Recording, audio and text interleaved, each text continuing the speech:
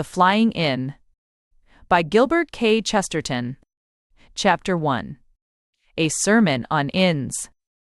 The sea was a pale elfin green, and the afternoon had already felt the fairy touch of evening as a young woman with dark hair, dressed in a crinkly copper-colored sort of dress of the artistic order, was walking rather listlessly along the parade of Pebblewick-on-Sea, trailing a parasol and looking out upon the sea's horizon. She had a reason for looking instinctively out at the sea line, a reason that many young women have had in the history of the world, but there was no sail in sight.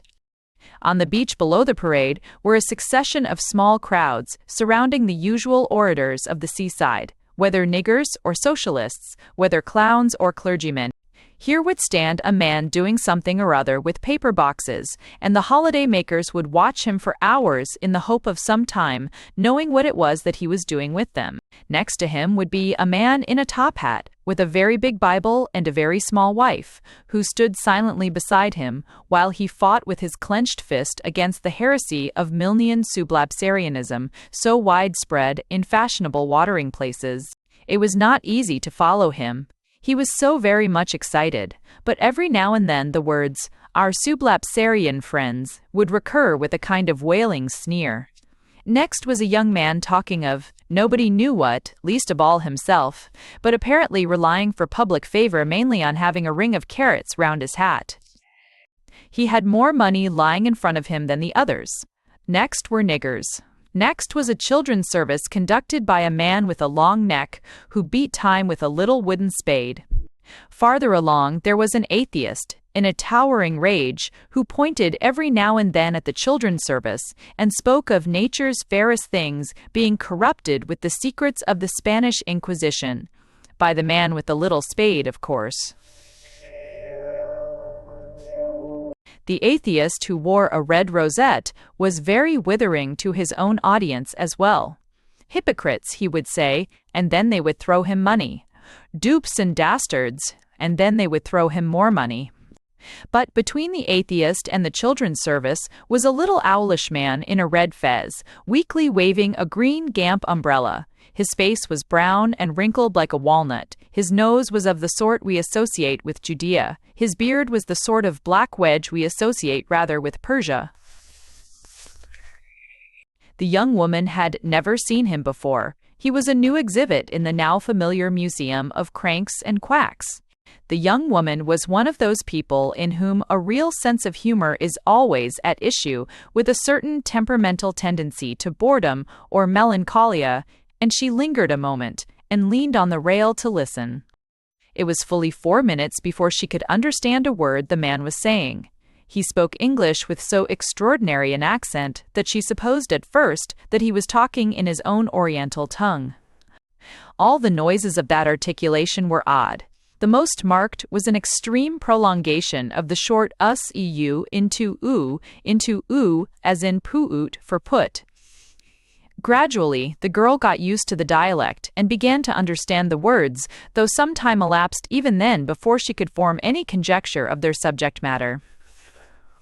Eventually, it appeared to her that he had some fad about English civilization having been founded by the Turks, or perhaps by the Saracens after their victory in the Crusades, and he also seemed to think that Englishmen would soon return to this way of thinking, and seemed to be urging the spread of teetotalism as an evidence of it. The girl was the only person listening to him. "Loo ook," he said, wagging a curled brown finger, "loo ook at your own inns," which he pronounced as ints. "Your inns of which you write in your boo ooks. Those inns were not poo-oot up in the beginning to sell z alcoholic Christian drink. They were put up to sell z non-alcoholic Islamic drinks. You can see this in the names of your inns. They are Eastern names, Asiatic names. You have a famous public house to which your omnibuses go on the pilgrimage. It is called the Elephant and Castle. That is not an English name. It is an Asiatic name. There is the Windsor Castle. But where?" he cried sternly, shaking his green umbrella at the girl in an angry oratorical triumph. "Where is the Windsor elephant? I have searched all Windsor Park. No elephants." The girl with the dark hair smiled, and began to think that this man was better than any of the others. In accordance with the strange system of concurrent religious endowment which prevails at watering places, she dropped a 2-shilling piece into the round copper tray beside him. With honorable and disinterested eagerness, the old gentleman in the red fez took no notice of this, but went on warmly, if obscurely, with his argument. Then you have a place of drink in this town which you call the Bull. We generally call it the Bull, said the interested young lady, with a very melodious voice. You have a place of drink which you call the Bull, he reiterated in a sort of abstract fury. And surely you see that this is all very ridiculous? No, no, said the girl, softly and in deprecation. Why should there be a bull? He cried, prolonging the word in his own way. Why should there be a bull in connection with a festive locality? Who thinks about a bull in gardens of delight? What need is there of a bull when we watch the tulip-tinted maidens dance or pour the sparkling sherbet? You yourselves, my friends. And he looked around radiantly, as if addressing an enormous mob. You yourselves have a proverb. It is not calculated to promote prosperity to have a bull in a china shop. Often it would not be calculated to promote prosperity to have a bull in a wine shop. All this is clear. All this is clear. He stuck his umbrella upright in the sand and struck one finger against another, like a man getting to business at last. It is as clear as the sun at noon, he said solemnly. It is as clear as the sun at noon that this word bull, which is devoid of restful and pleasurable associations, is but the corruption of another word, which possesses restful and pleasurable associations. Wide is not bull, it is the bull. It is the bull. His voice rose suddenly like a trumpet, and he spread abroad, his hands like the fans of a tropic palm tree. After this great effect, he was a little more subdued and leaned gravely on his umbrella. You will find the same trace of Asiatic nomenclature in the names of all your English inns, he went on. Nay, you will find it, I am almost certain, in all your terms in any way connected with your revelries and your reposes. Why, my good friends, the very name of that insidious spirit by which you make strong your drinks is an Arabic word, alcohol. It is obvious, is it not, that this is the Arabic article, al, as in Alhambra, as in algebra, and we need not pause here to pursue its many appearances in connection with your festive institutions, as in your Alsop Spear, your Ally Sloper, and your partly joyous institution of the Albert Memorial. Above all, in your greatest feasting day, your Christmas Day, which you so erroneously suppose to be connected with your religion, what do you say then? Do you say the names of the Christian nations? Do you say, I will have a little France, I will have a little Ireland, I will have a little Scotland, I will have a little Scotland? No, oh, and the noise of the negative seemed to waggle, as does the bleating of a sheep. You say, I will have a little Turkey, which is your name for the country of the servant of the prophet.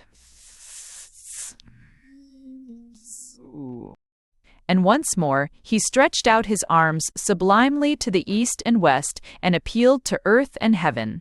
The young lady, looking at the sea-green horizon with a smile, clapped her grey-gloved hands softly together as if at a peroration, but the little old man with the fez was far from exhausted yet.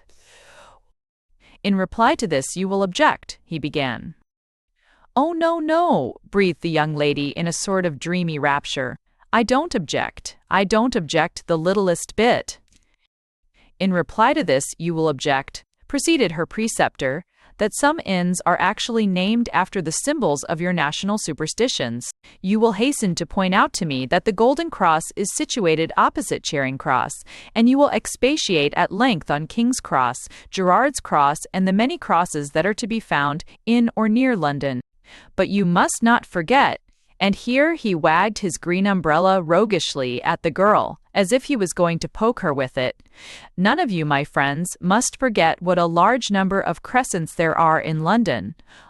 Denmark Crescent, Mornington Crescent, St. Mark's Crescent, St. George's Crescent, Grosvenor Crescent. Regent's Park Crescent, nay, Royal Crescent, and why should we forget Pelham Crescent? Why, indeed. Everywhere, I say, homage paid to the holy symbol of the religion of the Prophet. Compare with this network and pattern of crescents, this city almost consisting of crescents, the meager array of crosses, which remain to attest the ephemeral superstition to which you were, for one weak moment, inclined. The crowds on the beach were rapidly thinning as tea time drew nearer. The west grew clearer and clearer with the evening, till the sunshine seemed to have got behind the pale green sea and be shining through, as through a wall of thin green glass. The very transparency of sky and sea might have to this girl, for whom the sea was the romance and the tragedy, the hint of a sort of radiant hopelessness. The flood made of 1,000,000 emeralds was ebbing as slowly as the sun was sinking, but the river of human nonsense flowed on forever. I will not for one moment maintain, said the old gentleman, that there are no difficulties in my case, or that all the examples are as obviously true as those that I have just demonstrated. No. It is obvious, let us say, that the Saracen's head is a corruption of the historic truth. The Saracen is a head. I am far from saying it is equally obvious that the green dragon was originally the green dragoman, though I hope to prove in my book that it is so. I will only say here that it is early more probable that one P-ooding himself forward to attract the wayfarer in the desert would compare himself to a friendly and persuadable guide or courier, rather than to a voracious monster. Sometimes the true origin is very hard to trace, as in the inn that commemorates our great Muslim warrior, Amir Ali Ben Bojai, whom you have so quaintly abbreviated into Admiral Benbow. Sometimes it is even more difficult for the seeker after truth. The eyes of the girl remained on the ring of the horizon as rigid as the ring itself, but her whole face had colored and altered. The sands were almost empty by now. The atheist was as non-existent as his God, and those who had hoped to know what was being done to the paper boxes had gone away to their tea without knowing it. But the young woman still leaned on the railing. Her face was suddenly alive, and it looked as if her body could not move. It should be admitted, bleated the old man with the green umbrella, that there is no literally self-evident trace of the Asiatic nomenclature in the words, the old ship. But even here the sea-eaker after truth can put himself in touch with facts. I question the proprietor of the old ships, who is, according to such notes as I have kept, a Mr. Pumph. The girl's lip trembled. Poor old Hump, she said. Why, I'd forgotten about him. He must be very nearly as worried as I am. I hope this man won't be too silly about this. I'd rather it weren't about this.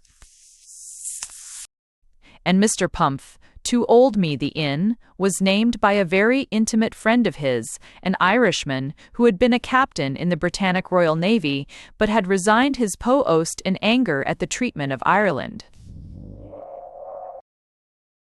Though quitting the service, he retained just enough of the superstition of your Western sailors to wish his friend's inn to be named after his old ship.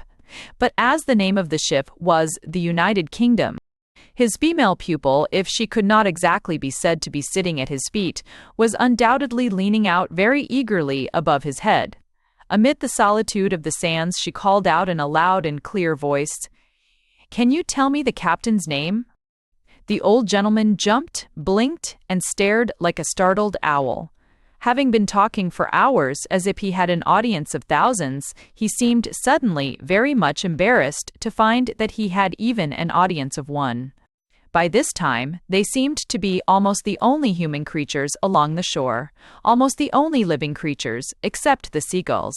The sun, in dropping, finally, seemed to have broken as a blood orange might break, and lines of blood-red light were spilt along the split, low, level skies. This abrupt and belated brilliance took all the color out of the man's red cap and green umbrella, but his dark figure, distinct against the sea and the sunset, remained the same, save that it was more agitated than before. "The name," he said, "the captain's name. I understood it was Dalroy. But what I wish to indicate, what I wish to expound, is that here again the seeker after truth can find the connection of his ideas. It was explained to me by Mr. Common Pump that he was rearranging the place of festivity in no inconsiderable proportion because of the anticipated return of the captain in question, who had, as it appeared, taken service in some not very large navy, but had left it and was coming home. Now, mark all of you, my friends," he said to the seagulls, "that even here the chain of logic holds." He said it to the seagulls because the young lady, after staring at him with starry eyes for a moment and leaning heavily on the railing, had turned her back and disappeared rapidly into the twilight. After her hasty steps had fallen silent, there was no other noise than the faint but powerful purring of the now distant sea, the occasional shriek of a seabird, and the continuous sound of a soliloquy. "Mark, all of you," continued the man, flourishing his green umbrella so furiously that it almost flew open like a green flag unfurled, and then striking it deep in the sand in which his fighting fathers had so often struck their tents, "mark all of you this marvelous fact, that when, being for a time, astonished, embarrassed, brought up, as you would say, short, by the absence of any absolute evidence of Eastern influence in the phrase 'the old ship,' I inquired from what country the captain was returning. Mr. Pump said to me in solemnity, 'From Turkey, from Turkey, from Turkey.' From the nearest country of the religion.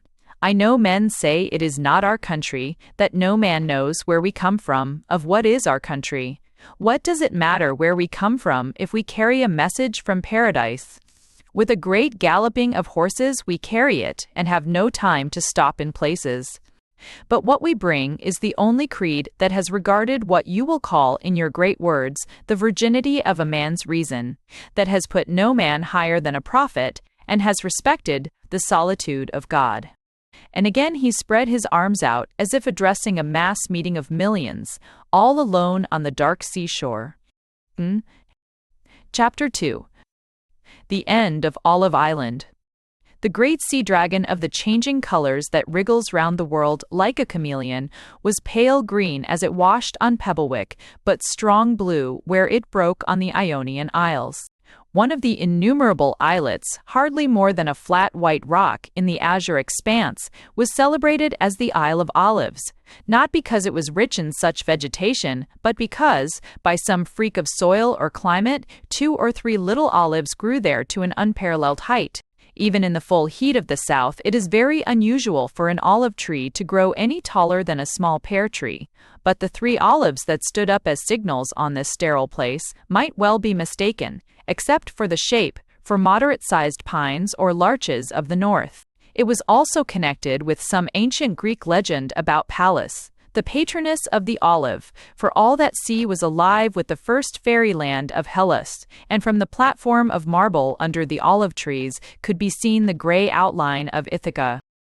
On the island and under the trees was a table set in the open air and covered with papers and inkstands. At the table were sitting 4 men, 2 in uniform and 2 in plain black clothes. Aides-de-camp, equerries, and such persons stood in a group in the background, and behind them a string of 2 or 3 silent battleships lay along the sea, for peace was being given to Europe. There had just come to an end the long agony of one of the many unsuccessful efforts to break the strength of Turkey and save the small Christian tribes. There had been many other such meetings in the later phases of the matter as, one after another, the smaller nations gave up the struggle, or the greater nations came in to coerce them, but the interested parties had now dwindled to these 4. For the powers of Europe, being entirely agreed on the necessity for peace on a Turkish basis, were content to leave the last negotiations to England and Germany, who could be trusted to enforce it. There was a representative of the Sultan, of course, and there was a representative of the only enemy of the Sultan who had not hitherto come to terms. For one tiny power had alone carried on the war, month after month, and with a tenacity and temporary success that was a new 9 days' marvel every morning.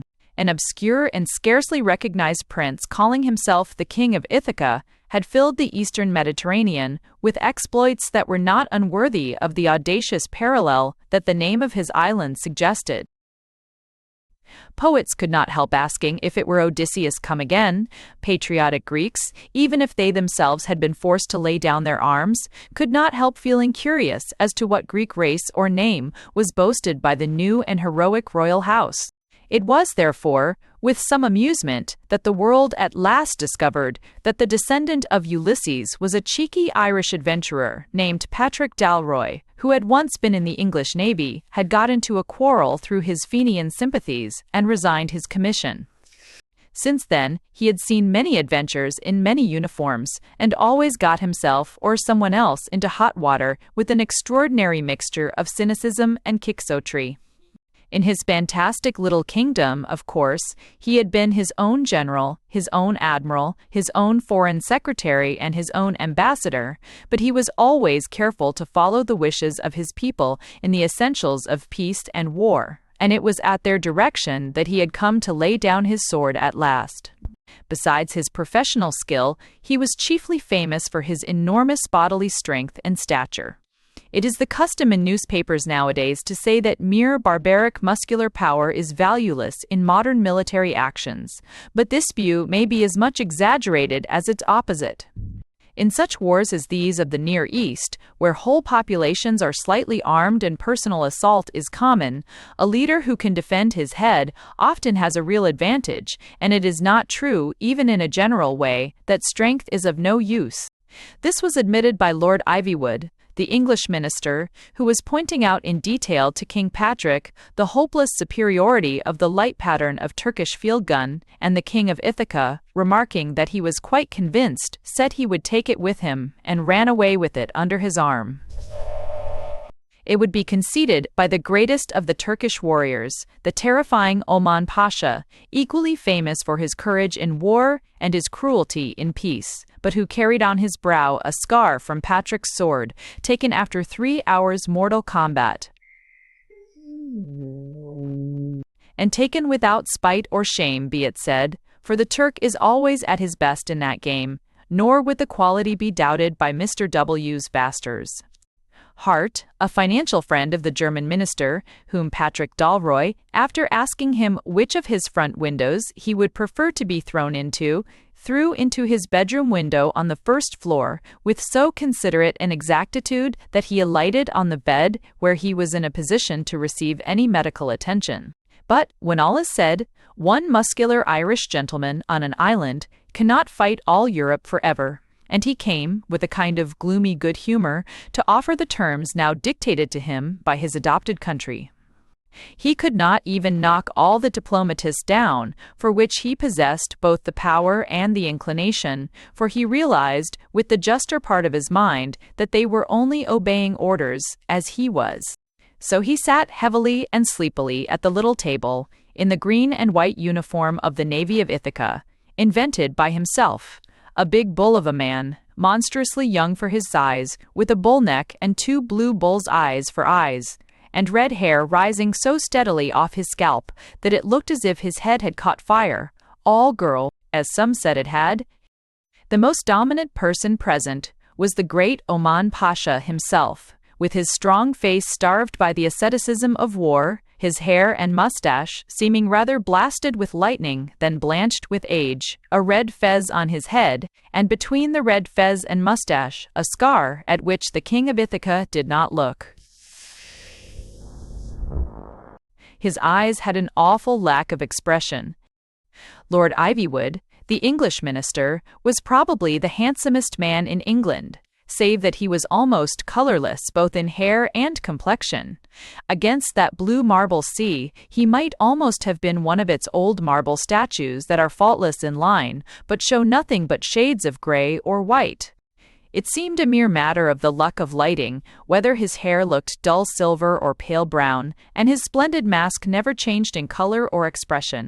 He was one of the last of the old parliamentary orators, and yet he was probably a comparatively young man. He could make anything he had to mention blossom into verbal beauty, yet his face remained dead, while his lips were alive.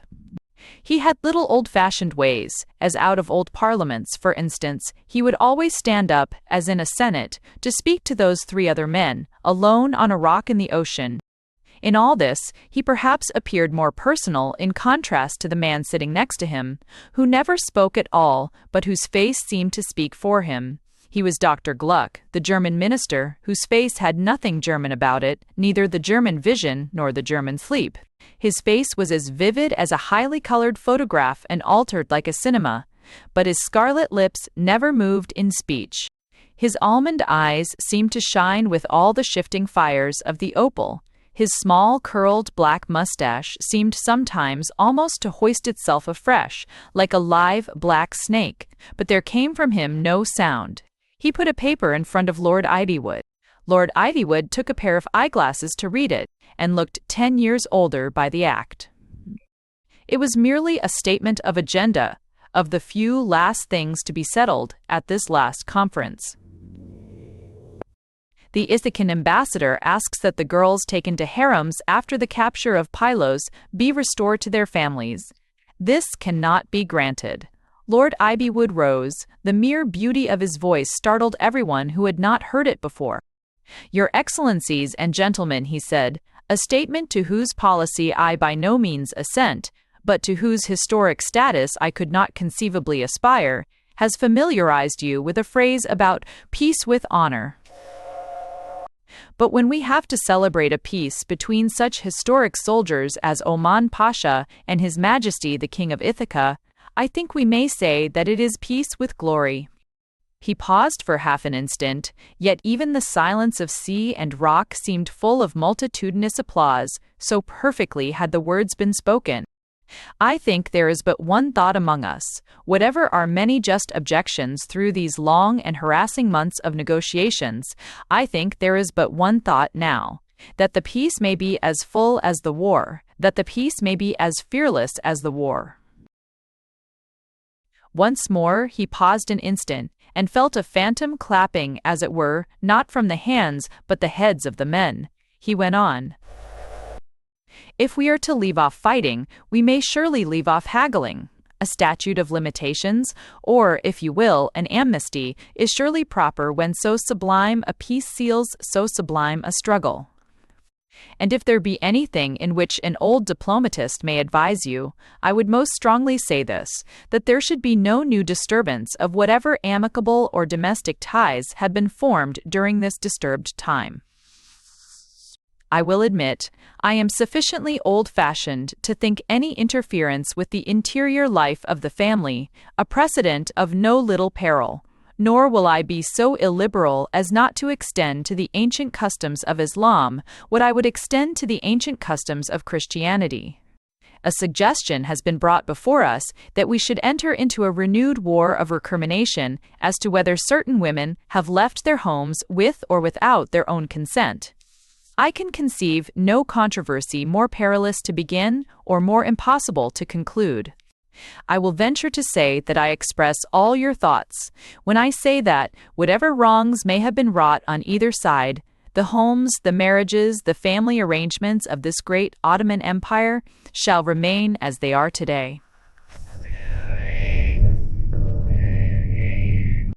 No one moved except Patrick Dalroy, who put his hand on his sword hilt for a moment and looked at them all with bursting eyes. Then his hand fell, and he laughed out loud and sudden.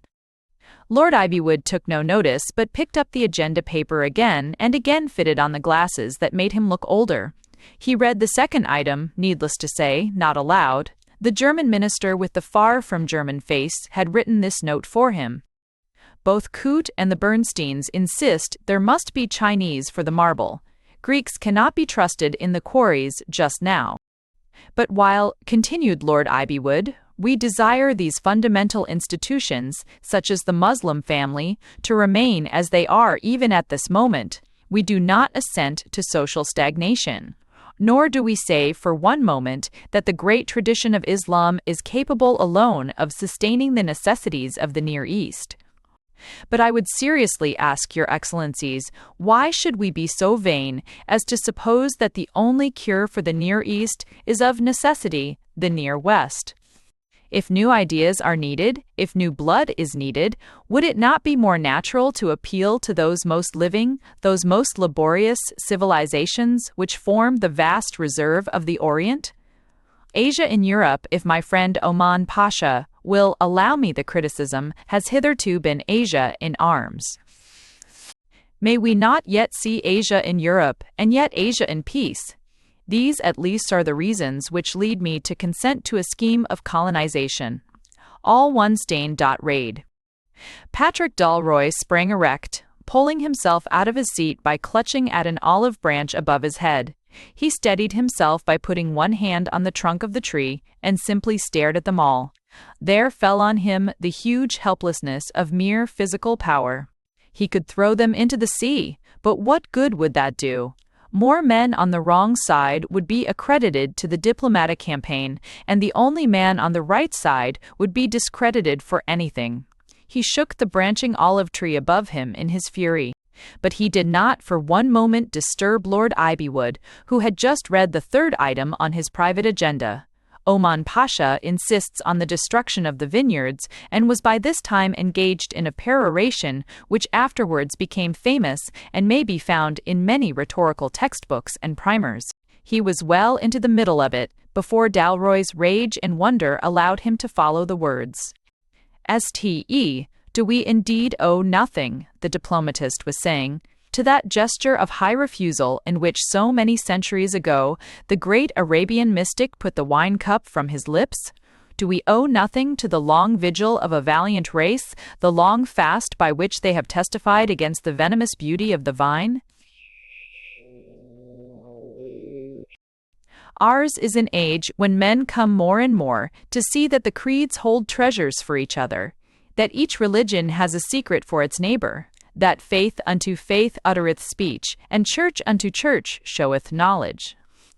If it be true, and I claim again the indulgence of Oman Pasha when I say I think it is true, that we of the West have brought some light to Islam in the matter of the preciousness of peace and of civil order, may we not say that Islam in answer shall give us peace in 1,000 homes, and encourage us to cut down that curse that has done so much to thwart and madden the virtues of Western Christendom. Already in my own country, the orgies that made horrible the nights of the noblest families are no more. Already the legislature takes more and more sweeping action to deliver the populace from the bondage of the all-destroying drug. Surely the prophet of Mecca is reaping his harvest. The cession of the disputed vineyards to the greatest of his champions is of all acts the most appropriate to this day, to this happy day that may yet deliver the East from the curse of war and the West from the curse of wine. The gallant prince who meets us here at last, to offer an olive branch even more glorious than his sword, may well have our sympathy if he himself views the cession with some sentimental regret. But I have little doubt that he also will live to rejoice in it at last. And I would remind you that it is not the vine alone that has been the sign of the glory of the South. There is another sacred tree unstained by loose and violent memories, guiltless of the blood of Pentheus or of Orpheus and the broken lyre. We shall pass from this place in a little while as all things pass and perish.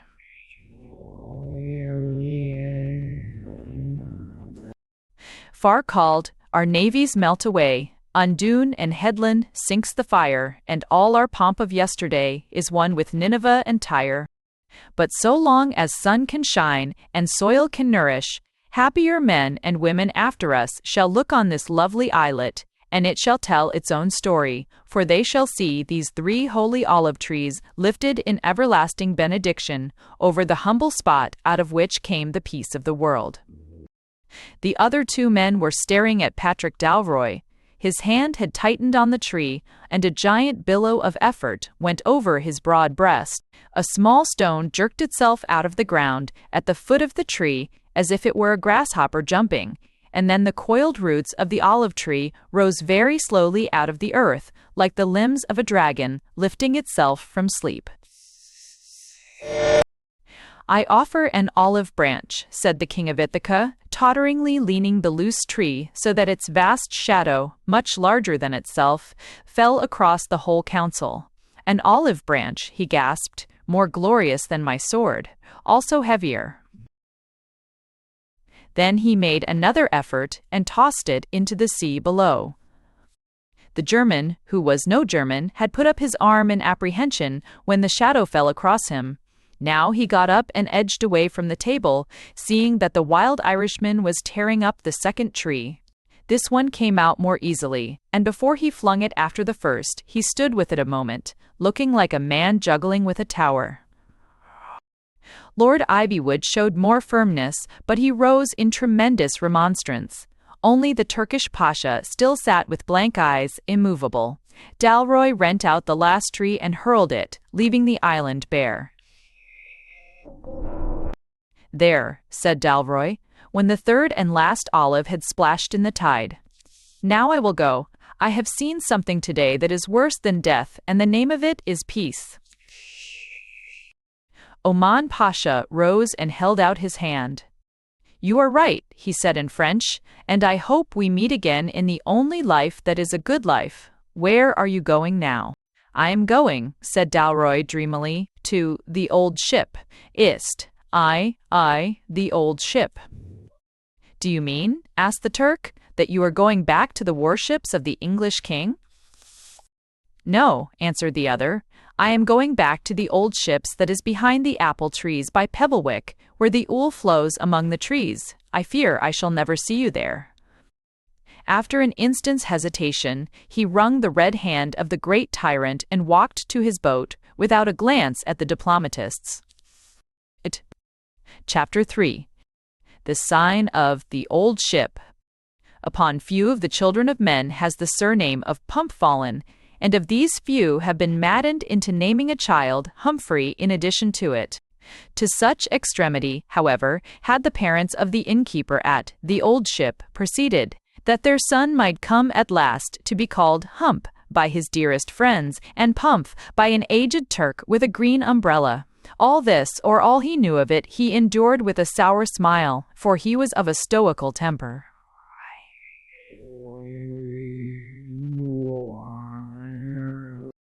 Mr. Humphrey Pump stood outside his inn, which stood almost on the seashore, screened only by one line of apple trees, dwarfed, twisted, and salted by the sea air, but in front of it was a highly banked bowling green, and behind it the land sank abruptly, so that one very steep sweeping road vanished into the depth and mystery of taller trees. Pump was standing immediately under his trim sign, which stood erect in the turf, a wooden pole painted white and suspending a square white board, also painted white, but further decorated with a highly grotesque blue ship, such as a child might draw, but into which Mr. Witch. Pump's patriotism had insinuated a disproportionately large red St. George's cross. Mr. Humphrey Pump was a man of middle size, with very broad shoulders, wearing a sort of shooting suit with gaiters. Indeed, he was engaged at the moment in cleaning and reloading a double-barreled gun, a short but powerful weapon which he had invented, or at least improved, himself, and which, though eccentric enough as compared with latest scientific arms, was neither clumsy nor necessarily out of date. For Pump was one of those handy men who seemed to have 100 hands. Like Briareus, he made nearly everything for himself, and everything in his house was slightly different from the same thing in anyone else's house. He was also as cunning as Pan, or a poacher in everything affecting every bird or dish, every leaf or berry in the woods. His mind was a rich soil of subconscious memories and traditions, and he had a curious kind of gossip so elusive as to almost amount to reticence. For he always took it for granted that everyone knew his county and its tales as intimately as he did. So he would mention the most mysterious and amazing things without relaxing a muscle on his face, which seemed to be made of knotted wood. His dark brown hair ended in 2 rudimentary side whiskers, giving him a slightly horsey look, but in the old-fashioned sportsman's style. His smile was rather wry and crabbed, but his brown eyes were kindly and soft. He was very English. As a rule, his movements, though quick, were cool, but on this occasion he put down the gun on the table outside the inn in a rather hurried manner, and came forward dusting his hands in an unusual degree of animation and even defiance. Beyond the goblin green apple trees and against the sea had appeared the tall, slight figure of a girl, in a dress about the color of copper and a large, shady hat. Under the hat, her face was grave and beautiful, though rather swarthy. She shook hands with Mr. Stays. Pump. Then he very ceremoniously put a chair for her and called her Lady Joan. "I thought I would like a look at the old place," she said. "We have had some happy times here when we were boys and girls. I suppose you hardly see any of your old friends now." "Quote. Very little," answered Pump, rubbing his short whisker reflectively. "Lord Ivywood's become quite a Methody parson, you know, since he took the place. He's pulling down beer shops right and left. And Mr. Charles was sent to Australia for lying down flat at the funeral. Pretty stiff, I call it, but the old lady was a terror." "Do you ever hear," asked Lady Joan Brett carelessly, "of that Irishman, Captain Dalroy?" "Yes, more often than from the rest," answered the innkeeper. "He seems to have done wonders in this Greek business. Ah, he was a sad loss to the navy." "They insulted his country," said the girl, looking at the sea with a heightened color. "After all, Ireland was his country, and he had a right to resent it being spoken of like that." "And when they found he painted him green," went on Mr. Pump. "Painted him what?" asked Lady Joan. "Painted Captain Dawson green," continued Mr. Pump, in colorless tones. "Captain Dawson said green was the color of Irish traitors, so Dalroy painted him green."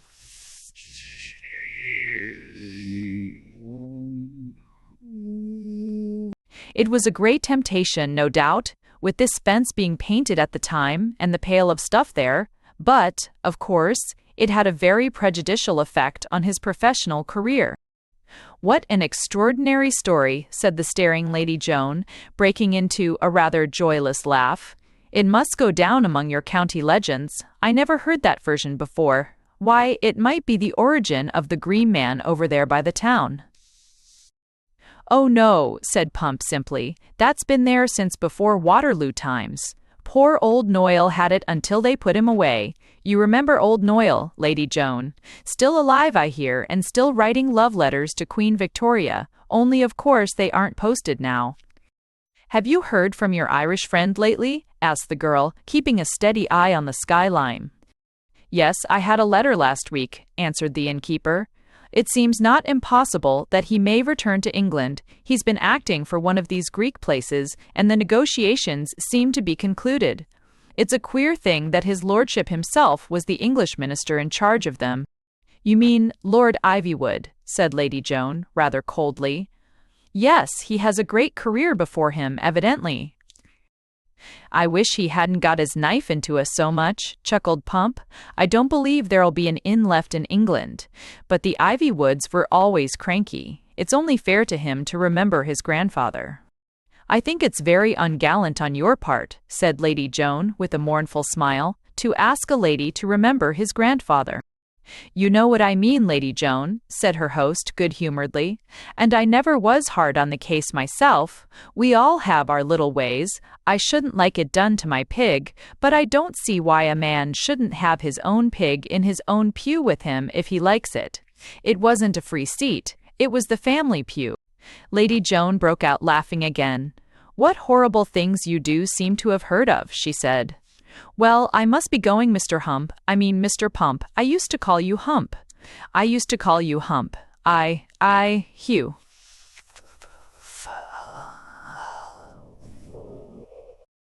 "I suppose it rests with Providence," he said, looking at the sea.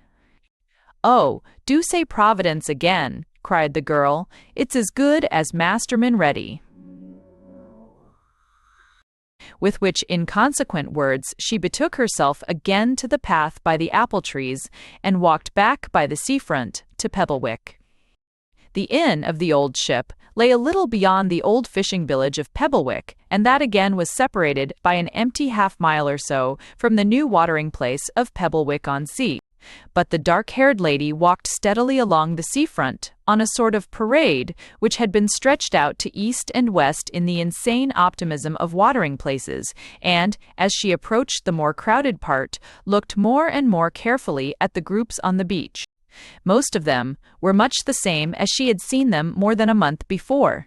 The seekers after truth, as the man in the fez would say, who assembled daily to find out what the man was doing with the paper boxes, had not found out yet, neither had they wearied of their intellectual pilgrimage. Pennies were still thrown to the thundering atheist in acknowledgment of his incessant abuse, and this was all the more mysterious because the crowd was obviously indifferent, and the atheist was obviously sincere. The man with the long neck who led low church hymns with a little wooden spade had indeed disappeared, for children's services of this kind are generally a moving feast, but the man whose only claim consisted of carrots round his hat was still there, and seemed to have even more money than before. But Lady Joan could see no sign of the little old man in the fez. She could only suppose that he had failed entirely, and, being in a bitter mood, she told herself bitterly that he had sunk out of sight precisely because there was in his rubbish a touch of unearthly and insane clear-headedness of which all these vulgar idiots were incapable. She did not confess to herself consciously that what had made both the man in the fez and the man at the inn interesting was the subject of which they had spoken. As she walked on rather wearily along the parade, she caught sight of a girl in black with faint fair hair and a tremulous, intelligent face which she was sure she had seen before. Pulling together all her aristocratic training for the remembering of middle-class people, she managed to remember that this was a Miss Browning who had done typewriting work for her a year or two before, and immediately went forward to greet her, partly out of genuine good nature and partly as a relief from her own rather dreary thoughts. Her tone was so seriously frank and friendly that the lady in black summoned the social courage to say, "I've so often wanted to introduce you to my sister, who's much cleverer than I am, though she does live at home, which I suppose is very old-fashioned. She knows all sorts of intellectual people. She is talking to one of them now, this prophet of the moon that everyone's talking about. Do let me introduce you." Lady Joan Brett had met many prophets of the moon and of other things, but she had the spontaneous courtesy which redeems the vices of her class, and she followed Miss Browning to a seat on the parade. She greeted Miss Browning's sister with glowing politeness, and this may really be counted to her credit, for she had great difficulty in looking at Miss Browning's sister at all, for on the seat beside her, still in a red fez, but in a brilliantly new black frock coat and every appearance of prosperity, sat the old gentleman who had lectured on the sands about the inns of England. "He lectured at our Ethical Society," whispered Miss Browning, "on the word alcohol.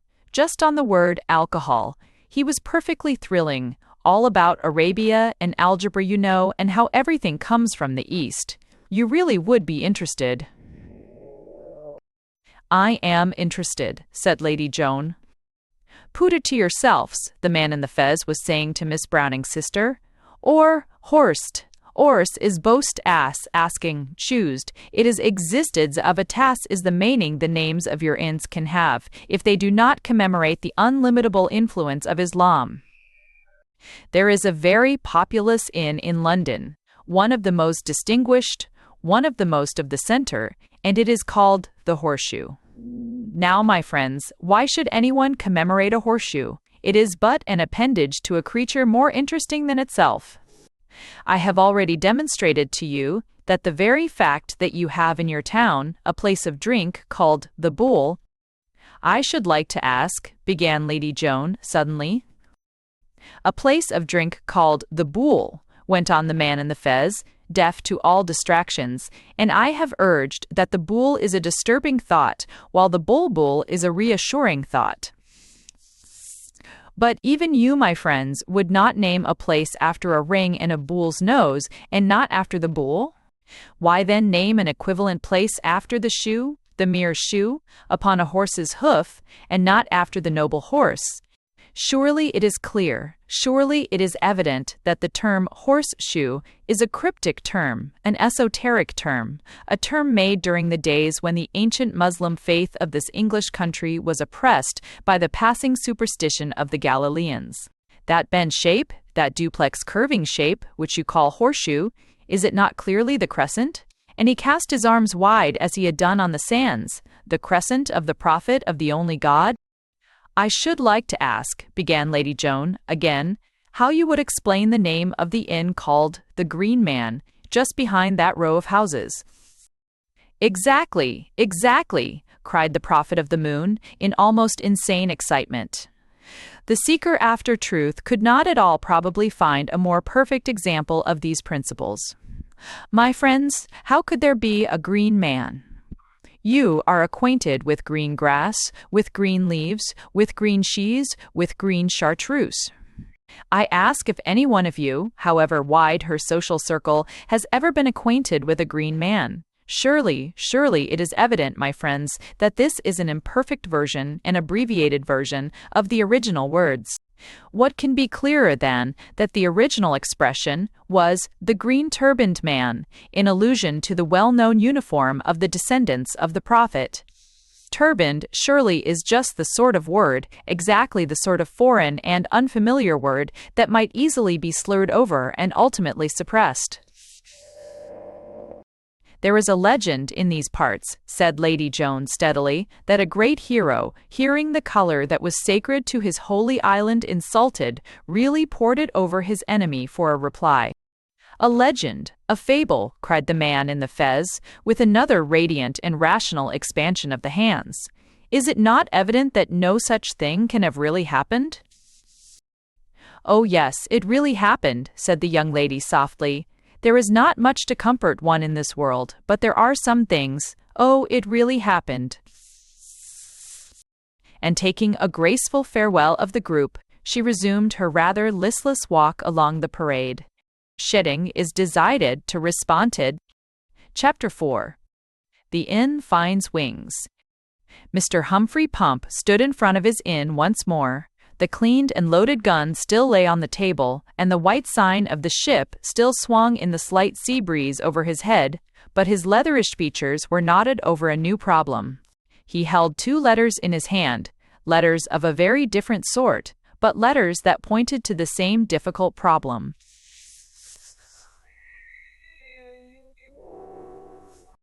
Dear Hump, I'm so bothered that I simply must call you by the old name again. You understand, I've got to keep in with my people. Lord Ivywood is a sort of cousin of mine, and for that and some other reasons, my poor old mother would just die if I offended him. You know her heart is weak. You know everything there is to know in this county. Well, I only write to warn you that something is going to be done against your dear old inn. I don't know what this country's coming to.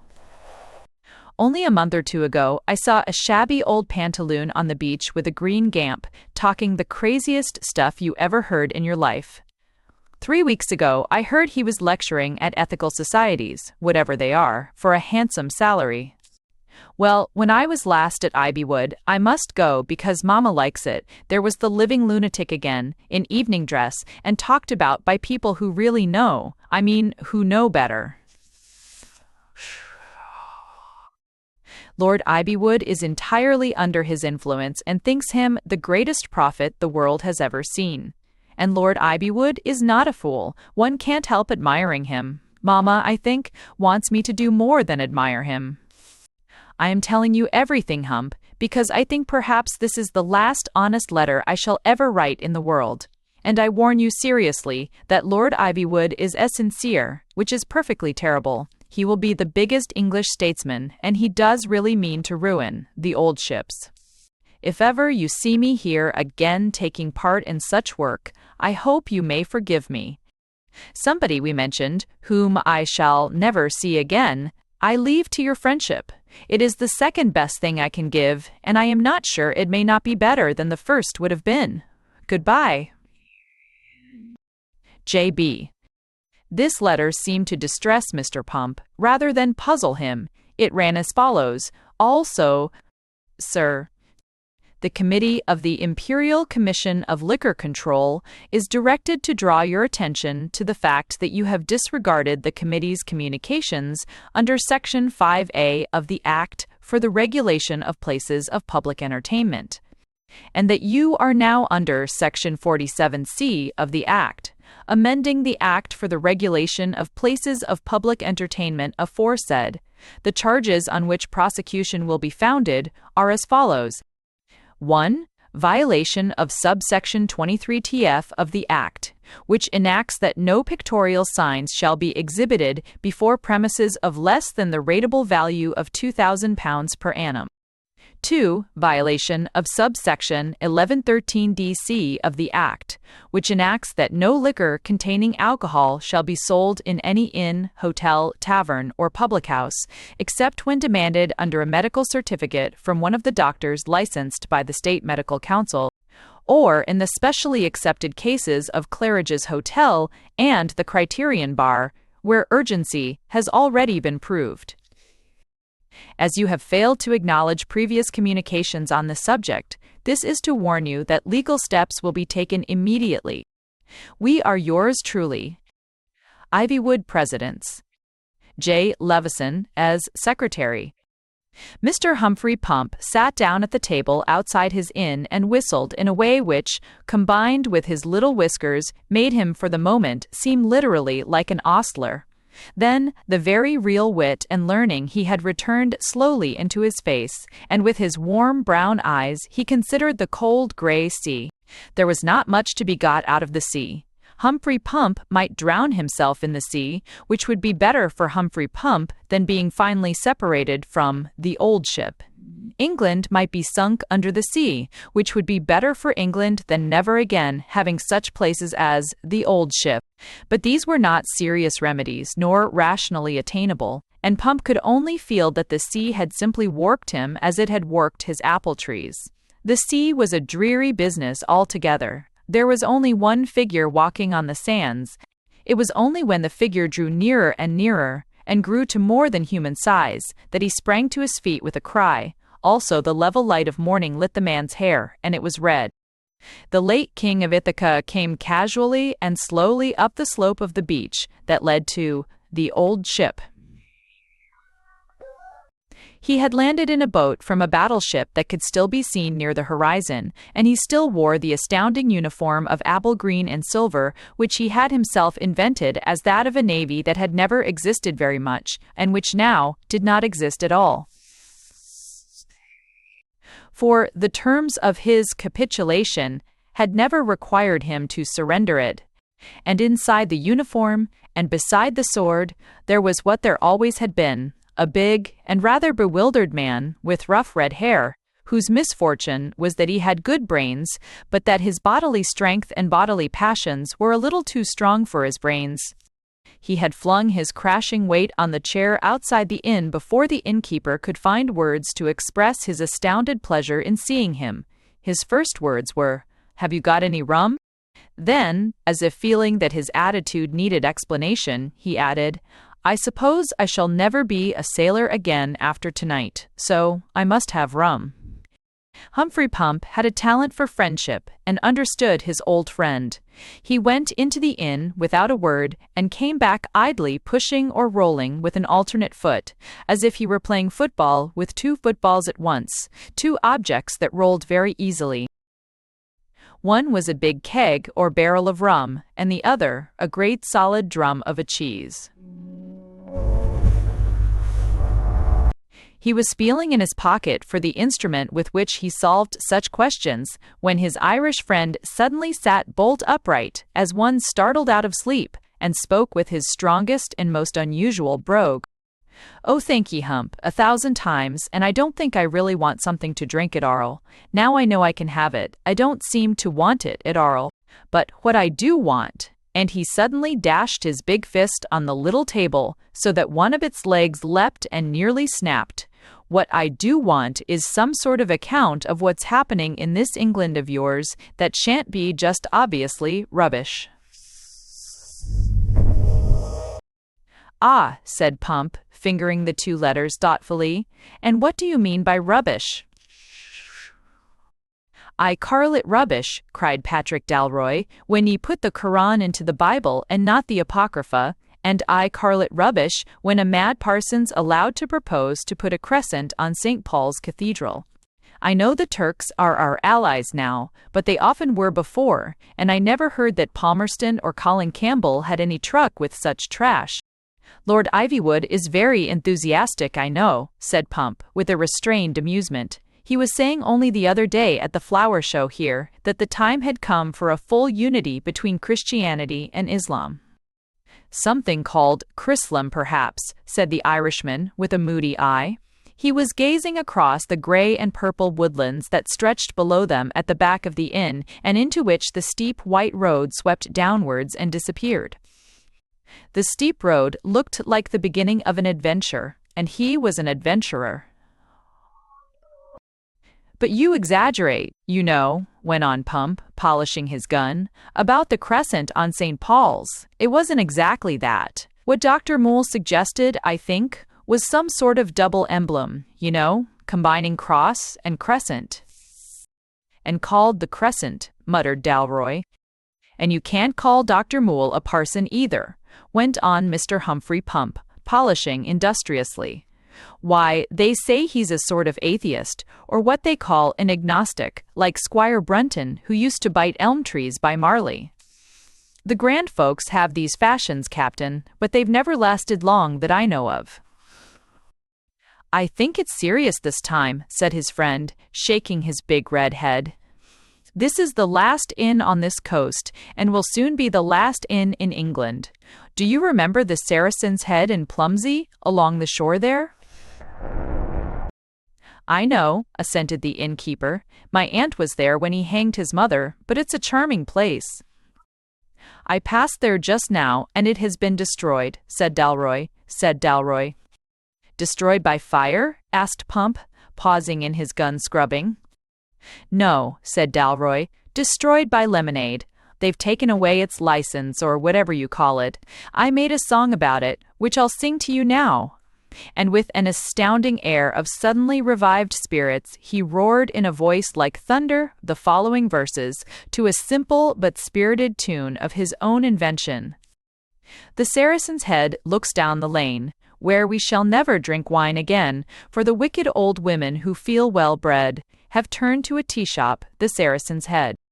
The Saracen's Head out of Araby came, King Richard riding in arms like flame, and where he established his folk to be fed, he set up his spear and the Saracen's Head.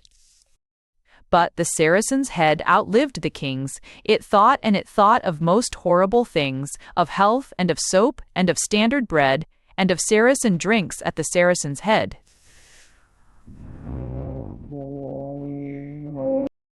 "Hullo!" cried Pump, with another low whistle. "Why, here comes his lordship, and I suppose that young man in the goggles is a committee or something." "Let him come," said Dalroy, and continued in a yet more earthquake bellow. "So the Saracen's Head fulfills its name. They drink no wine, a ridiculous game, and I shall wonder until I'm dead how it ever came into the Saracen's Head."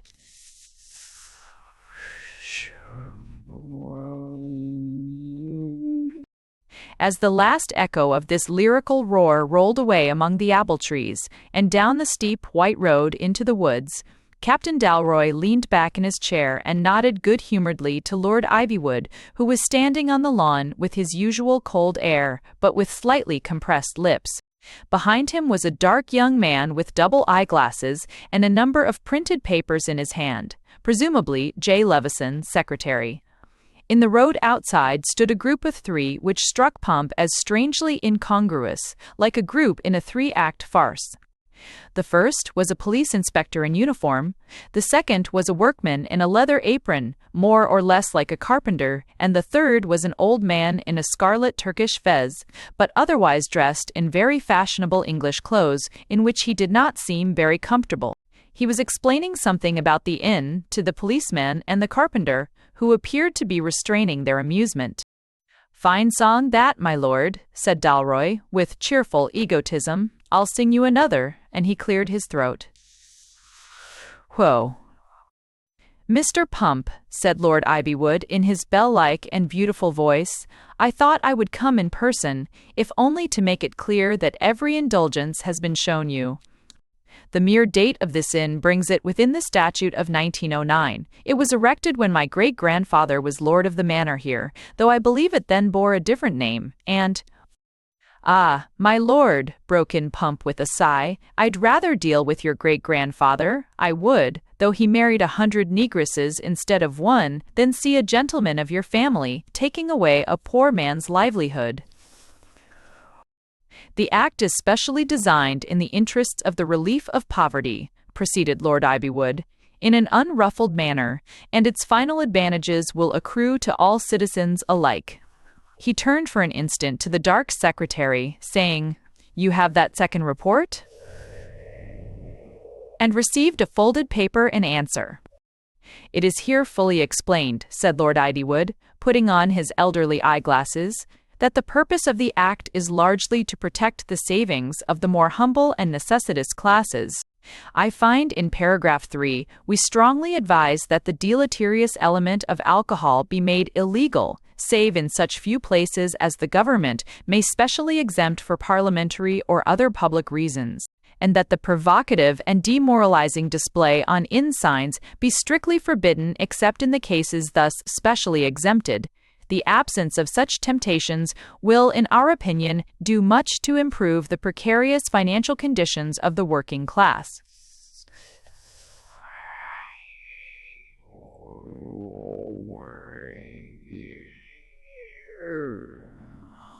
Pumps that our inevitable acts of social reform are in any sense oppressive. To Mr. White, M.I. 5.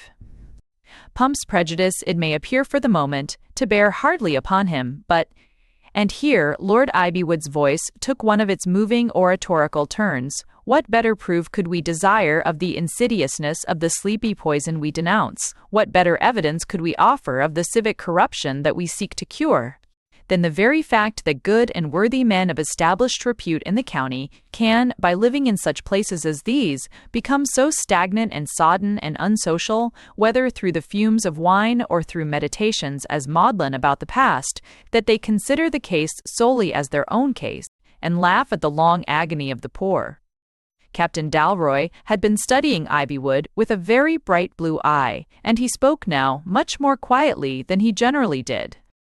"Excuse me one moment, my lord," he said, "but there was one point in your important explanation which I am not sure I have got right. Do I understand you to say that, though signboards are to be generally abolished, yet where, if anywhere, they are retained, the right to sell fermented liquor will be retained also? In other words, though an Englishman may at last find only one inn sign left in England, yet if the place has an inn sign, it will also have your gracious permission to be really an inn."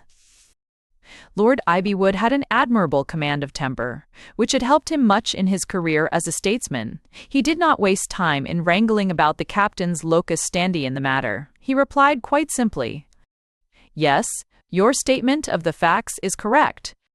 Whenever I find an inn sign permitted by the police, I may go in and ask for a glass of beer, also permitted by the police." "If you find any such, yes," answered Ivywood, quite temperately, "but we hope soon to have removed them altogether." Captain Patrick Dalroy rose enormously from his seat, with a sort of stretch and yawn. "Well, Hump," he said to his friend, "the best thing, it seems to me, is to take the important things with us." With 2 sight-staggering kicks he sent the keg of rum and the round cheese flying over the fence, in such a direction that they bounded on the descending road and rolled more and more rapidly down toward the dark woods into which the path disappeared. Then he gripped the pole of the inn sign, shook it twice and plucked it out of the turf like a tuft of grass. It had all happened before anyone could move, but as he strode out into the road, the policeman ran forward. Dalroy smote him flat across face and chest with the wooden signboard, so as to send him flying into the ditch on the other side of the road. Then turning on the man in the fez, he poked him with the end of the pole so sharply in his new white waistcoat and watch chain as to cause him to sit down suddenly in the road, looking very serious and thoughtful. The dark secretary made a movement of rescue, but Humphrey Pump, with a cry, caught up his gun from the table and pointed it at him, which so alarmed J. Levison, secretary, as to cause him almost to double up with his emotions. The next moment, Pump, with his gun under his arm, was scampering down the hill after the captain, who was scampering after the barrel and the cheese. Before the policemen had struggled out of the ditch, they had all disappeared into the darkness of the forest. Lord Ivywood, who had remained firm through the scene, without a sign of fear or impatience, or, I will add, amusement, held up his hand and stopped the policeman in his pursuit.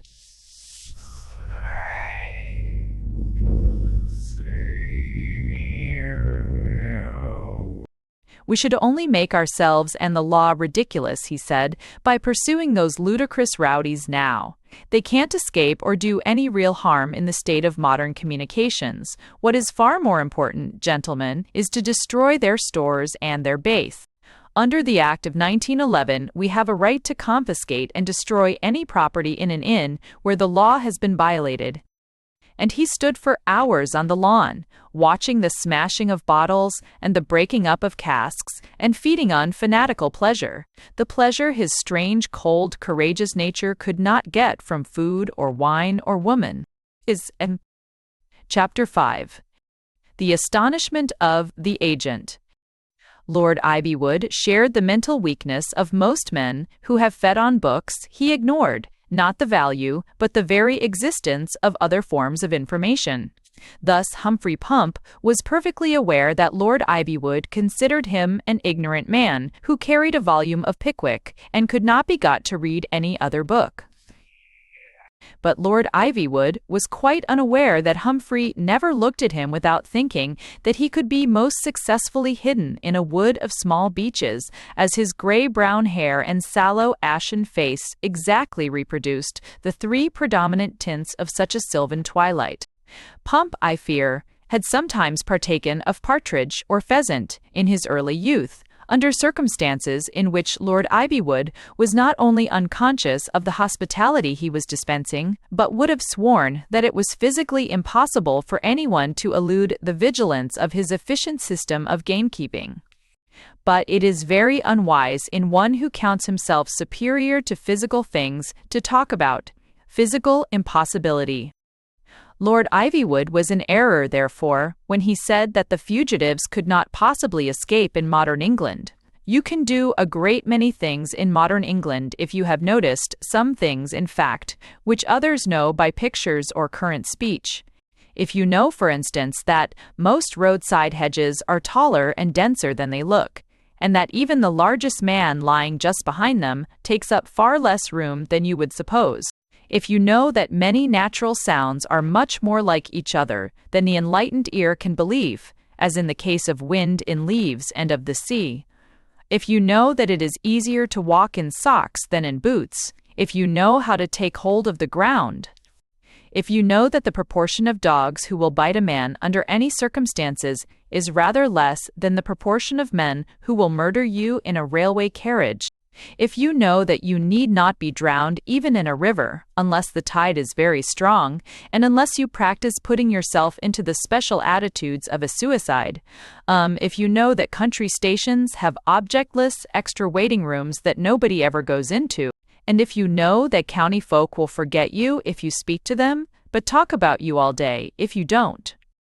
By the exercise of these and other arts and sciences, Humphrey Pump was able to guide his friend across country, mostly in the character of trespasser, and occasionally in that of something like housebreaker, and eventually, with sign, keg, cheese and all, to step out of a black pine wood onto a white road in a part of the county where they would not be sought for the present. Shocker. Opposite them was a cornfield, and on their right, in the shades of the pine trees, a cottage, a very tumble-down cottage that seemed to have collapsed under its own thatch. It was opened tremulously by an old man with a face so wrinkled that the wrinkles seemed more distinctly graven than the features themselves, which seemed lost in the labyrinth of them. He might have crawled out of the hole in a gnarled tree, and he might have been 1,000 years old. He did not seem to notice the signboard, which stood rather to the left of the door, and what life remained in his eyes seemed to awake in wonder at Dalroy's stature and strange uniform and the sword at his side. "I beg your pardon," said the captain, courteously. "I fear my uniform startles you. It is Lord Ivywood's livery. All his servants are to dress like this. In fact, I understand the tenants also, and even yourself, perhaps. Sooty, excuse my sword. Lord Ivywood is very particular that every man should have a sword. You know his beautiful, eloquent way of putting his views. How can we profess, he was saying to me yesterday, while I was brushing his trousers, how can we profess that all men are brothers while we refuse to them the symbol of manhood, or with what assurance can we claim it as a movement of modern emancipation to deny the citizen that which has in all ages marked the difference between the free man and the slave? Nor need we anticipate any such barbaric abuses as my honorable friend who is cleaning the knives has prophesied, for this gift is a sublime act of confidence in your universal passion for the severe splendors of peace, and he that has the right to strike is he who has learnt to spare." Talking all this nonsense with extreme rapidity and vast oratorical flourishes of the hand, Captain Dalroy proceeded to trundle both the big cheese and the cask of rum into the house of the astonished cottager, Mr. Pump, following with a grim placidity and his gun under his arm. "Lord Ivywood," said Dalroy, setting the rum cask with a bump on the plain deal table, "wishes to take wine with you, or, more strictly speaking, rum. But it must be rum, nothing but rum for the Idywoods. Wine may be a mocker," he was saying the other day, and I particularly noted the phrasing, which seemed to be very happy even for his lordship. He was standing at the top of the steps, and I stopped cleaning them to make a note of it. Wine may be a mocker. Strong drink may be raging, but nowhere in the sacred pages will you find one word of censure. Of the sweeter spirit, sacred to them that go down to the sea in ships, no tongue of priest and prophet was ever lifted to break the sacred silence of Holy Writ about rum. He then explained to me, went on Dalroy, signing to Pump to tap the cask according to his own technical secret, that the great tip for avoiding any bad results that a bottle or two of rum might have on young and inexperienced people was to eat cheese with it, particularly this kind of cheese that I have here. I've forgotten its name. "Cheddar," said Pump, quite gravely. "But mind you," continued the captain almost ferociously, shaking his big finger and warning at the aged man, "mind you, no bread with the cheese. All the devastating ruin wrought by cheese and the once happy homes of this country has been due to the reckless and insane experiment of eating bread with it. You'll get no bread from me, my friend. Indeed, Lord Ivywood has given directions that the allusion to this ignorant and depraved habit shall be eliminated from the Lord's Prayer. Have a drink." He had already poured out a little of the spirit into 2 thick tumblers and a broken teacup, which he had induced the aged man to produce, and now solemnly pledged him. "Thank ye kindly, sir," said the old man, using his cracked voice for the first time. Then he drank, and his old face changed as if it were an old horn lantern in which the flame began to rise. "Ar," he said, "my son he be a sailor." "I wish him a happy voyage," said the captain, "and I'll sing you a song about the first sailor there ever was in the world, and who, as Lord Ivywood acutely observes, lived before the time of rum." He sat down on a wooden chair and lifted his loud voice once more, beating on the table with the broken teacup. "Old Noah, he had an ostrich farm, and fowls on the greatest scale.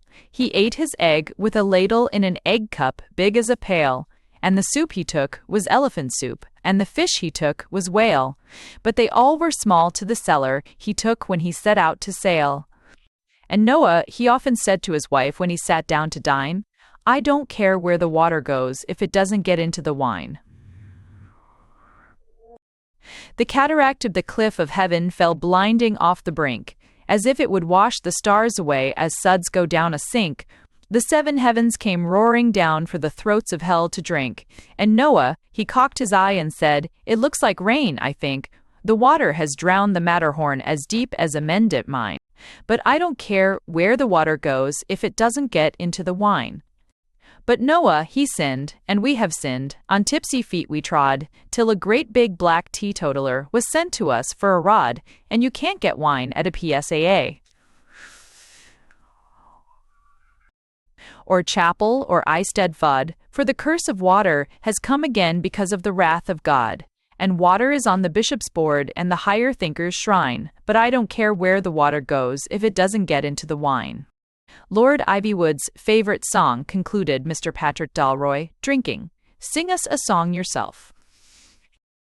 Rather to the surprise of the two humorists, the old gentleman actually began in a quavering voice to chant, "King George, that lives in London town, I hope they will defend his crown, and Bonaparte be quite put down, on Christmas Day in the morning. Old Squire is gone to the meet today, all in his. I'll listen." It is perhaps fortunate for the rapidity of this narrative that the old gentleman's favorite song, which consists of 47 verses, was interrupted by a curious incident. The door of the cottage opened, and a sheepish-looking man in corduroys stood silently in the room for a few seconds, and then said, without preface or further explanation, "For ale." "I beg your pardon?" inquired the polite captain. "For ale," said the man with solidity, then, catching sight of Humphrey, seemed to find a few more words in his vocabulary. "Morning, Mr. Pump. Didn't know as how you'd moved the old ship. Aye, Semry. Old ship." Mr. Pump, with a twist of a smile, pointed to the old man whose song had been interrupted. "Mr. Marne's seeing after it now, Mr. Gowl," said Pump, with the strict etiquette of the countryside, "but he's got nothing but this rum in stock as yet." "Better not," said the laconic Mr. Gowl, and put down some money in front of the aged Marne, who eyed it wonderingly. As he was turning with a farewell and wiping his mouth with the back of his hand, the door once more moved, letting in white sunlight and a man in a red neckerchief.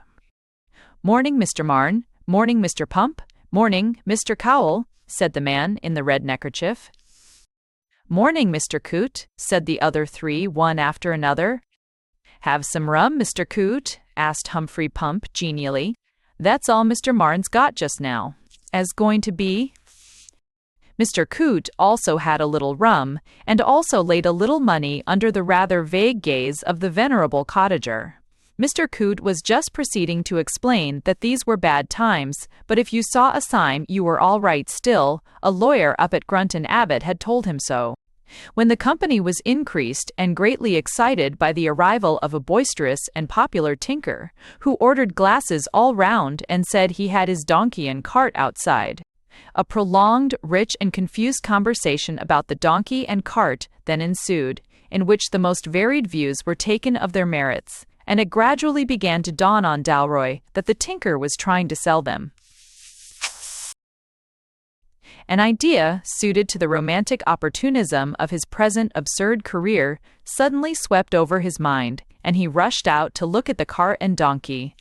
The next moment he was back again, asking the tinker what his price was, and almost in the same breath offering a much bigger price than the tinker would have dreamed of asking. This was considered, however, as a lunacy specially allowed to gentlemen. The tinker had some more rum on the strength of the payment, and then Dalroy, offering his excuses, sealed up the cask and took it and the cheese to be stowed in the bottom of the cart. The money, however, he still left lying in shining silver and copper before the silver beard of old Marne. No one acquainted with the quaint and often wordless camaraderie of the English poor will require to be told that they all went out and stared at him as he loaded the cart and saw to the harness of the donkey, all except the old cottager, who sat as if hypnotized by the sight of the money. While they were standing there, they saw coming down the white, hot road, where it curled over the hill, a figure that gave them no pleasure, even when it was a mere marching black spot in the distance. It was a Mr. Bulrose, the agent of Lord Ivywood's estates. Mr. Bulrose was a short, square man, with a broad, square head, with ridges of close black curls on it, with a heavy, frog-like face and starting, suspicious eyes, a man with a good silk hat but a square business jacket. Mr. Bulrose was not a nice man. The agent on that sort of estate hardly ever is a nice man. The landlord often is, and even Lord Ivywood had an arctic magnanimity of his own, which made most people want, if possible, to see him personally. But Mr. Bulrose was petty. Every really practical tyrant must be petty. He evidently failed to understand the commotion in front of Mr. Marne's partly collapsed cottage, but he felt there must be something wrong about it. He wanted to get rid of the cottage altogether, and had not, of course, the faintest intention of giving the cottager any compensation for it. He hoped the old man would die, but in any case he could easily clear him out if it became suddenly necessary, for he could not possibly pay the rent for this week. The rent was not very much, but it was immeasurably too much for the old man who had no conceivable way of borrowing or earning it. That is where the chivalry of our aristocratic land system comes in. "Goodbye, my friends," the enormous man in the fantastic uniform was saying. "All roads lead to Rum, as Lord Ivywood said in one of his gayer moments, and we hope to be back soon, establishing a first-class hotel here, of which prospectuses will soon be sent out." The heavy frog-like face of Mr. Bulrose, the agent, grew uglier with astonishment, and the eyes stood out more like a snail's than a frog's. The indefensible allusion to Lord Ivywood would in any case have caused a choleric intervention, if it had not been swallowed up in the earthquake suggestion of an unlicensed hotel on the estate. This again would have affected the explosion, if that and everything else had not been struck still and rigid by the sight of a solid wooden signpost already erected outside old Marne's miserable cottage. "I've got him now," muttered Mr. Bulrose. "He can't possibly pay, and out he shall go." And he walked swiftly towards the door of the cottage, almost at the same moment that Dalroy went to the donkey's head, as if to lead it off along the road. "Look here, my man," burst out Bulrose, the instant he was inside the cottage. "You've cooked yourself this time. His lordship has been a great deal too indulgent with you, but this is going to be the end of it. The insolence of what you've done outside, especially when you know his lordship's wishes in such things, has just put the lid on." He stopped a moment and sneered. "So unless you happen to have the exact rent down to a farthing or two about you, out you go. We're sick of your sort." In a very awkward and fumbling manner, the old man pushed a heap of coins across the table. Mr. Bulrose sat down suddenly on the wooden chair with his silk hat on and began counting them furiously. He counted them once, he counted them twice, and he counted them again. Then he stared at them more steadily than the cottager had done. "Where did you get this money?" he asked in a thick, gross voice. "Did you steal it?"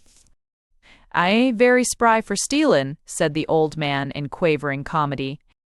Bulrose looked at him, and then at the money, and remembered with fury that Ivywood was a just though cold magistrate on the bench. "Well, anyhow," he cried in a hot, heady way, "we've got enough against you to turn you out of this. Haven't you broken the law, my man, to say nothing of the regulations for tenants, in sticking up that fancy sign of yours outside the cottage? Eh?" The tenant was silent. "Eh?" reiterated the agent. "Ar," replied the tenant. "Have you, or have you not, a signboard outside this house?" shouted Bulrose, hammering the table. The tenant looked at him for a long time with a patient and venerable face, and then said, "Mubby, yes, mubby, no." "Oh." "I'll mubby you," cried Mr. Bulrose, springing up and sticking his silk hat on the back of his head. "I don't know whether you people are too drunk to see anything, but I saw the thing with my own eyes out in the road. Come out and deny it if you dare." "Ar," said Mr. Marne dubiously. He tottered after the agent, who flung open the door with a businesslike fury and stood outside on the threshold. He stood there quite a long time, and he did not speak. Deep in the hardened mud of his materialistic mind, there had stirred two things that were its ancient enemies: the old fairy tale in which everything can be believed, the new skepticism in which nothing can be believed, not even one's own eyes. There was no sign, nor sign of a sign, in the landscape. On the withered face of the old man Marn, there was a faint renewal of that laughter that has slept since the Middle Ages. N. Chapter 6. The hole in heaven. That delicate ruby light, which is one of the rarest but one of the most exquisite of evening effects, warmed the land, sky, and seas as if the whole world were washed in wine, and dyed almost scarlet the strong red head of Patrick Dalroy as he stood on the waste of furze and bracken where he and his friends had halted. One of his friends was re-examining a short gun, rather like a double-barreled carbine. The other was eating thistles. Dalroy himself was idle and ruminant, with his hands in his pockets and his eye on the horizon. Landwards, the hills, plains, and woods lay bathed in the rose-red light, but it changed somewhat to purple, to cloud, and something like storm over the distant violet strip of sea. It was towards the sea that he was staring.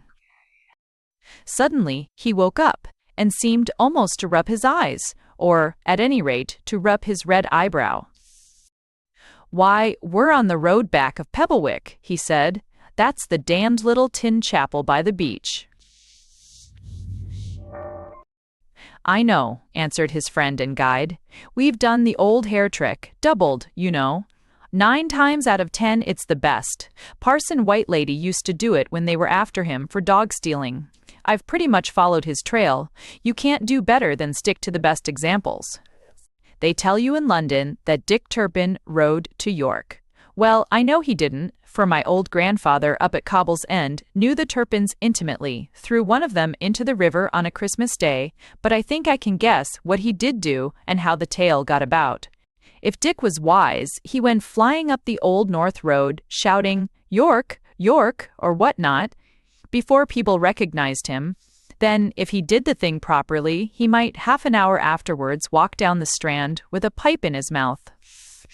All science. They say Old Boney said, 'Go where you aren't expected,' and I suppose as a soldier he was right. But for a gentleman dodging the police like yourself, it isn't exactly the right way of putting it.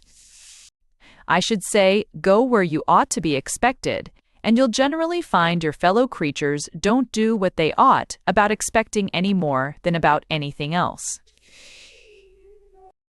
"Well, this bit between here and the sea," said the captain, in a brown study, "I know it so well, that I rather wish I'd never seen it again. Do you know," he asked, suddenly pointing to a patch and pit of sand that showed white in the dusky heath 100 yards away, "do you know what makes that spot so famous in history?" "Who?" "Yes," answered Mr. Pump, "that's where old Mother Grouch shot the Methodist." "You are in error," said the captain. "Such an incident as you describe would in no case call for special comment or regret. No, that spot is famous because a very badly brought-up girl once lost a ribbon off a plait of black hair, and somebody helped her to find it." "Has the other person been well brought up?" asked Pump, with a faint smile. "No," said Dalroy, staring at the sea. "He has been brought down." Then, rousing himself again, he made a gesture toward a further part of the heath. "Do you know the remarkable history of that old wall, the one beyond the last gorge over there?" "No," replied the other, "unless you mean Dead Man's Circus, and that happened further along." "I do not mean Dead Man's Circus," said the captain.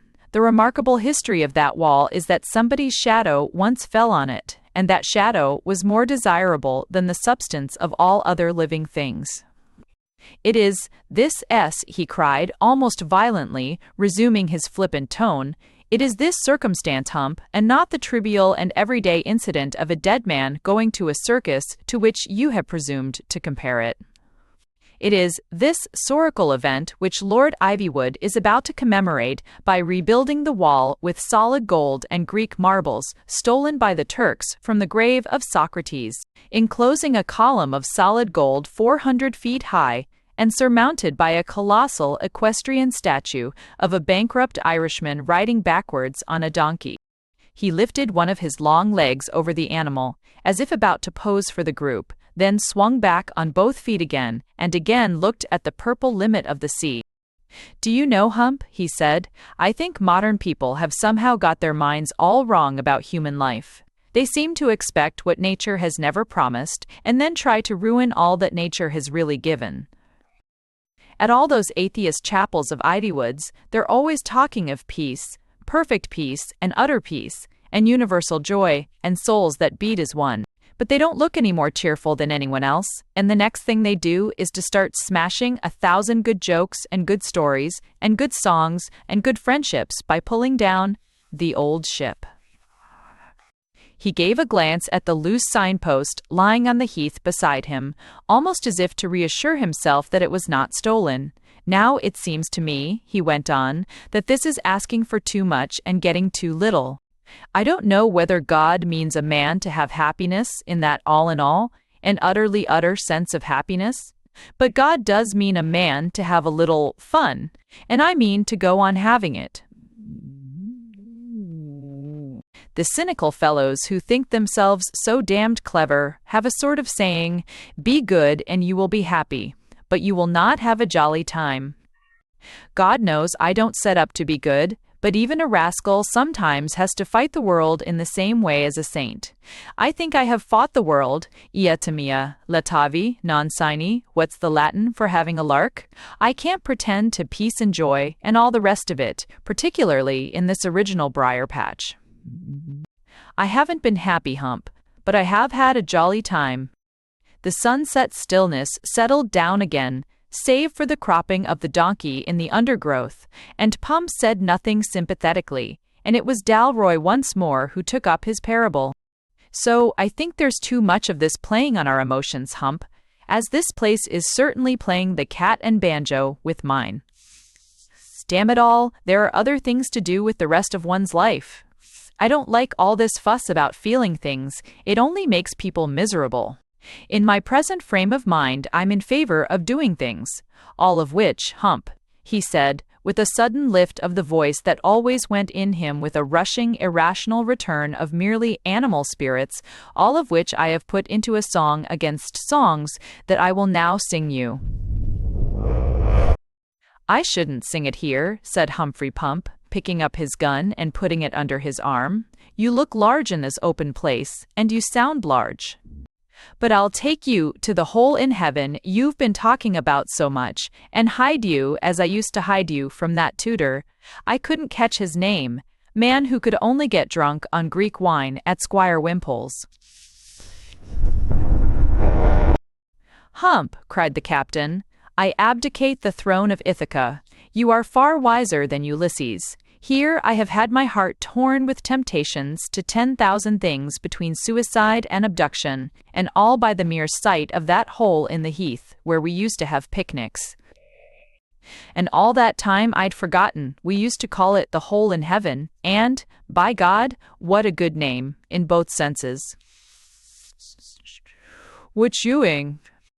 "I thought you'd have remembered it, Captain," said the innkeeper, "from the joke young Mr. Matthews made." "In the heat of some savage hand-to-hand struggle in Albania," said Mr. Dalroy sadly, passing his palm across his brow, "I must have forgotten for one fatal instant the joke young Mr. Matthews made." "It wasn't very good," said Mr. Pump simply. "Ah, his aunt was the one for things like that. She went too far with old Gudgeon, though." With these words, he jumped and seemed to be swallowed up by the earth. But they had merely strolled the few yards needed to bring them to the edge of the sandpit on the heath of which they had been speaking. And it is one of the truths concealed by heaven from Lord Ivywood, and revealed by heaven to Mr. Time, Pump, that a hiding place can be covered when you are close to it, and yet be open and visible from some spot of vantage far off.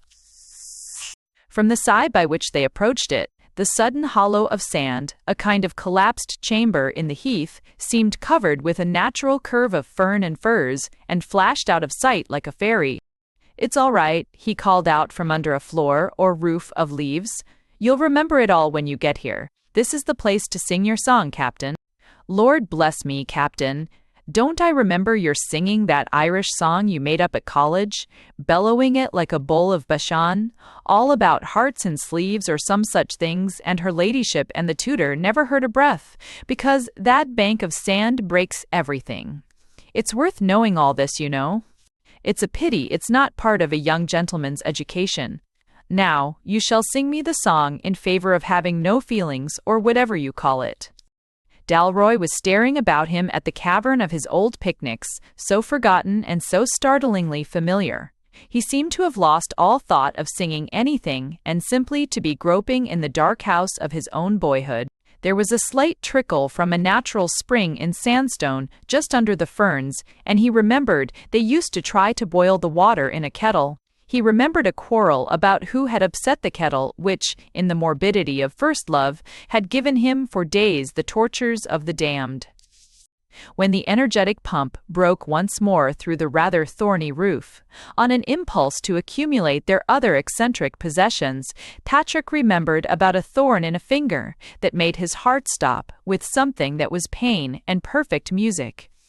When Pump returned with the rum keg and the cheese, and rolled them with a kick down the shelving sandy side of the hole, he remembered, with almost wrathful laughter, that in the old days he had rolled down that slope himself, and thought it a rather fine thing to do. He felt then as if he were rolling down a smooth side of the Matterhorn. He observed now that the height was rather less than that of the second story of one of the stunted cottages he had noted on his return. He suddenly understood he had grown bigger in a bodily sense. He had doubts about any other. "The Hole in Heaven," he said. "What a good name! What a good poet I was in those days. The Hole in Heaven. But does it let one in, or let one out?"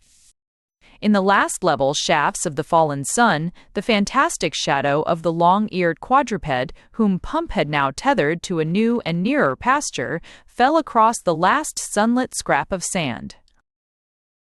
Dalroy looked at the long, exaggerated shadow of the ass, and laughed, that short, explosive laugh he had uttered when the doors of the harems had been closed after the Turkish War.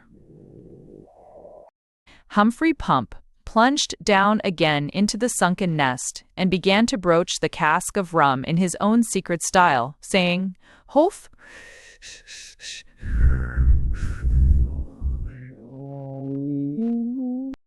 we can get something else somehow tomorrow. For tonight we can eat cheese and drink rum, especially as there's water on tap, so to speak. And now, Captain, sing us the song against songs." Patrick Dalroy drank a little rum out of a small medicine glass, which the generally unaccountable Mr. Pump unaccountably produced from his waistcoat pocket. But Patrick's color had risen, his brow was almost as red as his hair, and he was evidently reluctant. "I don't see why I should sing all the songs," he said. "Why the divil don't you sing a song yourself?" "And now I come to think of it," he cried, with an accumulating brogue, not, perhaps, wholly unaffected by the rum, which he had not, in fact, drunk for years. "And now I come to think of it, what about that song of yours? All me youth's coming back in this blessed and cursed place, and I remember that song of yours that never existed nor ever will. Don't ye remember now, Humphrey Pump, that night when I sang ye no less than 17 songs of me own composition?" "I remember it very well," answered the Englishman, with restraint. "And don't ye remember," went on the exhilarated Irishman, with solemnity, "that unless ye could produce a poetic lyric of your own, written and sung by yourself, I threatened to—" "To sing again," said the impenetrable Pump. "Yes, I know." He calmly proceeded to take out of his pockets, which were, alas, more like those of a poacher than an innkeeper, a folded and faded piece of paper. "I wrote it when you asked me," he said simply. "I have never tried to sing it, but I'll sing it myself, when you've sung your song, against anybody singing at all." "All right," cried the somewhat excited captain, "to hear a song from you. Why, I'll sing anything. This is the song against songs, hump." And again he let his voice out like a bellow against the evening silence. The song of the sorrow of Melisande is a weary song and a dreary song. The glory of Mariana's Grange had got into great decay. The song of the raven nevermore has never been called a cheery song, and the brightest things in Baudelaire are anything else but gay. But who will write us a riding song, or a hunting song, or a drinking song, fit for them that arose and rode, when day and the wine were red? But bring me a quart of claret out, and I will write you a clinking song, a song of war, and a song of wine, and a song to wake the dead. The song of the fury of Fragolet is a florid song, and a torrid song. The song of the sorrow of Tara is sung to a harp unstrung. The song of the cheerful Shropshire kid I consider a perfectly horrid song, and the song of the happy futurist is a song that can't be sung. But who will write us a riding song, or a fighting song, or a drinking song, fit for the fathers of you and me, that knew how to think and thrive? But the song of beauty and art and love is simply an utterly stinking song, to double you up and drag you down, and damn your soul alive. Take some more rum, concluded the Irish officer affably, and let's hear your song at last. With the gravity inseparable from the deep conventionality of country people, Mr. Pump unfolded the paper on which he had recorded the only antagonistic emotion that was strong enough in him to screw his infinite English tolerance to the pitch of song. He read out the title very carefully and in full. Song Against Grocers by Humphrey Pump, sole proprietor of the old ship Pebblewick. Good accommodation for man and beast.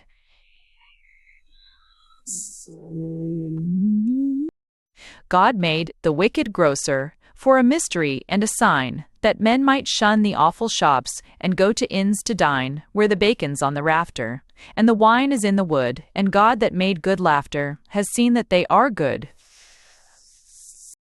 The evil-hearted grocer would call his mother ma'am, and bow at her and bob at her aged soul to damn, and rub his horrid hands and ask, what article was next, though mortis in articulo should be her proper text.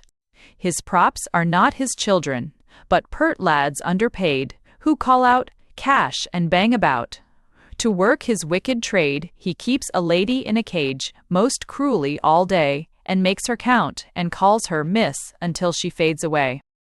The righteous minds of innkeepers induce them now and then to crack a bottle with a friend, or treat unmoneyed men, but who hath seen the grocer treat housemaids to his teas, or crack a bottle of fish sauce, or stand a man a cheese? He sells us sands of Araby, as sugar for cash down. He sweeps his shop and sells the dust, the purest salt in town. He crams with cans of poisoned meat, poor subjects of the king, and when they die by thousands, why, he laughs like anything. The wicked grocer groces, in spirits and in wine, not frankly and in fellowship, as men in inns do dine, but packed with soap and sardines and carried off by grooms, for to be snatched by duchesses and drunk in dressing rooms. The hell-instructed grocer has a temple made of tin, and the ruin of good innkeepers is loudly urged therein, but now the sands are running out, from sugar of a sort, the grocer trembles for his time, just like his weight is short. Captain Dalroy was getting considerably heated with his nautical liquor, and his appreciation of Pump's song was not merely noisy but active. He leapt to his feet and waved his glass. Ye ought to be poet laureate, Hump, you're right, we'll stand all this no longer. He dashed wildly up the sand slope and pointed with the signpost towards the darkening shore, where the low shed of corrugated iron stood almost isolated. There's your tin temple, he said. Let's burn it. They were some way along the coast from the large watering place of Pebblewick, and between the gathering twilight and the rolling country it could not be clearly seen. Nothing was now in sight but the corrugated iron hall by the beach and 3 half-built red brick villas. Dalroy appeared to regard the hall and the empty houses with great malevolence. "Look at it," he said. "Babylon." He brandished the inn sign in the air like a banner and began to stride towards the place, showering curses. "In 40 days," he cried, "shall Pebblewick be destroyed. Dogs shall lap the blood of J. Levison, secretary, and unicorns. Right." "Come back, Pat," cried Humphrey. "You've had too much rum." "Lions shall howl in its high places," vociferated the captain. "Donkeys will howl anyhow," said Pump, "but I suppose the other donkey must follow." And loading and untethering the quadruped, he began to lead him along. Chapter 7. The Society of Simple Souls. Under sunset, at once softer and more somber, under which the leaden sea took on a Lenten purple, a tint appropriate to tragedy, Lady Joan Brett was once more drifting moodily along the seafront. The evening had been rainy and lowering, the watering-place season was nearly over, and she was almost alone on the shore, but she had fallen into the habit of restlessly pacing the place, and it seemed to satisfy some subconscious hunger in her rather mixed psychology. Through all her brooding, her animal senses always remained abnormally active. She could smell the sea when it had ebbed almost to the horizon, and in the same way she heard, through every whisper of waves or wind, the swish or flutter of another woman's skirt behind her. There is, she felt, something unmistakable about the movements of a lady who is generally very dignified and rather slow, and who happens to be in a hurry. She turned to look at the lady who was thus hastening to overtake her, lifted her eyebrows a little, and held out her hand. The interruption was known to her as Lady Enid Wimpole, cousin of Lord Ivywood, a tall and graceful lady who unbalanced her own elegance by a fashionable costume that was at once funereal and fantastic. Her fair hair was pale but plentiful. Her face was not only handsome and fastidious in the aquiline style, but when considered seriously was sensitive, modest, and even pathetic. But her wan blue eyes seemed slightly prominent, with that expression of cold eagerness that is seen in the eyes of ladies who ask questions at public meetings. Joan Brett was herself, as she had said, a connection of the Ivywood family, but Lady Enid was Ivywood's first cousin, and for all practical purposes his sister. For she kept house for him and his mother, who was now so incredibly old that she only survived to satisfy conventional opinion in the character of a speechless and useless chaperone, and Ivywood was not the sort who would be likely to call out any activity in an old lady exercising that office. Nor, for that matter, was Lady Enid Wimpole. There seemed to shine on her face the same kind of inhuman, absent-minded common sense that shone on her cousin's. "Oh, I'm so glad I've caught you up," she said to Joan. "Lady Ivywood wants you so much to come to us for the weekend or so, while Philip is still there. He always admired your sonnet on Cyprus so much, and he wants to talk to you about this policy of his in Turkey. Of course he's awfully busy, but I shall be seeing him tonight after the meeting." "No living creature," said Lady Joan, with a smile, "ever saw him except before or after a meeting." "Are you a simple soul?" asked Lady Enid carelessly. "Am I a simple soul?" asked Joan, drawing her black brows together. "Merciful heavens, no! What can you mean?"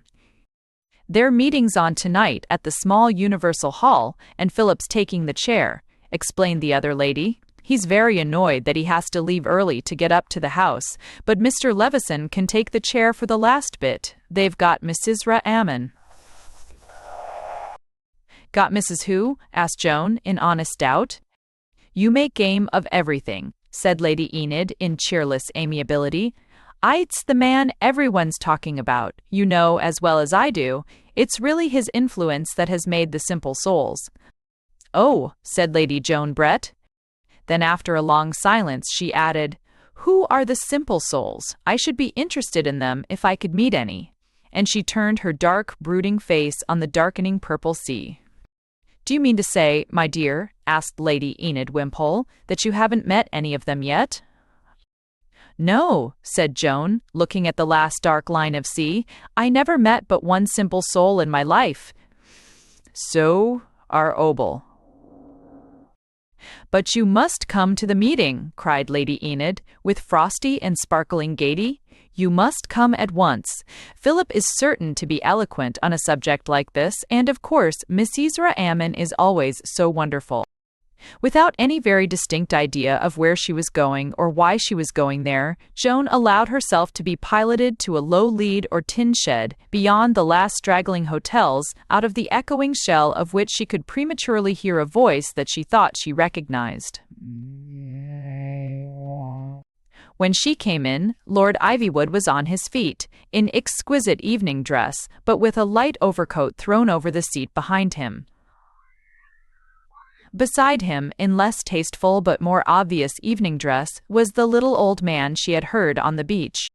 No one else was on the platform, but just under it, rather to Joan's surprise, sat Miss Browning, her old typewriting friend in her old black dress, industriously taking down Lord Ivywood's words in shorthand. A yard or two off, even more to her surprise, sat Miss Browning's more domestic sister, also taking down the same words in shorthand. That is Misysra Ammon, whispered Lady Enid earnestly, pointing a delicate finger at the little old man beside the chairman. I know him, said Joan. Where's the umbrella? At least evident, Lord Ivywood was saying, that one of those ancestral impossibilities is no longer impossible. The East and the West are one. The East is no longer East, nor the West West, for a small isthmus has been broken, and the Atlantic and Pacific are a single sea. No man assuredly has done more of this mighty work of unity than the brilliant and distinguished philosopher to whom you will have the pleasure of listening tonight, and I profoundly wish that affairs more practical, for I will not call them more important, did not prevent my remaining to enjoy his eloquence, as I have so often enjoyed it before. Leveson has kindly consented to take my place, and I can do no more than express my deep sympathy with the aims and ideals which will be developed before you tonight. I have long been increasingly convinced that underneath a certain mask of stiffness which the Mohammedan religion has worn through certain centuries, as a somewhat similar mask has been worn by the religion of the Jews, Islam has in it the potentialities of being the most progressive of all religions, so that a century or two to come, we may see the cause of peace, of science, and of reform everywhere, supported by Islam, as it is everywhere supported by Israel. Not in vain, I think, is the symbol of that faith, the crescent, the growing thing. While other creeds carry emblems implying more or less of finality, for this great creed of hope, its very imperfection is its pride, and men shall walk fearlessly in new and wonderful paths, following the increasing curve which contains and holds up before them the eternal promises of the orb. It was characteristic of Lord Ivywood that, though he was really in a hurry, he sat down slowly and gravely amid the outburst of applause. The quiet resumption of the speaker's seat, like the applause itself, was an artistic part of the peroration. When the last clap or stamp had subsided, he sprang up alertly, his light greatcoat over his arm, shook hands with the lecturer, bowed to the audience, and fled quickly out of the hall. Mr. Cree. Leveson, the swarthy young man with the drooping double eyeglass rather bashfully to the front, took the empty seat on the platform, and in a few words presented the eminent Turkish mystic Misysra Ammon, sometimes called the Prophet of the Moon. Lady Joan found the prophet's English accent somewhat improved by good society, but he still elongated the letter U in the same bleeding manner, and his remarks had exactly the same rabidly wrong-headed ingenuity as his lecture upon English inns. It appeared that he was speaking on the higher polygamy, but he began with a sort of general defense of the Muslim civilization, especially against the charge of sterility and worldly ineffectiveness. It is just in the practical tings, he was saying, it is just in the practical tings, if you could come to consider them in a manner quite equal, that our methods are better than your methods. My ancestors invented the curved swords because one cuts better with a curved sword. Your ancestors possessed the straight swords out of some romantic fancy of being what you call straight. Or I will take a more plain example, of which I have myself experience. When I first had the honor of meeting Lord Ivywood, I was unused to your various ceremonies and had a little difficulty, juiced a little difficulty, in entering Mr. Claridge's hotel, where his lordship had invited me. A servant of the hotel was standing juiced beside me on the doorstep. I stooped down to take off my boots, and he asked me what I was doing. I said to him, "My friend, I am taking off my boots." A smothered sound came from Lady Joan Brett, but the lecturer did not notice it, and went on with a beautiful simplicity. I told him that in my country, when showing respect for any spot, we do not take off our hats, we take off our boots. And because I would keep on my hat and take off my boots, he suggested to me that I had been afflicted by Allah in the head. Now, was not that funny? "Very," said Lady Joan inside her handkerchief, for she was choking with laughter. Something like a faint smile passed over the earnest faces of the 2 or 3 most intelligent of the simple souls. But for the most part, the soul seemed very simple indeed. Helpless-looking people with limp hair and gowns like green curtains, and their dry faces were as dry as ever. But I explained to him for a long time, for a carefully occupied time, that it was more practical, more businesslike, more altogether for utility, to take off the boots than to remove the hat. "Let us," I said to him, "consider what many complaints are made against the footwear, what few complaints against the headwear. You complain if in your drawing rooms is the marching about of muddy boots. Are any of your drawing rooms marked thus with the marching about of muddy hats? How very many of your husbands kick you with the boot, yet how few of your husbands on any occasion butt you with the hat."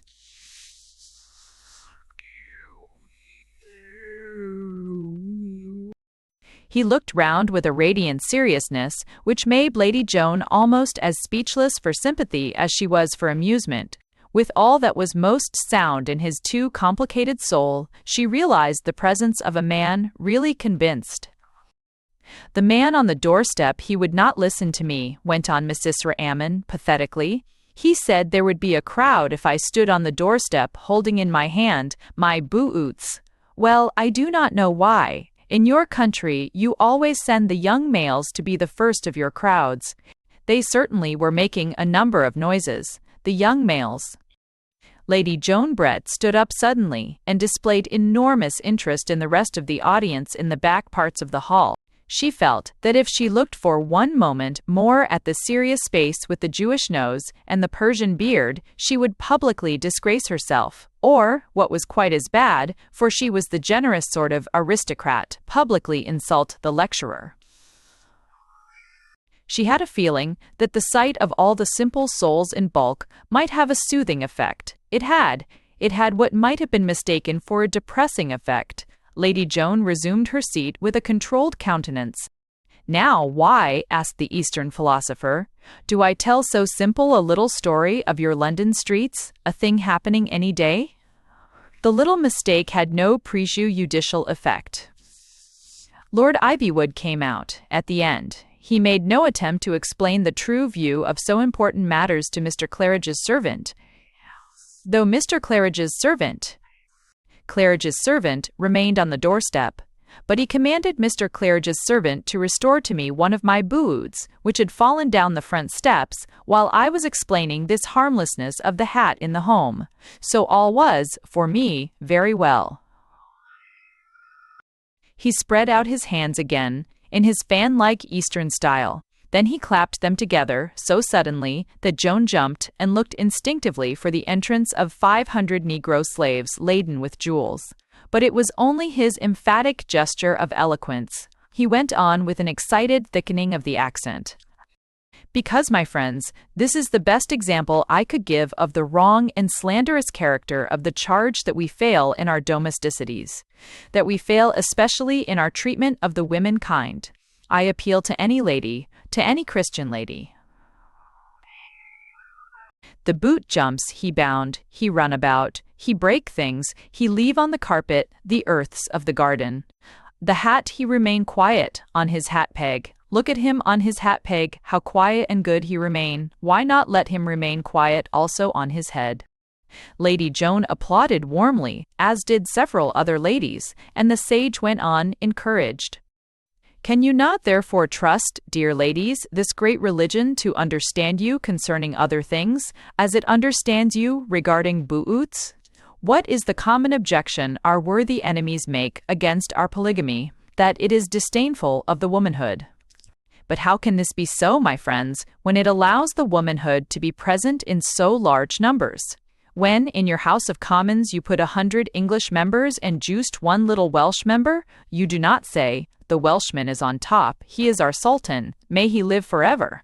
If your jury contained 11 great large ladies and one little man, you would not say, this is unfair to the great large ladies. Why should you shrink then, ladies, from this great polygamical experiment which Lord Ivywood himself? Joan's dark eyes were still fixed on the wrinkled, patient face of the lecturer, but every word of the rest of the lecture was lost to her. Under her glowing Spanish tint, she had turned pale with extraordinary emotions, but she did not stir a hair.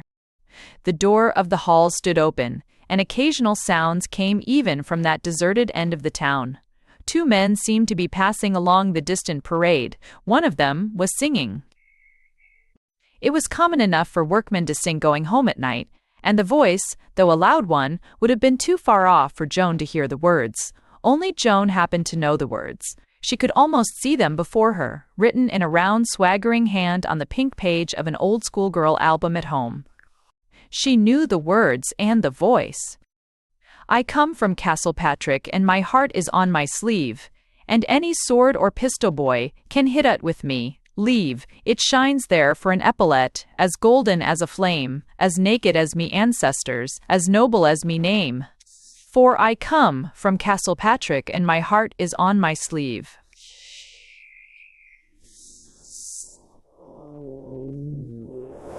Gallowglass's Eve.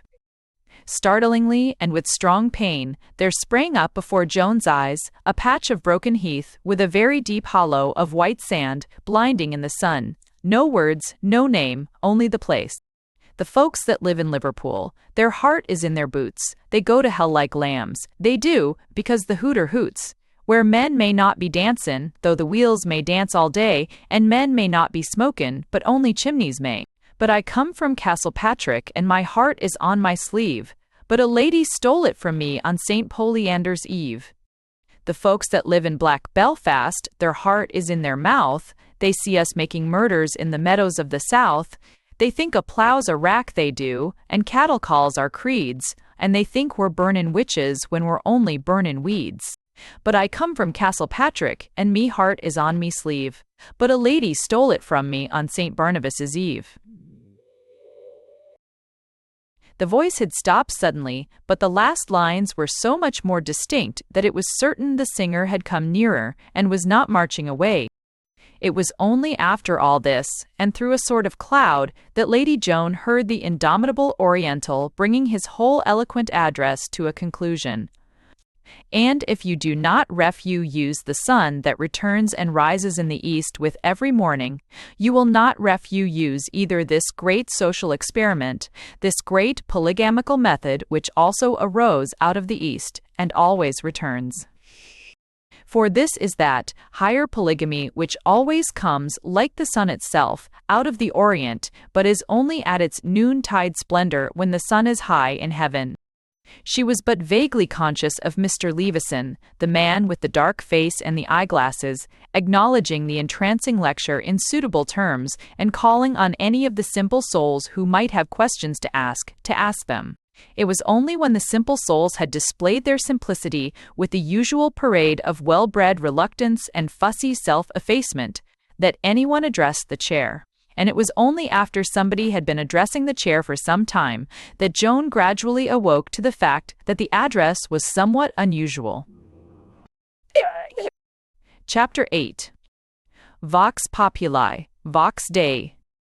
I am sure, Mr. Leveson, the secretary, had said, with a somewhat constrained smile, that after the eloquent and epic-making speech to which we have listened there will be some questions asked, and we hope to have a debate afterwards. I am sure somebody will ask a question. Then he looked interrogatively at one weary-looking gentleman in the fourth row and said, "Mr. Hinch?" Mr. Hinch shook his head with a pallid passion of refusal, wonderful to watch, and said, I really couldn't." "We should be very pleased," said Mr. Leveson, "if any lady would ask a question."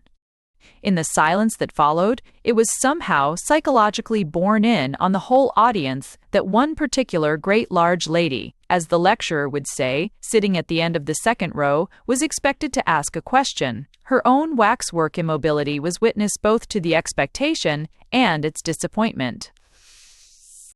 "Are there any other questions?" asked Mr. Leveson, as if there had been any yet. He seemed to speak with a slight air of relief. There was a sort of stir at the back of the hall and halfway down one side of it. Choked whispers could be heard of, "Now then, Garge, go it, Garge. Is there any questions? Gore?" Mr. Leveson looked up with an alertness somewhat akin to alarm. He realized for the first time that a few quite common men in coarse, unclean clothes had somehow strolled in through the open door. They were not true rustics, but the semi-rustic laborers that linger about the limits of the large watering places, or call. There was no Mr. among them. There was a general tendency to call everybody George. Mr. Leveson saw the situation and yielded to it. He modeled himself on Lord Ivywood and did much what he would have done in all cases, but with a timidity Lord Ivywood would not have shown. And the same social training that made him ashamed to be with such men made him ashamed to own his shame. The same modern spirit that taught him to loathe such rags also taught him to lie about his loathing. "I am sure we should be very glad," he said nervously, "if any friends from outside care to join in our inquiry. Of course, we're all Democrats," and he looked round at the grand ladies with a ghastly smile, "and believe in the voice of the people," and so on. If our friend at the back of the hall will put his question briefly, we need not insist, I think, on his putting it in writing. There were renewed hoarse encouragements to George, that rightly christened champion, and he wavered forward on legs tied in the middle with string. He did not appear to have had any seat since his arrival, and made his remark standing halfway down what we may call the central aisle, or, "Well, I want to ask the proprietor," he began. "Questions," said Mr. Leveson, swiftly seizing a chance for that construction of debate which is the main business of a modern chairman, "must be asked of the chair, if they are points of order. If they concern the address, they should be asked of the lecturer." "Well, I ask the lecturer," said the patient Garge, "whether it ain't right that when you 'ave the thing outside, you should have the thing inside." Hoarse applause at the back. Mr. Leveson was evidently puzzled and already suspicious that something was quite wrong. But the enthusiasm of the Prophet of the Moon sprang up instantly at any sort of question and swept the chairman along with it. "But it is the essence of our whole message," he cried, spreading out his arms to embrace the world, "that the outer manifestation should be one with the inner manifestation. My friends, it is this very truth our friend has stated that is responsible for our apparent lack of symbolism in Islam. We appear to neglect the symbol because we insist on the satisfactory symbol. My friend in the middle will walk round all our mosques and say loudly, 'Where is the statue of Allah?' But can my friend in the middle really execute a complete and generally approved statue of Allah?" Seaboat. Mrs. Ammon sat down greatly satisfied with his answer, but it was doubted by many whether he had conveyed this satisfaction to his friend in the middle. That seeker after truth wiped his mouth with the back of his hand with an unsatisfied air and said, "No offense, sir, but ain't it the law, sir, that if you 'ave that outside we're all right? I came in 'ere as natural as could be, but gorlummy, I never see a place like this afore." Hoarse laughter behind. "No apology is needed, my friend," cried the Eastern sage, eagerly. "I can conceive you are not perhaps duly conversant with such schools of truth. But the law is all, the law is Allah, the inmost unity of—" "Well, ain't it the law?" repeated the dogged George, and every time he mentioned the law, the poor men who are its chief victims applauded loudly. I'm not one to make a fuss. I never was one to make a fuss. I'm a law-abidin' man, I am." More applause. "Ain't it the law that if so be such is your sign and such is your profession, you ought to serve us?" "I fear I not quite follow," cried the eager Turk. "I ought?" All one. "To serve us," shouted a throng of thick voices from the back of the hall, which was already much more crowded than before. "Serve you?" cried Misysra, leaping up like a spring released. "The Holy Prophet came from heaven to serve you. The virtue and valor of 1,000 years, my friends, has had no hunger but to serve you. We are of all faiths, the most the faith of service. Our highest prophet is no more than the servant of God, as I am, as you all are. Even for our symbol we choose a satellite, and honor the moon because it only serves the earth and does not pretend to be the sun." "I'm sure," cried Mr. Levison, jumping up with a tactful grin, "that the lecturer has answered this last point in a most eloquent and effective way, and the motor cars are waiting for some of the ladies who have come from some distance, and I really think the proceedings—" "Oi!" All the artistic ladies were already getting on their wraps, with faces varying from bewilderment to blank terror. Only Lady Joan lingered, trembling with unexplained excitement. The hitherto speechless Hinch had slid up to the chairman's seat and whispered to him, "You must get all the ladies away. I can't imagine what's up, but something's up."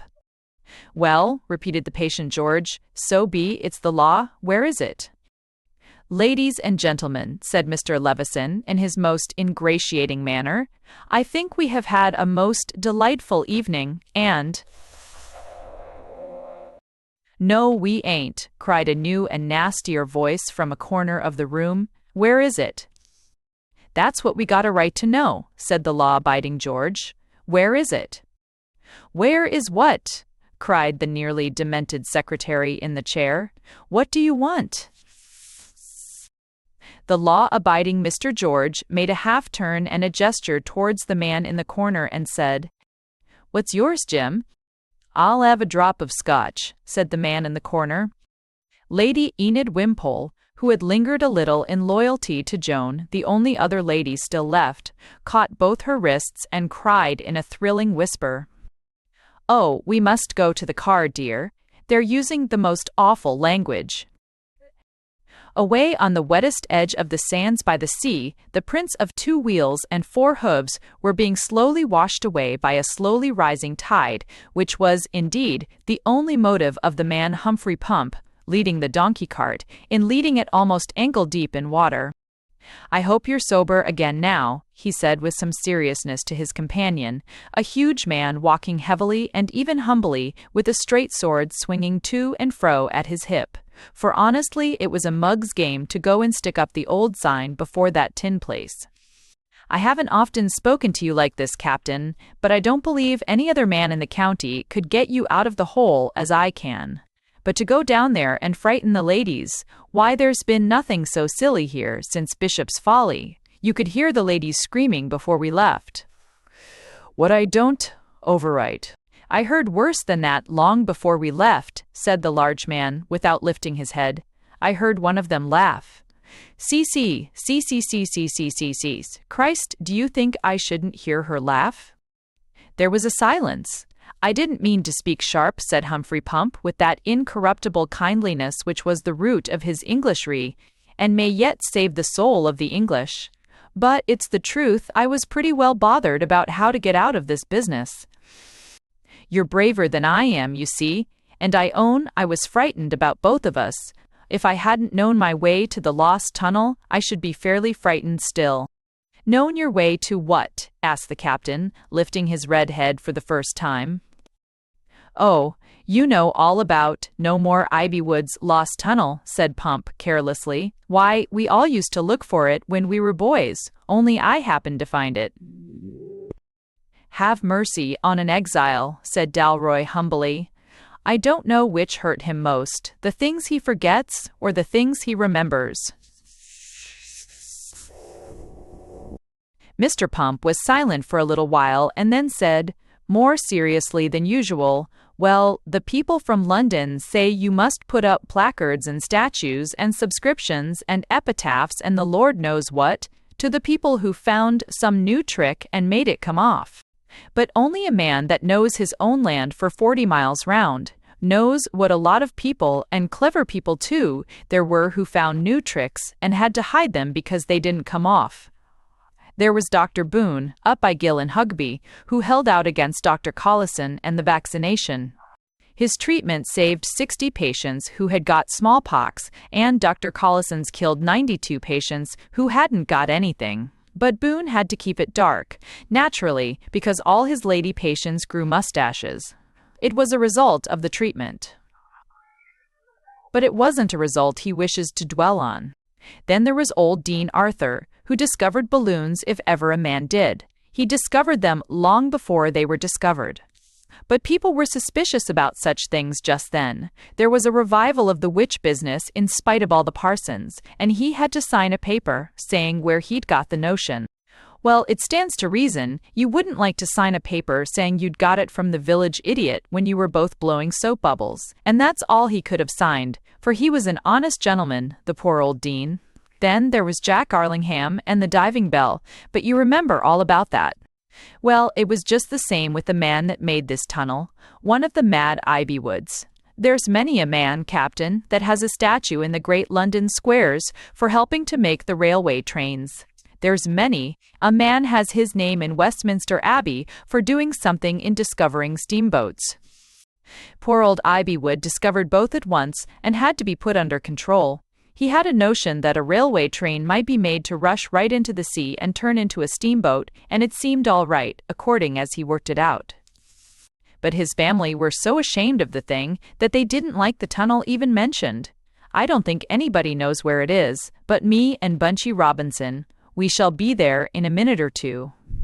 They've thrown the rocks about at this end and let the thick plantation grow at the other, but I've got a racehorse through before now to save it from Colonel Chepstow's little games, and I think I can manage this donkey. Honestly, I think it's the only place we'll be safe in after what we've left behind us at Pebblewick. But it's the best place in the world, there's no doubt, for lying low and starting afresh. Here we are.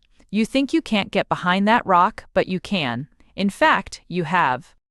Dalroy found himself, with some bewilderment, round the corner of a rock and in a long bore or barrel of blackness that ended in a very dim spot of green. Hearing the hooves of the ass and the feet of his friend behind him, he turned his head, but could see nothing but the pitch darkness of a closed coal cellar.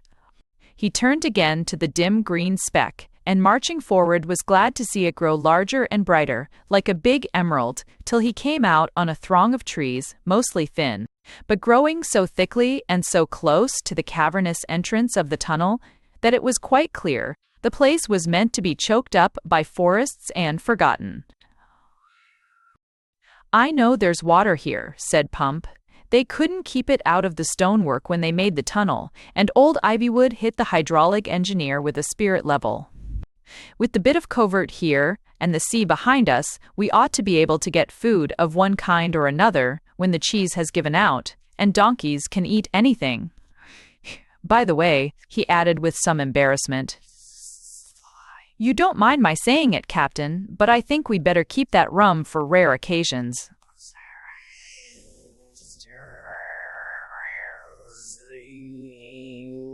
"It's the best rum in England, and may be the last if these mad games are going on. It'll do us good to feel it's there, so we can have it when we want it, the cask's still nearly full." Dalroy put out his hand and shook the other's. "Hump," he said, seriously, "you're right. It's a sacred trust for humanity, and we'll only drink it ourselves to celebrate great victories. In token of which I will take a glass now, to celebrate our glorious victory over Levison and his tin tabernacle. Wall?" He drained one glass and then sat down on the cask, as if to put temptation behind him. His blue ruminant bull's-eye seemed to plunge deeper and deeper into the emerald twilight of the trees in front of him, and it was long before he spoke again. At last he observed, "I think you said Hump, that a friend of yours, a gentleman named Bunchy Robinson, I think, was also a habitué here. Yes, he knew the way, answered Pump, leading the donkey to the most suitable patch of pasturage. May we, do you think, have the pleasure of a visit from Mr. Robinson? Inquired the captain. Not unless they're jolly careless up in Blackstone Gaol, replied Pump, and he moved the cheese well into the arch of the tunnel. Dalroy still sat with his square chin on his hand, staring at the mystery of the little wood. You seem absent-minded, Captain, remarked Humphrey. The deepest thoughts are all commonplaces, said Dalroy. That is why I believe in democracy, which is more than you do, you foul, blood-stained old British Tory. And the deepest commonplace of all is that vanitas vanitatum, which is not pessimism, but is really the opposite of pessimism. It is man's futility that makes us feel he must be a god. And I think of this tunnel, and how the poor old lunatic walked about on this grass, watching it being built, the soul in him on fire with the future. And he saw the whole world changed, and the seas thronged with his new shipping, and now, and Dalroy's voice changed and broke, now there is good pasture for the donkey, and it is very quiet here. Yes, said Pump, in some way that conveyed his knowledge that the captain was thinking of other things also. The captain went on dreamily. And I think about another Lord Ivywood recorded in history, who also had a great vision, for it is a great vision after all, and though the man is a prig, he is brave. He also wants to drive a tunnel, between East and West, to make the Indian Empire more British, to effect what he calls the orientation of England, and I call the ruin of Christendom. And I am wondering just now whether the clear intellect and courageous will of a madman will be strong enough to burst and drive that tunnel, as everything seems to show at this moment that it will, or whether there be indeed enough life and growth in your England to leave it at last as this is left, buried in English forests and wasted by an English sea.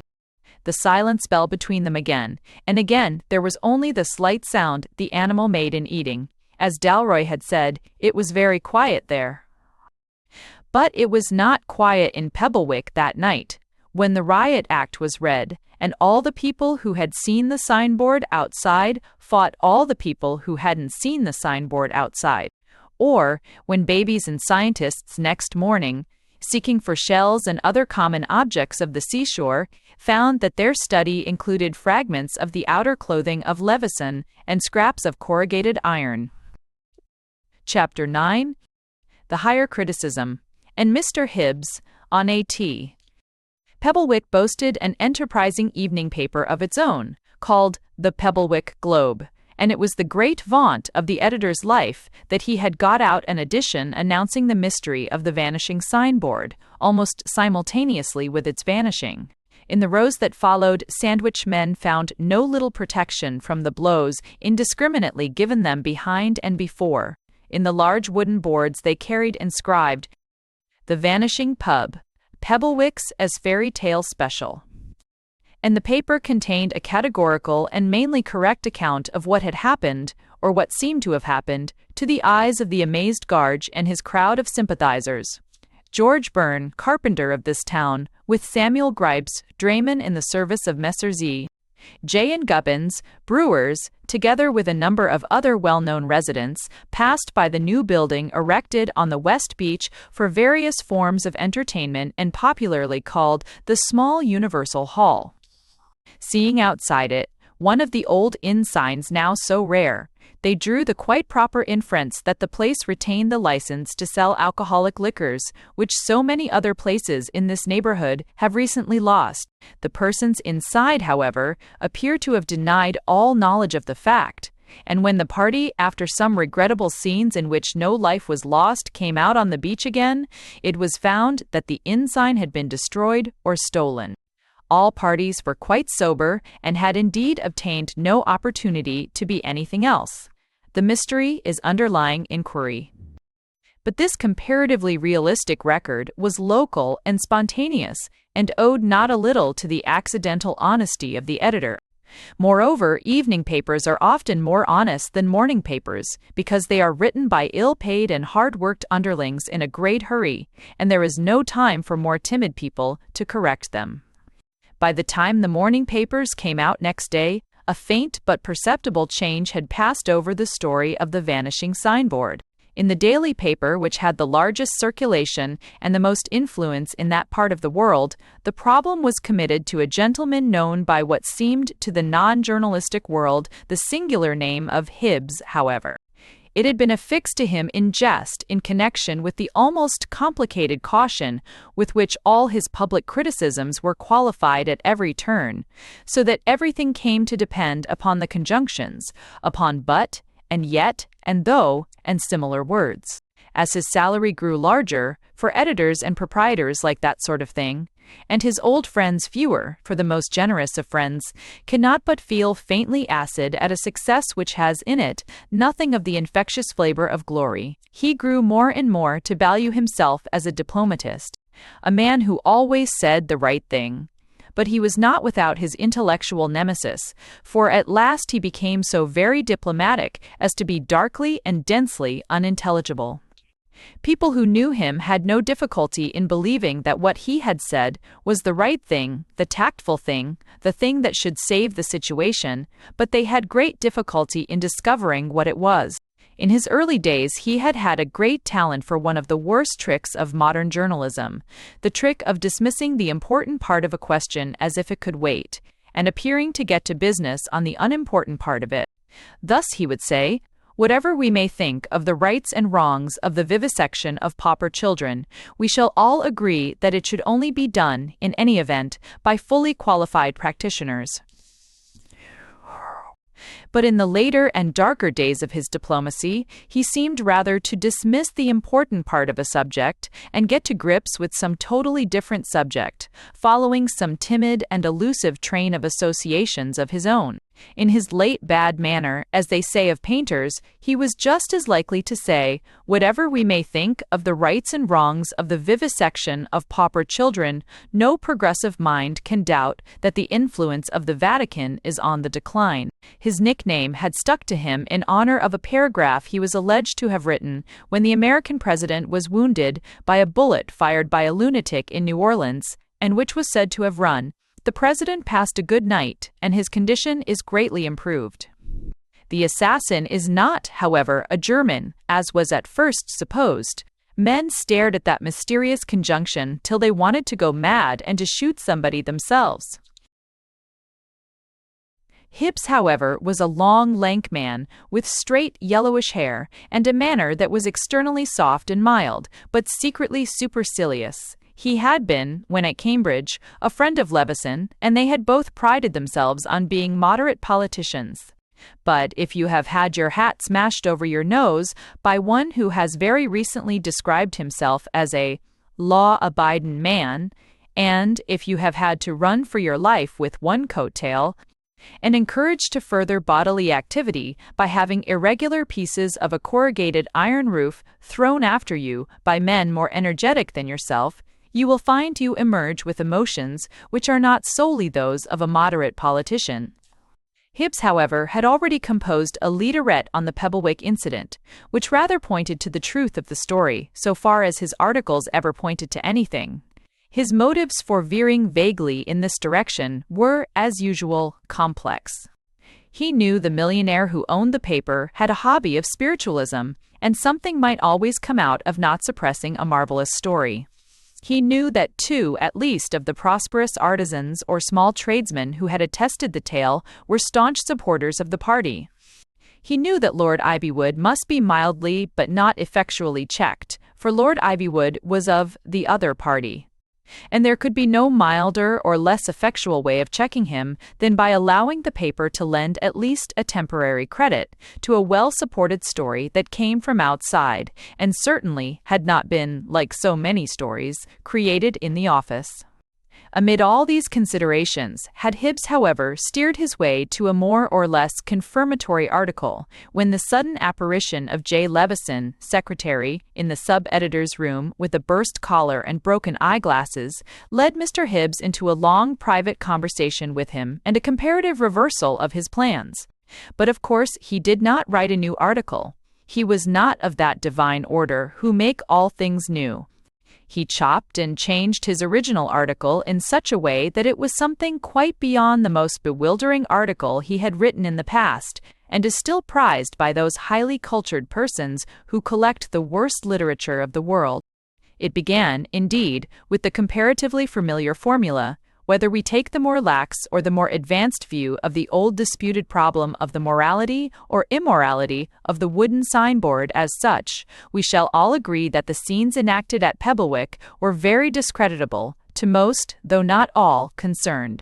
After that, tact degenerated into a riot of irrelevance. It was a wonderful article. The reader could get from it a faint glimpse of Mr. Hibbs's opinion on almost every other subject except the subject of the article. The first half of the next sentence made it quite clear that Mr. 2 RPE. Hibbs, had he been present, would not have lent his active assistance to the massacre of St. Bartholomew or the massacres of September. But the second half of the sentence suggested with equal clearness that, since these two acts were no longer, as it were, in contemplation, and all attempts to prevent them would probably arrive a little late, he felt the warmest friendship for the French nation. He merely insisted that his friendship should never be mentioned except in the French language. It must be called an entente, in the language taught to tourists by waiters. It must on no account be called an understanding, in a language understanded of the people. From the first half of the sentence following, it might safely be inferred that Mr. Hibbs had read Milton, or at least the passage about sons of Belial, from the second half that he knew nothing about bad wine, let alone good.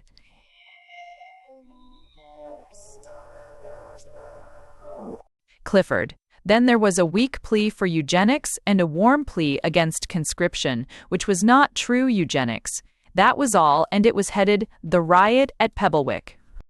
Yet some injustice would be done to Hibbs, however, if we concealed the fact that this chaotic leader was followed by quite a considerable mass of public correspondence. The people who write to newspapers are, it may be supposed, a small eccentric body, like most of those that sway a modern state.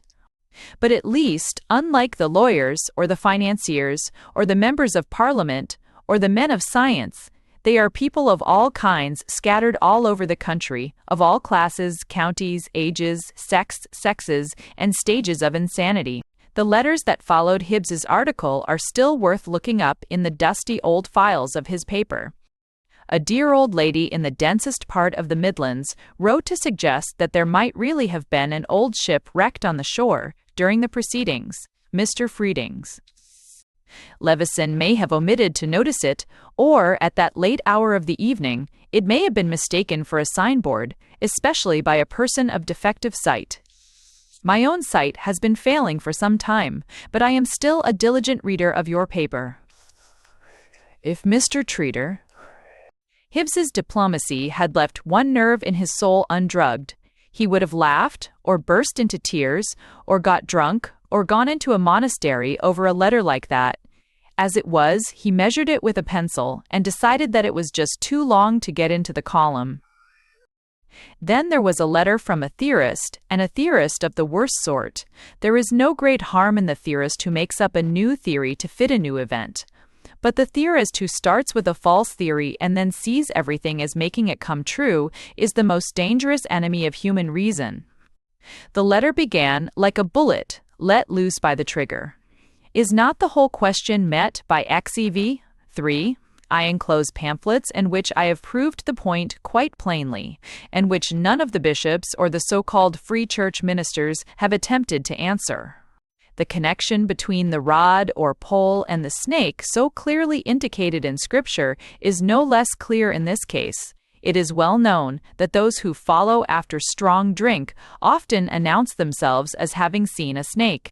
Is it not clear that those unhappy revelers beheld it in its transformed state as a pole? See also, Doiton, XBII. ISS. 2. If our so-called religious leaders, etc. The letter went on for 33 pages, and Hibbs was perhaps justified in this case in thinking the letter rather too long.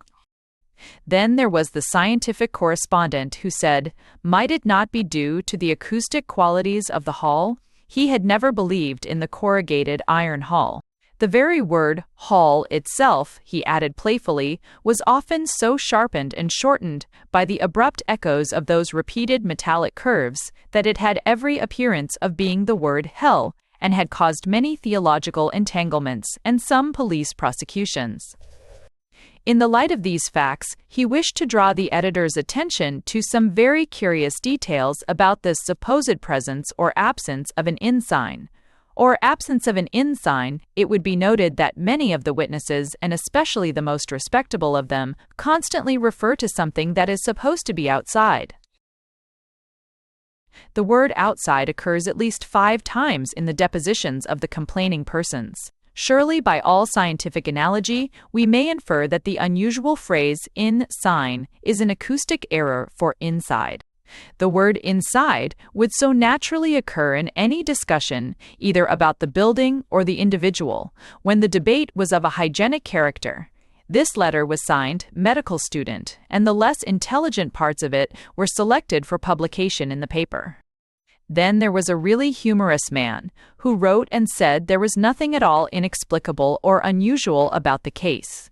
He himself, he said, had often seen a signboard outside a pub when he went into it, and been quite unable to see it when he came out. This letter, the only one that had any quality of literature, was sternly set aside by Mr. Hibbs. Then came a cultured gentleman with a light touch, who merely made a suggestion. Had anyone read H.G. Wells's story about the kink in space?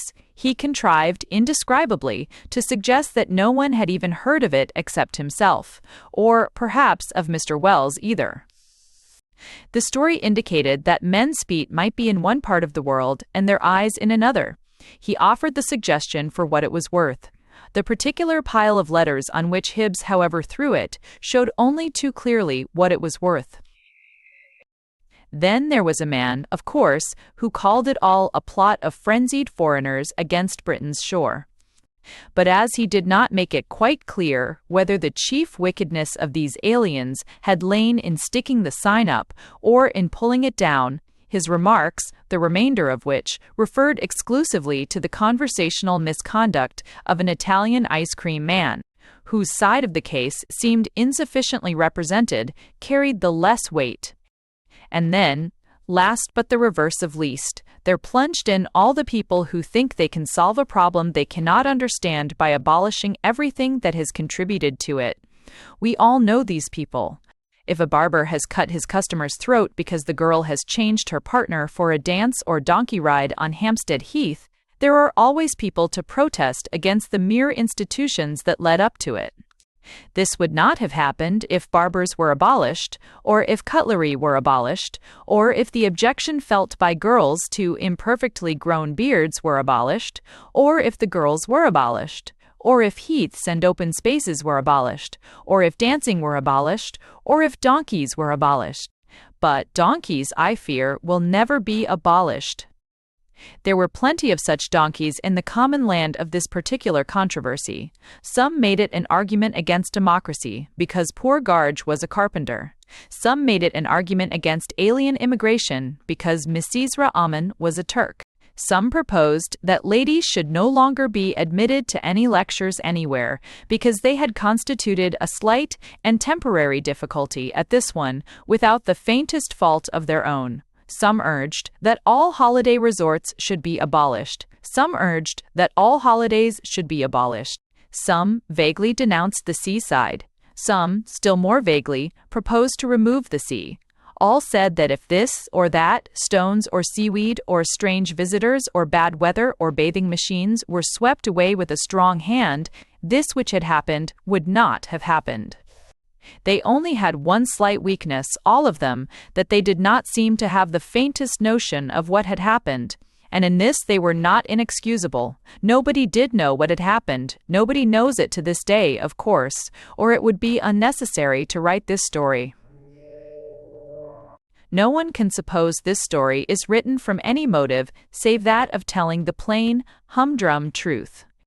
That queer, confused cunning, which was the only definable quality possessed by Hibbs, however, had certainly scored a victory so far, for the tone of the weekly papers followed him, with more intelligence and less trepidation, but they followed him. It seemed more and more clear that some kind of light and skeptical explanation was to be given of the whole business, and that the whole business was to be dropped. The story of the signboard and the ethical chapel of corrugated iron was discussed and somewhat disparaged in all the more serious and especially in the religious weeklies, though the Low Church papers seemed to reserve their distaste chiefly for the signboard and the High Church papers chiefly for the chapel. All agreed that the combination was incongruous, and most treated it as fabulous. The only intellectual organs which seemed to think it might have happened were the spiritualist papers, and their interpretation had not that solidity which would have satisfied Mr. George.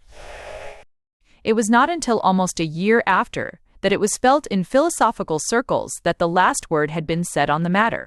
An estimate of the incident and of its bearing on natural and supernatural history occurred in Professor Widge's celebrated Historicity of the Petro-Piscatorial Phenomena, which so profoundly affected modern thought when it came out in parts in the Hibbert Journal. Everyone remembers Professor Widge's main contention that the modern critic must apply to the thaumaturgics of the Lake of Tiberias the same principle of criticism which Dr. Bunk and others have so successfully applied to the thaumaturgics of the Cana narrative. Authorities as final as Pink and Toscher, wrote the professor, have now shown with an emphasis that no emancipated mind is entitled to question that the aqua vinic thaumaturgy at Cana is wholly inconsistent with the psychology of the master of the feast, as modern research has analyzed it, als professors, and indeed with the whole Judeo-Aramaic psychology at that stage of its development, as well as being painfully incongruous with the elevated ideals of the ethical teacher in question. But as we rise to higher levels of moral achievement, it will probably be found necessary to apply the Canaic principle to other and later events in the narrative. This principle has, of course, been mainly expounded by Huscher in the sense that the whole episode is unhistorical, while the alternative theory, that the wine was non-alcoholic and was naturally infused into the water, can claim on its side the impressive name of Mins. It is clear that if we apply the same alternative to the so-called miraculous draught of fishes, we must either hold with Gilp that the fishes were stuffed representations of fishes artificially placed in the lake, see the Reverend Vollers. Weiss's Christo-Vegetarianism as a world system, where this position is forcibly set forth, or we must, on the Huscherian hypothesis, deprive the piscatorial narrative of all claim to historicity whatever.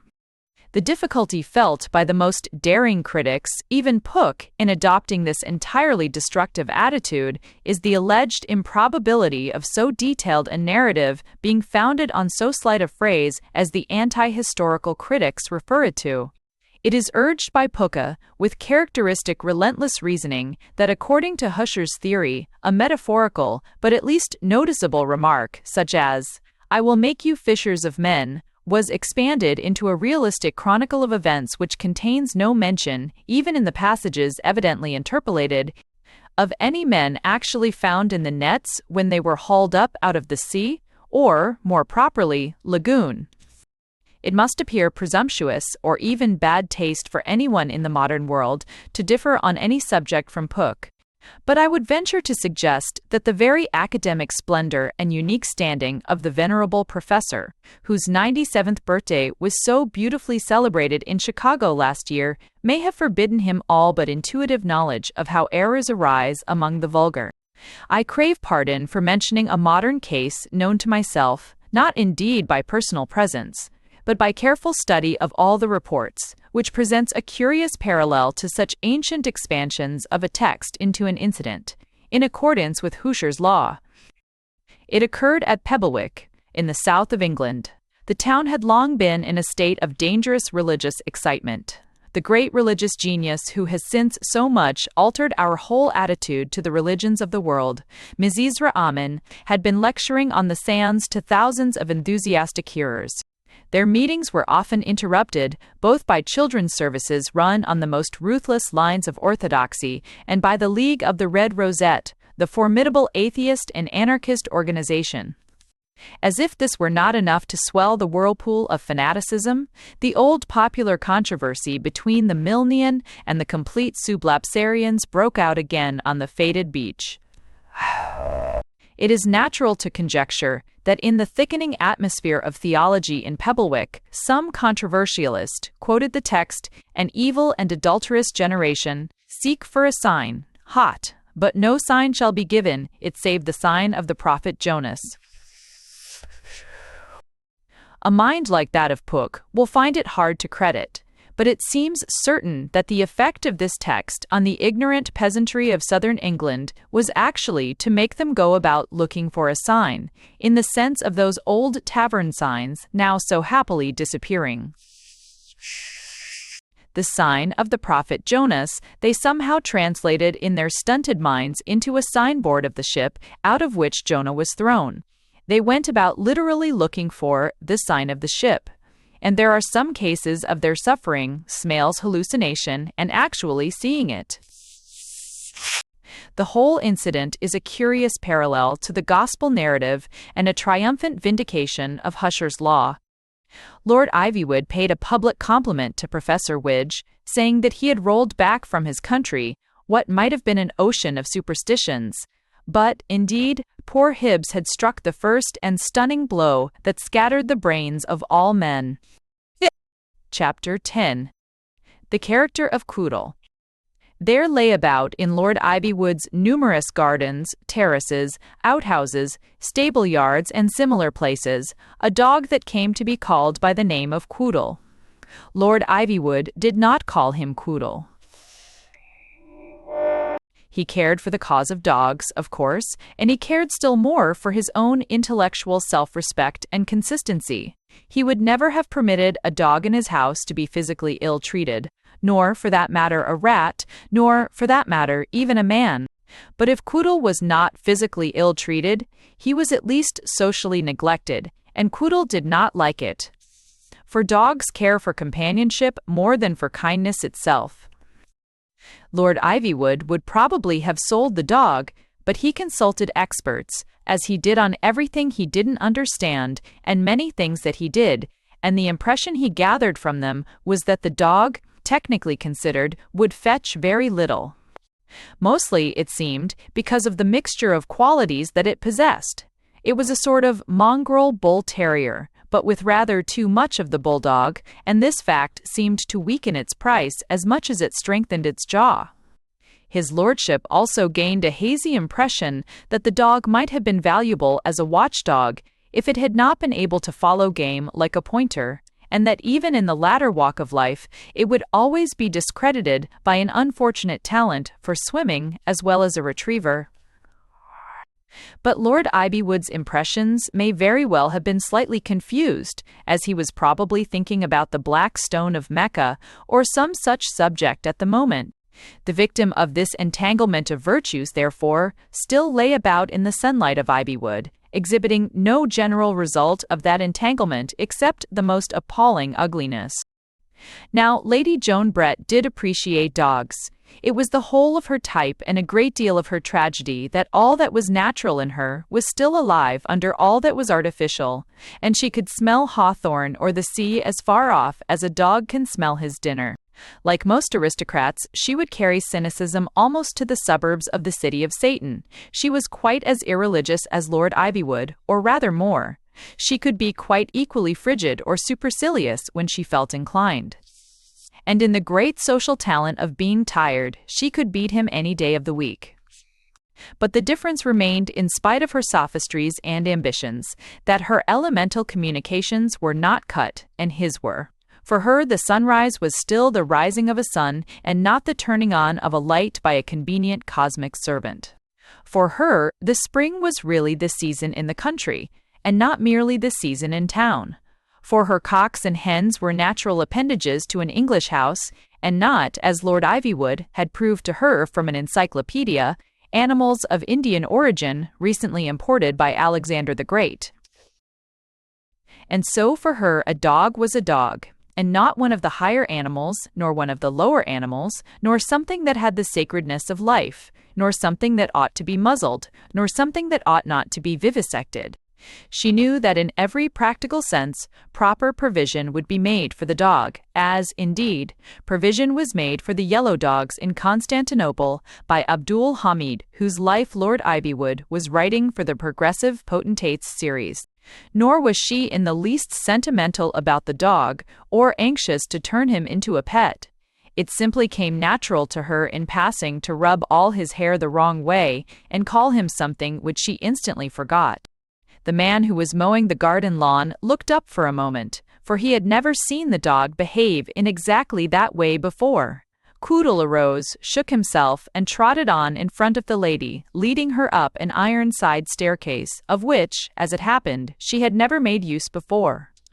It was then, most probably, that she first took any special notice of him, and her pleasure, like that which she took in the sublime prophet from Turkey, was of a humorous character. For the complex quadruped had retained the bow legs of the bulldog, and, seen from behind, reminded her ridiculously of a swaggering little major waddling down to his club. The dog and the iron stairway between them led her into a series of long rooms, one opening into the other. They formed part of what she had known in earlier days as the disused wing of Ivywood House, which had been neglected or shut up, probably because it bore some defacements from the fancies of the mad ancestor, the memory of whom the present Lord Ivywood did not think helpful to his own political career. But it seemed to Joan that there were indications of a recent attempt to rehabilitate the place. There was a pail of whitewash in one of the empty rooms, a stepladder in another, here and there, a curtain rod, and at last in the fourth room, a curtain. It hung all alone on the old woodwork, but it was a very gorgeous curtain, being a kind of orange gold relieved with wavy bars of crimson, which somehow seemed to suggest the very spirit and presence of serpents, though they had neither eyes nor mouths among them. In the next of the endless series of rooms she came upon a kind of ottoman, striped with green and silver, standing alone on the bare floor. She sat down on it from a mixed motive of fatigue and of impudence, for she dimly remembered a story which she had always thought one of the funniest in the world, about a lady only partly initiated in theosophy who had been in the habit of resting on a similar object, only to discover afterward that it was a Mahatma, covered with his Eastern garment and prostrate and rigid in ecstasy. She had no hopes of sitting on a Mahatma herself, but the very thought of it made her laugh, because it would make Lord Ivywood look such a fool. She was not sure whether she liked or disliked Lord Ivywood, but she felt quite certain that it would gratify her to make him look a fool. The moment she had sat down on the ottoman, the dog, who had been trotting beside her, sat down also, and on the edge of her skirt. After a minute or two, she rose, and the dog rose, and she looked yet farther down that long perspective of large rooms, in which men like Philip Ivywood forget that they are only men. The next was more ornate, and the next yet more so. It was plain that the scheme of decoration that was in progress had been started at the other end. She could now see that the long lane ended in rooms that from afar off looked like the end of a kaleidoscope, rooms like nests made only from humming birds, or palaces built of fixed fireworks. Out of this furnace of fragmentary colors, she saw Ivywood advancing toward her, with his black suit and his white face accented by the contrast. His lips were moving, for he was talking to himself, as many orators do.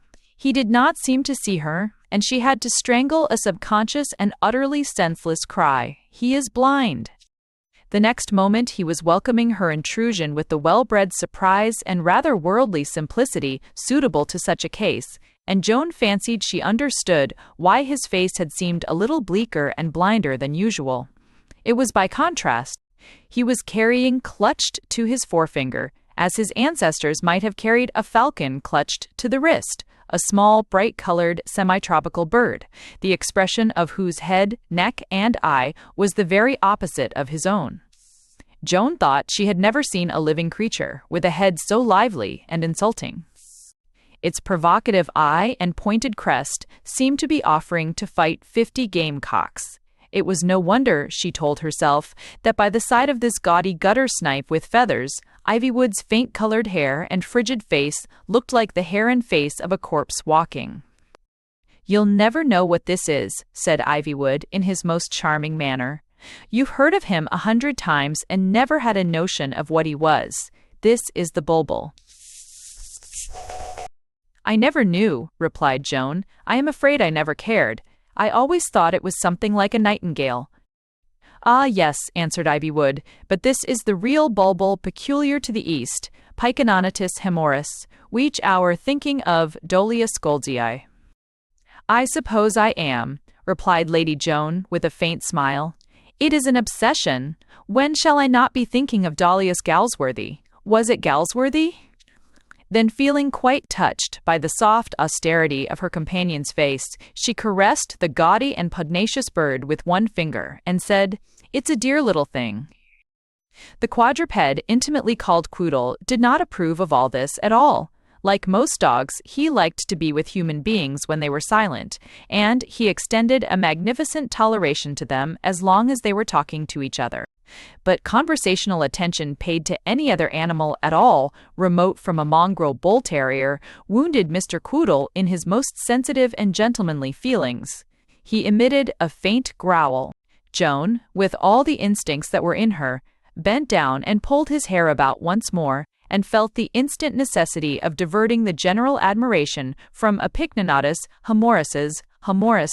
She turned it to the decoration at the end of the refurnished wing, for they had already come to the last of the long suite of rooms, which ended in some unfinished but exquisite paneling in white and colored woods, inlaid in the Oriental manner. At one corner, the whole corridor ended by curving into a round turret chamber overlooking the landscape, and which Joan, who had known the house in childhood, was sure was an innovation.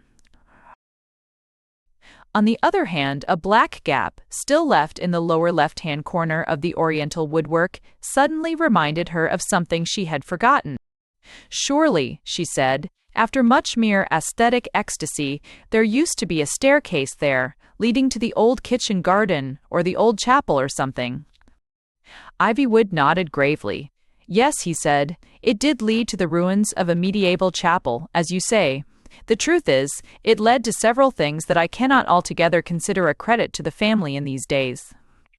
All that scandal and joking about the unsuccessful tunnel, your mother may have told you of it.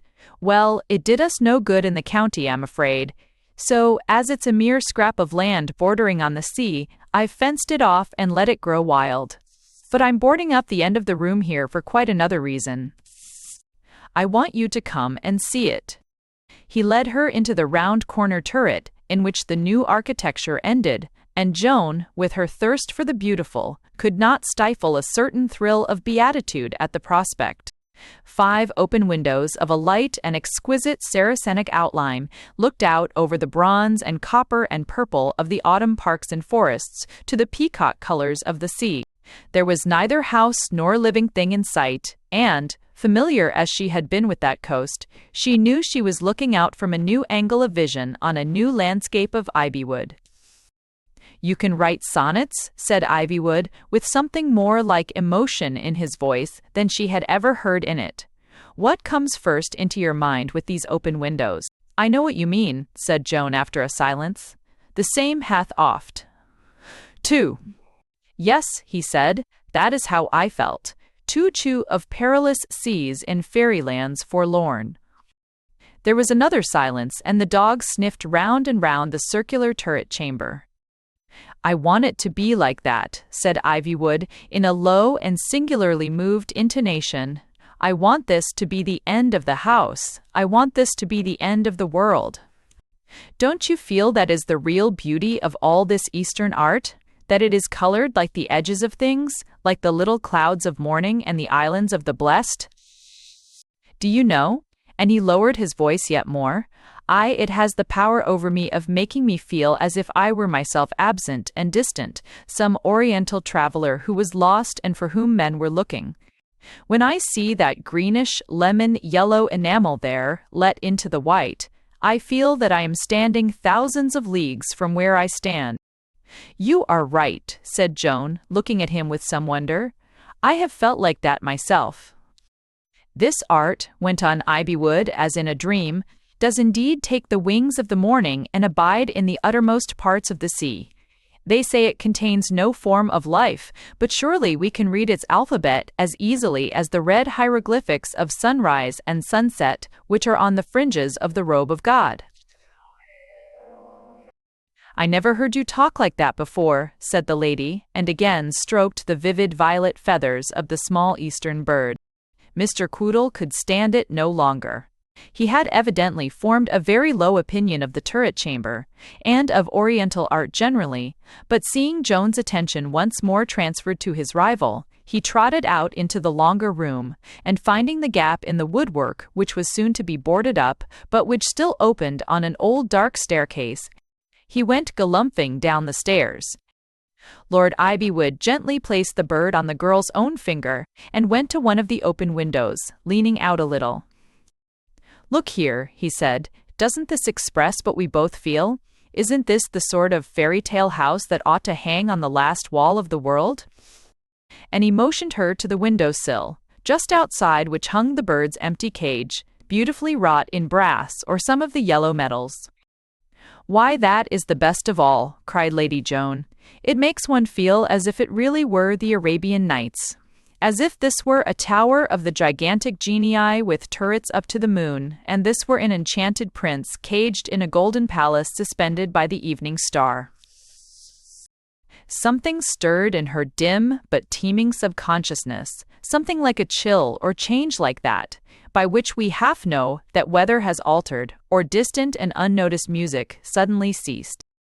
"Where is the dog?" she asked suddenly. Ivywood turned with a mild gray eye. "Was there a dog here?" he asked. "Yes," said Lady Joan Brett, and gave him back the bird, which he restored carefully to its cage. The dog after whom she inquired had, in truth, trundled down a dark, winding staircase and turned into the daylight, into a part of the garden he had never seen before, nor, indeed, had anybody else for some time past. It was altogether tangled and overgrown with weeds, and the only trace of human handiwork, the wreck of an old Gothic chapel, stood waist-high in numberless nettles and soiled with crawling fungoids.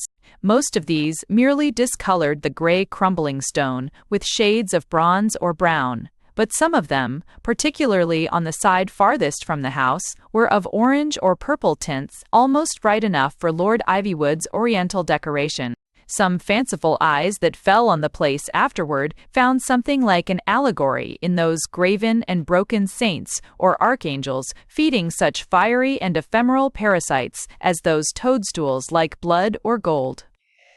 But Mr. Stools like blood or gold. Quoddle had never set himself up as an allegorist, and he merely trotted deeper and deeper into the gray-green English jungle. He grumbled very much at the thistles and nettles, much as a city man will grumble at the jostling of a crowd. But he continued to press forward, with his nose near the ground, as if he had already smelt something that interested him, and, indeed, he had smelt something in which a dog, except on special occasions, is much more interested than he is in dogs. Breaking through a last barrier of high and hoary purple thistles, he came out on a semicircle of somewhat clearer ground, dotted with slender trees, and having, by way of back scene, the brown brick arch of an old tunnel. The tunnel was boarded up with a very irregular fence or mask, made of motley wooden laths, and looked, somehow, rather like a pantomime cottage. In front of this, a sturdy man in very shabby shooting clothes was standing attending to a battered old frying pan, which he held over a rather irregular flame, which, small as it was, smelt strongly of burnt rum. In the frying pan, and also on the top of a cask or barrel that served for a table hard by, were a number of the gray, brown, and even orange fungi, which were plastered over the stone angels and dragons of the fallen chapel. "Hello, old man," said the person in the shooting jacket with tranquillity and without looking up from his cooking. "Come to pay us a visit? Come along then." He flashed one glance at the dog and returned to the frying pan. "If your tail were 2 inches shorter, you'd be worth 100 pounds. Had any breakfast?" The dog trotted across to him and began nosing and sniffing round his dilapidated leather gaiters. The man did not interrupt his cookery, on which his eyes were fixed and both his hands were busy, but he crooked his knee and foot so as to caress the quadruped in a nerve under the angle of the jaw, the stimulation of which, as some men of science have held, is for a dog what a good cigar is for a man. At the same moment, a huge voice like an ogre's came from within the masked tunnel, calling out, "And who are ye talking to?" A very crooked kind of window in the upper part of the pantomime cottage burst open, and an enormous head, with erect, startling, and almost scarlet hair and blue eyes as big as a bullfrog's, was thrust out above the scene. "Hump!" cried the ogre. "Me moral counsels have been thrown away. In the last week I've sung you 14.5 songs of me own composition, instead of which you go about stealing dogs. You're following in the path of Parson What's-his-name in every way, I'm afraid." "No," said the man with the frying pan. "Impartially, Parson Whitelady struck a very good path for doubling on Pebblewick, that I was glad to follow. But I think he was quite silly to steal dogs. He was young and brought up pious. I know too much about dogs to steal one." "Well," asked the large red-haired man, "and how do you get a dog like that?"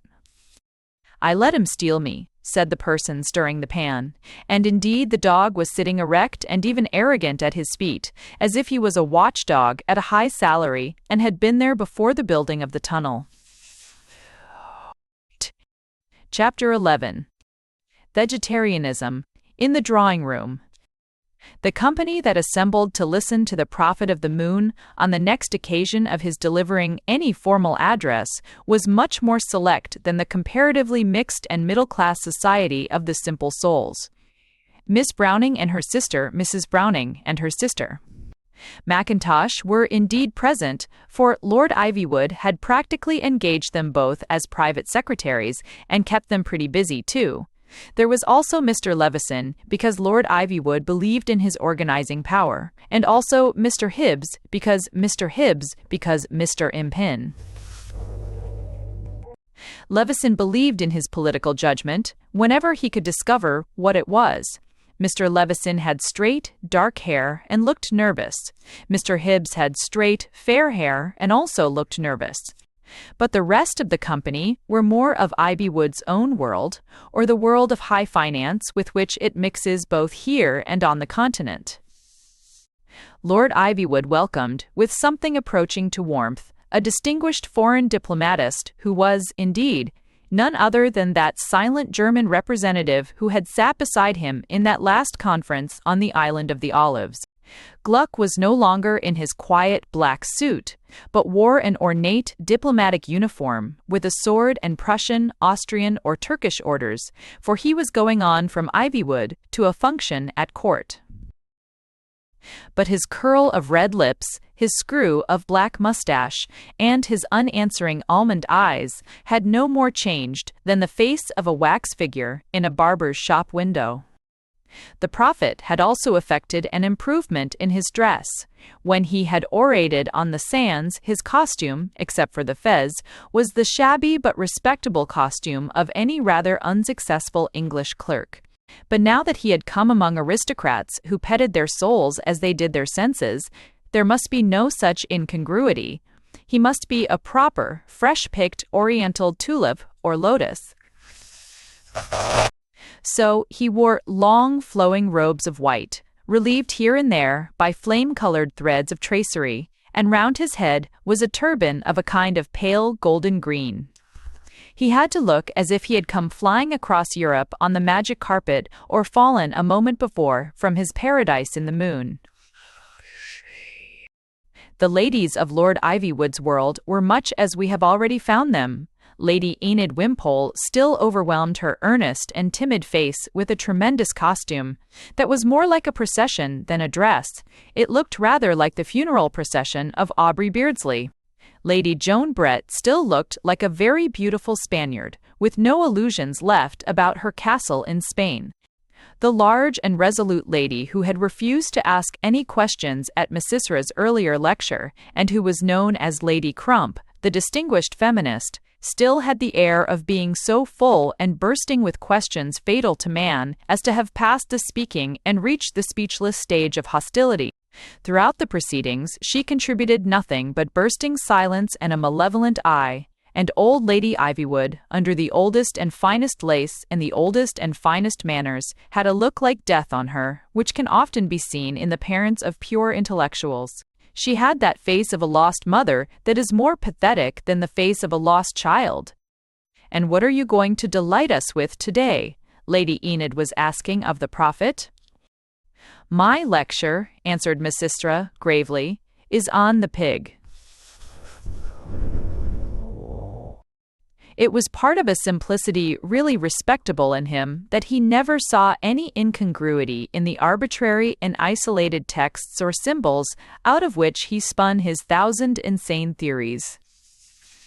Lady Enid endured the impact of this singular subject for debate without losing that expression of wistful sweetness which she wore on principle when talking to such people. "The pig, he is a large subject," continued the prophet, making curves in the air as if embracing some particularly prized specimen. "He includes many subjects. It is to me very strange that the Christians should so laugh and be surprised because we hold ourselves to be defiled by pork, we and also another of the peoples of the book." Way. "But surely you Christians yourselves consider the pig as a manner of pollution, since it is your most usual expression of your despising, of your very great dislike. You say swine, my dear lady, you do not say animals far more unpopular, such as the alligator." "I see," said the lady, "how wonderful. If you are annoyed," went on the encouraged and excited gentleman, "if you are annoyed with anyone, with what you say, a lady's maid, you do not say to her, horse, one, shocks. You do not say to her, camel, shocks. "Ah, no," said Lady Enid earnestly. "Pig of a lady's maid, you say in your colloquial English," continued the prophet triumphantly. "And yet this great and awful pig, this monster whose very name, when whispered, you think will wither all your enemies, you allow, my dear lady, to approach yet closer to you. You incorporate this great pig in the substance of your own person." Lady Enid Wimpole was looking a little dazed at last, at this description of her habits, and Joan gave Lord Ivywood a hint that the lecturer had better be transferred to his legitimate sphere of lecturing.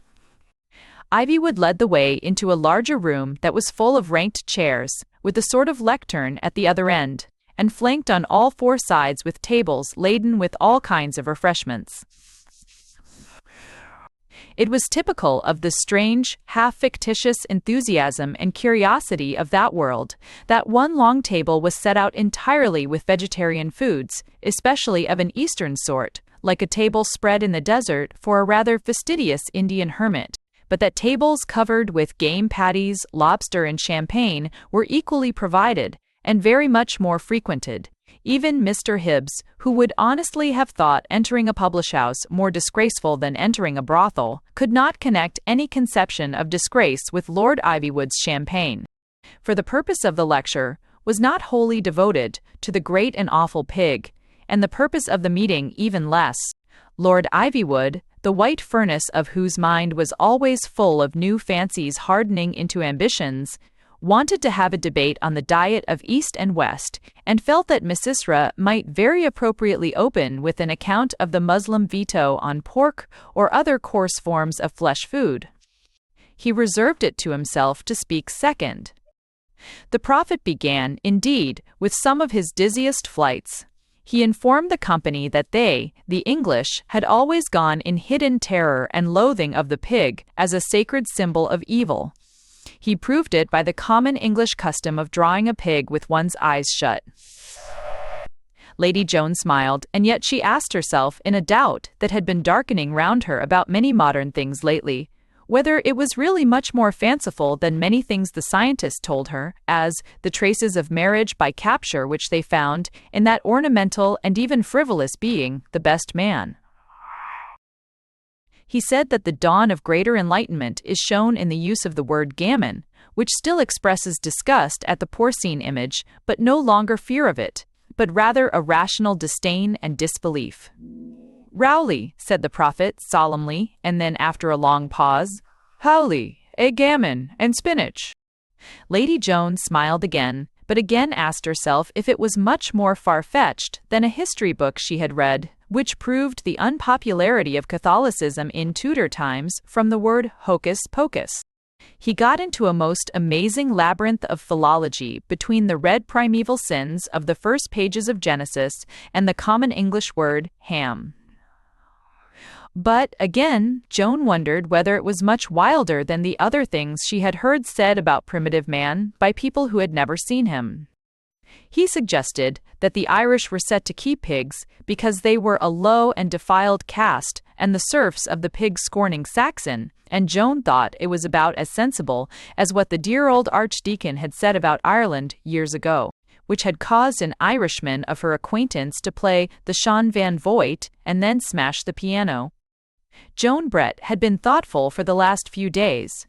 It was partly due to the scene in the turret, where she had struck a sensitive and artistic side of Philip Ivywood she had never seen before, and partly to disturbing news of her mother's health, which, though not menacing, made her feel hypothetically how isolated she was in the world. On all previous occasions, she had merely enjoyed the mad lecturer now at the reading desk. Today she felt a strange desire to analyze him, and imagine how a man could be so connected and so convinced and yet so wildly wide of the mark. As she listened carefully, looking at the hands in her lap, she began to think she understood. The lecturer did really try to prove that the porcine image had never been used in English history or literature, except in contempt. And the lecturer really did know a very great deal about English history and literature, much more than she did. Much more than the aristocrats round her did. Ha! But she noted that in every case what he knew was a fragmentary fact. In every case what he did not know was the truth behind the fact. What he did not know was the atmosphere. What he did not know was the tradition. She found herself ticking off the cases like counts in an indictment. Misysra Ammon knew what next to none of the English present knew, that Richard E. was called a boor by an 18th-century poet and a hog by a 15th-century poet. What he did not know was the habit of sport and of heraldry. He did not know what Joan knew instantly, though she had never thought of it before in her life, that beasts courageous and hard to kill are noble beasts by the law of chivalry. Therefore, the boar was a noble beast and a common crest for great captains. Misysra tried to show that Richard had only been called a pig after he was cold pork at Bosworth. Misysra Ammon knew, what next to none of the English present knew, that there never was such a person as Lord Bacon. The phrase is a falsification of what should be Lord Verulam or Lord St. Albans. What he did not know was exactly what Joan did know, though it had never crossed her mind till that moment, that when all is said and done, a title is a sort of joke, while a surname is a serious thing.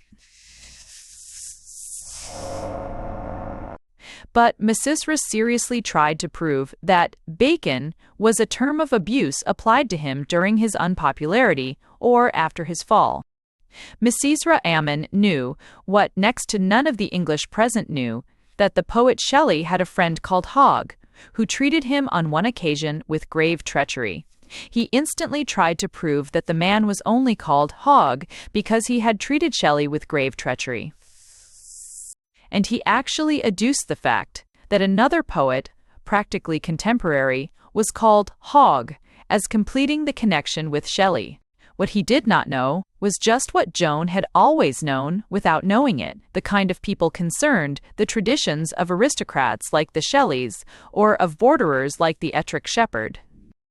The lecturer concluded with a passage of impenetrable darkness about pig iron and pigs of lead, which Joan did not even venture to understand. She could only say that if it did not mean that someday our diet might become so refined that we ate lead and iron, she could form no fancy of what it did mean.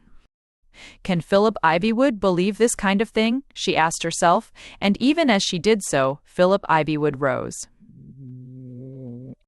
He had, as Pitt and Gladstone had, an impromptu classicism of diction, his words wheeling and deploying into their proper places like a well-disciplined army in its swiftest advance, and it was not long before Joan perceived that the last phase of the picture, obscure and monstrous as it seemed, gave Ivywood exactly the opening he wanted.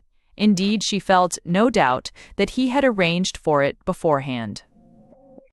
"It is within my memory," said Lord Ivywood, "though it need in no case have encumbered yours, that when it was my duty to precede the admired lecturer, whom I now feel it a privilege even to follow, I submitted a suggestion which, however simple, would appear to many paradoxical. I affirmed or implied the view that the religion of Mahomet was, in a peculiar sense, a religion of progress. This is so contrary, not only to historical convention, but to common platitude, that I shall find no ground either of surprise or censure if it takes a perceptible time before it sinks into the mind of the English public. But I think, ladies and gentlemen, that this period is notably abbreviated by the remarkable exposition which we have heard today. For this question of the attitude of Islam toward food affords as excellent an example of its special mode of progressive purification as the more popular example of its attitude toward drink. For it illustrates that principle which I have ventured to call the principle of the crescent, the principle of perpetual growth toward an implied and infinite perfection. The great religion of Islam does not of itself forbid the eating of flesh foods, but, in accordance with that principle of growth which is its life, it has pointed the way to a perfection not yet perhaps fully attainable by our nature. It has taken a plain and strong example of the dangers of meat-eating, and hung up the repellent carcass as a warning and a sign. In the gradual emergence of mankind from a gross and sanguinary mode of sustenance, the Semite has led the way. He has laid, as it were, a symbolic embargo upon the beast typical, the beast of beasts. With the instinct of the true mystic, he selected for exemption from such cannibal feasts the creature which appeals to both sides of the higher vegetarian ethic. The pig is at once the creature whose helplessness most moves our pity, and whose ugliness most repels our taste. It would be foolish to affirm that no difficulty arises out of the different stages of moral evolution in which the different races find themselves. Thus it is constantly said, and such things are not said, without some excuse in document or incident, that followers of the Prophet have specialized in the arts of war and have come into a contact, not invariably friendly, with those Hindus of India who have specialized in the arts of peace. In the same way, the Hindus, it must be confessed, have been almost as much in advance of Islam in the question of meat as Islam is in advance of Christianity in the matter of drink. It must be remembered again and again, ladies and gentlemen, that every allegation we have of any difference between Hindu and Muslim comes through a Christian channel, and is therefore tainted evidence. But in this matter even, can we not see the perils of disregarding such plain danger signals as the veto on pork? Did not an empire nearly slip out of our hands because our hands were greased with cow fat? And did not the well of Kanpuri brim with blood instead of water, because we would not listen to the instinct of the Oriental about the shedding of sacred blood? But if it be proposed, with whatever graduation, to approach that repudiation of flesh food, which Buddhism mainly and Islam partly recommends, it will always be asked by those who hate the very vision of progress, where do you draw the line? May I eat oysters? May I eat eggs? May I drink milk? You may eat or drink anything essential to your stage of evolution, so long as you are evolving toward a clearer and cleaner ideal of bodily life. If, he said gravely, I may employ a phrase of flippancy, I would say that you may eat 6 dozen oysters today, but I should strongly advise 5 dozen oysters tomorrow. For how else has all progress in public or private manners been achieved? Would not the primitive cannibals be surprised at the strange distinction we draw between men and beasts? All historians pay high honor to the Huguenots, and the great Huguenot prince, Henri Quatre. None need deny that his aspiration that every Frenchman should have a chicken in his pot was, for his period, a high aspiration. It is no disrespect to him that we, mounting to higher levels and looking down longer perspectives, considered the chicken. And this August march of discovery passes figures higher than that of Henry of Navarre. I shall always give a high place, as Islam has always given a high place, to that figure, mythical or no, which we find presiding over the foundations of Christianity.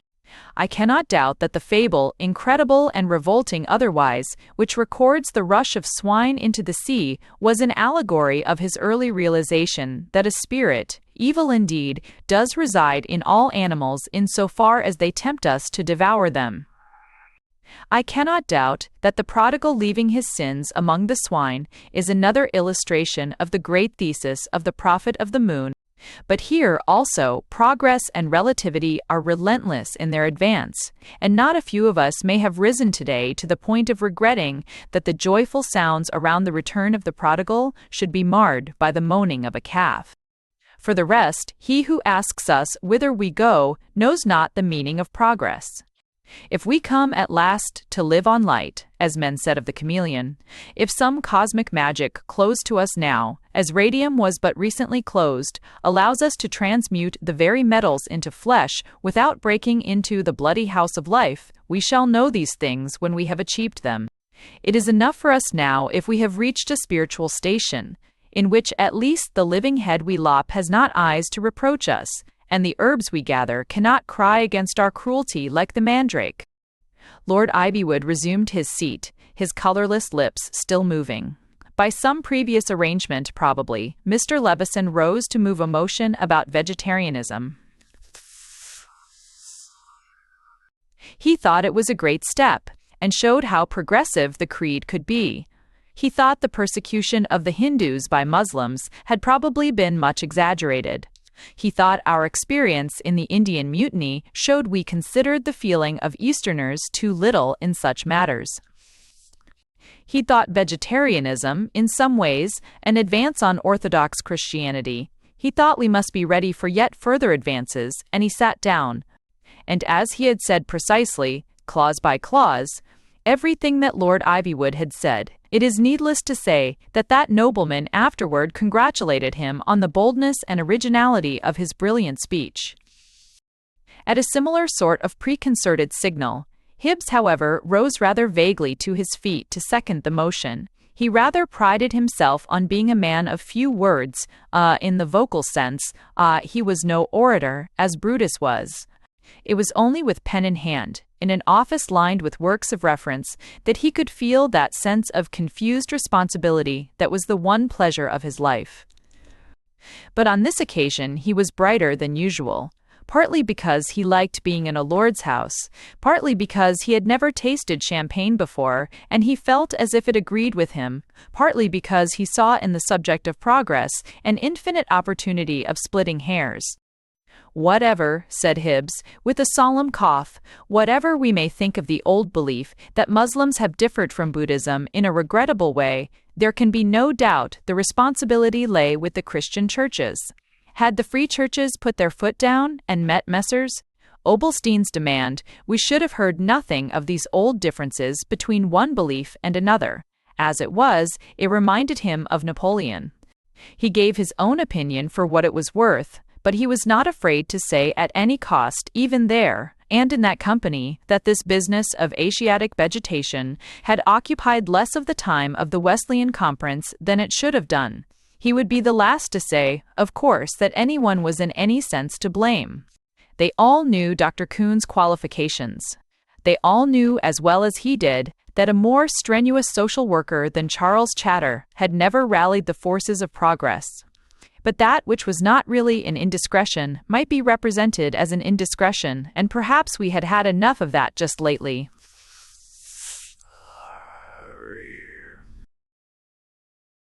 It was all very well to talk about coffee, but it should be remembered, with no disrespect to those in Canada to whom we owe so much, that all that happened before 1891 No one had less desire to offend our ritualistic friends than he did, but he had no hesitation in saying that the question was a question that could be asked, and though no doubt, from one point of view, the goats.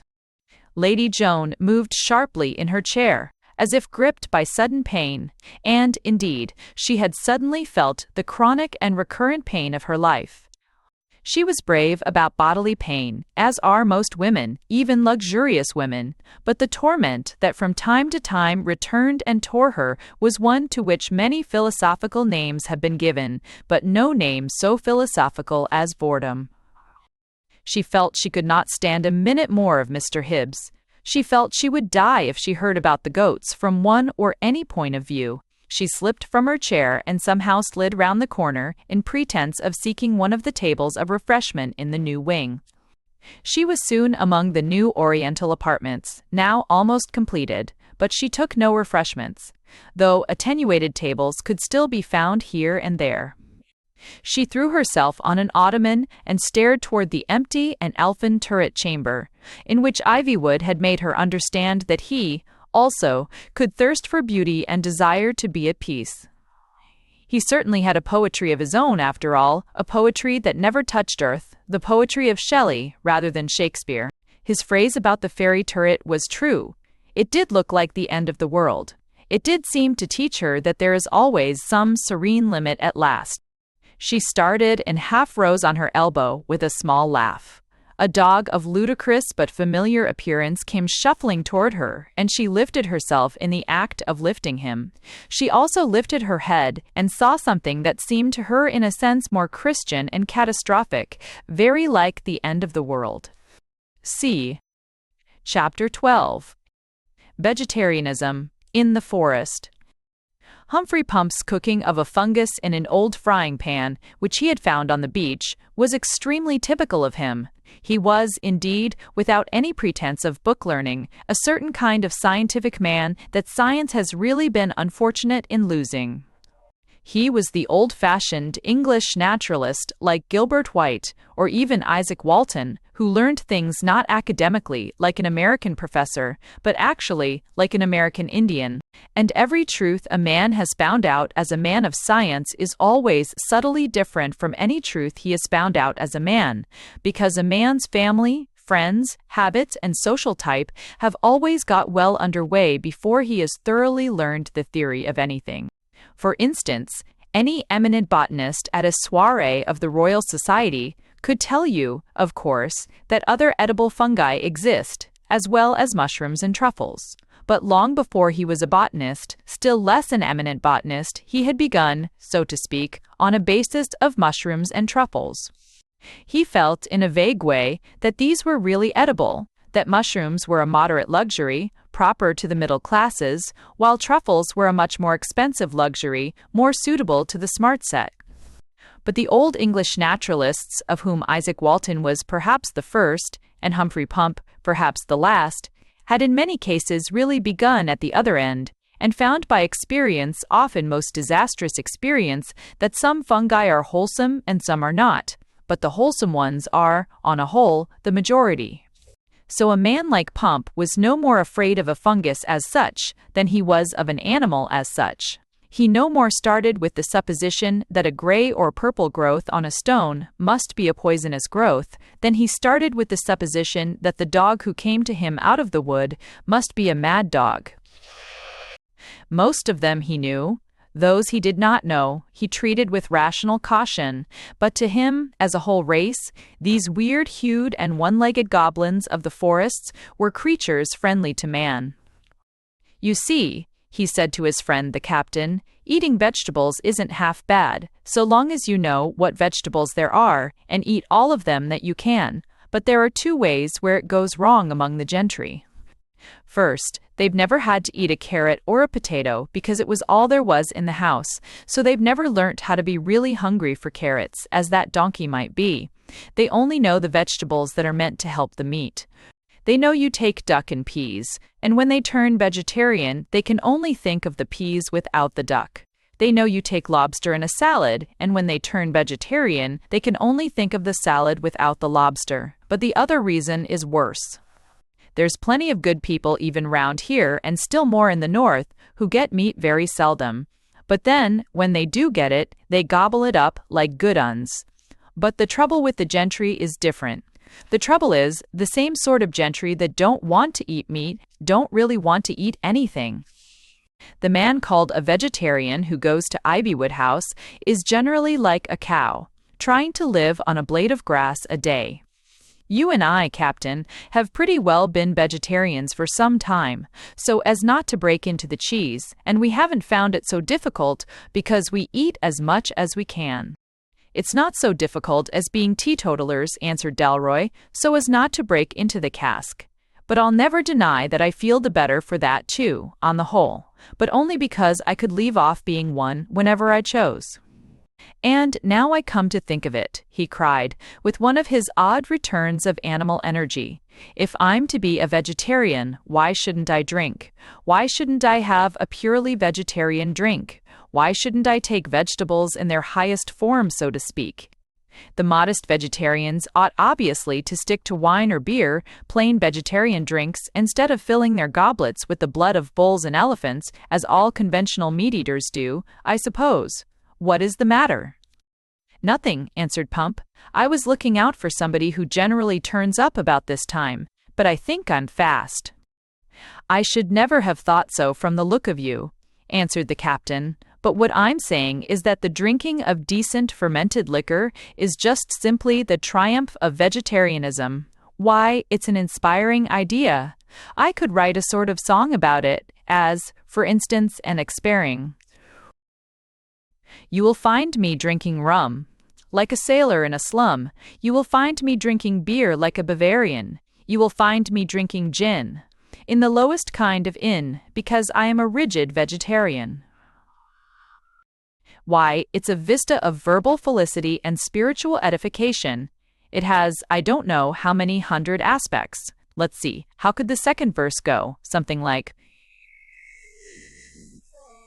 so I cleared the inn of wine, and I tried to climb the sign, and I tried to hail the constable as Marion, but he said I couldn't speak, and he bowled me to the beak, because I was a happy vegetarian. I really think something instructive to the human race may come out of all this.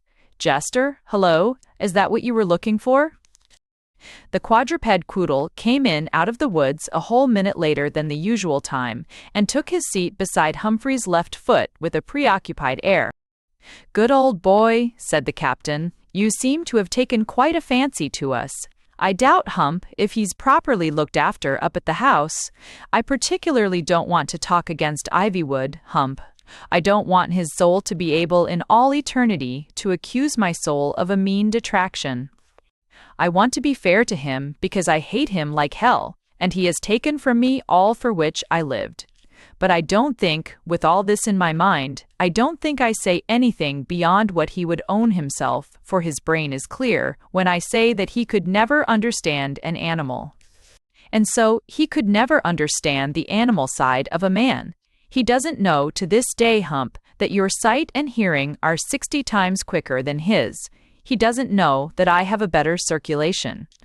That explains the extraordinary people he picks up and acts with. Hi, he never looks at them as you and I look at that dog. There was a fellow calling himself Gluck, who was mainly by Ivywood's influence, I believe, his colleague on the Turkish conferences, being supposed to represent Germany. My dear Hump, he was a man that a great gentleman like Ivywood ought not to have touched with a barge pole.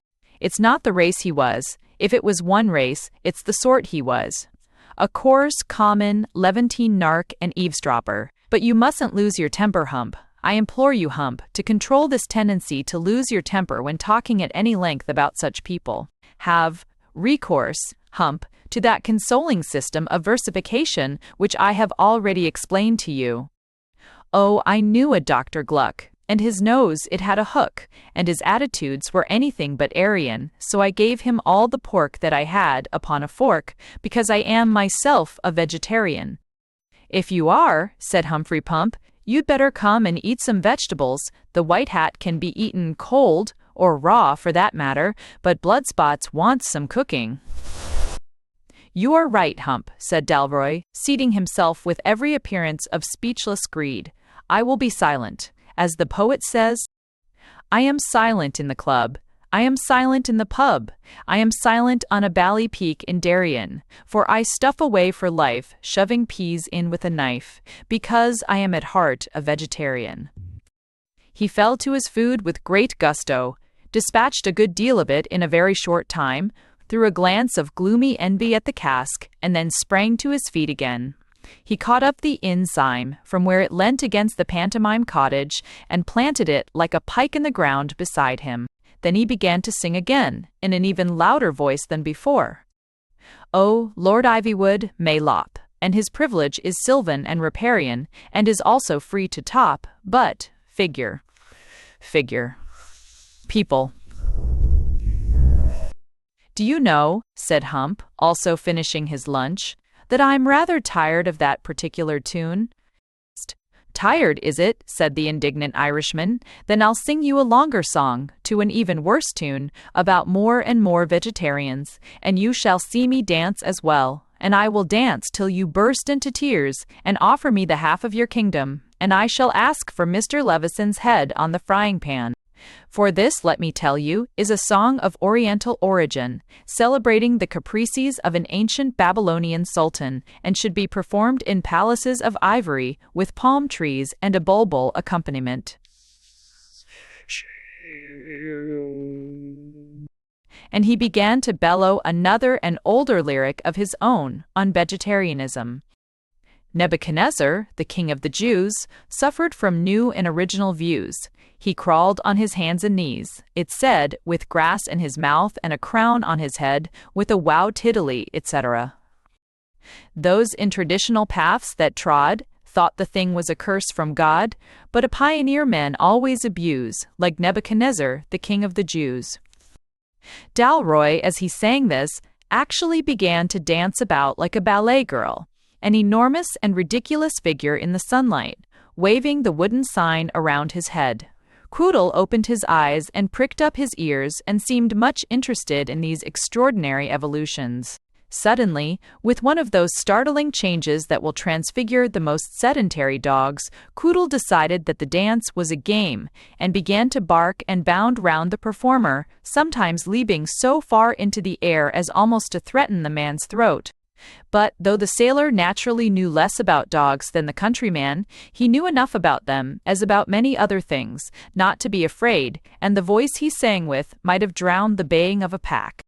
Black Lord Foulon the Frenchman slew, thought it a futurist thing to do, he offered them grass instead of bread, so they stuffed him with grass when they cut off his head, with a wow-tea idly, etc.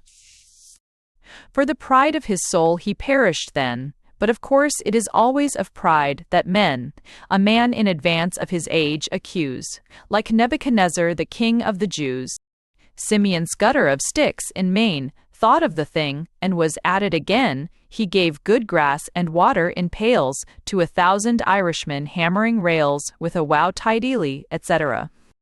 Appetites differ, and tied to a stake, he was tarred and feathered for conscience sake. But stoning the prophets is ancient news, like Nebuchadnezzar the king of the Jews. In an abandon, unusual even for him, he had danced his way down through the thistles into the jungle of weeds risen round the sunken chapel. And the dog, now fully convinced that it was not only a game but an expedition, perhaps a hunting expedition, ran barking in front of him, along the path that his own dog's paws had already burst through the tangle. Before Patrick Dalroy well knew what he was doing, or even remembered that he still carried the ridiculous signboard in his hand, he found himself outside the open porch of a sort of narrow tower at the angle of a building which, to the best of his recollection, he had never seen before.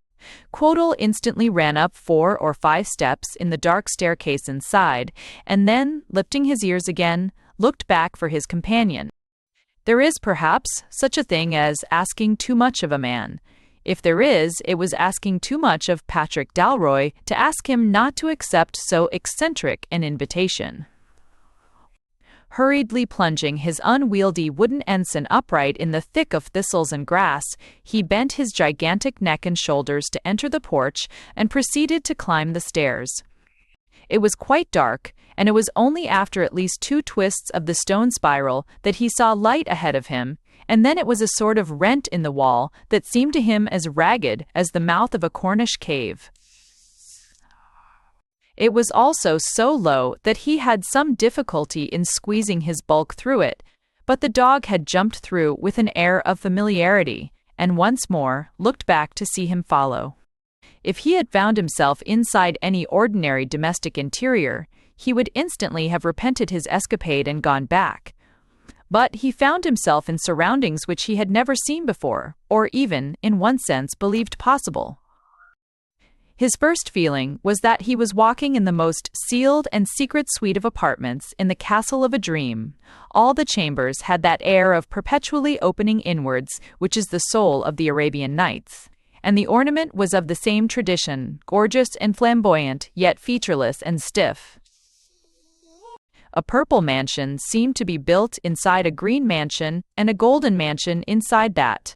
And the quaintly cut doorways or fretted lattices all had wavy lines like a dancing sea, and for some reason, seasickness for all he knew, this gave him a feeling as if the place were beautiful but faintly evil, as if it were bored and twisted for the fallen palace of the worm. But he had also another sensation which he could not analyze, for it reminded him of being a fly on the ceiling or the wall. Was it the hanging gardens of Babylon coming back to his imagination, or the castle east of the sun and west of the moon? Then he remembered that in some boyish illness he had stared at a rather Moorish sort of wallpaper, which was like rows and rows of brightly colored corridors, empty and going on forever. And he remembered that a fly was walking along one of the parallel lines, and it seemed to his childish fancy that the corridors were all dead in front of the fly, but all came to life as he passed. "By George," he cried, "I wonder whether that's the real truth about East and West, that the gorgeous East offers everything needed for adventures except the man to enjoy them. It would explain the tradition of the Crusades uncommonly well. Perhaps that's what God meant by Europe and Asia. We dress the characters and they paint the scenery. Well, anyhow, 3 of the least Asiatic things in the world are lost in this endless Asiatic palace: a good dog, a straight sword, and an Irishman." But as he went down this telescope of tropical colors, he really felt something of that hard fatalistic freedom of the heroes, or should we say, villains, in the Arabian Nights. He was prepared for any impossibility. He would hardly have been surprised if from under the lid of one of the porcelain pots standing in a corner had come a serpentine string of blue or yellow smoke, as if some wizard's oil were within. He would hardly have been surprised if from under the curtains or closed doors had crawled out a snaky track of blood, or if a dumb Negro dressed in white had come out with a bowstring, having done his work. He would not have been surprised if he had walked suddenly into the still chamber of some sultan asleep, whom to wake was a death in torments. And yet he was very much more surprised by what he did see, and when he saw it, he was certain at last that he was only wandering in the labyrinth of his own brain. For what he saw was what was really in the core of all his dreams. What he saw, indeed, was more appropriate to that inmost eastern chamber than anything he had imagined. On a divan of blood-red and orange cushions lay a startlingly beautiful woman with a skin almost swarthy enough for an Arab's, and who might well have been the princess proper to such an Arabian tale. But in truth, it was not her appropriateness to the scene, but rather her inappropriateness that made his heart bound. It was not her strangeness but her familiarity that made his big feet suddenly stop. The dog ran on yet more rapidly, and the princess on the sofa welcomed him warmly, lifting him on his short hind legs. Then she looked up and seemed turned to stone.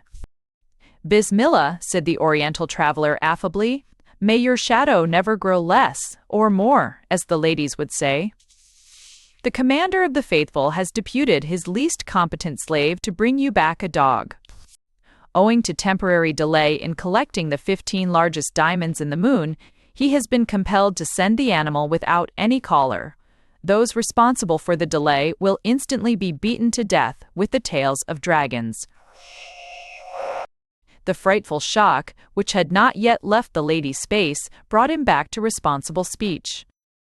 "In short," he said, "in the name of the prophet, dog, I say, Joan, I wish this wasn't a dream." "It isn't," said the girl, speaking for the first time, "and I don't know yet whether I wish it was." "Well," argued the dreamer, rationally, "what are you, any time, if you're not a dream or a vision, and what are all these rooms, if they aren't a dream, or rather a nightmare?" "This is the new wing of Ivywood House," said the lady addressed as Joan, speaking with great difficulty. "Lord Ivywood has fitted them up in the Eastern style. He is inside conducting a most interesting debate in defense of Eastern vegetarianism. I only came out because the room was rather hot." "Vegetarian," cried Dalroy, with abrupt and rather unreasonable exasperation. That table seems to fall a bit short of vegetarianism." And he pointed to one of the long, narrow tables, laid somewhere in almost all the central rooms, and loaded with elaborate cold meats and expensive wines. "He must be liberal-minded," cried Joan, who seemed to be on the verge of something, possibly temper. "He can't expect people suddenly to begin being vegetarians when they've never been before." "It has been done," said Dalroy tranquilly, walking across to look at the table. "I say, your ascetical friends seem to have made a pretty good hole in the champagne. You may not believe it, Joan, but I haven't touched what you call alcohol for a month." With which words he filled with champagne, a large tumbler intended for a claret cup, and swallowed it at a draught. Lady Joan Brett stood up straight, but trembling. "Now that's really wrong, Pat," she cried. "Oh, don't be silly, you know I don't care about the alcohol or all that. But you're in the man's house, uninvited, and he doesn't know. That wasn't like you." "He shall know, all right," said the large man, quietly. "I know the exact price of a tumbler of that champagne."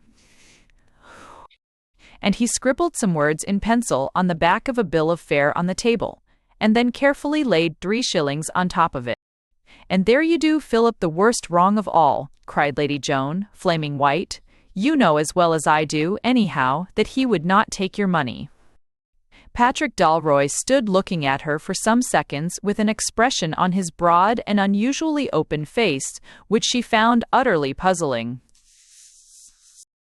"Curiously enough," he observed, at last, and with absolutely even temper, "curiously enough, it is you who are doing Philip Ivywood a wrong. I think him quite capable of breaking England or creation, but I do honestly think he would never break his word. And what is more, I think the more arbitrary and literal his word had been, the more he would keep it. You will never understand a man like that till you understand that he can have devotion to a definition, even a new definition. He can really feel about an amendment to an Act of Parliament inserted at the last moment as you feel about England or your mother." "Oh, don't philosophize," cried Joan suddenly. "Can't you see this has been a shock?" "I only want you to see the point," he replied. "Lord Ivywood clearly told me, with his own careful lips, that I might go in and pay for fermented liquor in any place displaying a public sign outside, and he won't go back on that definition or on any definition. If he finds me here, he may quite possibly put me in prison on some other charge, as a thief or a vagabond or what-not. But he will not grudge the champagne, and he will accept the 3 shillings. And I shall honor him for his glorious consistency." "I don't understand," said Joan, "one word of what you are talking about. Which way did you come? How can I get you away? You don't seem to grasp that you're in Ivywood House."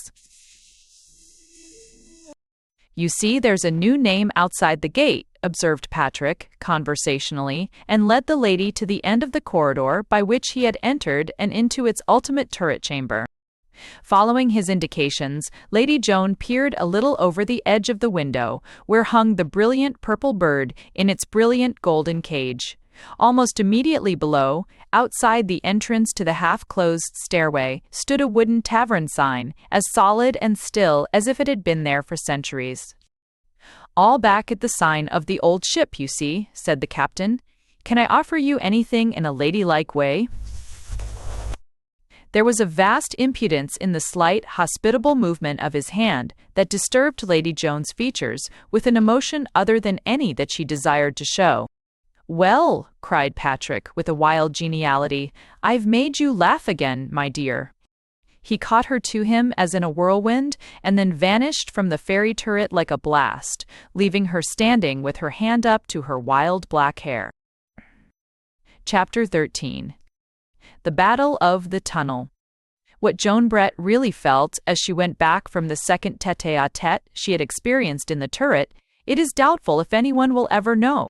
But she was full of the pungent feminine instinct to drive at practice, and what she did clearly realize was the pencil writing Dalroy had left on the back of Lord Ivywood's menu. Heaven alone knew what it was, and, as it pleased her profane temper to tell herself, she was not satisfied with heaven alone knowing. She went swiftly back, with swishing skirts, to the table where it had been left, but her skirts fell more softly, and her feet trailed slower and more in her usual manner as she came near the table. For standing at it was Lord Ivywood, reading the card with tranquil lowered eyelids, that set off perfectly the long and perfect oval of his face. He put down the card with a quite natural action, and, seeing Joan, smiled at her in his most sympathetic way. "So you've come out too," he said. "So have I. It's really too hot for anything.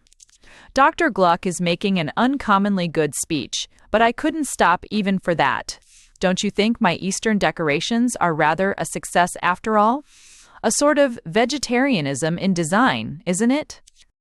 He led her up and down the corridors, pointing out lemon-colored crescents or crimson pomegranates in the scheme of ornament, with such utter detachment that they twice passed the open mouth of the Hall of Debate, and Joan could distinctly hear the voice of the diplomatic Gluck saying, "Indeed, we owe our knowledge of the pollution of the pork primarily to the juice, and not the mothlymph. I do not thar that prejudith against the juice, which ith too common in my family, and all the aristocratic and military Protean familyeth. The Jews have given to our old Teutonic, rugged virtueth, juiced that touch of refinement, juiced that intellectual superiority which, ace." And then the voice would die away behind, as Lord Ivywood lectured luxuriantly, and very well, on the peacock tail in decoration, or some more extravagant Eastern version of the Greek key.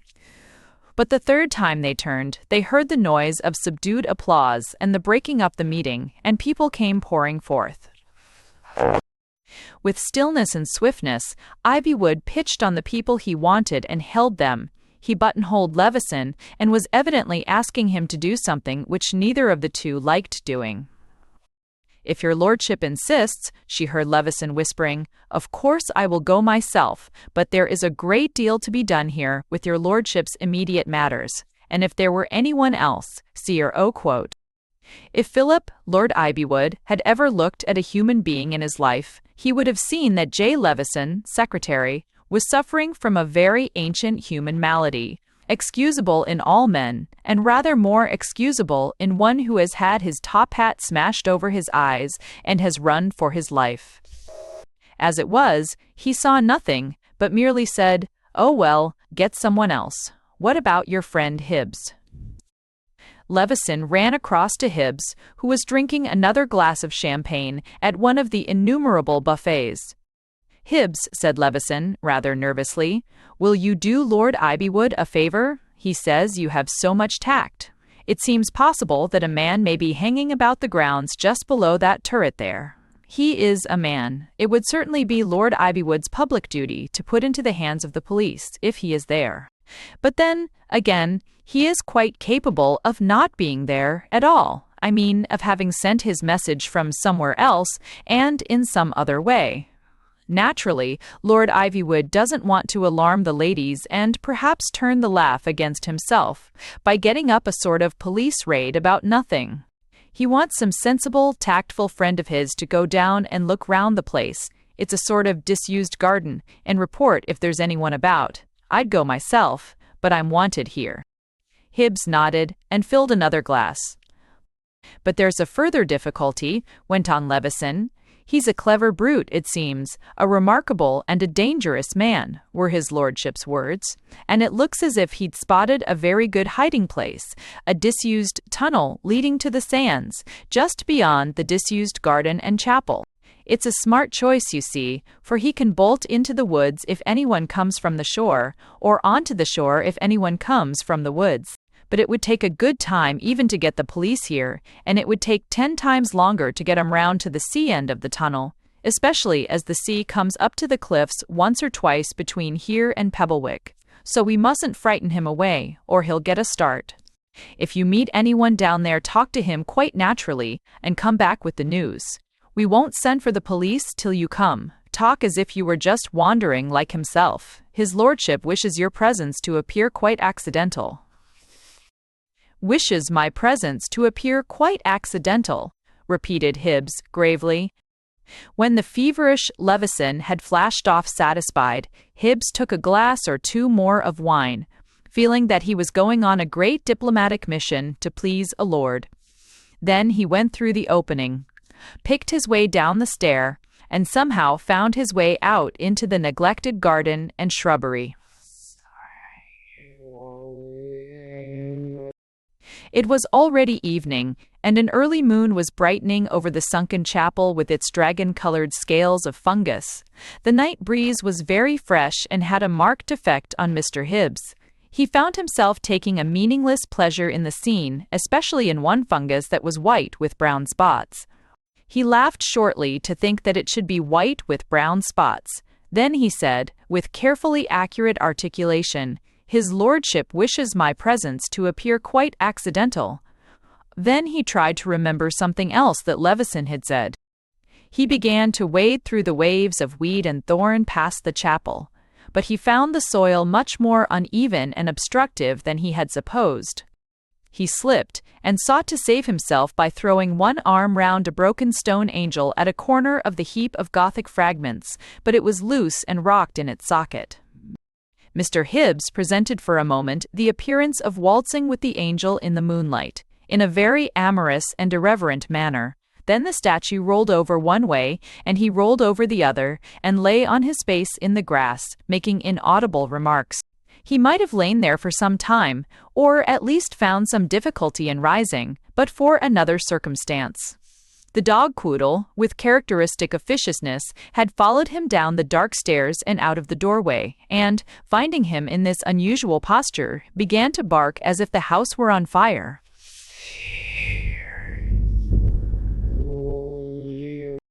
This brought a heavy human footstep from the more hidden parts of the copse, and in a minute or two the large man with the red hair was looking down at him in undisguised wonder. Hibbs said, in a muffled voice which came obscurely from under his hidden face, "Wish my presence to appear quite accidental." "It does," said the captain. Can I help you up? Are you hurt?" He gently set the prostrate gentleman on his feet, and looked genuinely concerned.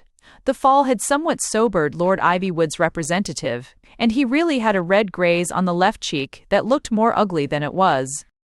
"I am so sorry," said Patrick Dalroy, cordially. "Come and sit down in our camp. My friend Pump will be back presently, and he's a capital doctor."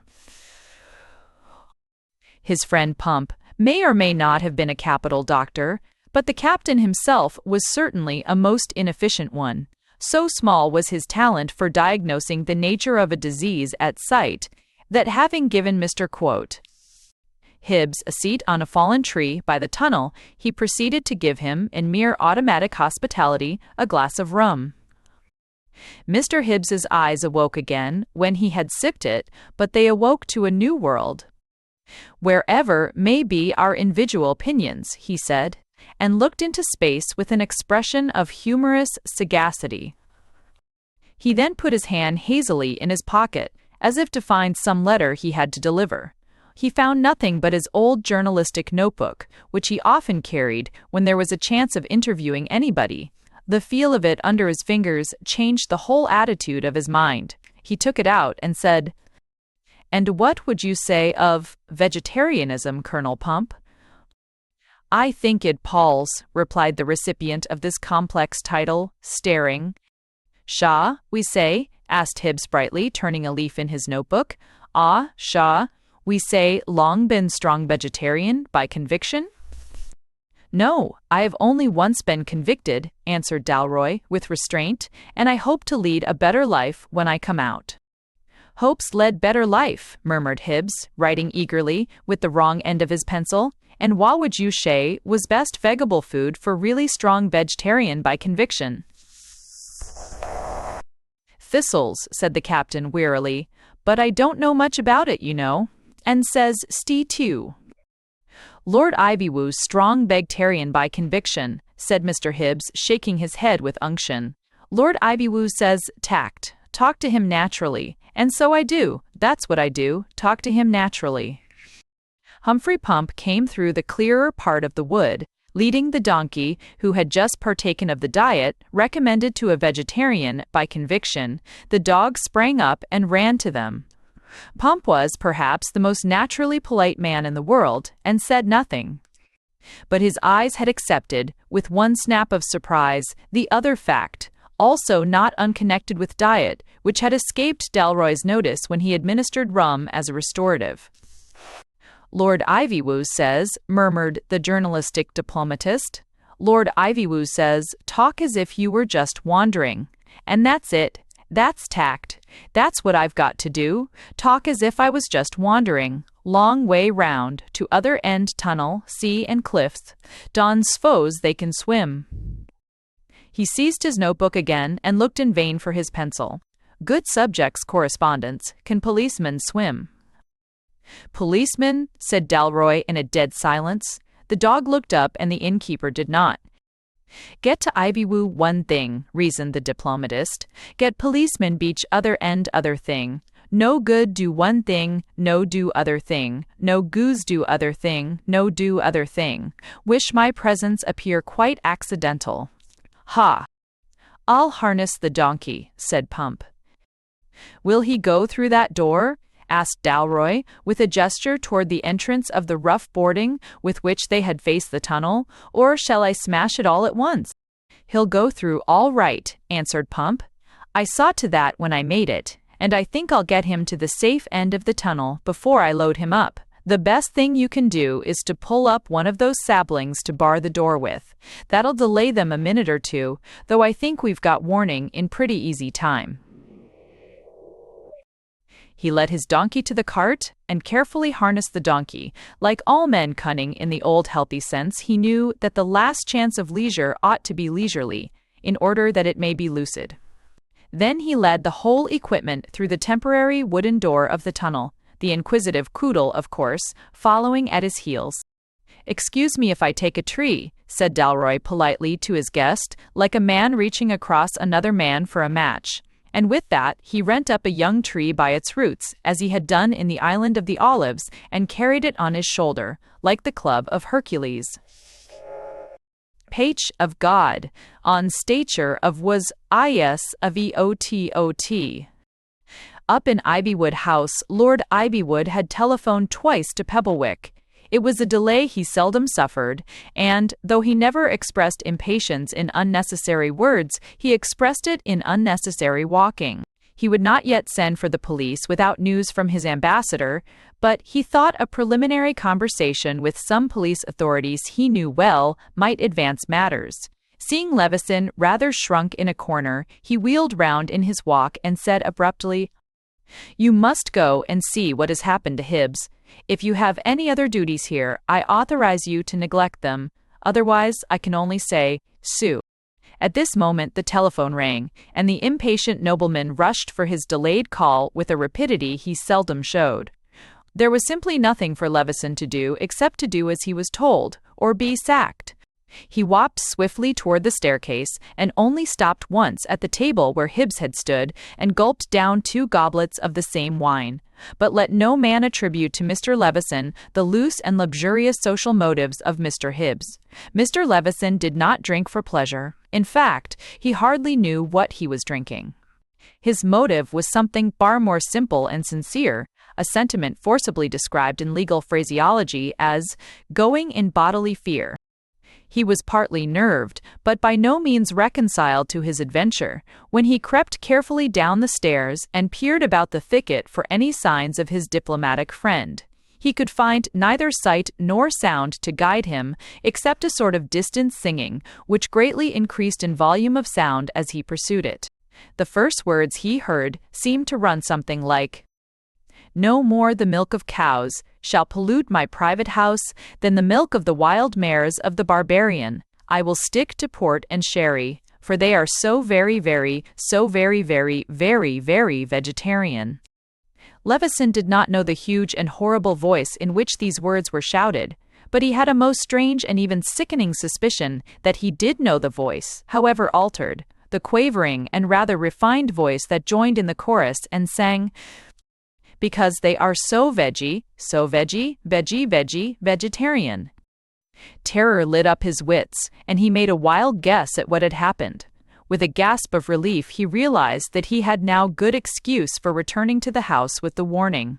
He ran there like a hare, still hearing the great voice from the woods, like the roaring of a lion in his ear.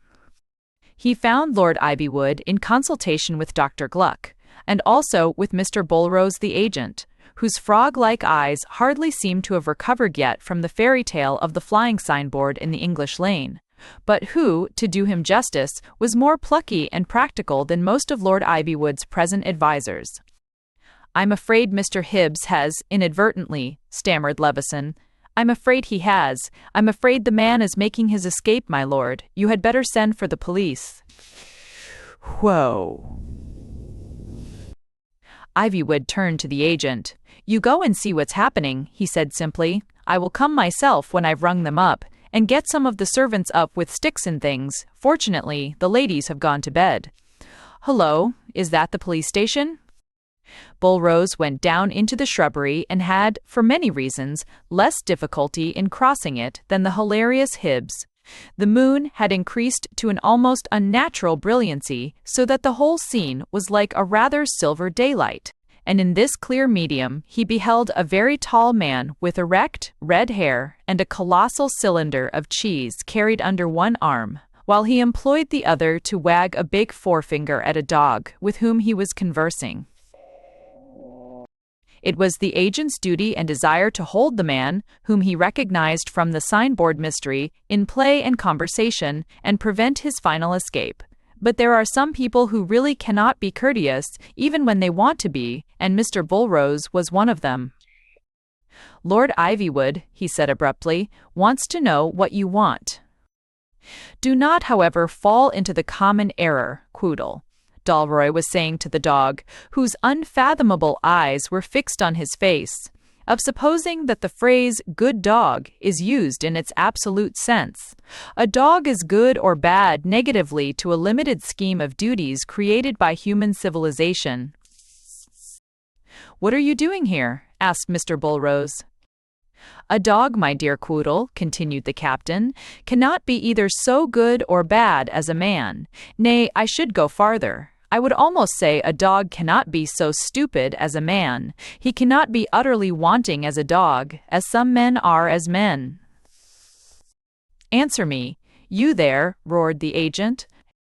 "It is all the more pathetic," continued the captain, to whose monologue Quoodle seemed to listen with magnetized attention. "It is all the more pathetic because this mental insufficiency is sometimes found in the good, though there are, I should imagine, at least an equal number of opposite examples. The person standing a few feet off us, for example, is both stupid and wicked. But be very careful, Quoodle, to remember that any disadvantage under which we place him should be based on the moral and not his mental defects. Should I say to you at any time, go for him, Quoodle, or hold him, Quoodle, be certain in your own mind, please, that it is solely because he is wicked, and not because he is a stupid, and not because he is stupid, that I am entitled to do so. The fact that he is stupid would not justify me in saying, hold him, Quoodle, with the realistic intonation I now employ. Curse you, call him off, cried Mr. Bulrose, retreating, for Quoodle was coming toward him with the bulldog part of his pedigree very prominently displayed, like a pennon. Should Mr.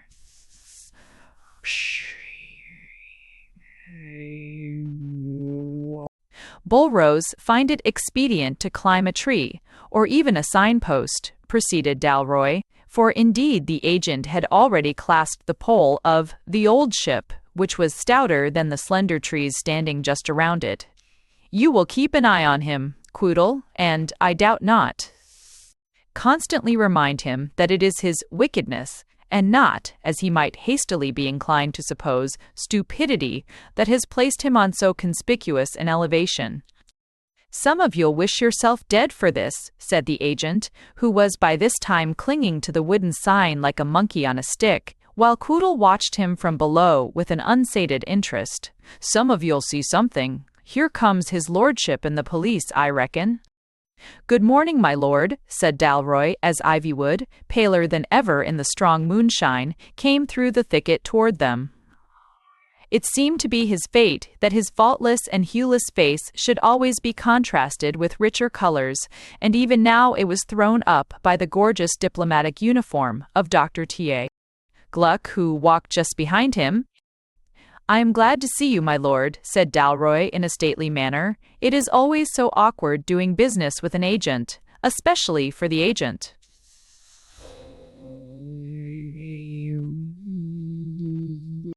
Captain Dalroy, said Lord Ivywood, with a more serious dignity, I am sorry we meet again like this, and such things are not of my seeking. It is only right to tell you that the police will be here in a moment. Quite time, too, said Dalroy, shaking his head. I never saw anything so disgraceful in my life. Of course, I am sorry it's a friend of yours, and I hope the police will keep Ivywood House out of the papers. But I won't be a party to one law for the rich and another for the poor, and it would be a great shame if a man in that state got off altogether merely because he had got the stuff at your house. I do not understand you, said Ivywood. What are you talking of? Why of him, replied the captain, with a genial gesture toward a fallen tree trunk that lay a yard or two from the tunnel wall, the poor chap the police are coming for. Lord Ivywood looked at the forest log by the tunnel, which he had not glanced at before, and in his pale eyes, perhaps for the first time, stood a simple astonishment. Above the log appeared two duplicate objects, which, after a prolonged stare, he identified as the soles of a pair of patent leather shoes, offered to his gaze, as if demanding his opinion in the matter of resoling. They were all that was visible of Mr. Antquote. Hibbs, who had fallen backward off his woodland seat and seemed contented with his new situation. His lordship put up the pince-nez that made him look 10 years older, and said with a sharp, steely accent, "What is all this?" The only effect of his voice upon the faithful Hibbs was to cause him to feebly wave his legs in the air in recognition of a feudal superior. He clearly considered it hopeless to attempt to get up, so Dalroy, striding across to him, lugged him up by his shirt collar and exhibited him, limp and wild-eyed, to the company. You won't want many policemen to take him to the station, said the captain. I'm sorry, Lord Ivywood. I'm afraid it's no use your asking me to overlook it again. We can't afford it. And he shook his head implacably. We've always kept a respectable house, Mr. Pumpkineye. The Old Ships has a reputation all over the country, in quite a lot of different parts, in fact. People in the oddest places have found it a quiet family house. Nothing gadabout in the Old Ship. And if you think you can send all your staggering revelers, Captain Dalroy, said Ivywood simply, you seem to be under a misapprehension, which I think it would be hardly honorable to leave undisturbed. Whatever these extraordinary events may mean, and whatever be fitting in the case of this gentleman, when I spoke of the police coming, I meant they were coming for you and your confederate." "For me?" cried the captain, with a stupendous air of surprise. "Why, I have never done anything naughty in my life." "You have been selling alcohol contrary to Clause B of the Act of All Time, ID."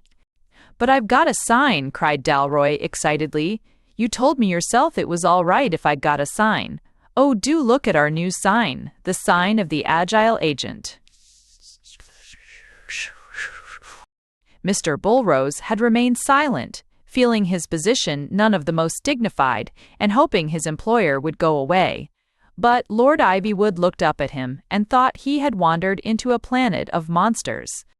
As he slowly recovered himself, Patrick Dalroy said briskly, "All quite correct and conventional, you see. You can't run us in for not having a sign. We've rather an extra lifelike one, and you can't run us in as rogues and vagabonds either. Visible means of subsistence," and he slapped the huge cheese under his arm with his great flat hand so that it reverberated like a drum. "Quite visible. Perceptible," he added, holding it out suddenly almost under Lord Ivywood's nose. "Perceptible to the naked eye through your lordship's eyeglasses." He turned abruptly, burst open the pantomime door behind him, and bowled the big cheese down the tunnel with a noise like thunder, which ended in a cry of acceptation in the distant voice of Mr. Humphrey Pump. It was the last of their belongings left at this end of the tunnel, and Dalroy turned again, a man totally transfigured. "And now, Ivywood," he said, "what can I be charged with?" "Well, I have a suggestion to make. I will surrender to the police quite quietly when they come. If you will do me one favor, let me choose my crime." "I don't understand you," answered the other coolly. "What crime? What favor?" Captain Dalroy unsheathed the straight sword that still hung on his now shabby uniform. The slender blade sparkled splendidly in the moonlight as he pointed it straight at Dr. Gluck.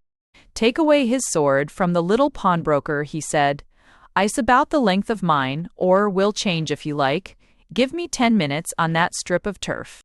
And then it may be, Ivywood, that I shall be removed from your public path in a way a little worthier of enemies who have once been friends, than if you tripped me up with Bow Street runners, of whose help every ancestor you have would have been ashamed. Or, on the other hand, it may be that when the police come there will be something to arrest me for. So, well..." There was a long silence, and the elf of irresponsibility peeped out again for an instant in Dalroy's mind. "Mr. Bullrose will see fair play for you, from a throne above the lists," he said. "I have already put my honor in the hands of Mr. Hibbs." "I must decline Captain Dalroy's invitation," said Ivywood at last in a curious tone. "Not so much because... what?" Before he could proceed, Levison came racing across the copse, hallooing, "The police are here."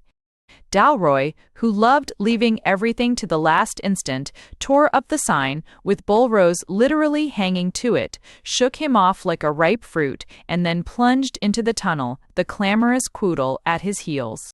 Before even Ivywood, the promptest of his party, could reach the spot, he had clashed to the wood door and bolted it across with his wooden staple. He had not had time even to sheath his sword. "Break down this door," said Lord Ivywood calmly. "I noticed they haven't finished loading their cart."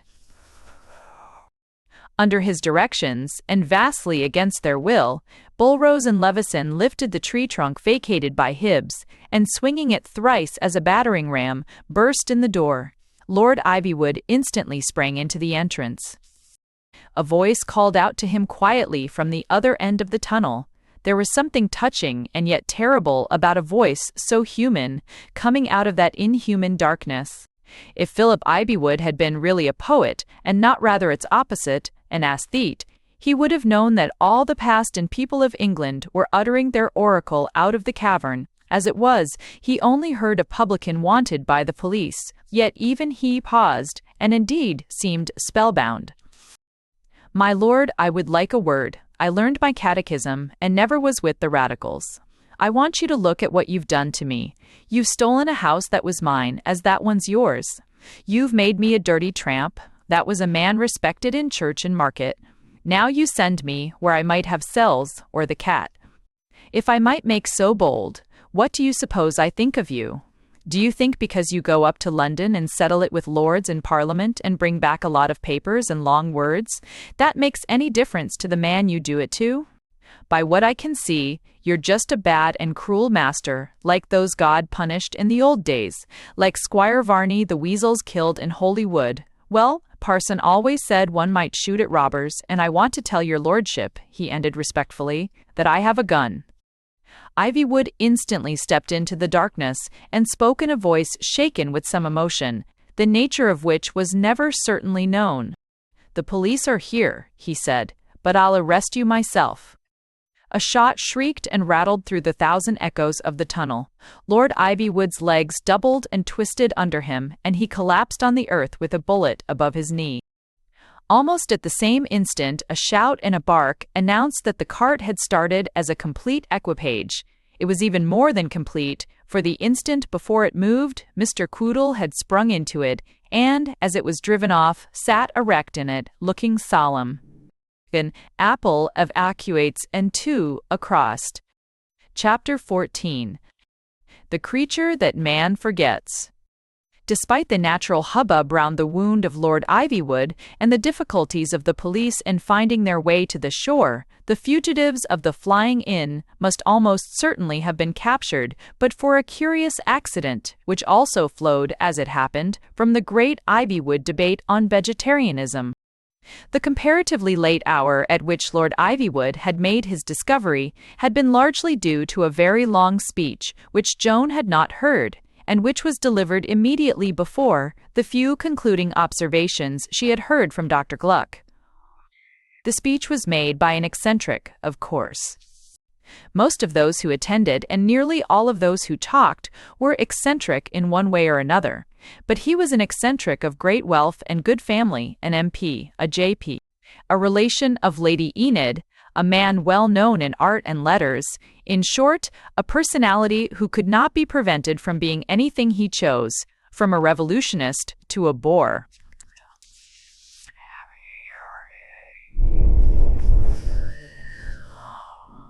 Dorian Wimpole had first become famous outside his own class under the fanciful title of The Poet of the Birds.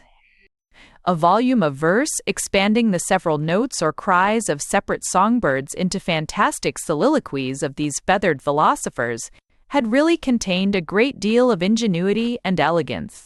Unfortunately, he was one of those who always tend to take their own fancies seriously, and in whose otherwise legitimate extravagance there is too little of the juice of jest.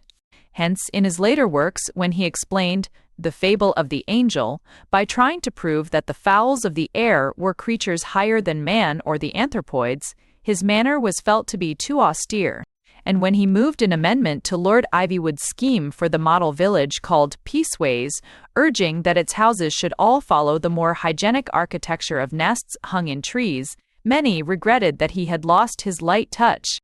But when he went beyond birds and filled his poems with conjectural psychology about all the zoological gardens, his meaning became obscure, and Lady Susan had even described it as his bad period.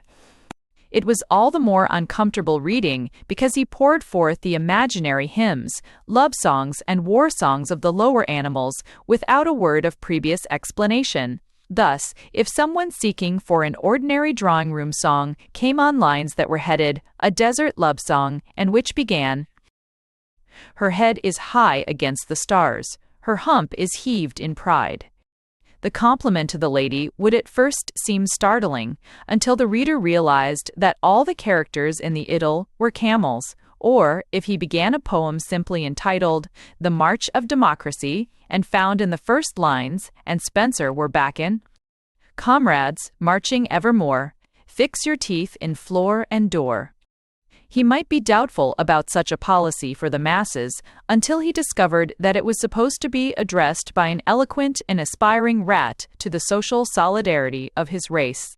Lord Ivywood had nearly quarreled with his poetic relative over the uproarious realism of the verses called "A Drinking Song," until it was carefully explained to him that the drink was water and that the festive company consisted of bisons.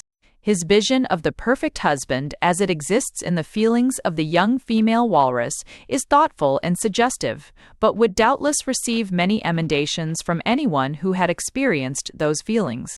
And in his sonnet called Motherhood, he has made the young scorpion consistent and convincing, yet somehow not wholly lovable. In justice to him, however, it should be remembered that he attacked the most difficult cases on principle, declaring that there was no earthly creature that a poet should forget. He was of the blonde type of his cousin, with flowing fair hair and mustache, and a bright blue, absent-minded eye. He was very well dressed in the carefully careless manner, with a brown velvet jacket and the image on his ring of one of those beasts men worshipped in Egypt. His speech was graceful and well-worded and enormously long, and it was all about an oyster. He passionately protested against the suggestion of some humanitarians who were vegetarians in other respects, but maintained that organisms so simple might fairly be counted as exceptions. Man, he said, even at his miserable best, was always trying to excommunicate some one citizen of the cosmos, to forget some one creature that he should remember. Oh, now, it seemed that creature was the oyster. He gave a long account of the tragedy of the oyster, a really imaginative and picturesque account, full of fantastic fishes and coral crags crawling and climbing, and bearded creatures streaking the seashore and the green darkness in the cellars of the sea. "What a horrid irony it is," he cried, "that this is the only one of the lower creatures whom we call a native. We speak of him, and of him alone, as if he were a native of the country, whereas, indeed, he is an exile in the universe.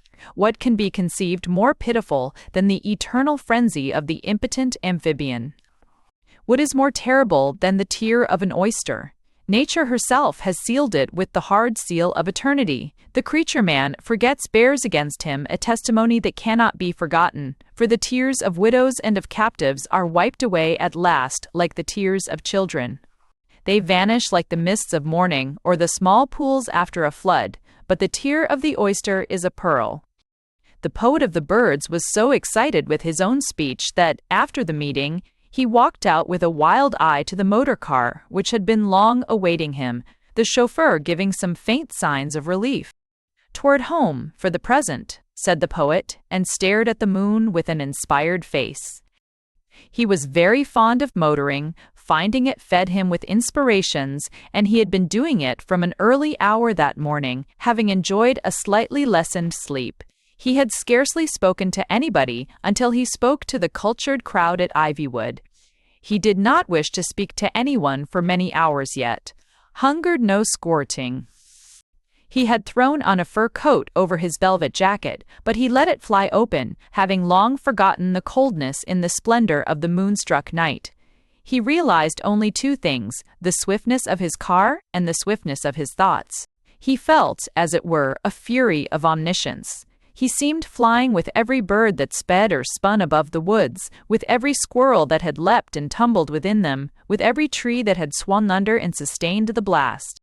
Yet in a few moments he leaned forward and tapped the glass frontage of the car, and the chauffeur, suddenly squaring his shoulders, jarringly stopped the wheels.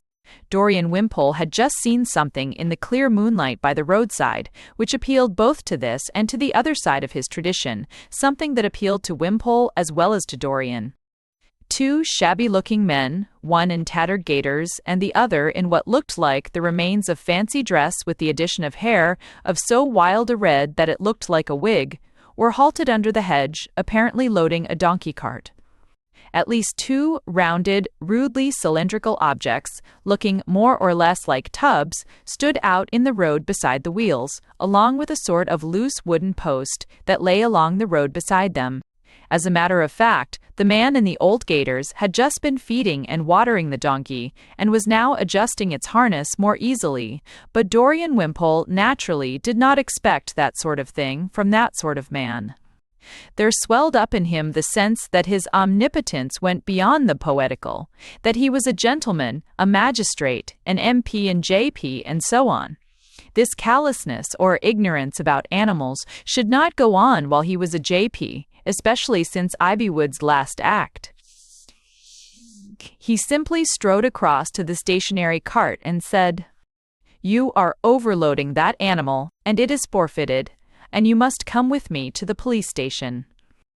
Humphrey Pump, who was very considerate to animals, and had always tried to be considerate to gentlemen, in spite of having put a bullet into one of their legs, was simply too astounded and distressed to make any answer at all.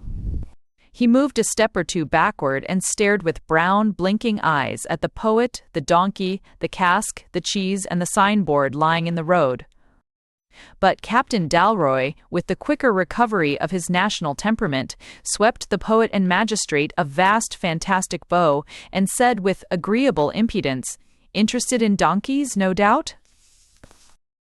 "I am interested in all things men forget," answered the poet, with a fine touch of pride, but mostly in those like this, that are most easily forgotten. Somehow, from those two first sentences, Pump realized that these two eccentric aristocrats had unconsciously recognized each other. The fact that it was unconscious seemed somehow to exclude him all the more. He stirred a little the moonlit dust of the road with his rather dilapidated boots and eventually strolled across to speak to the chauffeur. "Is the next police station far from here?" he asked. The chauffeur answered with one syllable, of which the nearest literal rendering is no. Other spellings have been attempted, but the sentiment expressed is that of agnosticism. But something of special brutality of abbreviation made the shrewd, and therefore sensitive, Mr. Pump look at the man's face. And he saw it was not only the moonlight that made it white. With that dumb delicacy that was so English in him, Pump looked at the man again, and saw he was leaning heavily on the car with one arm, and saw that the arm was shaking. He understood his countrymen enough to know that whatever he said, he must say in a careless manner. "I hope it's nearer to your place. You must be a bit done up." "Oh, hell," said the driver, and spat on the road. Pump was sympathetically silent, and Mr. Wimpole's chauffeur broke out incoherently, as if in another place. "Blarstead beauties o' Debrick and no breakfast. Blarstead lunch, Hivywood, and no lunch. Blarstead black everlastin' hours outside, while as is Psyche and champagne. And then it's a Dornkey."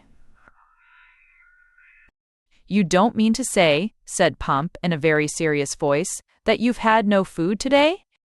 "Ow, no," replied the Cockney with the irony of the deathbed. "Ow, of course not."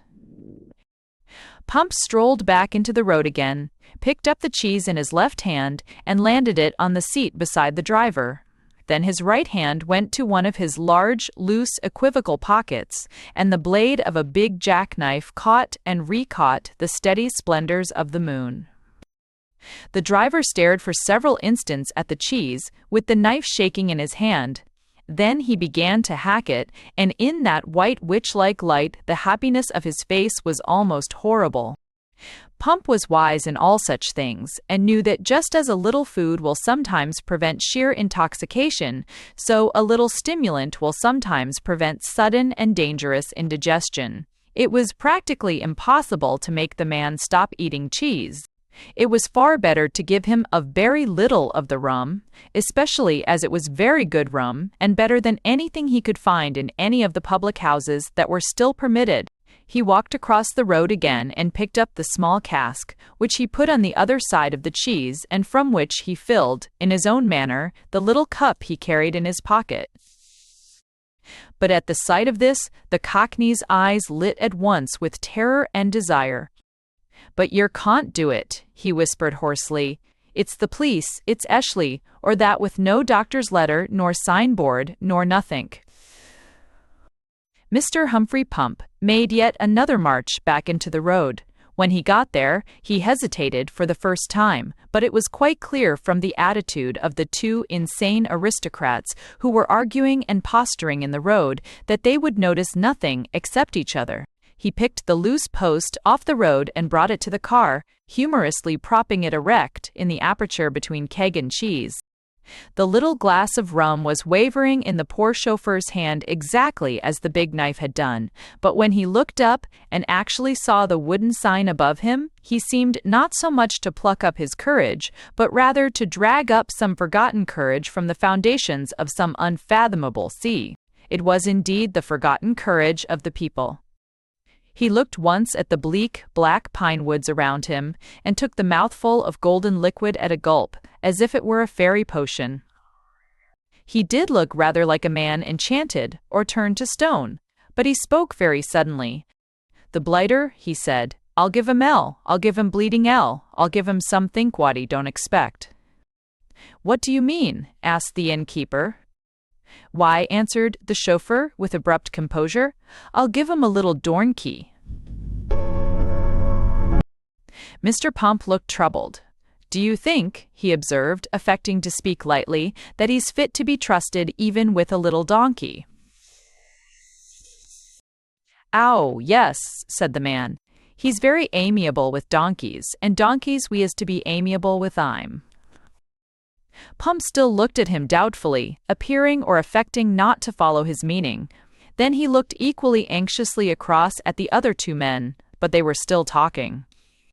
Different as they were in every other way, they were of the sort who forget everything: class, quarrel, time, place, and physical facts in front of them, in the lust of lucid explanation and equal argument. Thus, when the captain began by lightly alluding to the fact that after all it was his donkey, since he had bought it from a tinker for a just price, the police station practically vanished from Wimpole's mind, and I fear the donkey cart also. Nothing remained but the necessity of dissipating the superstition of personal property.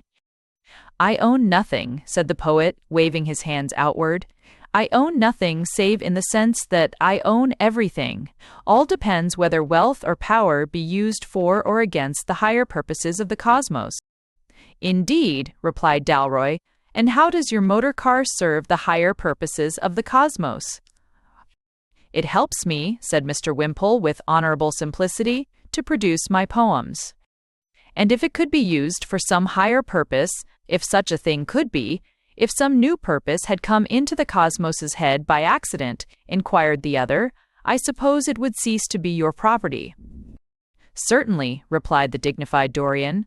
"I should not complain, nor have you any title to complain when the donkey ceases to be yours when you depress it in the cosmic scale." "What makes you think," asked Dalroy, "that I wanted to depress it?" "Oh, I wanted to depress it."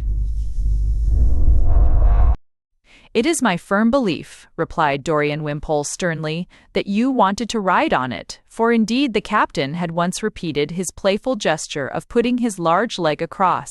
Is not that so?" "No," answered the captain innocently. "I never ride on a donkey. I'm afraid of it." "Afraid of a donkey?" cried Wimpole incredulously. "Afraid of an historical comparison," said Dalroy. There was a short pause, and Wimpole said coolly enough, "Oh, well, we've outlived those comparisons." "Easily," answered the Irish captain. "It is wonderful how easily one outlives someone else's crucifixion." "In this case," said the other grimly, "I think it is the donkey's crucifixion. In a rating for C does, or backshane, adachias and tears over tires. Our caustic spation and our das abate of the modern credibility to the world and ascase response that reduce their argument, or das their workways unknowing that dress."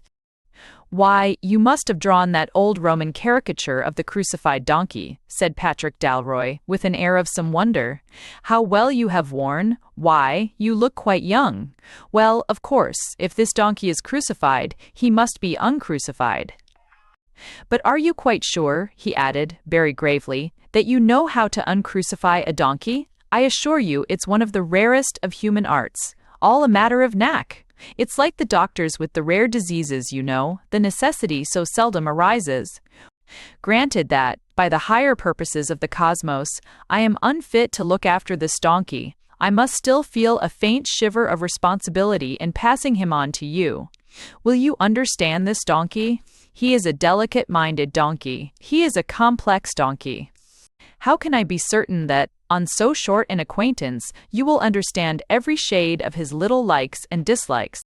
The dog Quoodle, who had been sitting as still as the Sphinx under the shadow of the pine trees, waddled out for an instant into the middle of the road and then returned.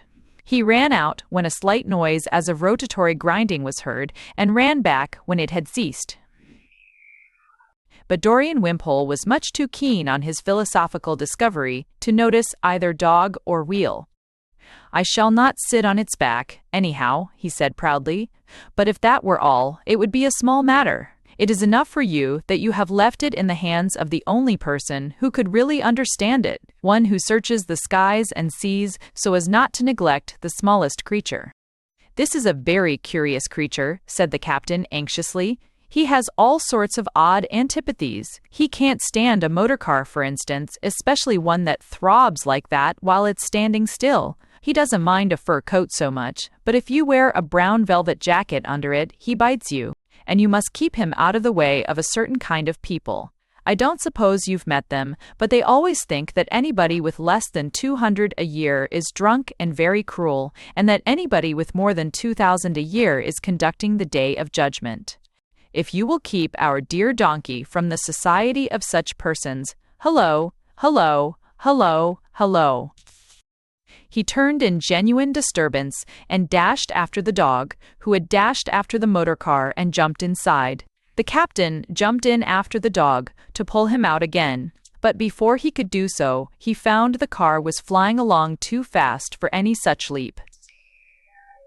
He looked up and saw the sign of the Old Ship erect in the front like a rigid banner, and Pump, with his cask and cheese, sitting solidly beside the driver.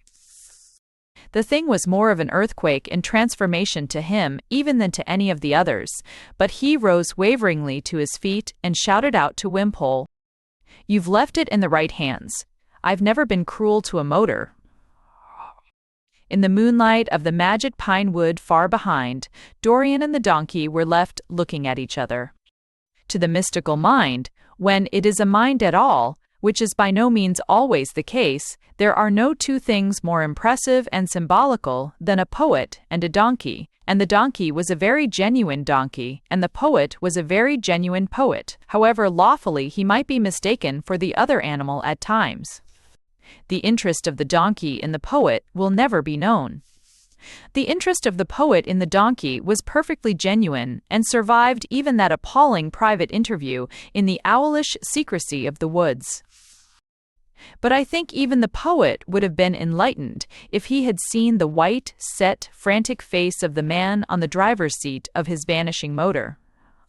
If he had seen it, he might have remembered the name, or, perhaps, even begun to understand the nature of a certain animal which is neither the donkey nor the oyster, but the creature whom man has always found it easiest to forget since the hour he forgot God in a garden. Chapter 15. The Songs of the Car Club. More than once, as the car flew through black and silver fairylands of fir wood and pine wood, Dalroy put his head out of the side window and remonstrated with the chauffeur without effect. He was reduced at last to asking him where he was going. "I'm goin' 'ome," said the driver in an undecipherable voice. "I'm a-goin' 'ome to my mar." "And where does she live?" asked Dalroy, with something more like diffidence than he had ever shown before in his life. "Wiles," said the man, "but I ain't seen her since I was born, but she'll do." "You must realize," said Dalroy with difficulty, "that you may be arrested. It's the man's own car, and he's left behind with nothing to eat, so to speak." "'E's got 'is donkey," grunted the man. "Let the stinker eat 'is donkey, with thistle sauce. 'E would, if 'e was as 'ollow as I was." Humphrey Pump opened the glass window that separated him from the rear part of the car, and turned to speak to his friend over his square elbow and shoulder. I'm afraid, he said, he won't stop for anything just yet. He's as mad as Moody's aunt, as they say. Do they say it? Asked the captain, with a sort of anxiety. They never said it in Ithaca. Honestly, I think you'd better leave him alone, answered Pump, with his sagacious face. He'd just run us into a Scotch express like Dandy Mutton did when they said he was driving carelessly. We can send the car back to Ivywood somehow later on, and really, I don't think it'll do the gentleman any harm to spend a night with a donkey. The donkey might teach him something, I tell you. It's true he denied the principle of private property, said Dalroy reflectively, but I fancy he was thinking of a plain house fixed on the ground. A house on wheels, such as this, he might perhaps think a more permanent possession. But I never understand it, and again he passed a weary palm across his open forehead. Have you ever noticed, Hump, what is really odd about those people? The car shot on amid the comfortable silence of Pump, and then the Irishman said again, That poet in the pussycat clothes wasn't half bad. Lord Ivywood isn't cruel, but he's inhuman. But that man wasn't inhuman, he was ignorant, like most cultured fellows. But what's odd about them is that they try to be simple and never clear away a single thing that's complicated.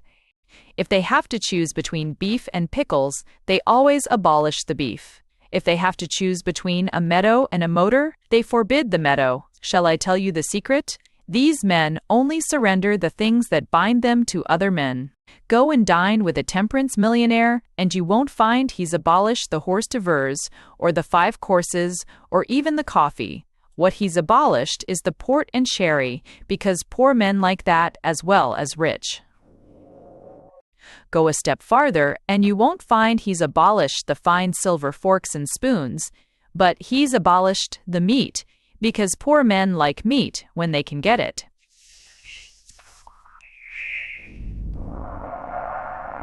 But you will find he boasts of early rising, because sleep is a thing poor men can still enjoy, about the only thing they can still enjoy. Nobody ever heard of a modern philanthropist giving up petrol or typewriting or troops of servants. No, no, what he gives up must be some simple and universal thing. He will give up beef or beer or sleep, because these pleasures remind him that he is only a man. Humphrey Pump nodded, but still answered nothing, and the voice of the sprawling Dalroy took one of its upward turns of a sort of soaring flippancy, which commonly embodied itself in remembering some song he had composed. Such, he said, was the case of the late Mr. Mandragon, so long popular in English aristocratic society as a bluff and simple Democrat from the West, until he was unfortunately sandbagged by 6 men whose wives he had had shot by private detectives on his incautiously landing on American soil. Mr. Mandragon the millionaire, he wouldn't have wine or wife, he couldn't endure complexity, he lived the simple life. He ordered his lunch by megaphone in manly, simple tones, unused all his motors for canvassing voters, and 20 telephones, besides a dandy little machine, cunning and neat as ever was seen, with 100 pulleys and cranks between, made of iron and kept quite clean, to hoist him out of his healthful bed on every day of his life, and wash him and brush him and shave him and dress him, to live the simple life. Mr. Mandragon was most refined and quietly, neatly dressed. Say all the American newspapers that know refinement best, quiet and neat, the hair and hat and the coat, quiet and neat, a trouser worn upon either leg, while boots adorned the feet. And not, as anyone might expect, a tiger skin, all striped and specked, and a peacock hat with the tail erect, a scarlet tunic with sunflowers decked, that might have had a more marked effect, and pleased the pride of a weaker man that yearned for wine or wife, but fame and the flagon for Mr. Baugh or Mr. Cree. Mandragon obscured the simple life. Mr. Mandragon, the millionaire, I am happy to say, is dead. He enjoyed a quiet funeral in a crematorium shed, and he lies there fluffy and soft and gray and certainly quite refined, when he might have rotted to flowers and fruit with Adam and all mankind. Or been eaten by bears that fancy blood, or burnt on a big tall tower of wood, in a towering flame as a heathen should, or even sat with us here at food, merrily taking 2-penny rum and cheese with a pocket-knife. But these were luxuries lost for him that lived for the simple life.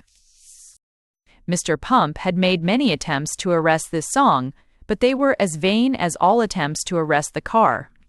The angry chauffeur seemed, indeed, rather inspired to further energy by the violent vocal noises behind, and Pump again found it best to fall back on conversation. "Well, Captain," he said amicably, "I can't quite agree with you about those things. Of course, you can trust foreigners too much as poor Thompson did, but then you can go too far the other way. Aunt Sarah lost £1,000 that way. I told her again and again he wasn't a nigger, but she wouldn't believe me.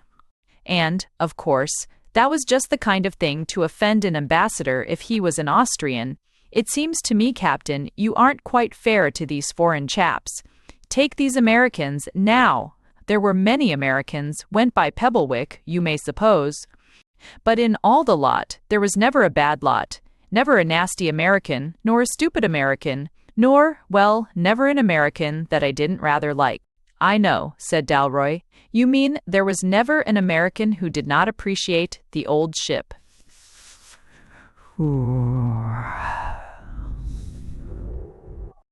"I suppose I do mean that," answered the innkeeper, "and somehow I feel the old ships might appreciate the American too." "You English are an extraordinary lot," said the Irishman, with a sudden and somber quietude. "I sometimes feel you may pull through, after all." After another silence, he said, "You're always right, Hump, and one oughtn't to think of Yankees like that. The rich are the scum of the earth in every country, and a vast proportion of the real Americans are among the most courteous, intelligent, self-respecting people in the world. Some attribute this to the fact that a vast proportion of the real Americans are Irishmen." Pump was still silent, and the captain resumed in a moment. "All the same," he said, "it's very hard for a man, especially a man of a small country like me, to understand how it must feel to be an American, especially in the matter of nationality. I shouldn't like to have to write the American national anthem, but fortunately there is no great probability of the commission being given. The shameful secret of my inability to write an American patriotic song is one that will die with me." "Well, what about an English one?" said Pump sturdily. "You might do worse, Captain." "English, you bloody tyrant," said Patrick indignantly. "I could no more fancy a song by an Englishman than you could one by that dog." Mr. Humphrey Pump gravely took the paper from his pocket, on which he had previously inscribed the sin and desolation of grocers, and felt in another of his innumerable pockets for a pencil. "Hello!" cried Dalroy. "Are you going to have a shy at the Ballad of Quoodle?" Quoodle lifted his ears at his name. Mr. Pump smiled a slight and embarrassed smile. He was secretly proud of Dalroy's admiration for his previous literary attempts, and he had some natural knack for verse as a game, as he had for all games, and his reading, though desultory, had not been merely rustic or low. "On condition," he said, deprecatingly, "that you write a song for the English." "Oh, very well," said Patrick, with a huge sigh that really indicated the very opposite of reluctance. "We must do something till the thing stops, I suppose, and this seems a blameless parlor game. Songs of the Car Club. Sounds quite aristocratic." And he began to make marks with a pencil on the flyleaf of a little book he had in his pocket, Wilson's Noctes Ambrosiana. Every now and then, however, he looked up and delayed his own composition by watching Pump and the dog, whose proceedings amused him very much. For the owner of the old ship sat sucking his pencil and looking at Mr. Quoodle with eyes of fathomless attention. Every now and then he slightly scratched his brown hair with the pencil and wrote down a word, and the dog Quoodle, with that curious canine power of either understanding or most brazenly pretending to understand what is going on, sat erect with his head at an angle, as if he were sitting for his portrait. Hence it happened that though Pump's poem was a little long, as are often the poems of inexperienced poets, and though Dalroy's poem was very short, being much hurried toward the end, the long poem was finished some time before the short one. Therefore, it was that there was first produced for the world the song more familiarly known as No Nosies, or more correctly called the Song of Quoodle. Part of it ran eventually thus: They haven't got no noses. The fallen sons of Eve, even the smell of roses is not what they supposes, but more than mind discloses, and more than men believe. They haven't got no noses, they cannot even tell, when door and darkness closes, the park a Jew encloses, where even the law of Moses will let you steal a smell. The brilliant smell of water, the brave smell of a stone, the smell of dew and thunder, and old bones buried under, are things in which they blunder, and air, if left alone. The wind from winter forests, the scent of scentless flowers, the breath of brides adorning, the smell of snare and warning, the smell of Sunday morning, God gave to us for ours. C1. And Quoodle here discloses all things that Quoodle can. They haven't got no noses, they haven't got no noses, and goodness only noses the noselessness of man. This poem also shows traces of haste in its termination, and the present editor, who has no aim save truth, is bound to confess that parts of it were supplied in the criticisms of the captain, and even enriched, in later and livelier circumstances, by the poet of the birds himself. At the actual moment, the chief features of this realistic song about dogs was a crashing chorus of Bow Wow Wow begun by Mr. Patrick Dalroy, but immediately imitated, much more successfully, by Mr. Quoodle. In the face of all this, Dalroy suffered some real difficulty in fulfilling the bargain by reading out his much shorter poem about what he imagined an Englishman might feel. Indeed, there was something very rough and vague in his very voice as he read it out, as of one who had not found the key to his problem. The present compiler, who has no aim save truth, must confess that the verses ran as follows. St. George, he was for England, and before he killed the dragon, he drank a pint of English ale, out of an English flagon, for though he fast right readily, in hair shirt or in mail, it isn't safe to give him cakes unless you give him ale. St. George, he was for England, and right gallantly set free. The lady left for dragon's meat, and tied up to a tree, but since he stood for England, and knew what England means, unless you give him bacon, you mustn't give him beans. St. George, he was for England, and shall wear the shield he wore, when we go out in armour, with the battle-cross before. But though he is jolly company, and very pleased to dine, it isn't safe to give him nuts, unless you give him wine. Very philosophical song that, said Dalroy, shaking his head solemnly, full of deep thought. I really think that is about the truth of the matter, in the case of the Englishman. Your enemies say you're stupid, and you boast of being illogical, which is about the only thing you do that really is stupid. As if anybody ever made an empire, or anything else, by saying that 2 and 2 make 5. Or as if anyone was ever the stronger for not understanding anything, if it were only tipcat or chemistry. But this is true about you, Hump. You English are supremely an artistic people, and therefore you go by associations, as I said in my song. You won't have one thing without the other thing that goes with it. And as you can't imagine a village without a squire and parson, or a college without port and old oak, you get the reputation of a conservative people. But it's because you're sensitive, Hump, not because you're stupid, that you won't part with things. It's lies, lies, and flattery they tell you, Hump, when they tell you you're fond of compromise. I tell you, Hump, every real revolution is a compromise. D'ye think Wolfe Tone or Charles Stewart Parnell never compromised? But it's just because you're afraid of a compromise that you won't have a revolution. If you really overhauled the old ship, or Oxford, you'd have to make up your mind what to take and what to leave, and it would break your heart, Humphrey Pump. He stared in front of him with a red and ruminant face, and at length added, somewhat more gloomily, This aesthetic way we have, Hump, has only 2 little disadvantages which I will now explain to you. The first is exactly what has sent us flying in this contraption. When the beautiful, smooth, harmonious thing you've made is worked by a new type, in a new spirit, then I tell you it would be better for you 1,000 times to be living under the 1,000 paper constitutions of Condorcet and Sieyès. When the English oligarchy is run by an Englishman who hasn't got an English mind, then you have Lord Ivywood and all this nightmare, of which God could only guess the end. The car had beaten some roods of dust behind it, and he ended still more darkly. And the other disadvantage, my amiable aesthete, is this. If ever, in blundering about the planet, you come on an island in the Atlantic, Atlantis let us say, which won't accept all your pretty picture, to which you can't give everything, why you will probably decide to give nothing. You will say in your hearts, perhaps they will starve soon, and you will become, for that island, the deafest and the most evil of all the princes of the earth. It was already daybreak, and Pump, who knew the English boundaries almost by intuition, could tell even through the twilight that the tale of the little town they were leaving behind was of a new sort, the sort to be seen in the western border. The chauffeur's phrase about his mother might merely have been a music-hall joke, but certainly he had driven darkly in that direction.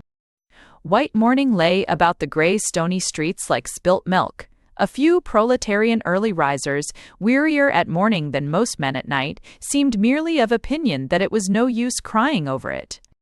The 2 or 3 last houses, which looked almost too tired to stand upright, seemed to have moved the captain into another sleepy explosion. There are 2 kinds of idealists, as everybody knows, or must have thought of. There are those who idealize the real, and those who precious seldom realize the ideal. Artistic and poetical people like the English generally idealize the real. This I have expressed in a song, which— "No, really," protested the innkeeper. "Really now, Captain, but Ayers." "This I have expressed in a song," repeated Dalroy in an adamantine manner, "which I will now sing with every circumstance of leisure, loudness, or any other." He stopped because the flying universe seemed to stop. Charging hedgerows came to a halt, as if challenged by the bugle. All the racing forests stood rigid. The last few tottering houses stood suddenly at attention, for a noise like a pistol shot from the car itself had stopped all that race, as a pistol shot might start any other. The driver clambered out very slowly and stood about in various tragic attitudes round the car. He opened an unsuspected number of doors and windows in the car and touched things and twisted things and felt things. "I must back as best I can to that there garage, sir," he said, in a heavy and husky tone they had not heard from him before. Then he looked round on the long woods and the last houses and seemed to gnaw his lip like a great general who has made a great mistake. His brow seemed as black as ever, yet his voice, when he spoke again, had fallen many further degrees toward its dull and daily tone. "Yer see, this is a bit bad," he said. "It'll be a beastly job even at the best places if I'm getting back at all." "Getting back," repeated Dalroy, opening the blue eyes of a bull. "Back where?"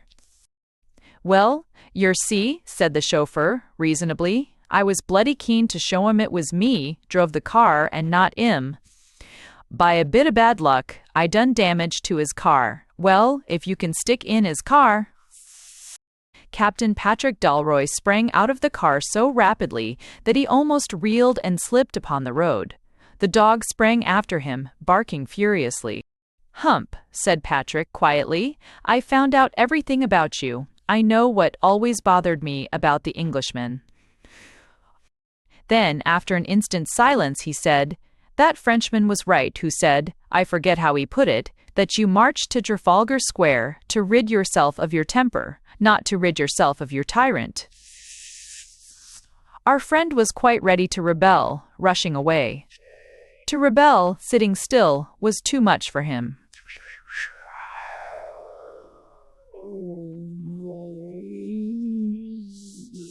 "I am sure you do. Pump and Punchus must be almost the only survivors of the Victorian age. Do you remember an old joke in an excellent picture, representing 2 ragged Irishmen with guns, waiting behind a stone wall to shoot a landlord?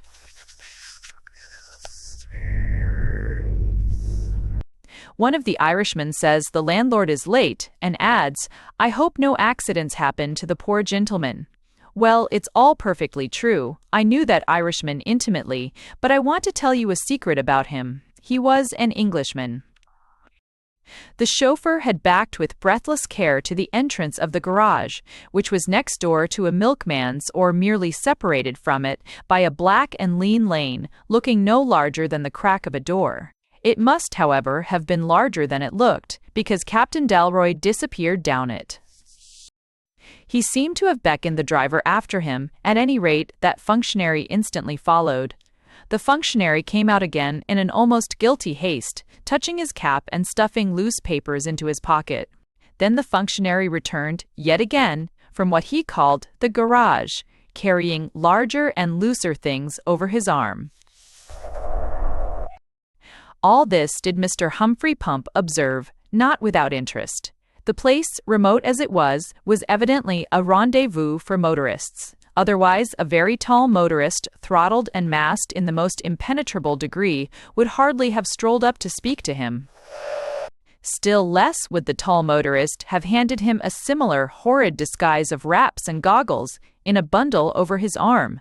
Least of all would any motorist, however tall, have said to him from behind the cap and goggles, "Put on these things, Hump, and then we'll go into the milk shop. I'm waiting for the car." Which car, my seeker after truth? Why, the car I'm going to buy for you to drive. The remorseful chauffeur, after many adventures, did actually find his way back to the little moonlit wood where he had left his master and the donkey, but his master and the donkey had vanished.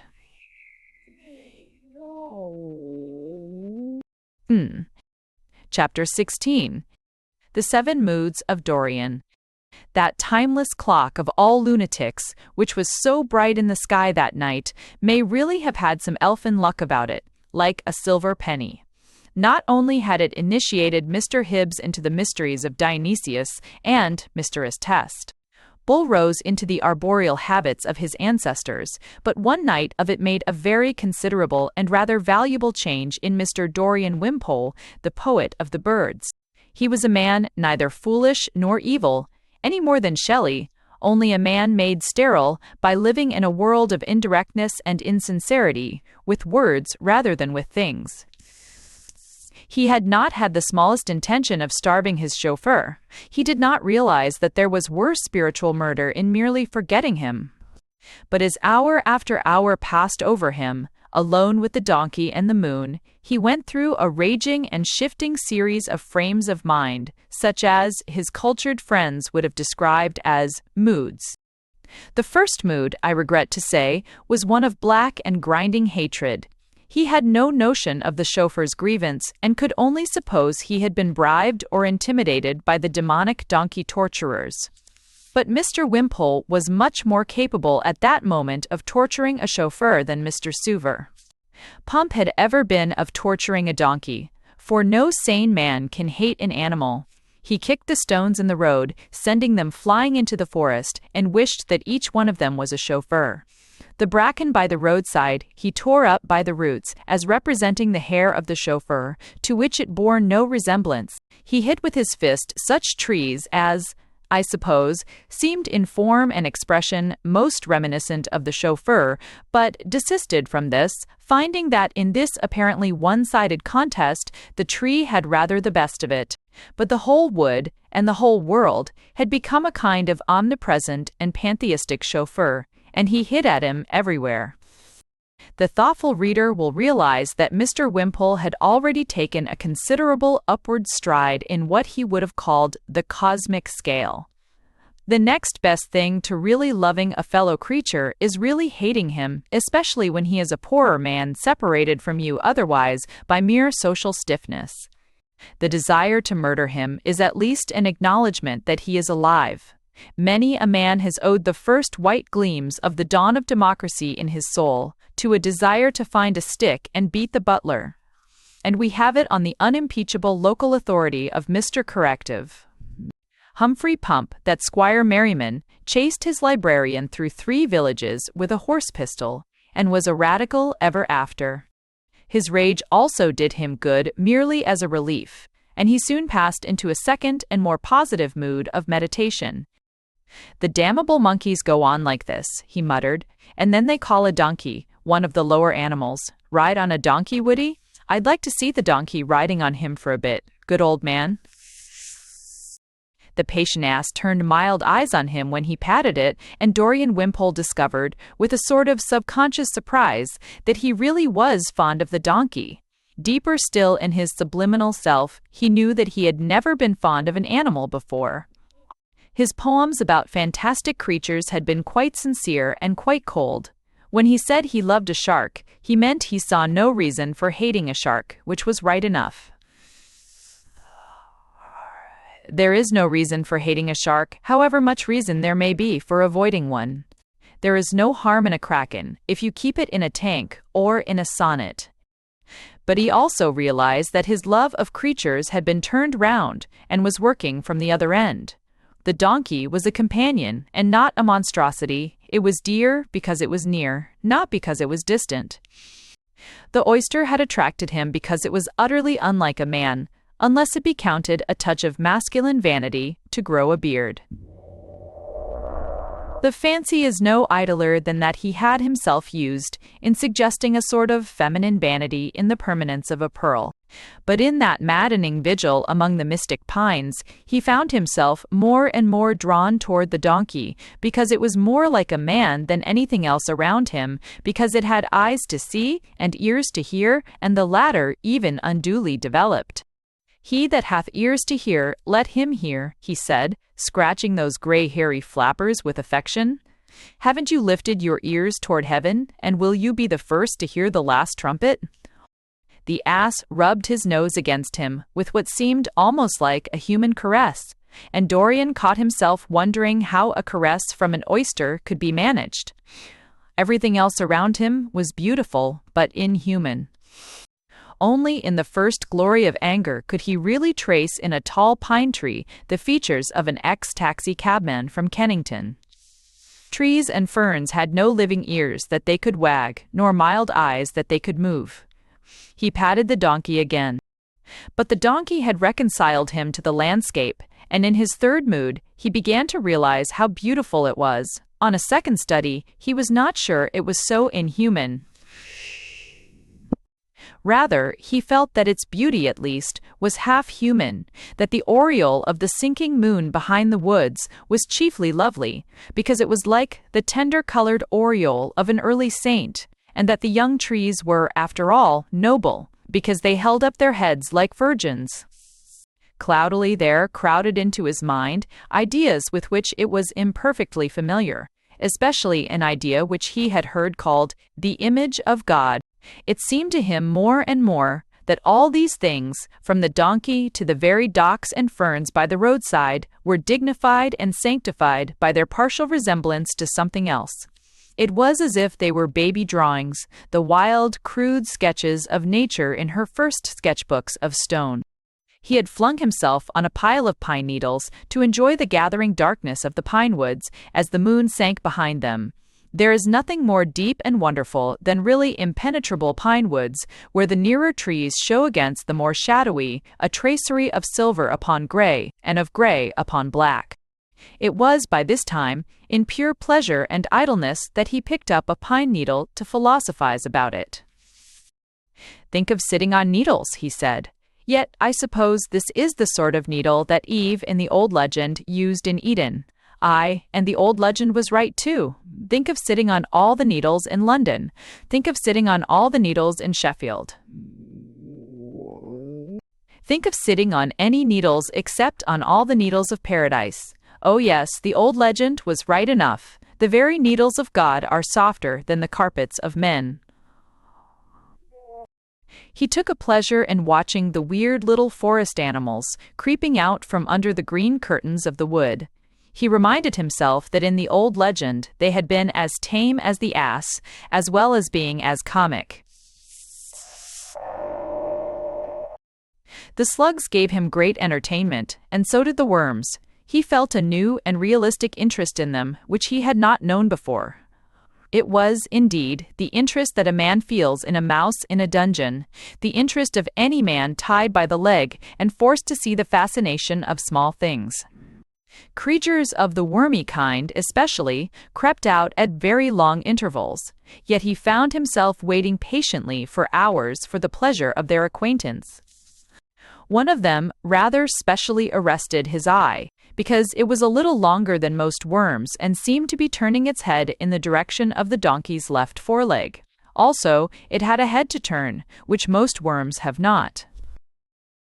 Dorian Wimpole did not know much about exact natural history, except what he had once got up very thoroughly from an encyclopedia for the purposes of a sympathetic Felinelle.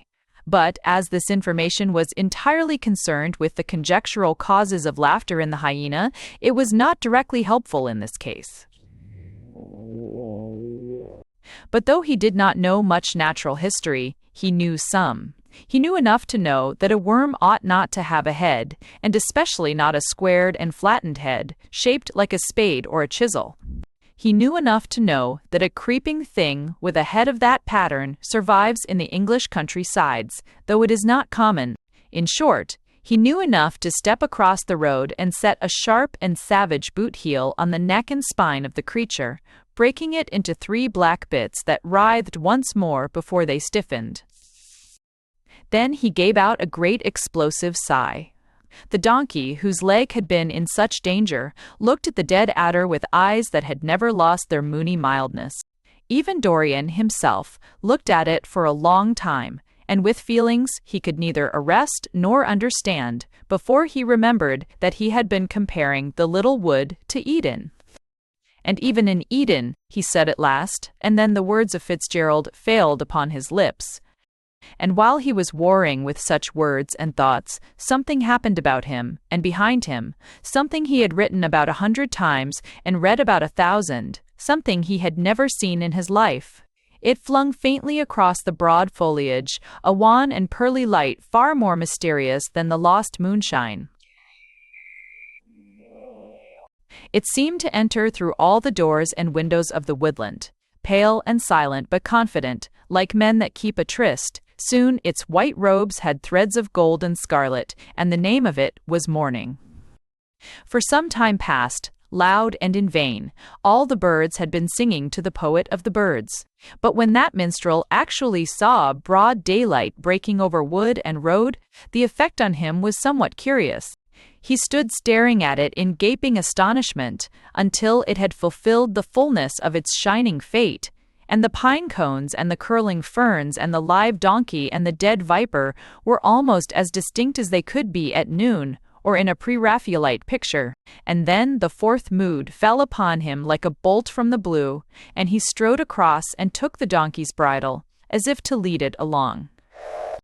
"Damn it all," he cried, in a voice as cheerful as the cockcrow that rang recently from the remote village, "it's not everybody who's killed a snake."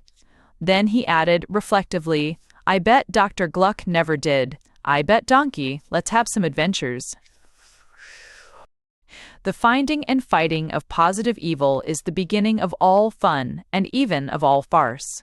All the wild woodland looked jolly, now the snake was killed.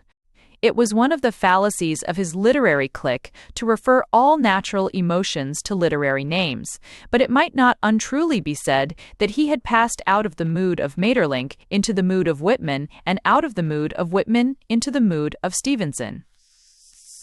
He had not been a hypocrite when he asked for gilded birds of Asia or purple polypi out of the southern seas. He was not a hypocrite now when he asked for mere comic adventures along a common English road.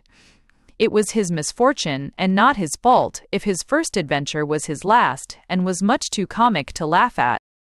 Already the wan morning had warmed into a pale blue and was spotted with those little plump pink clouds which must surely have been the origin of the story that pigs might fly. The insects of the grass chattered so cheerfully that every green tongue seemed to be talking. The skyline on every side was broken only by objects that encouraged such swashbucklering comedy. There was a windmill that Chaucer's miller might have inhabited, or Cervantes's champion charged. There was an old leaden church spire that might have been climbed by Robert Clive. Away toward Pebblewick and the sea, there were the two broken stumps of wood which Humphrey Pump declares to this day to have been the stands for an unsuccessful children's swing, but which tourists always accept as the remains of the antique gallows. In the gaiety of such surroundings, it is small wonder if Dorian and the donkey stepped briskly along the road. The very donkey reminded him of Sancho Panza. He did not wake out of this boisterous reverie of the white road and the wind, till a motor horn had first hooted and then howled, till the ground had shaken with the shock of a stoppage, until a human hand fell heavily and tightly on his shoulder.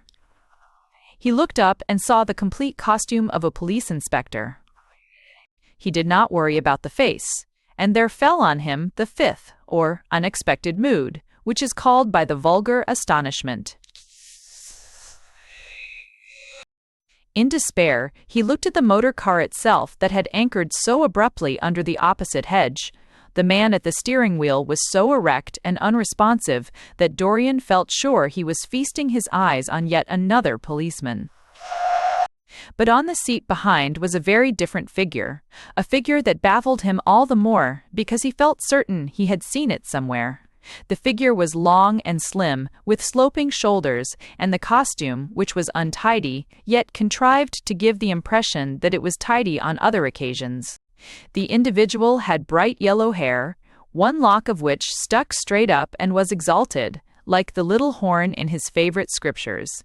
Another tuft of it, in a bright but blinding manner, fell across and obscured the left optic, as in literal fulfillment of the parable of a beam in the eye.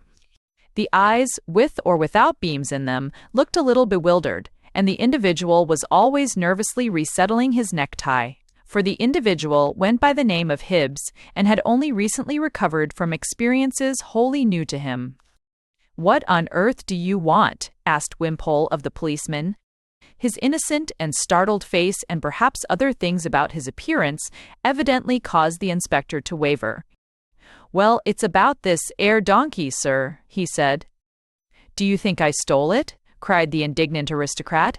"Well, of all the mad worlds, a pack of thieves steal my limousine, I save their damned donkey's life at the risk of my own, and I'm runnin' for stealing." The clothes of the indignant aristocrat probably spoke louder than his tongue. The officer dropped his hand, and after consulting some papers in his hand, walked across to consult with the unkempt gentleman in the car. "That seems to be a similar cart and donkey," Dorian heard him saying, "but the clothes don't seem to fit your description of the men you saw."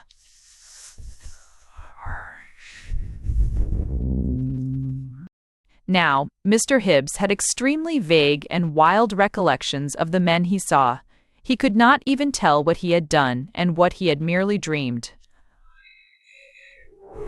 If he had spoken sincerely, he would have described a sort of green nightmare of forests, in which he found himself in the power of an ogre about 12 feet high, with scarlet flames for hair, and dressed rather like Robin Hood.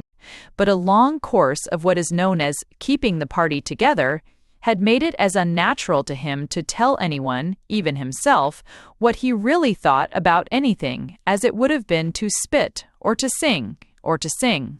He had at present only 3 motives and strong resolves. 1, not to admit that he had been drunk. 2, not to let anyone escape whom Lord Ivywood might possibly want to question. And, or 3, not to lose his reputation for sagacity and tact.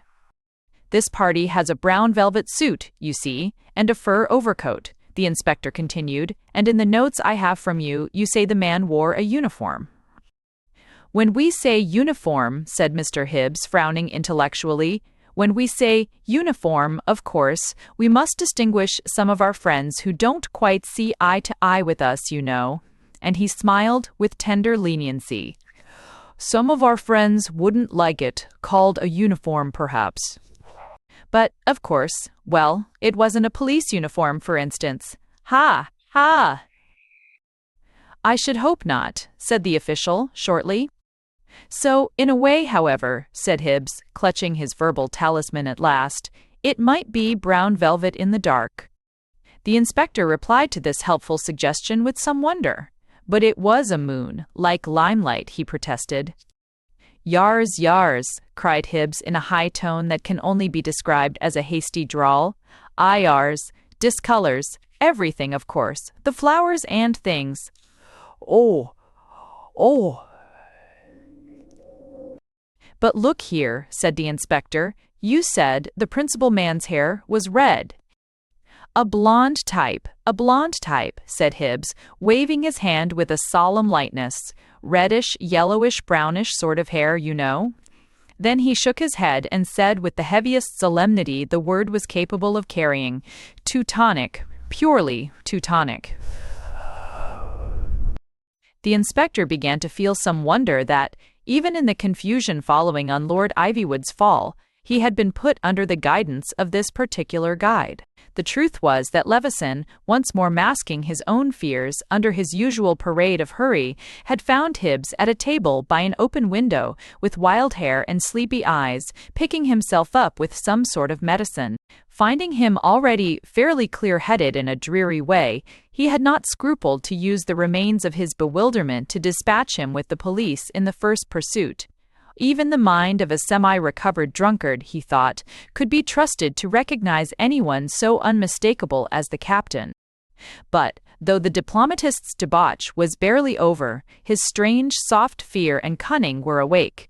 He felt fairly certain the man in the fur coat had something to do with the mystery, as men with fur coats do not commonly wander about with donkeys. He was afraid of offending Lord Ivywood, and at the same time, afraid of exposing himself to a policeman. You have large discretion, he said gravely. Very right, you should have large discretion in the interests of the public. I think you would be quite authorized, for the present, in preventing the man's escape. And the other man? Inquired the officer, with knitted brow. Do you suppose he has escaped? The other's man, repeated Hibbs, however, regarding the distant windmill through half-closed lids, as if this were a new fine shade introduced into an already delicate question. Well, hang it all, said the police officer. You must know whether there were two men or one. Gradually it dawned, in a grey dawn of horror over the brain of Hibbs, that this was what he specially couldn't know. He had always heard and read in comic papers that a drunken man sees double and beholds two lamp-posts, one of which is, as the higher critic would have said, purely subjective. For all he knew, being a mere novice, inebriation might produce the impression of the two men of his dreamlike adventure, when in truth there had only been one. Two men, you know, one man, he said with a sort of moody carelessness. Well, we can go into their numbers later. They can't have a very large following. Here, he shook his head very firmly. Quite impossible. And as the late Lord Goshen used to say, oh, you can prove anything by statistics. And here came an interruption from the other side of the road. And how long am I to wait here for you and your Goshens, you silly goat, were the intemperate wood notes issuing from the poet of the birds. I'm shot if I'll stand this. Come along, donkey, and let's pray for a better adventure next time. These are very inferior specimens of your own race. And seizing the bridle of the ass again, he strode past them swiftly, and almost as if urging the animal to a gallop. Unfortunately, this disdainful dash for liberty was precisely what was wanting to weigh down the rocking intelligence of the inspector on the wrong side. If Wimpole had stood still a minute or two longer, the official, who was no fool, might have ended in disbelieving Hibbs's story altogether. As it was, there was a scuffle, not without blows on both sides, and eventually the Honourable Dorian Wimpole, donkey and all, was marched off to the village, in which there was a police station, in which was a temporary cell, in which a sixth mood was experienced. His complaints, however, were at once so clamorous and so convincing, and his coat was so unquestionably covered with fur, that after some questioning and cross-purposes, they agreed to take him in the afternoon to Ivywood House, where there was a magistrate incapacitated by a shot only recently extracted from his leg. They found Lord Ivywood lying on a purple ottoman in the midst of his Chinese puzzle of oriental apartments. He continued to look away as they entered, as if expecting, with Roman calm, the entrance of a recognized enemy. But Lady Enid Wimpole, who was attending to the wants of the invalid, gave a sharp cry of astonishment, and the next moment the three cousins were looking at each other. One could almost have guessed they were cousins, all being, as Mr. Hibbs subtly put it, a blonde type. But two of the blonde types expressed amazement, and one blonde type merely rage. "I am sorry, Dorian," said Ivywood, when he had heard the whole story. "These fanatics are capable of anything, I fear, and you very rightly resent their stealing your car." "You are wrong, Philip," answered the poet emphatically. "I do not even faintly resent their stealing my car. What I do resent is the continued existence on God's earth of this fool," pointing to the serious Hibbs, "and of that fool," pointing to the inspector, and, yes, by thunder, of that fool, too. And he pointed straight at Lord Ivywood. "And I tell you frankly, Philip, if there really are, as you say, two men who are bent on smashing your schemes and making your life a hell, I am very happy to put my car at their disposal. And now, I'm off." "You'll stop to dinner?" inquired Ivywood, with frigid forgiveness. "No, thanks," said the disappearing bard. "I'm going up to town." The seventh mood of Dorian Wimpole had a grand finale at the Café Royal, and consisted largely of oysters. Active and scaping that start L's of. Chapter 17. The Poet in Parliament. During the singular entrance and exit of Dorian Wimpole, MP, JP, etc., Lady Joan was looking out of the magic casements of that turret room which was now literally, and not only poetically, the last limit of Ivywood House. The old broken hole and black staircase up which the lost dog Quoodle used to come and go had long ago been sealed up and cemented with a wall of exquisite Eastern workmanship. All through the patterns Lord Ivywood had preserved and repeated the principle that no animal shape must appear. But, like all lucid dogmatists, he perceived all the liberties his dogma allowed him, and he had irradiated this remote end of Ivywood with sun and moon and solar and starry systems, with the Milky Way for a dado and a few comets for comic relief. The thing was well done of its kind, as were all the things that Philip Ivywood got done for him. And if all the windows of the turret were closed with their peacock curtains, a poet with anything like a Hibbsian appreciation of the family champagne might almost fancy he was looking out across the sea on a night crowded with stars. And what was yet more important, even Misysra, that exact thinker, could not call the moon a live animal without falling into idolatry. But Joan, looking out of real windows on a real sky and sea, thought no more about the astronomical wallpaper than about any other wallpaper. She was asking herself in sullen emotionalism, and for the 1,000th time, a question she had never been able to decide. It was the final choice between an ambition and a memory. And there was this heavy weight in the scale, that the ambition would probably materialize, and the memory probably wouldn't. It has been the same weight in the same scale 1,000,000 times since Satan became the prince of this world. But the evening stars were strengthening over the old seashore, and they also wanted weighing like diamonds. As once before at the same stage of brooding, she heard behind her the swish of Lady Enid's skirts, that never came so fast save for serious cause. "Joan, please do come. Nobody but you, I do believe, could move him." Joan looked at Lady Enid and realized that the lady was close on crying. She turned a trifle pale and asked quietly for the question. "Philip says he's going to London now, with that leg and all," cried Enid, "and he won't let us say a word." "But how did it all happen?" asked Joan. "It's to Joan." Lady Enid Wimpole was quite incapable of explaining how it all happened, so the task must for the moment devolve on the author. The simple fact was that Ivywood, in the course of turning over magazines on his sofa, happened to look at a paper from the Midlands. "The Turkish news," said Mr. Levison, rather nervously, "is on the other side of the page." But Lord Ivywood continued to look at the side of the paper that did not contain the Turkish news, with the same dignity of lowered eyelids and unconscious brow with which he had looked at the captain's message when Joan found him by the turret. On the page covered merely with casual provincial happenings was a paragraph. Echo of Pebblewick mystery. Reported reappearance of the vanishing inn. An almost incredible report from Whittington announces that the mysterious sign of the old ships has once more been seen in this country, though it has long been relegated by scientific investigators to the limbo of old rustic superstitions. According to the local version, Mr. Tuwai, rich rejection, infeudable. Simmons, a dairyman of Whittington, was serving in his shop when two motorists entered, one of them asking for a glass of milk. They were in the most impenetrable motoring panoply, with darkened goggles and waterproof collars turned up, so that nothing can be recalled of them personally, except that one was a person of unusual stature. In a few moments, this latter individual went out of the shop again and returned with a miserable specimen out of the street, one of the tattered loafers that linger about our most prosperous towns, tramping the streets all night and even begging in defiance of the police.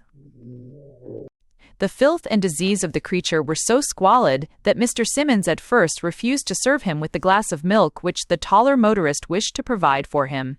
At length, however, Mr. Daw, or Opattery, or H-Jaw, a Notrax tire with word and factory continues, or R-H, things bods of the creature were ardio. Simmons consented, and was immediately astonished by an incident against which he certainly had a more assured right to protest.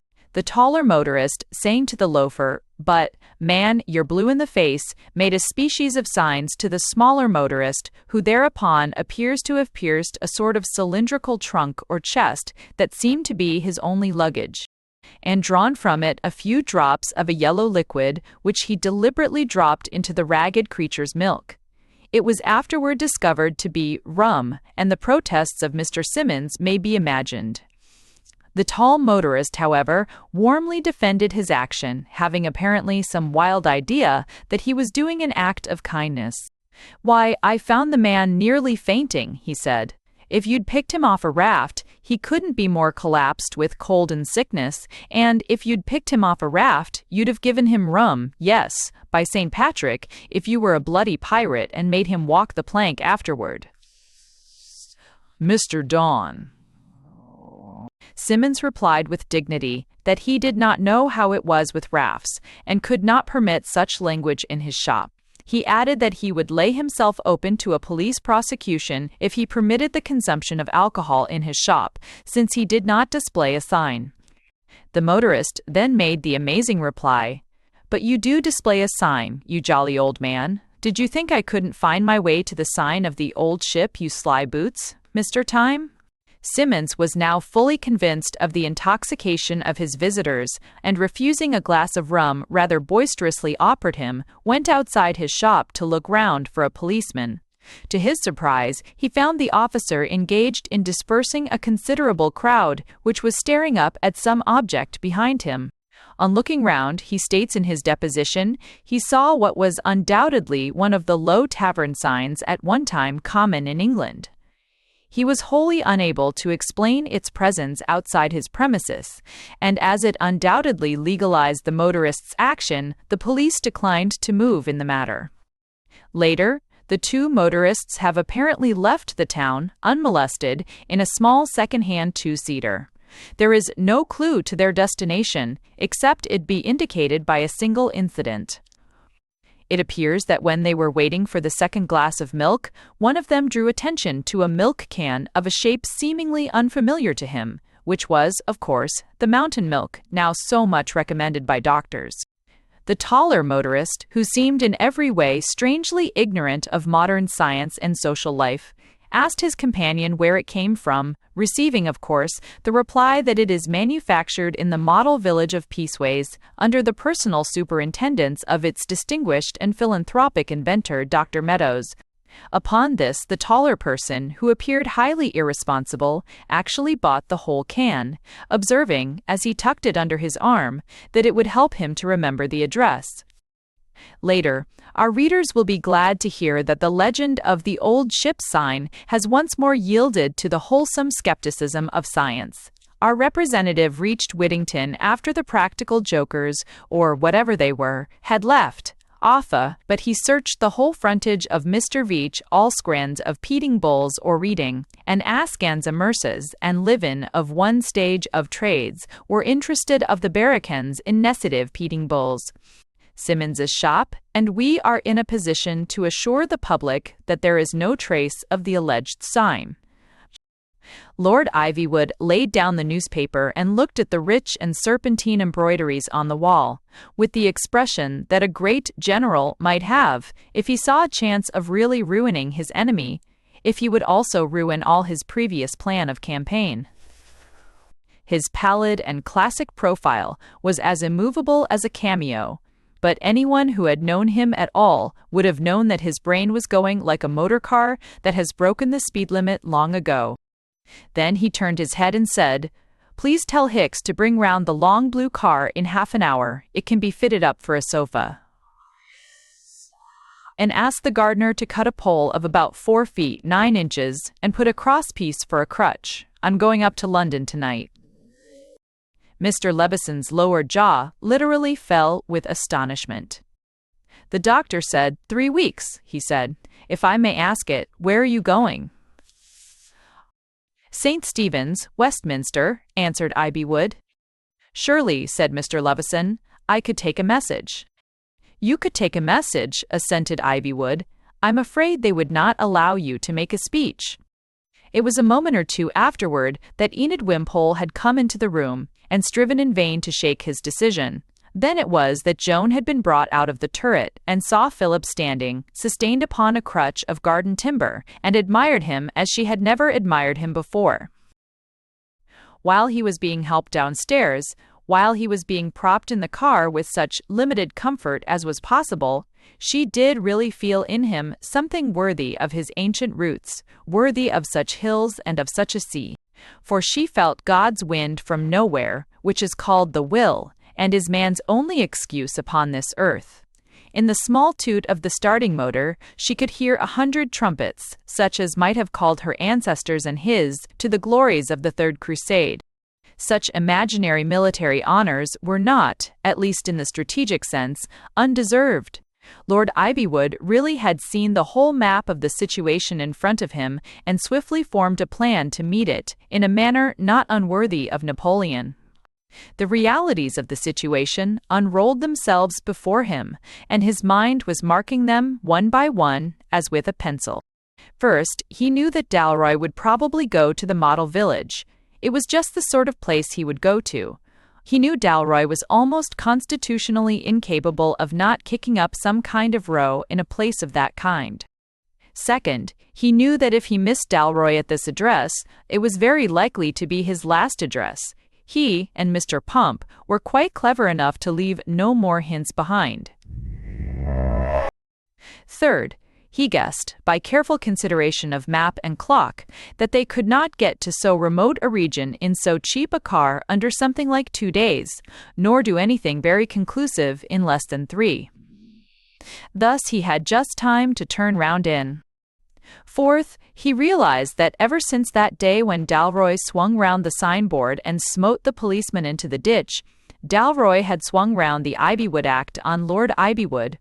He, Lord Ivywood, had thought, and might well have thought rightly, that by restricting the old signposts to a few places so select that they can afford to be eccentric, and forbidding such artistic symbols to all other places, he could sweep fermented liquor for all practical purposes out of the land. The arrangement was exactly that at which all such legislation is consciously or unconsciously aiming. A signboard could be a favor granted by the governing class to itself. If a gentleman wished to claim the liberties of a bohemian, the path would be open. If a bohemian wished to claim the liberties of a gentleman, the path would be shut. So, gradually, Lord Ivywood had thought, the old signs which can alone sell alcohol will dwindle down to mere curiosities, like Audit Allée, or the mead that may still be found in the New Forest. But, like many other statesmanlike calculations, it did not take into account the idea of dead wood walking about. So long as his flying foes might set up their sign anywhere, it mattered little whether the result was enjoyment or disappointment for the populace. In either case, it must mean constant scandal or riot. If there was one thing worse than the appearance of the old ship, it was its disappearance.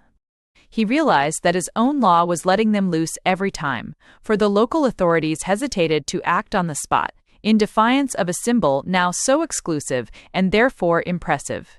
He realized that the law must be altered at once. Must be altered if possible before the fugitives broke away from the model village of Peaceways. He realized that it was Thursday.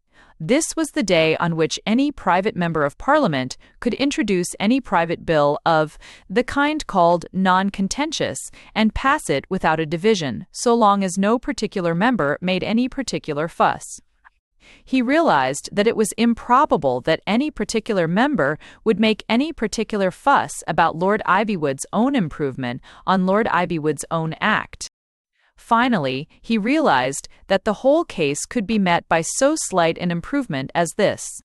Change the words of the act which he knew by heart, as happier men might know a song. If such sign be present, liquids containing alcohol can be sold on the premises. To these other words, liquids containing alcohol can be sold, if previously preserved for 3 days on the premises, it was made in a few moves. Parliament could never reject or even examine so slight an emendation, and the revolution of the old ship and the late King of Ithaca would be crushed forever. It does undoubtedly show, as we have said, something Napoleonic in the man's mind, that the whole of this excellent and even successful plan was complete long before he saw the great glowing clock on the towers of Westminster, and knew he was in time. It was unfortunate, perhaps, that about the same time, or not long after, another gentleman of the same rank, and indirectly of the same family, having left the restaurant in Regent Street and the tangle of Piccadilly, had drifted serenely down Whitehall, and had seen the same great golden goblin's eye on the tall tower of St. Stephen. The poet of the birds, like most aesthetes, had known as little of the real town as he had of the real country. But he had remembered a good place for supper, and as he passed certain great cold clubs, built of stone and looking like Assyrian sarcophagi, he remembered that he belonged to many of them. And so, when he saw afar off, sitting above the river, what has been very erroneously described as the best club in London, he suddenly remembered that he belonged to that too. He could not at the moment recall what constituency in South England it was that he sat for, but he knew he could walk into the place if he wanted to. He might not so have expressed the matter, but he knew that in an oligarchy things go by respect for persons and not for claims, by visiting cards and not by voting cards. He had not been near the place for years, being permanently paired against a famous patriot who had accepted an important government appointment in a private madhouse. Even in his silliest days, he had never pretended to feel any respect for modern politics, and made all haste to put his leaders and the mad patriot's leaders on the well-selected list of the creatures whom man forgets. He had made one really eloquent speech in the House on the subject of guerrillas, and then found he was speaking against his party. It was an indescribable sort of place anyhow. Even Lord Ivywood did not go to it except to do some business that could be done nowhere else, as was the case that night. Ivywood was what is called a peer by courtesy. His place was in the Commons, and for the time being on the opposition side. But, though he visited the House but seldom, he knew far too much about it to go into the chamber itself. He limped into the smoking room, though he did not smoke, procured a needless cigarette and a much-needed sheet of notepaper, and composed a curt but careful note to the one member of the government whom he knew must be in the House. Having sent it up to him, he waited. Outside, Mr. Dorian Wimpole also waited, leaning on the parapet of Westminster Bridge and looking down the river. He was becoming one with the oysters in a more solemn and solid sense than he had hitherto conceived possible, and also with a strictly vegetarian beverage which bears the noble and starry name of Nuits. He felt at peace with all things, even in a manner with politics. It was one of those magic hours of evening when the red and golden lights of men are already lit along the river, and look like the lights of goblins, but daylight still lingers in a cold and delicate green. He felt about the river something of that smiling and glorious sadness which two Englishmen have expressed under the figure of the white wood of an old ship fading like a phantom, Turner in painting and Henry Newbolt in poetry. He had come back to earth like a man fallen from the moon. He was at bottom not only a poet, but a patriot, and a patriot is always a little sad. Yet his melancholy was mixed up with that immutable yet meaningless faith which few Englishmen, even in modern times, fail to feel at the unexpected sight either of Westminster or of that height on which stands the Temple of St. Paul. While flows the sacred river, while stands the sacred hill. He murmured in some schoolboy echo of the ballad of Lake Regillus. While flows the sacred river, while stands the sacred hill, the proud old pantaloons and nincompoops who yawn at the very length of their own lives in that accursed Sanhedrim where people put each other's hats on in a poisonous room with no more windows than hell shall have such honor still. Relieved by this rendering of Macaulay in the style known among his cultured friends as vers libre, or poesy set free from the shackles of formal metre, he strolled toward the members' entrance and went in. Lacking Lord Ivywood's experience, he strolled into the Commons chamber itself and sat down on a green bench under the impression that the House was not sitting. He was, however, gradually able to distinguish some 6 or 8 drowsy human forms from the seats on which they sat, and to hear a senile voice with an Essex accent saying, all on one note, and without beginning or end, in a manner which it is quite impossible to punctuate, tu es 8 point, for duus as h point. No wish at all that this proposal should be regarded, except in the right way, and have tried to put it in the right way, and cannot think the honourable member was altogether adding to his reputation in putting it in what those who think with me must of course consider the wrong way. And I, for one, am free to say that if in his desire to settle this great question, he takes this hasty course and this revolutionary course about slate pencils, he may not be able to prevent the extremists behind him from applying it to lead pencils, and while I should be the last to increase the heat and the excitement and the personalities of this debate if I could possibly help it, I must confess that in my opinion the honourable gentleman has himself encouraged that heat and personality in a manner that he now doubtless regrets. I have no desire to use abusive terms. Indeed you, Mr. Cassis. Speaker would not allow me, of course, to use abusive terms, but I must tell the honourable member face to face that the perambulators with which he has twitted me cannot be germane to this discussion. I should be the last person. Dorian Wimpole had softly risen to go when he was arrested by the sight of someone sliding into the house and handing a note to the solitary young man with heavy eyelids who was at that moment governing all England from the Treasury bench. Seeing him go out, Dorian had a sickening sweetness of hope, as he might have said in his earlier poems, that something intelligible might happen, after all, and followed him out almost with alacrity.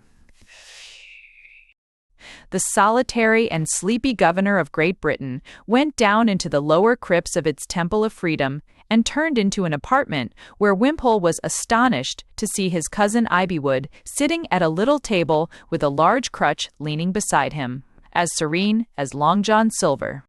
The young man with the heavy eyelids sat down opposite him, and they had a conversation which Wimpole, of course, did not hear. He withdrew into an adjoining room where he managed to procure coffee and a liqueur, an excellent liqueur which he had forgotten and of which he had more than one glass. But he had so posted himself that Ivywood could not come out without passing him, and he waited for what might happen with exquisite patience. The only thing that seemed to him queer was that every now and then a bell rang in several rooms at once. And whenever the bell rang, Lord Ivywood nodded, as if he were part of the electrical machinery, and whenever Lord Ivywood nodded, the young man turned and sped upstairs like a mountaineer, returning in a short time to resume the conversation. On the third occasion, the poet began to observe that many others from the other rooms could be heard running upstairs at the sound of this bell, and returning with the slightly less rapid step which expresses relief after a duty done. Yet did he not know that this duty was representative government, and that it is thus that the cry of Cumberland or Cornwall can come to the ears of an English king? Suddenly the sleepy young man sprang erect, uninspired by any bell, and strode out once more. The poet could not help hearing him say as he left the table, jotting down something with a pencil, "Alcohol can be sold if previously preserved for 3 days on the premises. I think we can do it, but you can't come on for half an hour." Saying this, he darted upstairs again, and when Dorian saw Ivywood come out laboriously, afterward, on his large country crutch, he had exactly the same revulsion in his favor that Joan had had. Jumping up from his table, which was in one of the private dining rooms, he touched the other on the elbow and said, "Wait. I want to apologize to you, Philip, for my rudeness this afternoon. Honestly, I am sorry. Pine woods and prison cells try a man's temper, but I had no rag of excuse for not seeing that, for neither of them were you to blame. You mustn't knock yourself up like this. Do sit down a minute." It seemed to him that the bleak face of Philip softened a little. How far he really softened will never be known until such men as he are understood by their fellows. It is certain that he carefully unhooked himself from his crutch and sat down opposite his cousin. Whereupon his cousin struck the table so that it rang like a dinner bell and called out, "Waiter," as if he were in a crowded restaurant. Then, before Lord Ivywood could protest, he said, "It's awfully jolly that we've met. I suppose you've come up to make a speech. I should like to hear it. We haven't always agreed, but, by God, if there's anything good left in literature, it's your speeches reported in a newspaper. That thing of yours that ended, death and the last shutting of the iron doors of defeat. Why, you must go back to Strafford's last speech for such English. Do let me hear your speech. I've got a seat upstairs, you know." "If you wish it," said Ivywood hurriedly, "but I shan't make much of a speech tonight," and he looked at the wall behind Wimpole's head with thunderous wrinkles thickening on his brow. It was essential to his brilliant and rapid scheme, of course, that the Commons should make no comment at all on his little alteration in the law. An attendant hovered near in response to the demand for a waiter, and was much impressed by the presence and condition of Lord Ivywood. But as that exalted cripple resolutely refused anything in the way of liquor, his cousin was so kind as to have a little more himself, and resumed his remarks. "It's about this public-house affair of yours, I suppose. I'd like to hear you speak on that. Perhaps I'll speak myself. I've been thinking about it a good deal all day, and a good deal of last night, too. Now, here's what I should say to the House, if I were you. To begin with, can you abolish the public house? Are you important enough now to abolish the public house? Whether it's right or wrong, can you in the long run prevent haymakers having ale any more than you can prevent me having this glass of chartreuse?" The attendant, hearing the word, once more drew near, but heard no further order. Or, rather, the orders he heard were such as he was less able to cope with. "Remember the curate," said Dorian, abstractedly shaking his head at the functionary. "Remember the sensible little high church curate, who, when asked for a temperance sermon, preached on the text, 'Suffer us not to be overwhelmed in the water floods.' Indeed, indeed, Philip, you're in deeper waters than you know. You will abolish ale. You will make Kent forget hot poles, and Devonshire forget cider. The fate of the inn is to be settled in that hot little room upstairs. Take care. Its fate and yours are not settled in the inn. Take care, Englishmen, don't sit in judgment on you, as they do on many another corpse, at an inquest, at a common public house. Take care that the one tavern that is really neglected, and shut up and passed like a house of pestilence, is not the tavern in which I drink tonight, and that merely because it is the worst tavern on the King's highway. Take care this place where we sit does not get a name like any pub where sailors are hocussed or girls debauched. That is what I shall say to them, said he, rising cheerfully. That's what I shall say. See you to it, he cried with sudden passion, and apparently to the waiter. See you to it if the sign that is destroyed is not the sign of the old ships, but the sign of the mace and bauble, and, in the words of a highly historical brewer, if we see a dog bark at your going. Lord Ivywood was observing him with a deathly quietude. Another idea had come into his fertile mind. He knew his cousin, though excited, was not in the least intoxicated. He knew he was quite capable of making a speech, and even a good one. He knew that any speech, good or bad, would wreck his whole plan and send the wild inn flying again. But the orator had resumed his seat and drained his glass, passing a hand across his brow. And he remembered that a man who keeps a vigil in a wood all night and drinks wine on the following evening is liable to an accident that is not drunkenness, but something much healthier. I suppose your speech will come on pretty soon, said Dorian, looking at the table. You'll let me know when it does, of course. Really and truly, I don't want to miss it. And I've forgotten all the ways here and feel pretty tired. You'll let me know? Yes, said Lord Ivywood. Stillness fell along all the rooms until Lord Ivywood broke it by saying, Debate is a most necessary thing, but there are times when it rather impedes than assists parliamentary government. He received no reply. Dorian still sat as if looking at the table, but his eyelids had lightly fallen. He was asleep. Almost at the same moment, the member of government, who was nearly asleep, appeared at the entrance of the long room and made some sort of weary signal. Philip Ivywood raised himself on his crutch and stood for a moment looking at the sleeping man. Then he and his crutch trailed out of the long room, leaving the sleeping man behind. Nor was that the only thing that he left behind. He also left behind an unlighted cigarette and his honor and all the England of his fathers, everything that could really distinguish that high house beside the river from any tavern for the hocussing of sailors.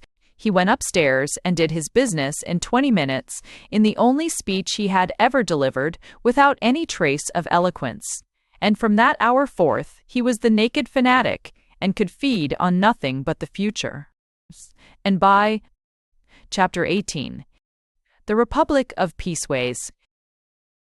In a hamlet round about Windermere, let us say, or somewhere in Wordsworth's country, there could be found a cottage, in which could be found a cottager. So far all is as it should be, and the visitor would first be conscious of a hearty and even noisy elderly man, with an apple face and a short white beard.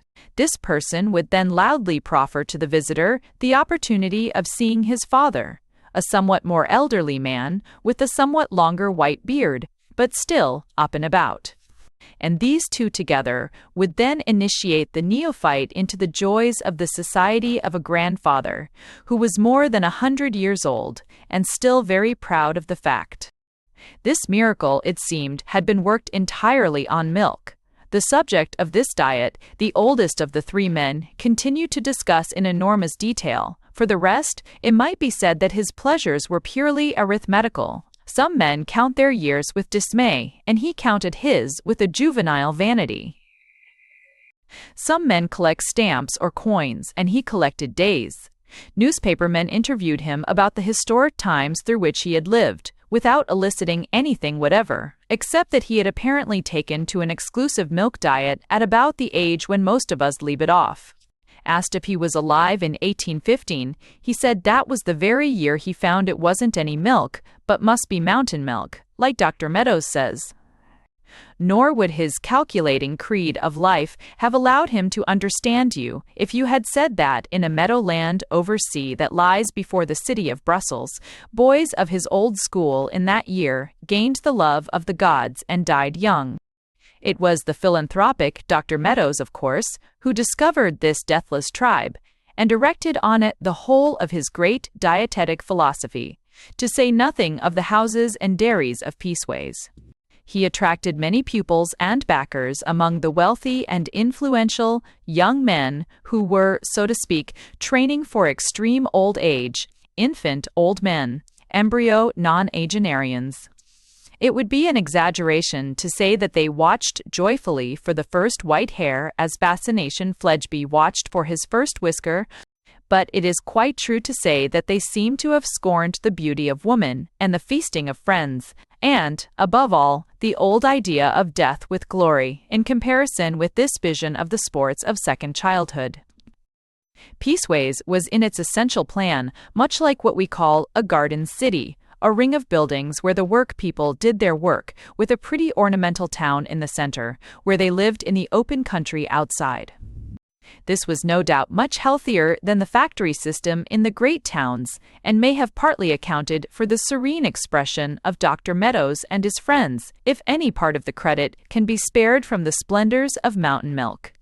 The place lay far from the common highways of England, and its inhabitants were enabled to enjoy their quiet skies and level woods almost undisturbed, and fully absorb whatever may be valuable in the Meadows method and view, until one day a small and very dirty motor drove into the middle of their town. It stopped beside one of those triangular islets of grass that are common at forked roads, and two men in goggles, one tall and the other short, got out and stood on the central space of grass as if they were buffoons about to do tricks. As, indeed, they were. Before entering the town, they had stopped by a splendid mountain stream, quickening and thickening rapidly into a river, unhelmed and otherwise eased themselves, eaten a little bread bought at Whittington, and drank the water of the widening current which opened on the valley of Peaceways. "I'm beginning quite to like water," said the taller of the two knights. "I used to think it a most dangerous drink. In theory, of course, it ought only to be given to people who are fainting. It's really good for them, much better than brandy. Besides, think of wasting good brandy on people who are fainting. But I don't go so far as I did. I shouldn't insist on a doctor's prescription before I allow people water.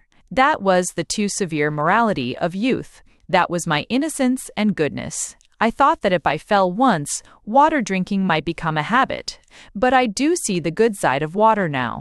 How good it is when you're really thirsty, how it glitters and gurgles, how alive it is. After all, it's the best of drinks after the other, as it says in the song. Feast on wine or fast on water, and your honor shall stand sure. God Almighty's son and daughter, he the valiant, she the pure. If an angel out of heaven brings you other things to drink, thank him for his kind intentions. Go and pour them down the sink. Tea is like the East he grows in, a great yellow mandarin, with urbanity of manner, and unconsciousness of sin. All the women, like a harem, at his pigtail true belong, and, like all the East he grows in, he is poison when he's strong. Tea, although an Oriental, is a gentleman at least. Cocoa is a cad and coward. Cocoa is a vulgar beast. Cocoa is a dull, disloyal, lying, crawling cad and clown, and may very well be grateful to the fool that takes him down.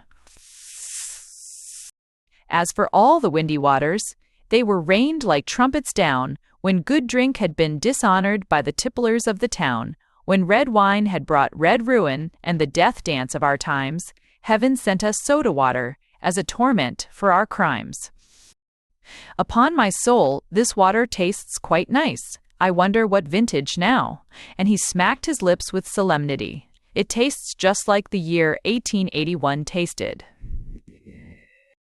You can fancy anything in the tasting way, returned his shorter companion, Mr. People Phrase. Jack, who was always up to his tricks, did serve plain water in those little glasses they drink liqueurs out of, and everyone swore it was a delicious liqueur and wanted to know where they could get it, all except old Admiral Guffin, who said it tasted too strong of olives. But water's much the best for our game, certainly. Patrick nodded, and then said, I see that. I doubt if I could do it, if it weren't for the comfort of looking at that, and he kicked the rum keg. and feeling, we shall have a good swig at it some day. It feels like a fairy tale, carrying that about, as if rum were a pirate's treasure, as if it were molten gold. Besides, we can have such fun with it with other people. What was that joke I thought of this morning? Oh, I remember. Where's that milk can of mine? For the next 20 minutes, he was industriously occupied with his milk can and the cask, Pump, watching him with an interest amounting to anxiety. Lifting his head, however, at the end of that time, he knotted his red brows and said, "What's that?" "What's what?" asked the other traveler. "That," said Captain Patrick Dalroy, and pointed to a figure approaching on the road parallel to the river. "I mean, what's it for?" The figure had a longish beard and very long hair falling far below its shoulders. It had a serious and steadfast expression. It was dressed in what the inexperienced Mr. Stazed, mine experienced Mr. T. Pump at first took to be its nightgown, but afterward learned to be its complete goat's hair tunic, unmixed even with a thread of the destructive and deadly wool of the sheep. It had no boots on its feet. It walked very swiftly to a particular turn of the stream, and then turned very sharply, since it had accomplished its constitutional, and walked back toward the perfect town of Peaceways. "I suppose it's somebody from that milk place," said Humphrey Pump indulgently. "They seem to be pretty mad." "I don't mind that so much," said Dalroy. "I'm mad myself sometimes. But a madman has only one merit and last link with God. A madman is always logical. Now what is the logical connection between living on milk and wearing your hair long? Most of us lived on milk when we had no hair at all. How do they connect it up? Are there any heads even for a synopsis? Is it, say, milk, water, shaving, hair? Word. Is it milk, kindness, unkindness, convicts, hair?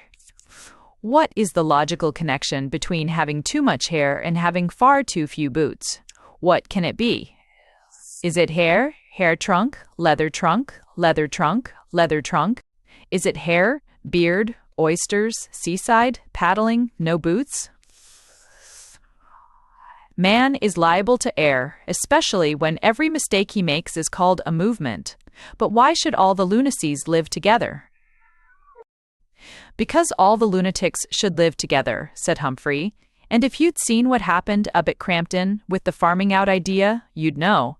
It's all very well, Captain, but if people can prevent a guest of great importance being buried up to the neck in farm manure, they will, really." He coughed almost apologetically. He was about to attempt a resumption of the conversation when he saw his companion slap the milk can and keg back into the car and get into it himself. "You drive," he said. "Drive me where those things live, you know, Hump." They did not, however, arrive in the civic center of such things without yet another delay. They left the river and followed the man with the long hair and the goatskin frock, and he stopped, as it happened, at a house on the outskirts of the village. The adventurers stopped also, out of curiosity, and were at first relieved to see the man almost instantly reappear, having transacted his business with a quickness that seemed incredible. A second glance showed them it was not the man, but another man dressed exactly like him. At a radio, a few minutes more of inquisitive delay showed them many of the kilty and goatish sect going in and out of this particular place, each clad in his innocent uniform. "This must be the temple and chapel," muttered Patrick. "It must be here. They sacrifice a glass of milk to a cow, or whatever it is they do. Well, the joke is pretty obvious, but we must wait for a lull in the crowding of the congregation." When the last long-haired phantom had faded up the road, Dalroy sprang from the car and drove the signboard deep into the earth with savage violence, and then very quietly knocked at the door. The apparent owner of the place, of whom the two last of the long-haired and barefooted idealists were taking a rather hurried farewell, was a man curiously ill-fitted for the part he seemed cast for in the only possible plot. Both Pump and Dalroy thought they had never seen a man look so sullen. His face was of the rubicund sort that does not suggest jollity, but merely a stagnant indigestion in the head, His mustache hung heavy and dark, his brows yet heavier and darker. Dalroy had seen something of the sort on the faces of defeated people disgracefully forced into submission, but he could not make head or tail of it in connection with the priggish perfections of Peaceways. It was all the odder because he was manifestly prosperous. His clothes were smartly cut in something of the sporting manner, and the inside of his house was at least 4 times grander than the outside. But what mystified them most was this, that he did not so much exhibit the natural curiosity of a gentleman whose private house is entered by strangers, but rather an embarrassed and restless expectation. During Dalroy's eager apologies and courteous inquiries about the direction and accommodations of Peaceways, his eye, which was of the boiled gooseberry order, perpetually wandered from them to the cupboard and then again to the window, and at last he got up and went to look out into the road. "Oh, yes, sir, very healthy place, Peaceways," he said, peering through the lattice. "Very it. What do they mean? Very healthy place. Of course they have their little ways." "Only drink pure milk, don't they?" asked Dalroy. The householder looked at him with a rather wild eye and grunted. "Yes, so they say," and he went again to the window. "Well, I've bought some of it," said Patrick, patting his pet milk can, which he carried under his arm, as if unable to be separated from Dr. Meadows's discovery. "Have a glass of milk, sir." The man's boiled eye began to bulge in anger, or some other emotion. "What do you want?" he muttered. "Are you Tex, or what?" "Agents and distributors of the Meadows Mountain Milk," said the captain, with simple pride. "Taste it?" The dazed householder took a glass of the blameless liquid and sipped it, and the change on his face was extraordinary. "Well, I'm jiggered," he said, with a broad and rather coarse grin. "That's a queer dodge. You're in the joke, I see." Then he went again restlessly to the window and added, "Who are the others?" asked Mr. Pump. "Oh, the usual Peaceways people," said the other. "They generally come here before work. Dr. Meadows don't work them for very long hours. That wouldn't be healthy, or whatever he calls it, but he's particular about their being punctual. I've seen 'em running, with all their pure-minded togs on, when the hooter gave the last call." Then he abruptly opened the front door and called out impatiently, but not loudly, "Come along in if you're coming. You'll give the show away if you play the fool out there." Patrick looked out also, and the view of the road outside was certainly rather singular. He was used to crowds, large and small, collecting outside houses which he had honored with the sign of "The Old Ship," but they generally stared up at it in unaffected wonder and amusement. But outside this open door, some 20 or 30 persons in what Pump had called their nightgowns were moving to and fro like somnambulists, apparently blind to the presence of the sign, looking at the other side of the road, looking at the horizon, looking at the clouds of morning and sea, and only occasionally stopping to whisper to each other. But when the owner of the house called to one of these ostentatiously abstracted beings and asked him hoarsely what the devil was the matter, it was natural for the milk-fed one to turn his feeble eye toward the sign. The gooseberry eyes followed his, and the face to which they belonged was a study in apoplectic astonishment. "What the hell have you done to my house?" he demanded. "Of course they can't come in if this thing's here." "I'll take it down if you like," said Dalroy, stepping out and picking it up like a flower from the front garden, to the amazement of the men in the road, who thought they had strayed into a nursery fairy tale. "But I wish, in return, you'd give me some idea of what the blazes all this means." "Wait till I've served these men," replied his host. The goat-garbed persons went very sheepishly, or goatishly, into the now signless building, and were rapidly served with raw spirits, which Mr. Pump suspected to be of no very superior quality. When the last goat was gone, Captain Dalroy said, I mean, that all this seems to me topsy-turvy. I understood that as the law stands now, if there's a sign they are allowed to drink, and if there isn't, they aren't.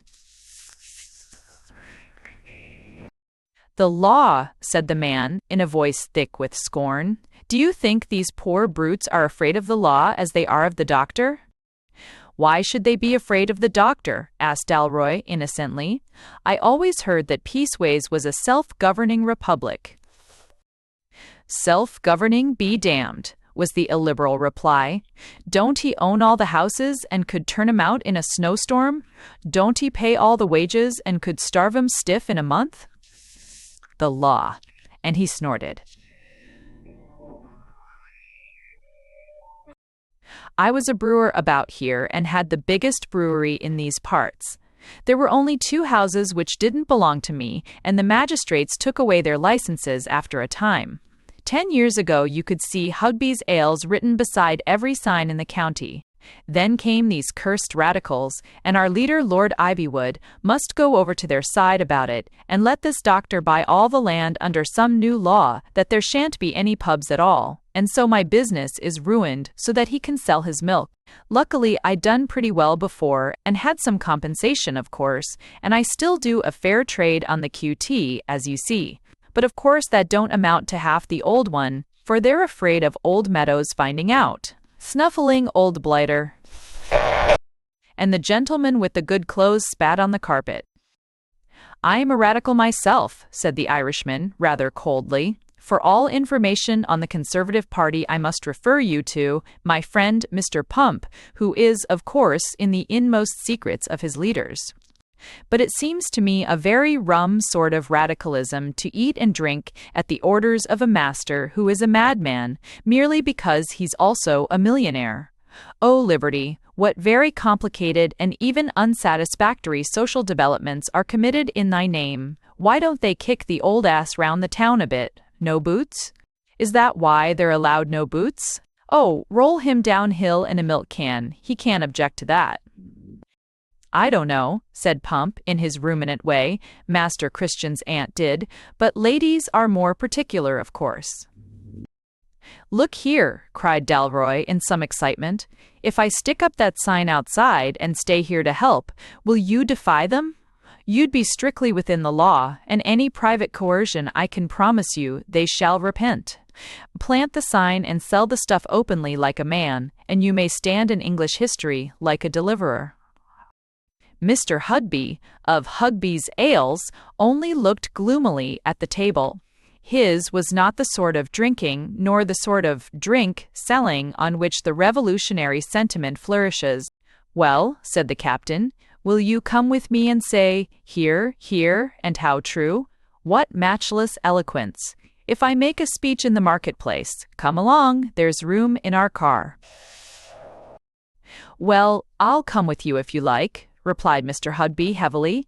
It's true if yours is allowed we might get our trade back too. And putting on a silk hat, he followed the captain and the innkeeper out to their little car. The model village was not an appropriate background for Mr. Hugby's silk hat. Indeed, the hat somehow seemed to bring out by contrast all that was fantastic in the place. It was a superb morning, some hours after sunrise. The edges of the sky touching the ring of dim woods and distant hills were still jeweled with the tiny transparent clouds of daybreak, delicate red and green or yellow. But above the vault of heaven rose through turquoise into a torrid and solid blue, in which the other clouds, the colossal cumuli, tumbled about like a celestial pillow fight. The bulk of the houses were as white as the clouds, so that it looked, to use another simile, as if some of the whitewashed cottages were flying and falling about the sky. But most of the white houses were picked out here and there with bright colors, here an ornament in orange, or there a stripe of lemon yellow, as if by the brush of a baby giant. The houses had no thatching. Thatching is not hygienic, but were mostly covered with a sort of peacock green tiles bought cheap at a pre-Raphaelite bazaar, or, less frequently, by some still more esoteric sort of terracotta bricks. The houses were not English, nor homelike, nor suited to the landscape, for the houses had not been built by free men for themselves, but at the fancy of a whimsical lord. But considered as a sort of elfin city in a pantomime, it was a really picturesque background for pantomimic proceedings. I fear Mr. Dalroy's proceedings from the first rather deserved that name. To begin with, he left the sign, the cask, and the keg, all wrapped and concealed in the car, but removed all the wraps of his own disguise, and stood on the central patch of grass in that green uniform that looked all the more insolent for being as ragged as the grass. Even that was less ragged than his red hair, which no red jungle of the East could imitate. Then he took out, almost tenderly, the large milk can, and deposited it, almost reverently, on the island of turf. Then he stood beside it, like Napoleon beside a gun, with an expression of tremendous seriousness and even severity. Then he drew his sword, and with that flashing weapon, as with a flail, lashed and thrashed the echoing metal can till the din was deafening, and Mr. Hugby hastily got out of the car and withdrew to a slight distance, stopping his ears. Pump sat solidly at the steering wheel, well knowing it might be necessary to start in some haste. "Gather, gather, gather, peaceways," shouted Patrick, still banging on the can, and lamenting the difficulties of adapting McGregor's gathering to the name and occasion. "We're landless, landless, landless, peaceways." 2 or 3 of the goat-clad, recognizing Mr. Hugby with a guilty look, drew near with great caution, and the captain shouted at them as if they were an army covering Salisbury Plain. "Citizens," he roared, saying anything that came into his head, "try the only original unadulterated mountain milk, for which alone Mahomet came to the mountain. The original milk of the land flowing with milk and honey, the high quality of which could alone have popularized so unappetizing a combination. Try our milk. None others are genuine. Who can do without milk? Even whales can't do without milk. If any lady or gentleman keeps a favorite whale at home, now's their chance. The early whale catches the milk. Just look at our milk. If you say you can't look at the milk because it's in the can, well, look at the can. You must look at the can. You simply must. When duty whispers low, thou must, he bellowed at the top of his voice in a highly impromptu peroration. When duty whispers low, thou must, the youth replies, I can. And with the word can, he hit the can with a shocking and shattering noise, like a peal of demoniac bells of steel. This introductory speech is open to criticism from those who regard it as intended for the study rather than the stage. The present chronicler, who has no aim save truth, is bound to record that for its own unscrupulous purpose it was extremely successful, a great mass of the citizens of Peaceways having been attracted by the noise of one man shouting like a crowd. There are crowds who do not care to revolt, but there are no crowds who do not like someone else to do it for them, a fact which the safest oligarchs may be wise to learn. But Dalroy's ultimate triumph, I regret to say, consisted in actually handing to a few of the foremost of his audience some samples of his blameless beverage. The fact was certainly striking. Some were paralyzed with surprise, some were abruptly broken double with laughter, many chuckled. All looked radiantly toward the eccentric orator.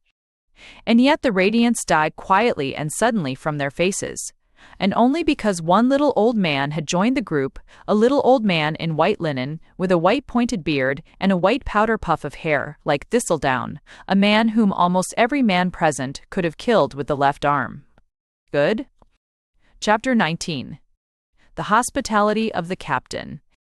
Dr. Moses Meadows, whether that was his name or an anglicized version of it, had certainly come in the first instance from a little town in Germany, and his first 2 books were written in German. His first 2 books were his best, for he began with a genuine enthusiasm for physical science, and this was adulterated with nothing worse than a hatred of what he thought was superstition, and what many of us think is the soul of the state. The first enthusiasm was most notable in the first book, which was concerned to show that, in the female not upsprouting of the whiskers, was from the therewith increasing arrested mentality derived. In his second book, he came more to grips with delusions, and for some time he was held to have proved to everyone who agreed with him already that the time ghost had been walking particularly rapidly lately, and that the Christus mythos was by the alcoholic mind's trouble explained. Then, unfortunately, he came across the institution called death and began to argue with it. Not seeing any rational explanation of this custom of dying, so prevalent among his fellow citizens, he concluded that it was merely traditional, which he thought meant effete, and began to think of nothing but ways of evading or delaying it. This had a rather narrowing effect on him, and he lost much of that acrid ardor which had humanized the atheism of his youth, when he would almost have committed suicide for the pleasure of taunting God with not being there. His later idealism grew more and more into materialism and consisted of his changing hypotheses and discoveries about the healthiest foods. There is no need to detain the reader over what has been called his oil period. His seaweed period has been authoritatively expounded in Professor Nim's valuable little work, and on the events of his glue period it is, perhaps, not very generous to dwell. It was during his prolonged stay in England that he chanced on the instance of the longevity of milk consumers, and built on it a theory which was, at the beginning at least, sincere. Unfortunately, it was also successful. Wealth flowed in to the inventor and proprietor of Mountain Milk, and he began to feel a fourth and last enthusiasm, which, also, can come late in life and have a narrowing effect on the mind. In the altercation which naturally followed on his discovery of the antics of Mr. Patrick Dalroy, he was very dignified, but naturally not very tolerant, for he was quite unused to anything happening in spite of him, or anything important even happening without him, in the land that lay around. At first he hinted severely that the captain had stolen the milk can from the milk-producing premises, and sent several workmen to count the cans in each shed, but Dalroy soon put him right about that. "I bought it in a shop at Whittington," he said, "and since then I have used no other. You'll hardly believe me," he said with some truth, "but when I went into that shop I was quite a little man. I had 1 glass of your mountain milk, and look at me now." "You have no right to sell the milk here," said Dr. Meadows, with the faintest trace of a German accent. "You are not in my employment. I am not responsible for your methods. You are not a representative of the business."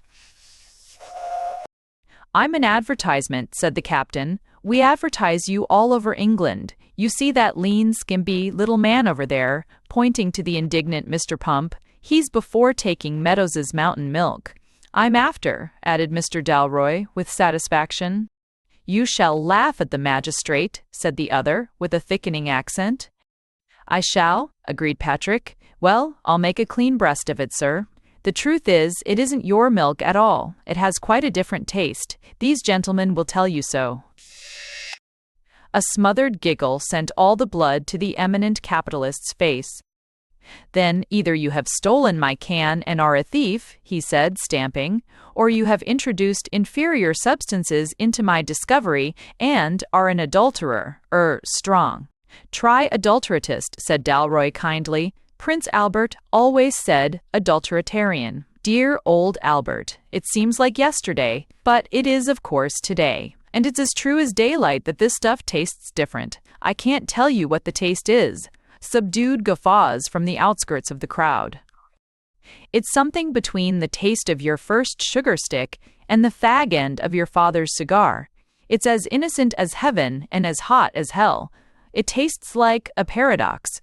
It tastes like a prehistoric inconsistency. I trust I make myself clear. The men who taste it most are the simplest men that God has made, and it always reminds them of the salt, because it is made out of sugar. Have some." And with a gesture of staggering hospitality, he shot out his long arm with the little glass at the end of it. The despotic curiosity in the Prussian overcame even his despotic dignity. He took a sip of the liquid, and his eyes stood out from his face. "You've been mixing something with the milk," were the first words that came to him. Yes, answered Dalroy, and so have you, unless you're a swindler. Why is your milk advertised as different from everyone else's milk if you haven't made the difference? Why does a glass of your milk cost 3p and a glass of ordinary milk a penny if you haven't put 2 pence of something into it? Now, look here, Dr. Meadows. The public analyst who would judge this happens to be an honest man. I have a list of the 21.5 honest men still employed in such posts. I make you a fair offer. He shall decide what it is I add to the milk, if you let him decide what it is you add to the milk. You must add something to the milk. Or what can all these wheels and pumps and pulleys be for? Will you tell me, here and now, what you add to the milk which makes it so exceedingly mountain?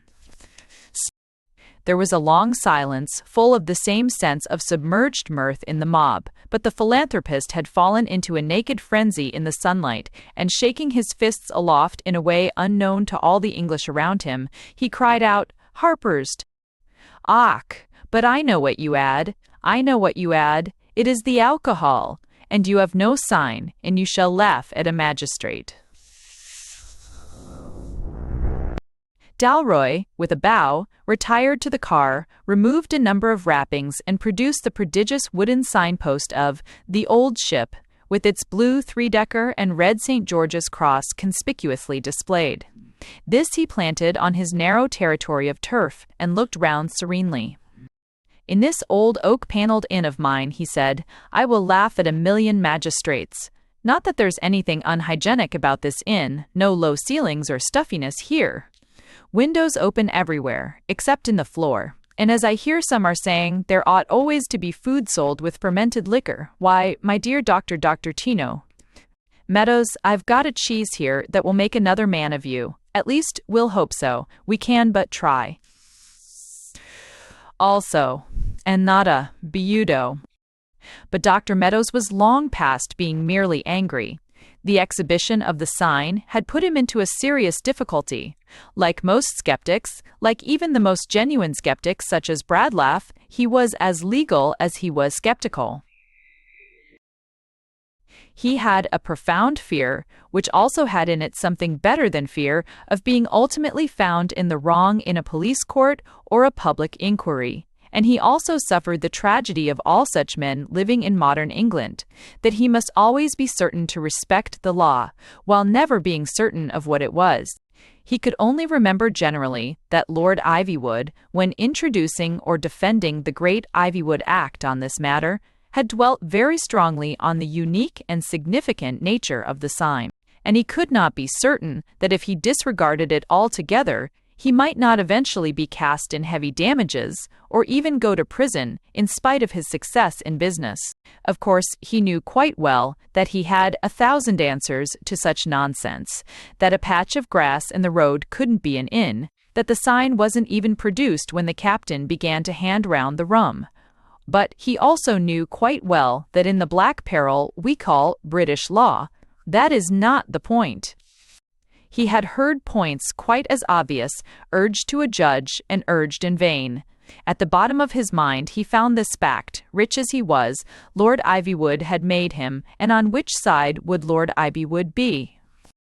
"Captain," said Humphrey Pump, speaking for the first time, "we'd better be getting away. I feel it in my bones." "Inhospitable innkeeper!" cried the captain indignantly. "And after I have gone out of the way to license your premises, why, this is the dawn of peace in the great city of Peaceways. I don't despair of Dr. Meadows tossing off another bumper before we've done. For the moment, Brother Hudby will engage." As he spoke, he served out milk and rum at random, and still the doctor had too much terror of our legal technicalities to make a final interference. But when Mr. Hudby of Hudby's Ales heard his name called, he first of all jumped so as almost to dislodge the silk hat, then he stood quite still. Then he accepted a glass of the new mountain milk, and then his very face became full of speech, before he had spoken a word. "There's a motor coming along the road from the far hills," said Humphrey quietly. "It'll be across the last bridge downstream in 10 minutes and come up on this side." "Well," said the captain impatiently, "I suppose you've seen a motor before." Not in this valley all this morning, answered Pump. Mr. Chairman, said Mr. Hugby, feeling a dim disposition to say Mr. and Vice, in memory of old commercial banquets, I'm sure we're all law-abiding people here, and wish to remain friends, especially with our good friend the doctor. May he never want a friend or a bottle, that is, in short, anything he wants, as we go up the hill of prosperity, and so on. But as our friend here with the signboard seems to be within his rights, well, I think the time's come when we can look at these things more broadly, so to speak. Now I know it's quite true, those dirty little pubs do a lot of harm to a property, and you get a lot of ignorant people there who are just like pigs, and I don't say our friend the doctor hasn't done good by clearing them away.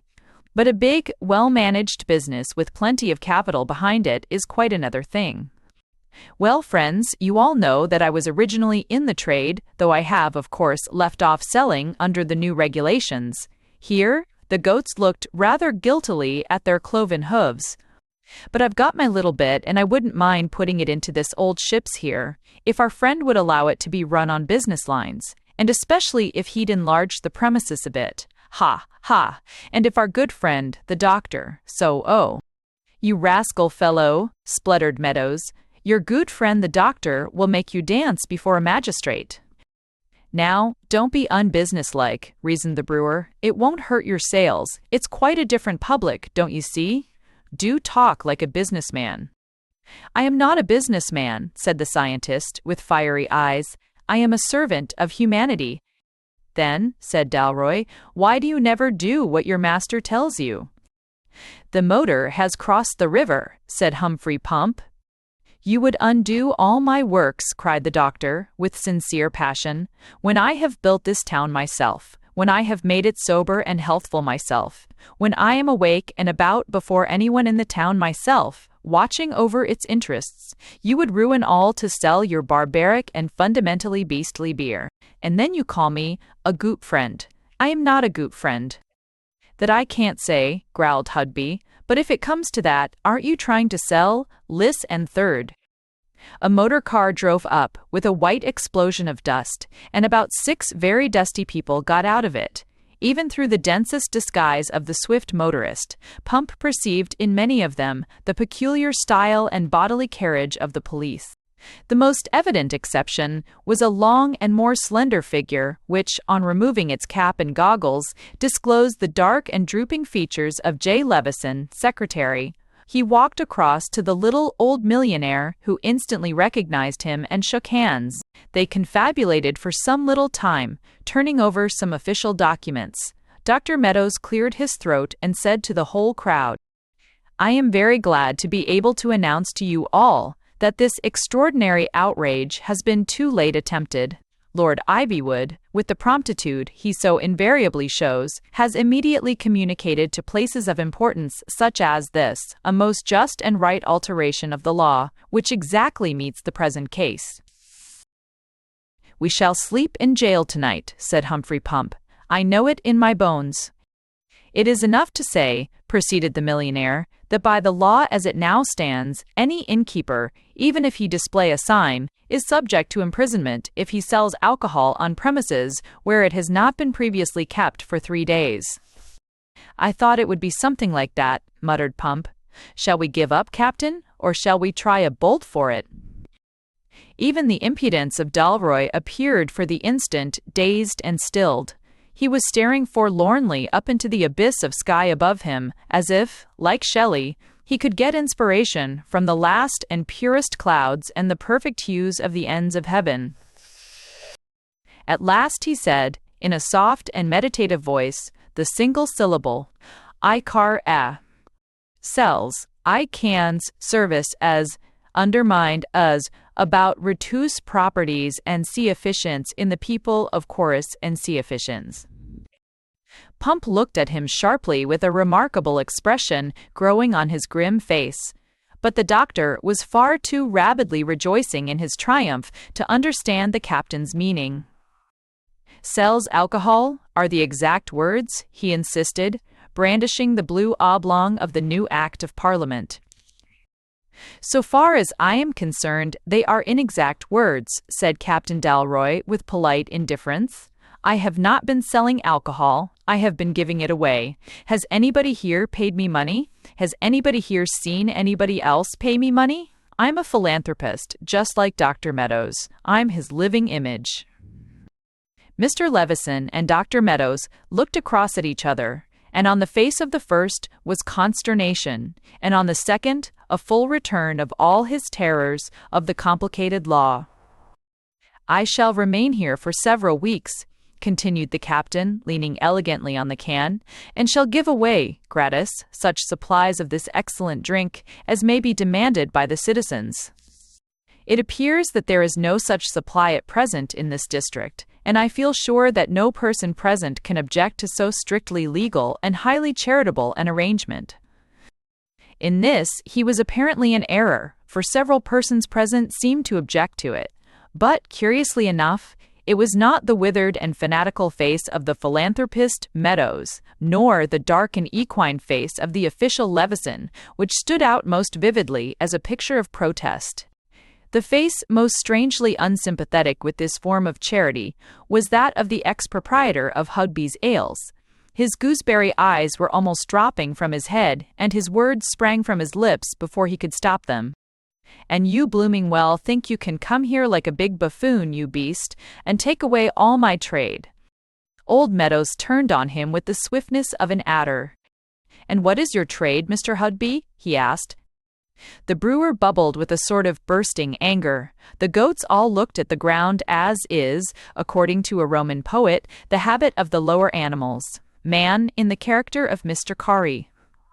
Patrick Dalroy, taking advantage of a free but fine translation of the Latin passage, looked aloft, and with uplifted eyes beheld his own hereditary skies.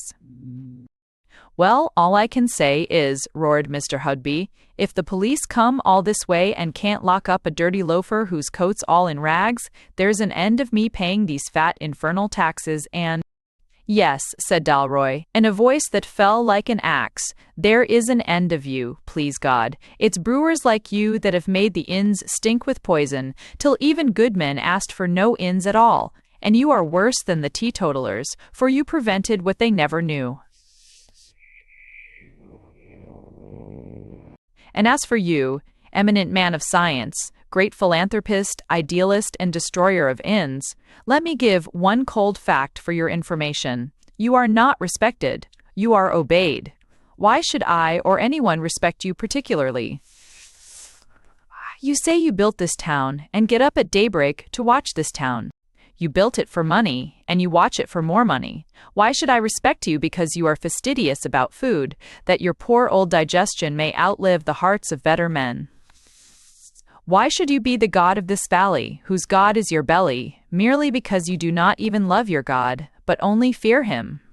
Go home to your prayers, old man, for all men shall die. Read the Bible, if you like, as they do in your German home, and I suppose you once read it to pick texts as you now read it to pick holes. Unless God, and he made a movement with his arm, so natural and yet so vast, that for an instant the town really looked like a toy of bright-colored cardboard at the feet of the giant. Unless God build the city, their labor is but lost. That build it. Unless God keep the city, the watchman watcheth in vain. It is lost labor that you rise up early in the morning and eat the bread of carefulness, while he giveth his beloved sleep. Try and understand what that means, and never mind whether it's Elohistic. And now, Hump, will away and away. I'm tired of the green tiles over there. Come, fill up my cup, and he banged down the cask in the car.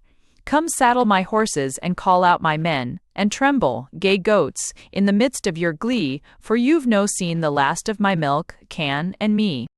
This song was joyously borne away with Mr. Dalroy in the disappearing car, and the motorists were miles beyond pursuit from Peaceways before they thought of halting again. But they were still beside the bank of that noble and enlarging river, and in a place of deep fern and fairy-ribboned birches, with the glowing and gleaming water behind them, Patrick asked his friend to stop the car. "By the way," said Humphrey suddenly, "there was one thing I didn't understand. Why was he so afraid of the public analyst? What poison and chemicals does he put in the milk?" H2O, answered the captain. I take it without milk myself. And he bent over as if to drink of the stream, as he had done at daybreak. Asked, up space, of college, of how something with those impertices. Chapter 20. The Turk and the Futurists. Mr. Adrian Crook was a successful chemist whose shop was in the neighborhood of Victoria, but his face expressed more than is generally required in a successful chemist. It was a curious face, prematurely old and like parchment, but acute and decisive, with real headwork in every line of it. Nor was his conversation, when he did converse, out of keeping with this. He had lived in many countries and had a rich store of anecdote about the more quaint and sometimes the more sinister side of his work, visions of the vapor of Eastern drugs or guesses at the ingredients of Renaissance poisons. He himself, it need hardly be said, was a most respectable and reliable apothecary, or he would not have had the custom of families, especially among the upper classes. But he enjoyed as a hobby the study of the dark days and lands where his science had lain sometimes on the borders of magic and sometimes upon the borders of murder. Hence it often happened that persons who in their serious senses were well aware of his harmless and useful habits would leave his shop on some murky and foggy night, with their heads so full of wild tales of the eating of hemp or the poisoning of roses, they could hardly help fancying that the shop, with its glowing moon of crimson or saffron, like bowls of blood and sulphur, was really a house of the black art. It was doubtless for such conversational pleasures, in part, that Hibbs, however, entered the shop, as well as for a small glass of the same restorative medicine which he had been taking when Levison found him by the open window. But this did not prevent Hibbs from expressing considerable surprise and some embarrassment when Levison entered the same chemist's and asked for the same chemical. Indeed, Levison looked harassed and weary enough to want it. "You've been out of town, haven't you?" said Levison. "No luck. They got away again on some quibble. The police wouldn't make the arrest, and even old Meadows thought it might be illegal. I'm sick of it. Where are you going?" "I thought," said Mr. Hibbs, "of dropping in at this post-futurist exhibition. I believe Lord Ivywood will be there. He is showing it to the Prophet. I don't pretend to know much about art, but I hear it's very fine." There was a long silence, and Mr. Levison said, "People always prejudiced against new ideas." Then there was another long silence, and Mr. Hibbs said, "After all, they said the same of Whistler." Refreshed by this ritual, Mr. Levison became conscious of the existence of Crook, and said to him cheerfully, "That's so in your department too, isn't it? I suppose the greatest pioneers in chemistry were unpopular in their own time." "Look at the Borgias," said Mr. Crook. "They got themselves quite disliked." "You're very flippant, you know," said Levison in a fatigued way. "Well, so long. Are you coming, Hibbs?" And the two gentlemen, who were both attired in high hats and afternoon callers' coats, betook themselves down the street. It was a fine, sunny day. The twin of the day before that had shone so brightly on the white town of Peaceways, and their walk was a pleasant one, along a handsome street, with high houses and small trees that overlooked the river all the way. For the pictures were exhibited in a small but famous gallery, a rather rococo building, of which the entrance steps almost descended upon the Thames.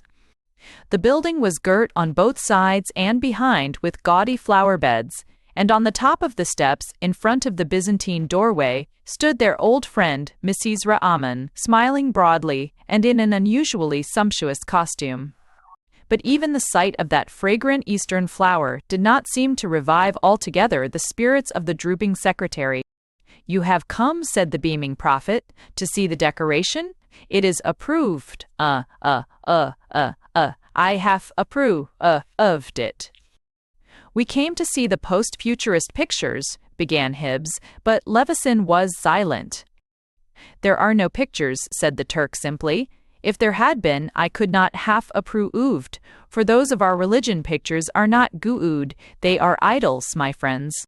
Look in there," and he turned and darted a solemn forefinger just under his nose toward the gates of the gallery. Look in there, and you will find no idols at all. I have most carefully looked into every one of the frames. Every one I have approved. Oofed. All decoration as good as the goodest of carpets, it harms not. Lord Ivywood's smile of happiness, for I tell him Islam indeed progresses. The old Muslims allow to draw the picture of the vegetable. Here I hunt even for the vegetable. And there is no vegetable. Shquai. Hibbs, whose trade was tact, naturally did not think it wise that the eminent Misysra should go on lecturing from a tall flight of steps to the whole street and river, so he had slipped past with a general proposal to go in and see. The prophet and the secretary followed, and all entered the outer hall where Lord Ivywood stood with the white face of a statue. He was the only statue the new Muslims were allowed to worship.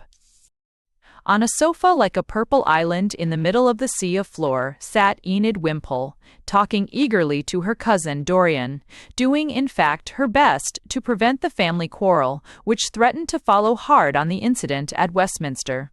In the deeper perspective of the rooms Lady Joan Brett was floating about. And if her attitude before the post-futurist pictures could not be called humble or even inquiring, it is but just to that school to say that she seemed to be quite as bored with the floor that she walked on and the parasol she held. Bit by bit, other figures or groups of that world drifted through the exhibition of the post-futurists. It is a very small world, but it is just big enough and just small enough to govern a country, that is, a country with no religion. And it has all the vanity of a mob and all the reticence of a secret society. Levison instantly went up to Lord Ivywood, pulled papers from his pocket, and was plainly telling him of the escape from Peaceways.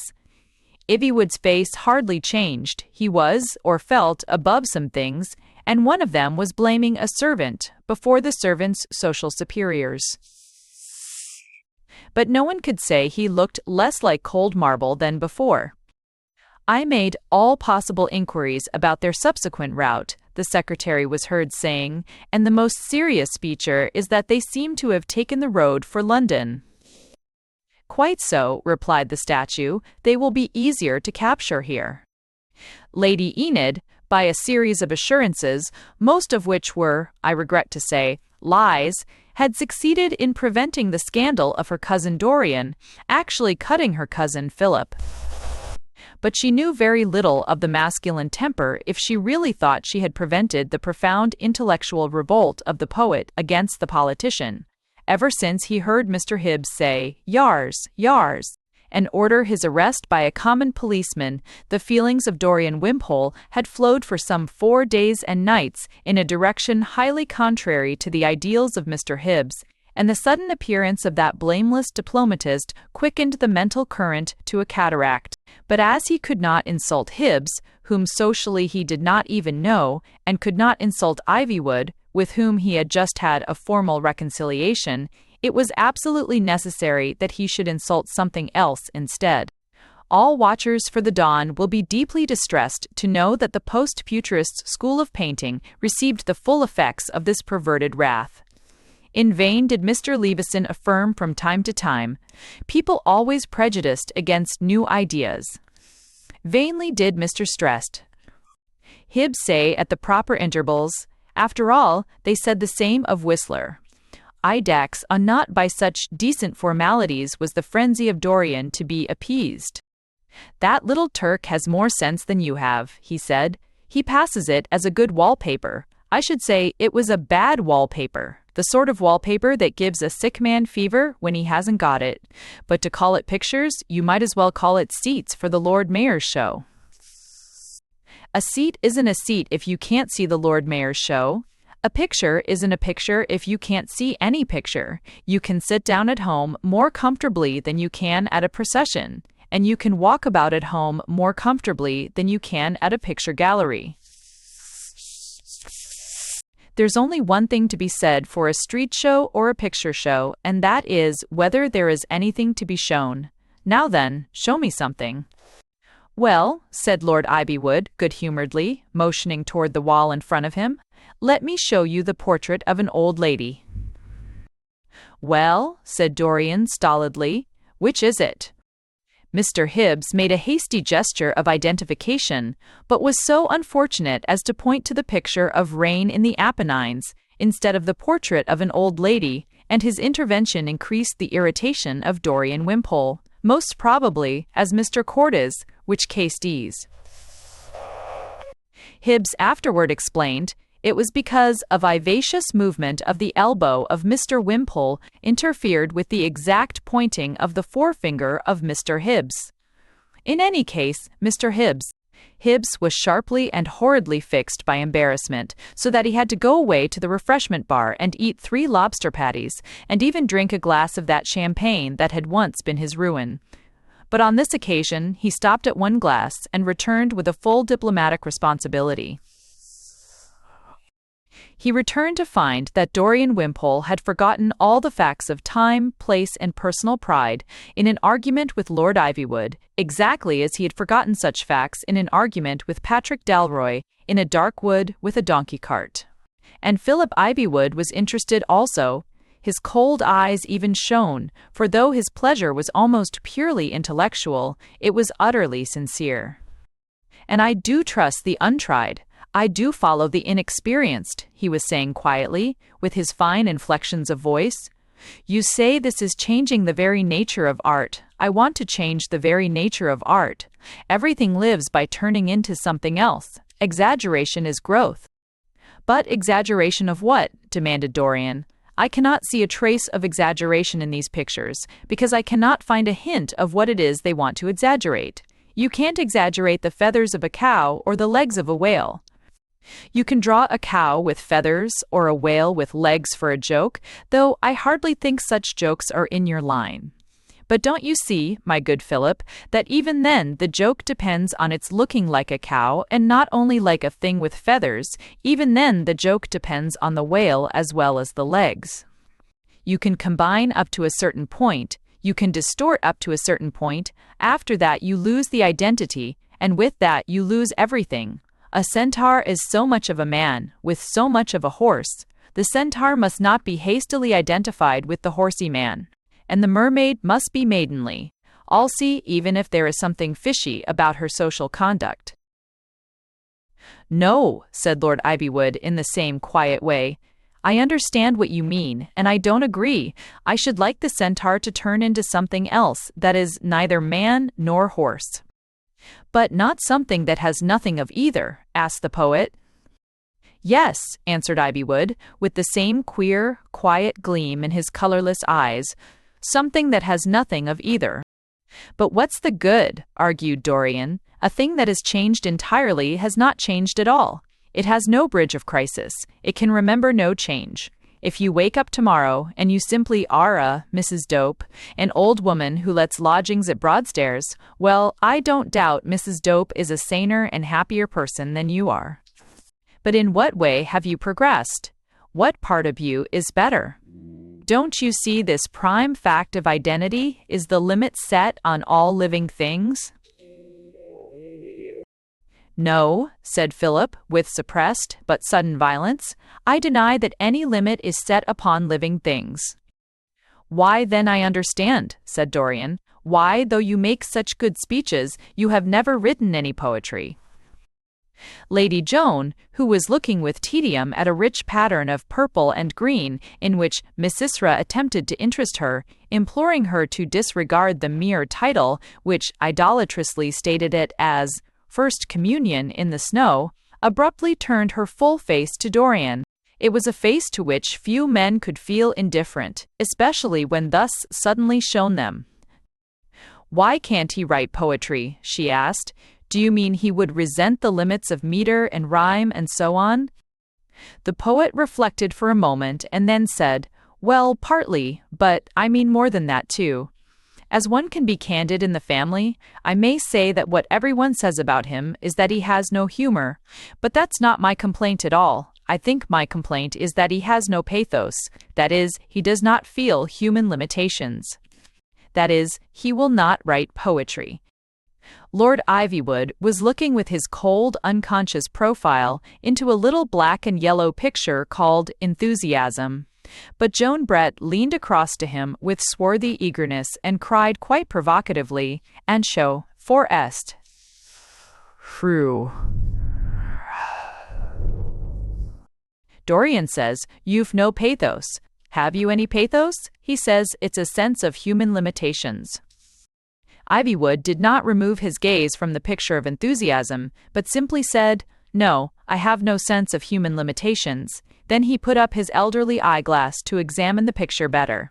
Then he dropped it again and confronted Joan with a face paler than usual.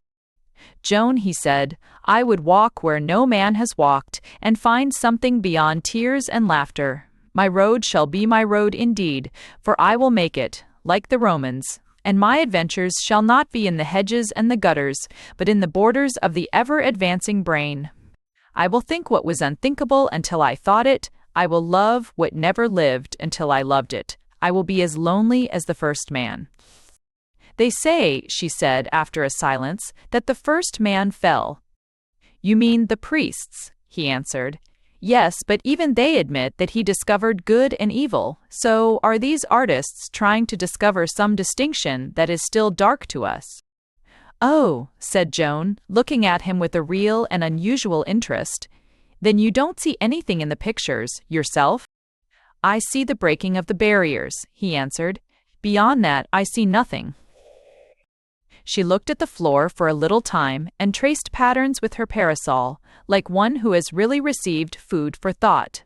Then she said, suddenly, "But perhaps the breaking of barriers might be the breaking of everything." The clear and colorless eyes looked at her quite steadily. "Perhaps," said Lord Ivywood. Dorian Wimpole made a sudden movement a few yards off where he was looking at a picture and said, "Hello, what's this?" Mr. Hibbs was literally gaping in the direction of the entrance. Framed in that fine Byzantine archway stood a great, big, bony man in threadbare but careful clothes, with a harsh, high-featured, intelligent face to which a dark beard under the chin gave something of the puritanic cast. Somehow his whole personality seemed to be pulled together and explained when he spoke with a North Country accent. "Weel, lards," he said genially, "tous be main great onto pictures, but I coom for suthin in a moog." "Ha, ha." Levison and Hibbs looked at each other. Then Levison rushed from the room. Lord Ivywood did not move a finger, but Mr. Wimpole, with a sort of poetic curiosity, drew nearer to the stranger and studied him. "It's perfectly awful," cried Enid Wimpole in a loud whisper. "The man must be drunk." "Na, lass," said the man with gallantry. "I've not been drunk, nobbut at Hurley Fair, these years and all. I'm a decent lad and workin' ma way back Torfdale. No harm in a moog of ale, lass."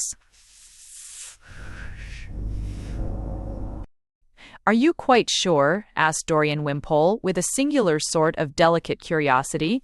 "Are you quite sure you're not drunk?" "I'm not drunk," said the man, jovially. "Even if these were licensed premises," began Dorian in the same diplomatic manner. "There's T-sign on hoose," said the stranger. The black, bewildered look on the face of Joan Brett suddenly altered. She took 4 steps toward the doorway and then went back and sat on the purple ottoman. But Dorian seemed fascinated with his inquiry into the alleged decency of the lad who was working his way to Wharfdale. "Even if these were licensed premises," he repeated, "drink could be refused you if you were drunk. Now, are you really sure you're not drunk? Would you know if it was raining, say?"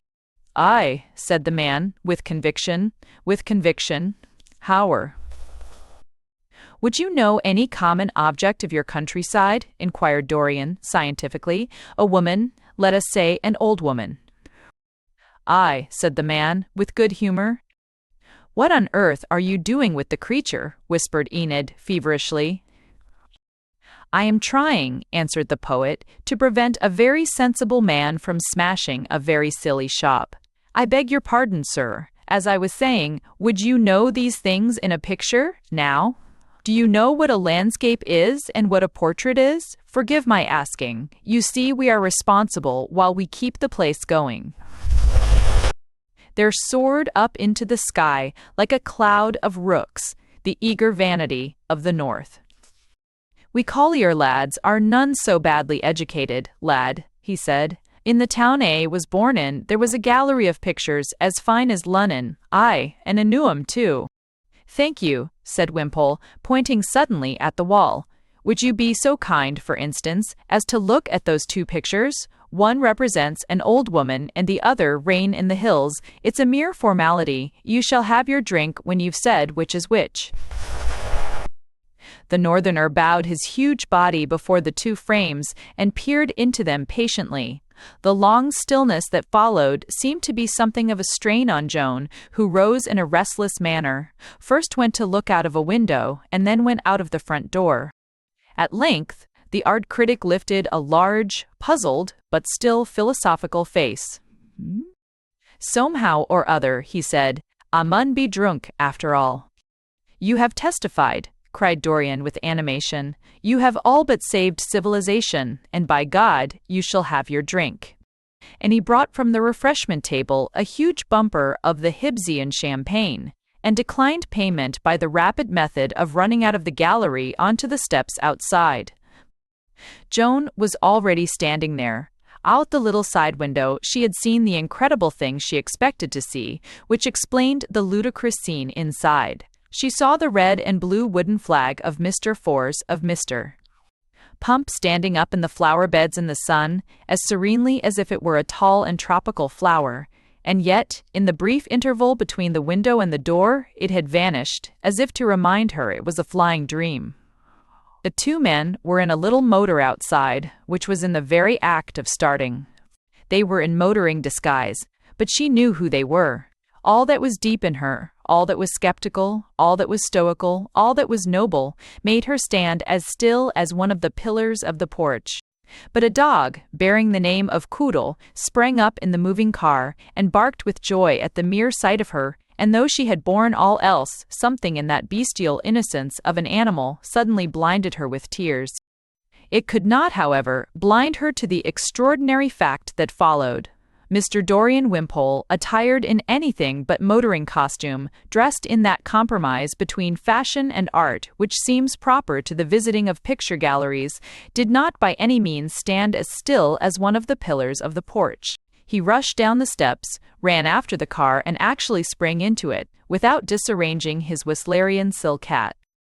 "Good afternoon," he said to Dalroy pleasantly. "You owe me a motor ride, you know." Chapter 21. The Road to Roundabout. Patrick Dalroy looked at the invader with a heavy and yet humorous expression, and merely said, "I didn't steal your car. Really, I didn't." "Oh no," answered Dorian. "I've heard all about it since, and as you're rather the persecuted party, so to speak, it wouldn't be fair not to tell you that I don't agree much with Ivywood about all this. I disagree with him, or rather, to speak medically, he disagrees with me. He has, ever since I woke up after an oyster supper and found myself in the House of Commons with policemen calling out, 'Who goes home?'" "Indeed," inquired Dalroy, drawing his red bushy eyebrows together. "Do the officials in Parliament say, 'Who goes home?'" "Yes," answered Wimpole indifferently. "It's a part of some old custom in the days when members of Parliament might be attacked in the street." "Well," inquired Patrick in a rational tone, "why aren't they attacked in the street?" There was a silence. "It is a holy mystery," said the captain at last, "but, 'Who goes home?' that is uncommonly good." The captain had received the poet into the car with all possible expressions of affability and satisfaction, but the poet, who was keen-sighted enough about people of his own sort, could not help thinking that the captain was a little absent-minded. As they flew thundering through the mazes of South London, for Pump had crossed Westminster Bridge and was making for the Surrey Hills, the big blue eyes of the big red-haired man rolled perpetually up and down the streets, and, after longer and longer silences, he found expression for his thoughts. "Doesn't it strike you that there are a very large number of chemists in London nowadays?" "Are there?" asked Wimpole, carelessly. Well, there certainly are two very close to each other just over there. Yes, and both the same name, replied Dalroy, Crook, and I saw the same Mr. Crook chemicalizing round the corner. He seems to be a highly omnipresent deity. A large business, I suppose, observed Dorian Wimpole. Too large for its profits, I should say, said Dalroy. What can people want with two chemists of the same sort within a few yards of each other? Do they put one leg into one shop and one into the other and have their corns done in both at once?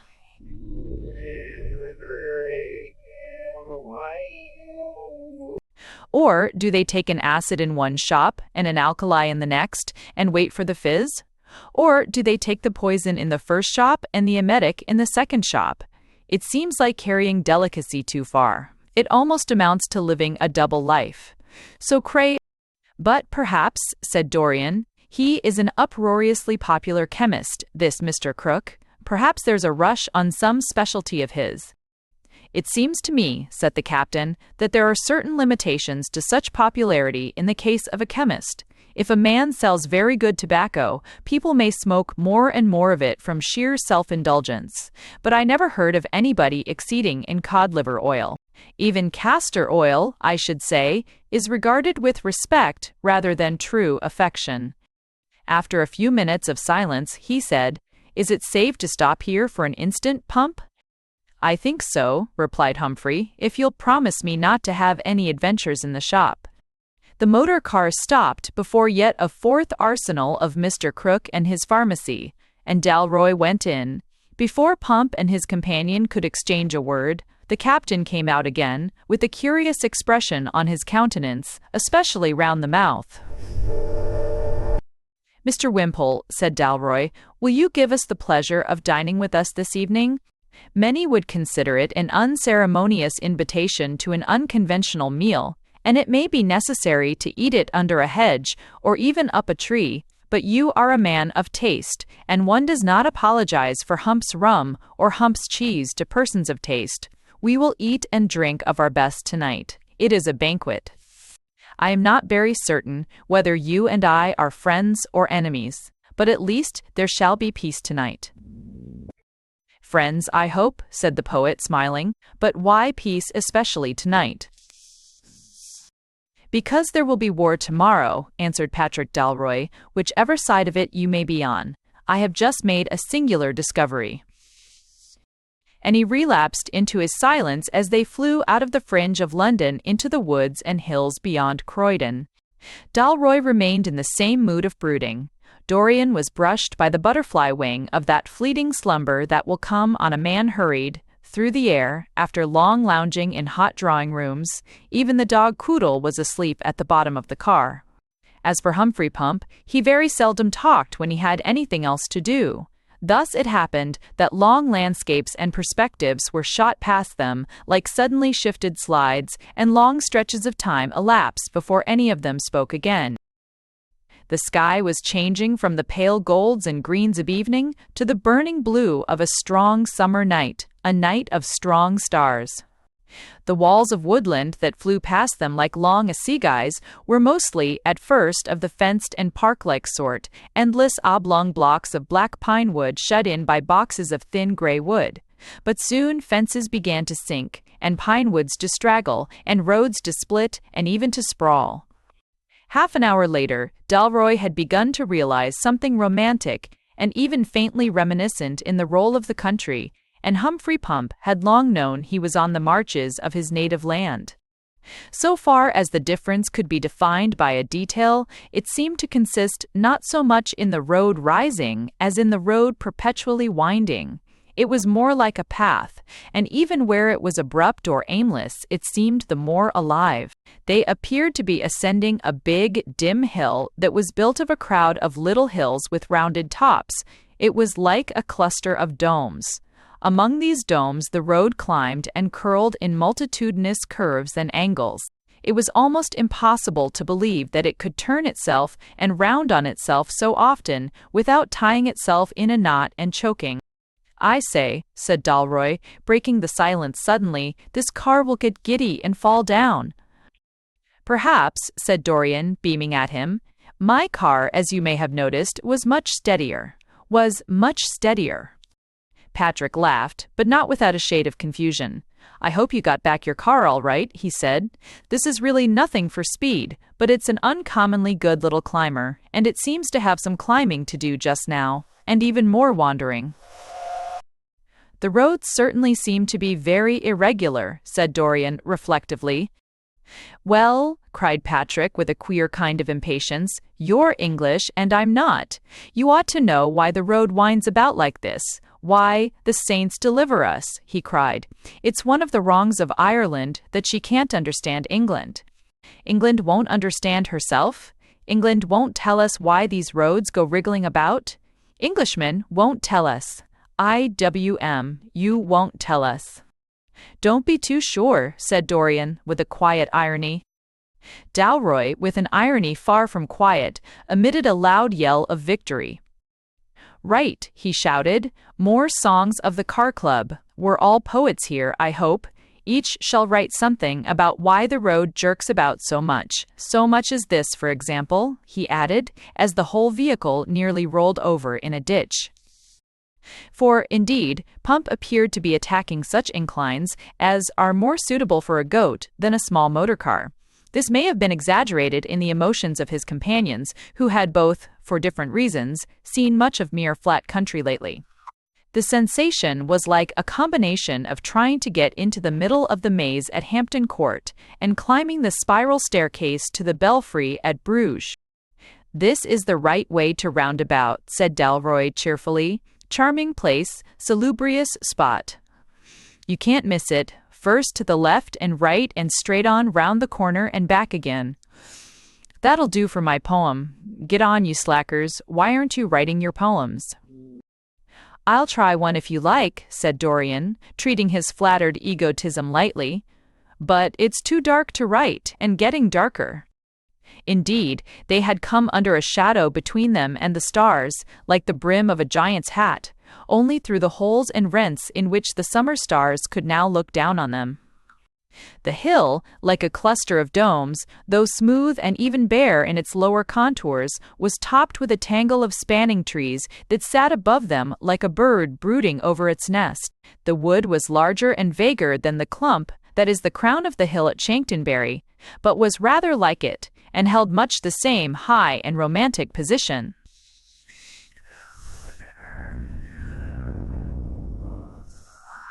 The emerald twilight between the stems, combined with the dragon-like contortions of the great grey roots of the beeches, had a suggestion of monsters and the deep sea, especially as a long litter of crimson and copper-colored fungi, which might well have been the more gorgeous types of anemone or jellyfish, reddened the ground like a sunset dropped from the sky. And yet, contradictorily enough, they had also a strong sense of being high up and even near to heaven, and the brilliant summer stars that stared through the chinks of the leafy roof might almost have been white starry blossoms on the trees of the wood. But though they had entered the wood as if it were a house, their strongest sensation still was the rotatory. It seemed as if that high green house went round and round like a revolving lighthouse or the whiz-gig temple in the old pantomimes. The stars seemed to circle over their heads, and Dorian felt almost certain he had seen the same beech tree twice. At length they came to a central place where the hill rose in a sort of cone in the thick of its trees, lifting its trees with it. Here Pump stopped the car, and clambering up the slope, came to the crawling colossal roots of a very large but very low beech tree. It spread out to the four quarters of heaven more in the manner of an octopus than a tree, and within its low crown of branches there was a kind of hollow, like a cup, into which Mr. Humphrey Pump, of the old ship, when he appeared, it was with a kind of rope ladder, which he politely hung over the side for his companions to ascend by, but the captain preferred to swing himself onto one of the octopine branches with a whirl of large wild legs worthy of a chimpanzee. When they were established there, each propped in the hollow against a branch, almost as comfortably as in an armchair, Humphrey himself descended once more and began to take out their simple stores. "An old haunt of yours, Hump, I suppose," said the captain. "You seem quite at home." "I am at home," answered Pump, with gravity, "at the sign of The Old Ship." And he stuck the old blue and red signboard erect among the toadstools, as if inviting the passer-by to climb the trees for a drink. The tree just topped the mound or clump of trees, and from it they could see the whole champaign of the country they had passed, with the silver roads roaming about in it like rivers. They were so exalted they could almost fancy the stars would burn them. "Those roads remind me of the songs you've all promised," said Dalroy at last. "Let's have some supper, Hump, and then recite."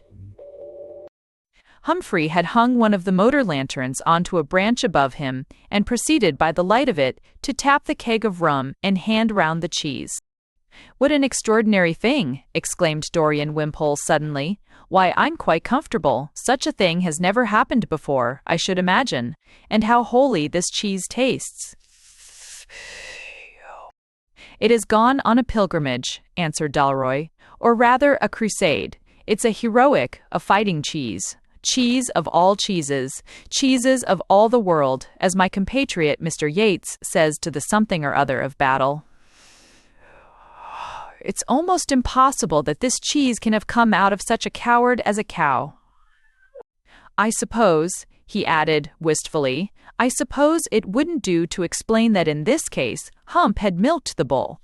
That would be classed by scientists among Irish legends, those that have the Celtic glamour and all that. No, I think this cheese must have come from that dun cow of Dunsmore Heath, who had horns bigger than elephants' tusks, and who was so ferocious that one of the greatest of the old heroes of chivalry was required to do battle with it. The rum's good, too. I've earned this glass of rum, earned it by Christian humility.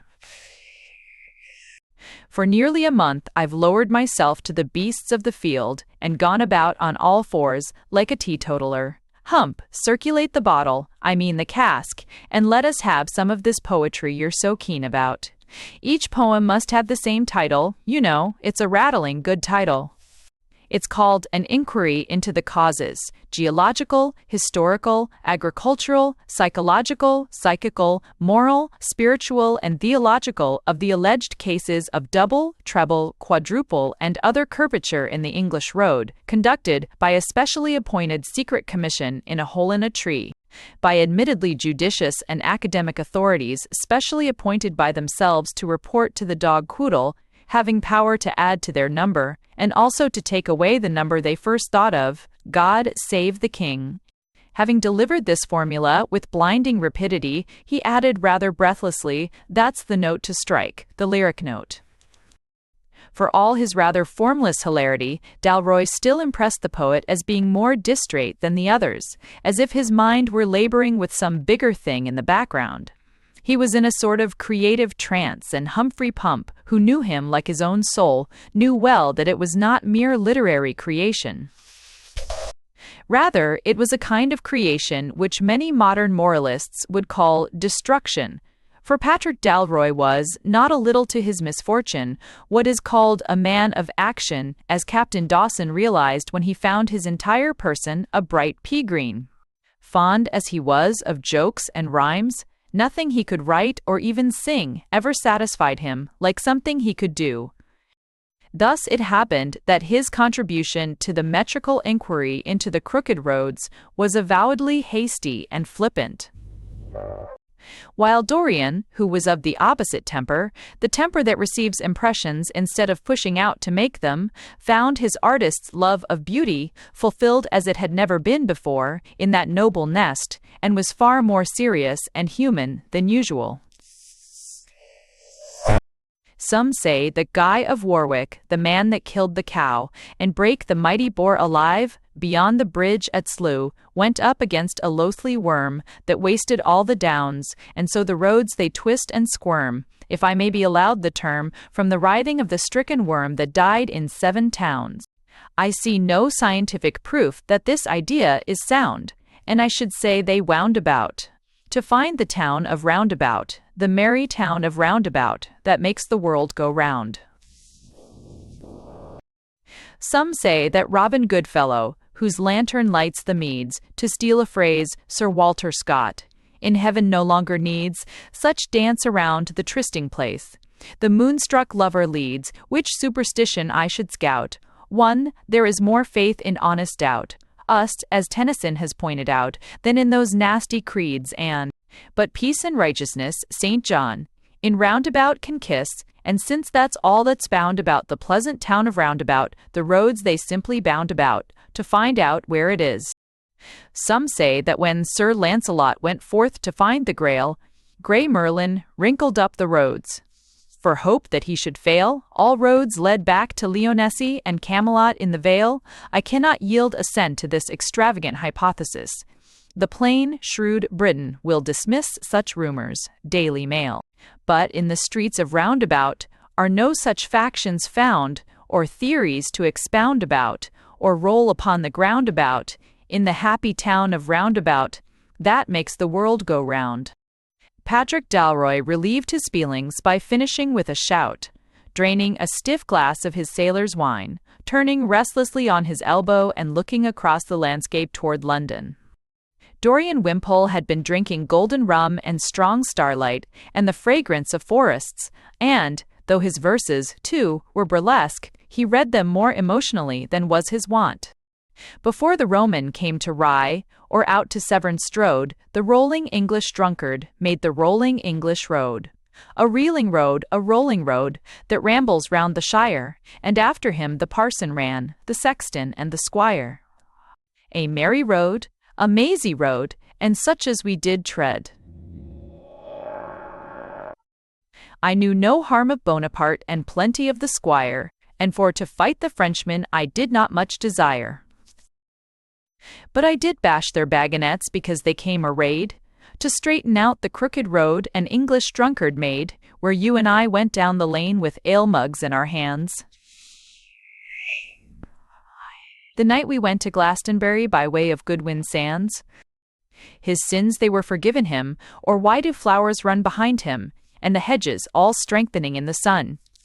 The wild thing went from left to right and knew not which was which, but the wild rose was above him when they found him in the ditch. God pardon us, nor harden us, we did not see so clear, the night we went to Bannockburn by way of Brighton Pier. My friends, we will not go again, or ape an ancient rage, or stretch the folly of our youth to be the shame of age, but walk with clearer eyes and ears this path that wandereth, and see undrugged in evening light the decent inn of death. For there is good news yet to hear and fine things to be seen, before we go to paradise by way of Kensal Green. Have you written one, Hump? Asked Dalroy. Humphrey, who had been scribbling hard under the lamp, looked up with a dismal face. Yes, he said, but I write under a great disadvantage. You see, I know why the road curves about. And he read very rapidly, all on one note. The road turned first toward the left, where Pinker's quarry made the cleft, the path turned next toward the right, because the mastiff used to bite, then left, because of slippery height, and then again toward the right. We could not take the left because it would have been against the laws. Squire closed it in King William's day because it was a right of way. Still right, to dodge the ridge of chalk where Parson's ghost it used to walk, till someone Parson used to know met him blind drunk in Callao. Then left, a long way round, to skirt the good land where old Doggy Bert was owner of the crown and cup, and would not give his freehold up. Right, missing the old riverbed, they tried to make him take instead. Right, since they say Sir Gregory went mad and let the gypsies be, and so they have their camp secure.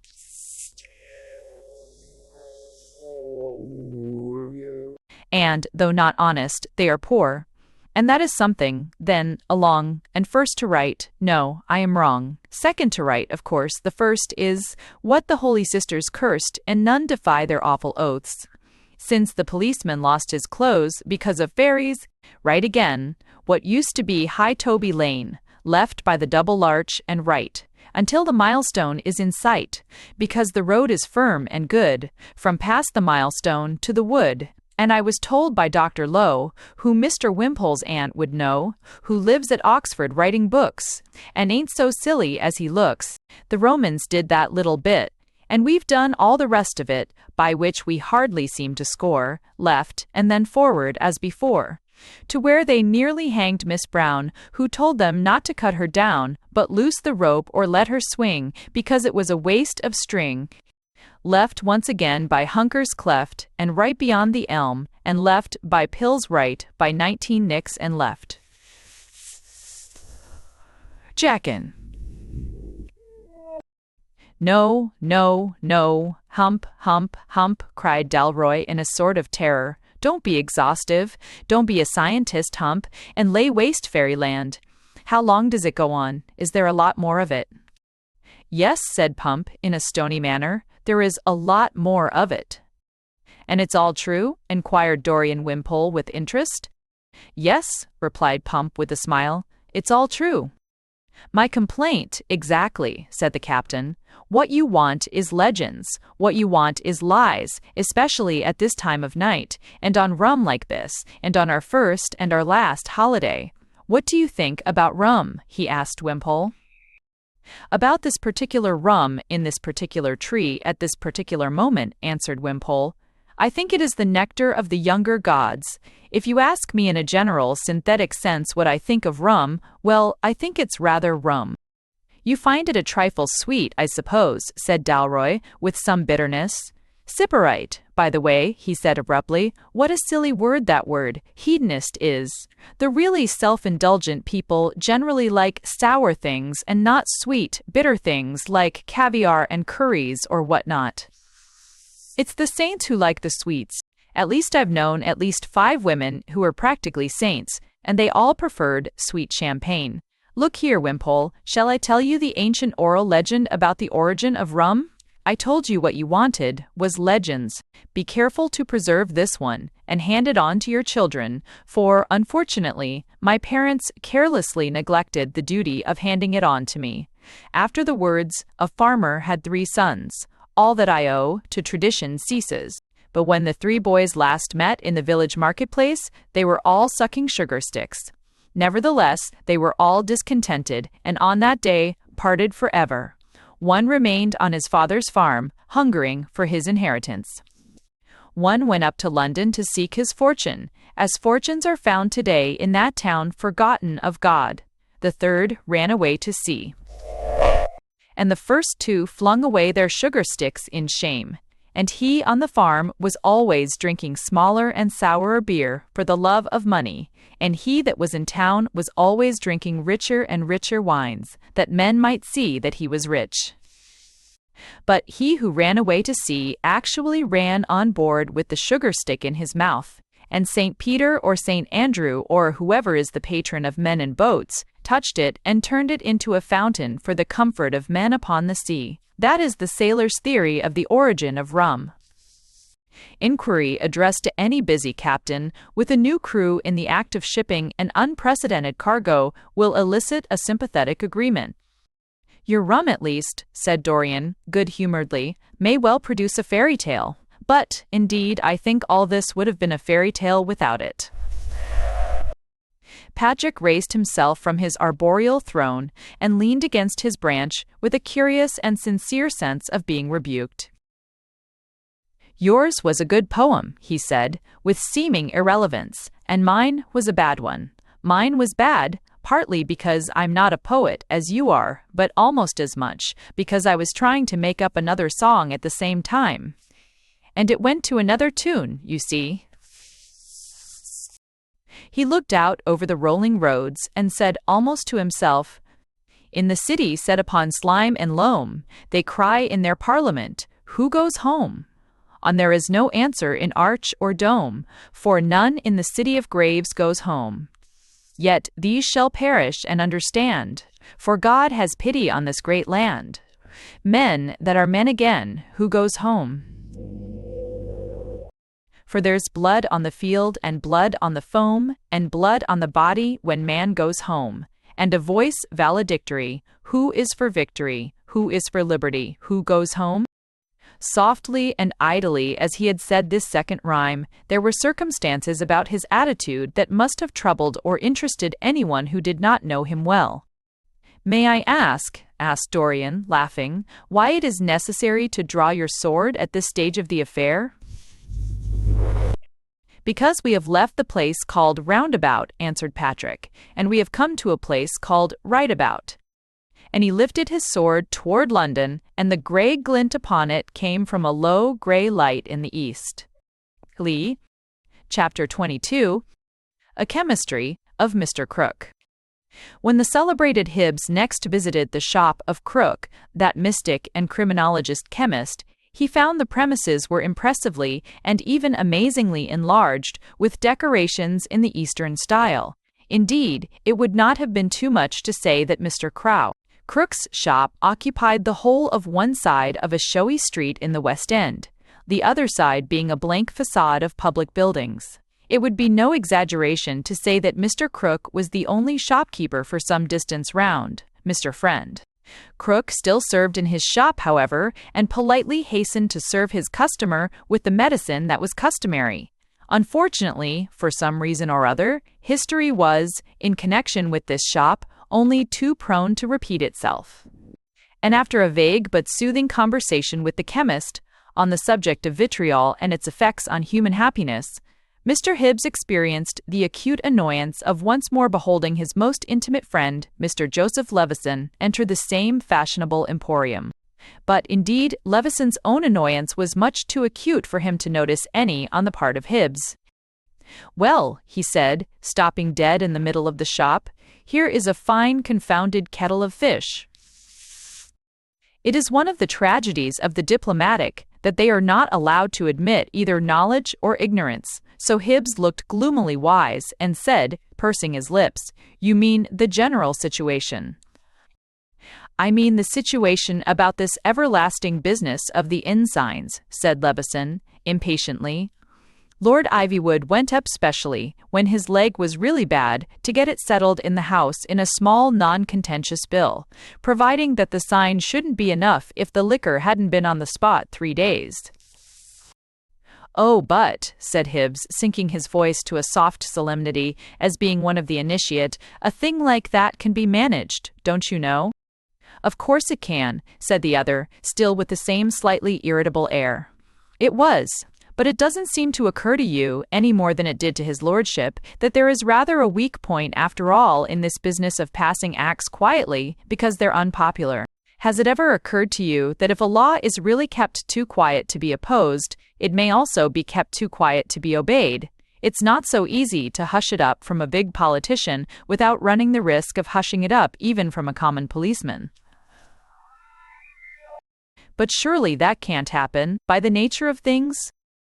"Can't it, by God?" said J. Levison, appealing to a less pantheistic authority. He unfolded a number of papers from his pocket, chiefly cheap local newspapers, but some of them letters and telegrams.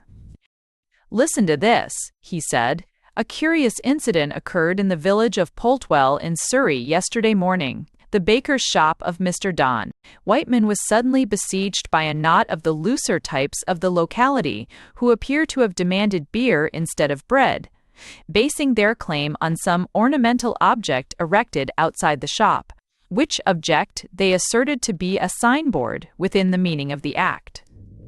There, you see, they haven't even heard of the new Act. What do you think of this from the S.E. Clapton Conservator? The contempt of socialists for the law was well illustrated yesterday when a crowd collected round some wooden ensign of socialism set up before Mr. Sturgis and Streen. Dugdale's drapery stores refused to disperse, though told that their action was contrary to the law. Eventually, the malcontents joined the procession following the wooden emblem. On, and what do you say to this? Stop Press News. A chemist in Pimlico has been invaded by a huge crowd demanding beer and asserting the provision of it to be among his duties. The chemist is, of course, well acquainted with his immunities in the matter, especially under the new Act, but the old notion of the importance of the sign seems still to possess the populace and even, to a certain extent, to paralyze the police. What do you say to that? Isn't it as plain as Monday morning that this flying in has flown a day in front of us, as all such lies do? There was a diplomatic silence. "Well," asked the still angry Levison of the still dubious Hibbs, "what do you make of all that?" One ill-acquainted with that relativity essential to all modern minds might possibly have fancied that Mr. Hibbs could not make much of it. However that may be, his explanations or incapacity for explanations were soon tested with a fairly positive test, for Lord Ivywood actually walked into the shop of Mr. Crook. "Good day, gentlemen," he said, looking at them with an expression which they both thought baffling and even a little disconcerting. "Good morning, Mr. Crook. I have a celebrated visitor for you." And he introduced the smiling Misisra. The prophet had fallen back on a comparatively quiet costume this morning, a mere matter of purple and orange or what not, but his aged face was now perennially festive. "The cause progresses," he said. "Everywhere the cause progresses. You heard his lordship's beautiful speech?" "I have heard many," said Hibbs gracefully, "that can be so described." "The prophet means what I was saying about the Ballot Paper Amendment Act," said Ivywood casually. "It seems to be the alphabet of statesmanship to recognize now that the great Oriental British Empire has become one corporate whole with the Occidental one. Look at our universities, with their Mohammedan students. Soon they may be a majority. Now are we," he went on, still more quietly, "are we to rule this country under the forms of representative government? I do not pretend to believe in democracy, as you know, but I think it would be extremely unsettling and incalculable to destroy representative government. If we are to give Muslim Britain representative government, we must not make the mistake we made about the Hindus and military organization, which led to the mutiny. We must not ask them to make a cross on their ballot papers, for though it seems a small thing, it may offend them. So I brought in a little bill to make it optional between the old-fashioned cross and an upward curved mark that might stand for a crescent, and as it's rather easier to make, I believe it will be generally adopted."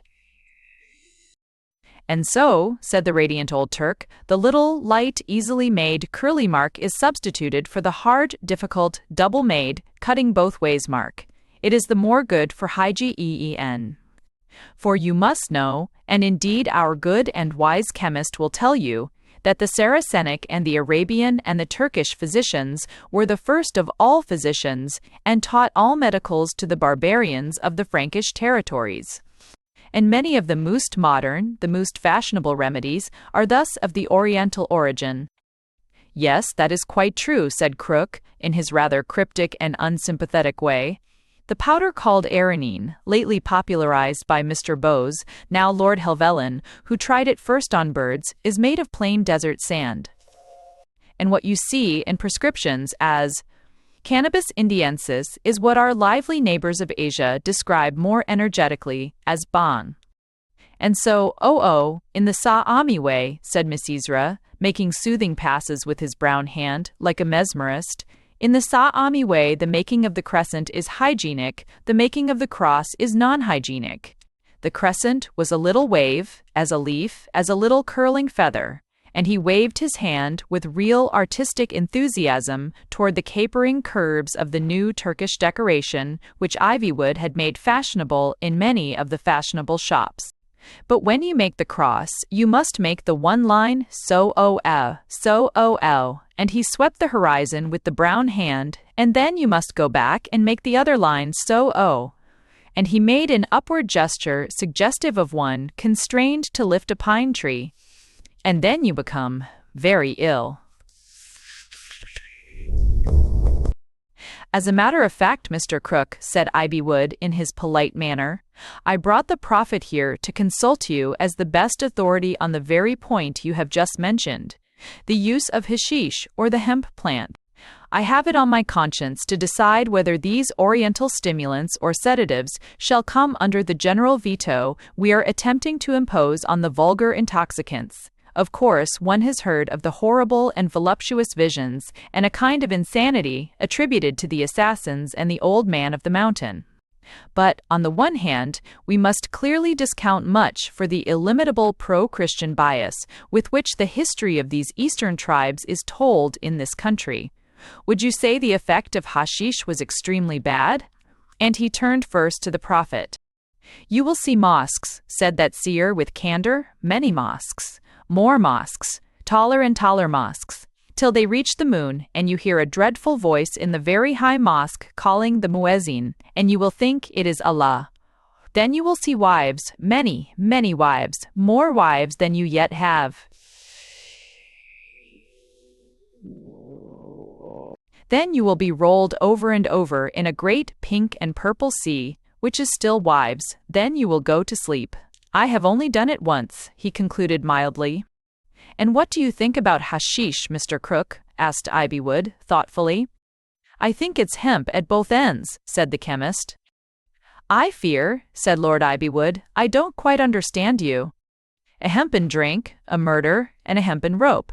That's my experience in India, said Mr. Crook. It is true, said Ivywood, yet more reflectively, that the thing is not Muslim in any sense in its origin. There is that against the assassins always. And, of course, he added, with a simplicity that had something noble about it. After a space of silence, he said suddenly, looking at Crook, So it isn't the sort of thing you chiefly sell? No, my lord, it isn't what I chiefly sell, said the chemist. He also looked steadily, and the wrinkles of his young old face were like hieroglyphics. The cause progress. Everywhere it progress, cried Misisra, spreading his arms and relieving a momentary tension of which he was totally unaware. You already use him for the short syllables in your dactyl, which is doubtless of Oriental origin. You see the new game? He said this so suddenly that everyone turned round to see him produce from his purple clothing a brightly colored and highly polished apparatus from one of the grand toy shops, which, on examination, seemed to consist of a kind of blue slate in a red and yellow frame. A number of divisions being already marked on the slate, about 17 slate pencils with covers of different colors, and a vast number of printed instructions stating that it was but recently introduced from the remote East and was called Noughts and Crescents. Strangely enough, Lord Ivywood, with all his enthusiasm, seemed almost annoyed at the emergence of this Asiatic discovery, more especially as he really wanted to look at Mr. Crook as hard as Mr. Crook was looking at him. Hibbs coughed considerately and said, Of course all our things came from the East, and he paused, being suddenly unable to remember anything but curry, to which he was very rightly attached. He then remembered Christianity, and mentioned that too. Everything from the East is good, of course, he ended, with an air of light omniscience. Those who, in later ages and other fashions, failed to understand how Misisra had ever got a mental hold on men like Lord Ivywood, left out two elements in the man, which are very attractive, especially to other men. One was that there was no eye-subject on which the little Turk could not instantly produce a theory. The other was that, though the theories were crowded, they were consistent. He was never known to accept an illogical compliment.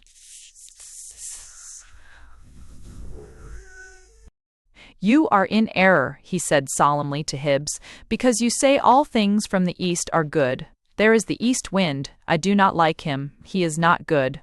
And I think very much that all the warmth and all the wealthiness and the colors and the poems and the religiousness that the East was meant to give you have been much poisoned by this accident, this east wind.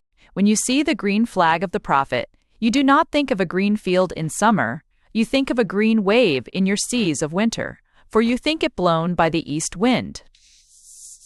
When you read of the moon-faced Auris, you think not of our moons like oranges, but of your moons like snowballs.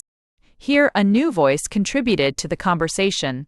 Its contribution, though imperfectly understood, appeared to be, Nar. Why should I wait for a little Jew in his dress and gown? Little Jews in their dress and gowns as their drinks, and we as our drinks, and we as our drinks. The speaker, who appeared to be a powerful person of the plastering occupation, looked round for the unmarried female he had ceremonially addressed, and seemed honestly abashed that she was not present. Ivywood looked at the man with that expression of one turned to stone, which his physique made so effective in him. But J. Levison, secretary, could summon no such powers of self-petrification. Upon his soul, the slaughter red of that unhallowed eve arose when first the ship and he were foes, when he discovered that the poor are human beings, and therefore are polite and brutal within a comparatively short space of time. He saw that 2 other men were standing behind the plastering person, one of them apparently urging him to counsels of moderation, which was an ominous sign, and then he lifted his eyes and saw something worse than any omen. All the glass frontage of the shop was a cloud of crowding faces. They could not be clearly seen, since night was closing in on the street, and the dazzling fires of ruby and amethyst, which the lighted shop gave to its great globes of liquid, rather veiled than revealed them. But the foremost actually flattened and whitened their noses on the glass, and the most distant were nearer than Mr. Levison wanted them. Also, he saw a shape erect outside the shop, the shape of an upright staff and a square board. He could not see what was on the board. He did not need to see. Those who saw Lord Ivywood at such moments understood why he stood out so strongly in the history of his time, in spite of his frozen face and his fanciful dogmas. He had all the negative nobility that is possible to man. Unlike Nelson and most of the great heroes, he knew not fear. Thus, he was never conquered by a surprise, but was cold and collected when other men had lost their heads, even if they had not lost their nerve. "I will not conceal from you, gentlemen," said Lord Ivywood, "that I have been expecting this. I will not even conceal from you that I have been occupying Mr. Crook's time until it occurred. So far from excluding the crowd, I suggest it would be an excellent thing if Mr. Crook could accommodate them all in this shop. I want to tell as soon as possible, as large a crowd as possible, that the law is altered and this folly about the flying in has ceased. Come in, all of you. Come in and listen." "Wonder." "Thank yer," said a man connected in some way with motor buses, who lurched in behind the plasterer. "Thanky, sir," said a bright little clock mender from Croydon, who immediately followed him. "Ho, see." "Thanks," said a rather bewildered clerk from Camberwell, who came next in the rather bewildered procession. "Thank you," said Mr. Dorian Wimpole, who entered carrying a large round cheese. "Thank you," said Captain Dalroy, who entered carrying a large cask of rum. "Thank you very much," said Mr. Humphrey Pump, who entered the shop carrying the sign of The Old Ship.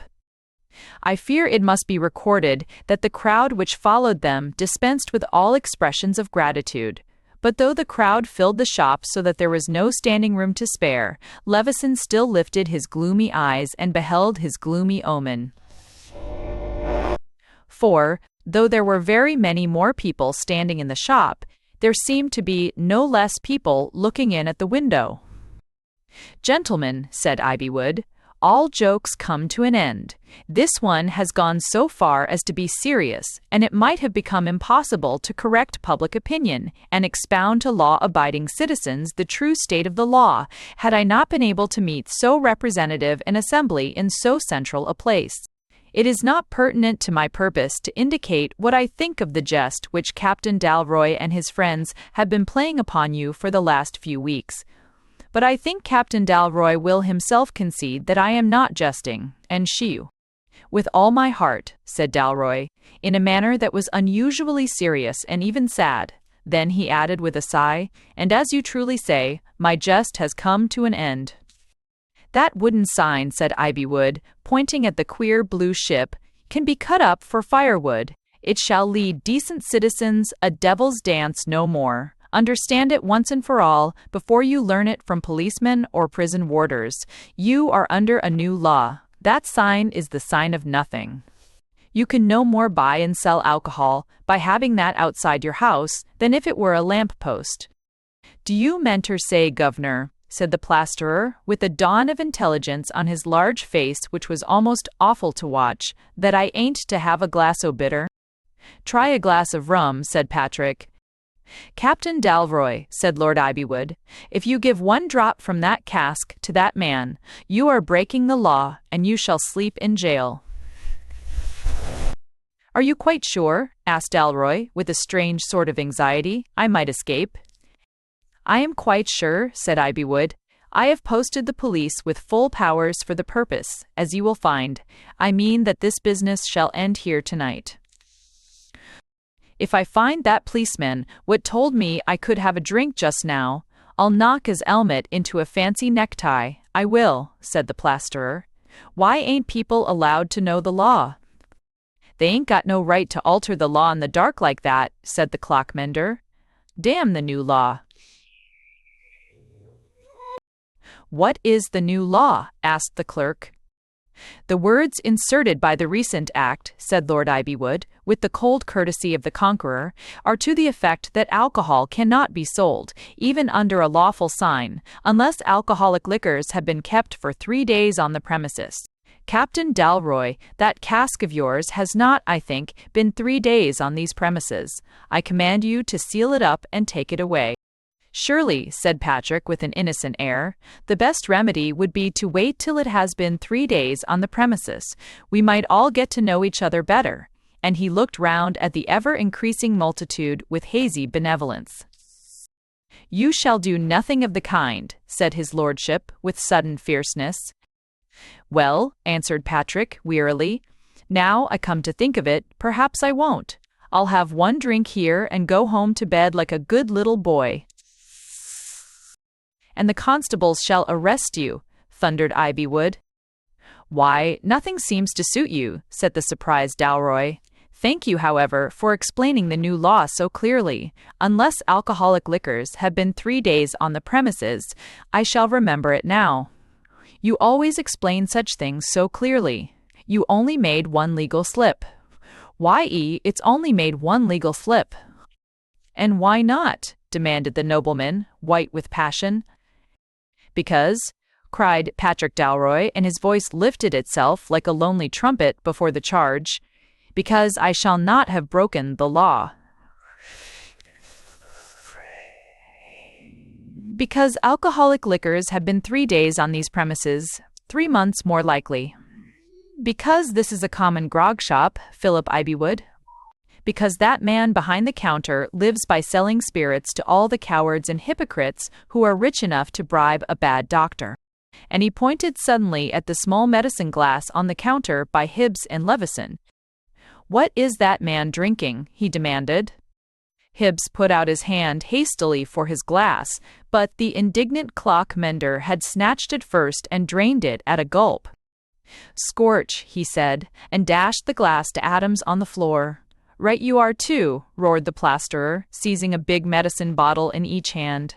We're going to have a little of the fun now, we are. What's in that big red bowl up there? I reckon it's port. Fetch it down, Bill. Ivywood turned to Crook and said, scarcely moving his lips of marble, This is a lie. It is the truth, answered Crook, looking back at him with equal steadiness. Do you think you made the world, that you should make it over again so easily? The world was made badly, said Philip, with a terrible note in his voice, and I will make it over again. Almost as he spoke, the glass front of the shop fell inward, shattered, and there was wreckage among the moon-like colored bowls, almost as if spears of celestial crystal cracked at his blasphemy. Through the broken windows came the roar of that confused tongue that is more terrible than the elements, the cry that the deaf kings have heard at last, the terrible voice of mankind. All the way down the long, fashionable street, lined with the Crook plate glass, that glass was crashing amid the cries of a crowd. Rivers of gold and purple wines sprawled about the pavement. Out in the open, shouted Dalroy, rushing out of the shop, signboard in hand, the dog Quoodle barking furiously at his heels, while Dorian with the cheese and Humphrey with the keg followed as rapidly as they could. Good night, my lord. Perhaps our meeting next may fall, at Tomworth in your castle hall. Come along, friends, and form up. Don't waste time destroying property. We're all to start now. Where are we all going to? Asked the plasterer. We're all going into Parliament, answered the captain, as he went to the head of the crowd. The marching crowd turned 2 or 3 corners, and at the end of the next long street, Dorian Wimpole, who was toward the tail of the procession, saw again the gray Cyclops Tower of St. Cyclops Tower. Stevens, with its one great golden eye, as he had seen it against that pale green sunset that was at once quiet and volcanic on the night he was betrayed by sleep and by a friend. Almost as far off, at the head of the procession, he could see the sign with the ship and the cross going before them like an ensign, and hear a great voice singing, "Men that are men again, who goes home? Tocsin and trumpeter, who goes home? The voice valedictory, who is for victory, who is for liberty, who goes home?" Good. Chapter 23. The March on Ivywood. That storm spirit, or eagle of liberty, which is the sudden soul in a crowd, had descended upon London after a foreign tour of some centuries in which it had commonly alighted upon other capitals. It is always impossible to define the instant and the turn of mood which makes the whole difference between danger being worse than endurance and endurance being worse than danger. The actual outbreak generally has a symbolic or artistic, or what some would call whimsical cause. Somebody fires off a pistol, or appears in an unpopular uniform, or refers in a loud voice to a scandal that is never mentioned in the newspapers. Somebody takes off his hat, or somebody doesn't take off his hat, or a city is sacked before midnight. When the ever-swelling army of revolt smashed a whole street full of the shops of Mr. Cobbs, Crook, the chemist, and then went on to Parliament, the Tower of London, and the road to the sea, the sociologists hiding in their coal cellars could think, in that clarifying darkness, of many material and spiritual explanations of such a storm in human souls, but of none that explained it quite enough. Doubtless there was a great deal of sheer drunkenness when the urns and goblets of Aesculapius were reclaimed as belonging to Bacchus, and many who went roaring down that road were merely stored with rich wines and liqueurs which are more comfortably and quietly digested at a city banquet or a West End restaurant. But many of these had been blind drunk 20 times. Without a thought of rebellion, you could not stretch the material explanation to cover a corner of the case. Much more general was a savage sense of the meanness of Crook's wealthy patrons in keeping a door open for themselves which they had wantonly shut on less happy people. But no explanation can explain it, and no man can say when it will come. Dorian Wimpole was at the tail of the procession, which grew more and more crowded every moment. For one space of the march he even had the misfortune to lose it altogether, owing to the startling activity which the rotund cheese, when it escaped from his hands, showed in descending a somewhat steep road toward the river. But in recent days he had gained a pleasure in practical events which was like a second youth. He managed to find a stray taxicab, and had little difficulty in picking up again the trail of the extraordinary cortege. Inquiries addressed to a policeman with a black eye outside the House of Commons informed him sufficiently of the rebels' line of retreat or advance, or whatever it was, and in a very short time he beheld the unmistakable legion once more. It was unmistakable, because in front of it there walked a red-headed giant, apparently carrying with him a wooden portion of some public building, and also because so big a crowd had never followed any man in England for a long time past. But except for such things, the unmistakable crowd might well have been mistaken for another one. Its aspect had been altered, almost as much as if it had grown horns or tusks, for many of the company walked with outlandish weapons like iron teeth or horns, bills and poleaxes, and spears with strangely shaped heads. What was stranger still, whole rows and rows of them had rifles, and even marched with a certain discipline. And yet again, others seemed to have snatched up household or workshop tools, meat axes, pick-axes, hammers, and even carving knives. Such things need be none the less deadly, because they are domestic. They have figured in millions of private murders before they appeared in any public war.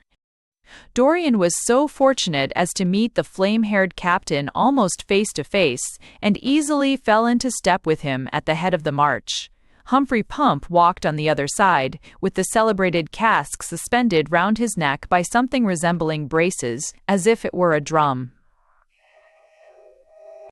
Wimpole had himself taken the opportunity of his brief estrangement to carry the cheese somewhat more easily in a very large, loose, waterproof knapsack on his shoulders.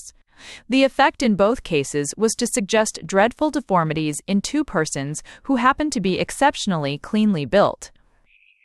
The captain, who seemed to be in tearing and towering spirits, gained great pleasure from this, but Dorian had his sources of amusement too.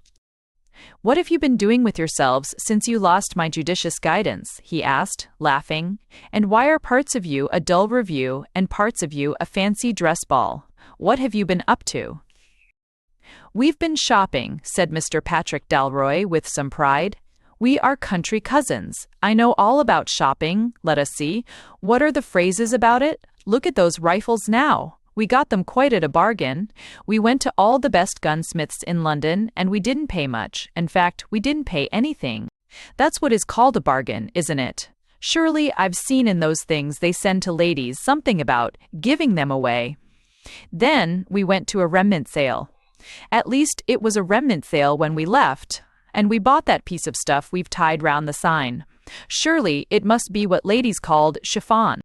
Dorian lifted his eyes and perceived that a very coarse strip of red rag, possibly collected from a dustbin, had been tied round the wooden signpost by way of a red flag of revolution. "Not what ladies call chiffon?" inquired the captain with anxiety. "Well, anyhow, it is what chiffoniers call it. But as I'm going to call on a lady shortly, I'll try to remember the distinction." "Is your shopping over, may I ask?" asked Mr. Wimpole. "All but one thing," answered the other. "I must find a music shop, you know what I mean, place where they sell pianos and things of that sort." "Look here," said Dorian, "this cheese is pretty heavy as it is. Have I got to carry a piano too?"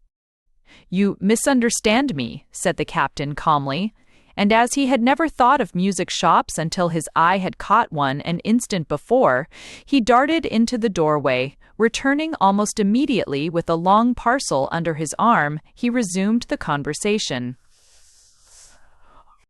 "Did you go anywhere else?" asked Dorian. "Except to shops?"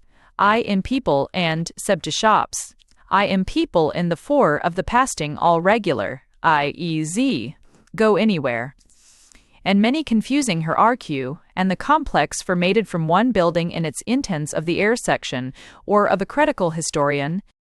"Anywhere else?" cried Patrick indignantly. "Haven't you got any country cousins? Of course we went to all the right places. We went to the Houses of Parliament, but Parliament isn't sitting, so there are no eggs of the quality suitable for elections. We went to the Tower of London. You can't tire country cousins like us.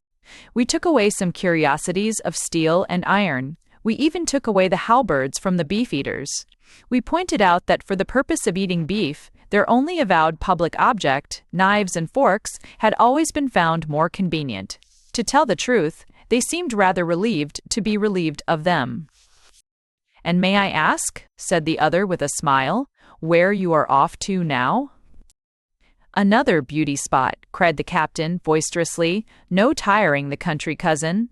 I am going to show my young friends from the provinces what is perhaps the finest old country house in England. We are going to Ivywood, not far from that big watering place they call Pebblewick."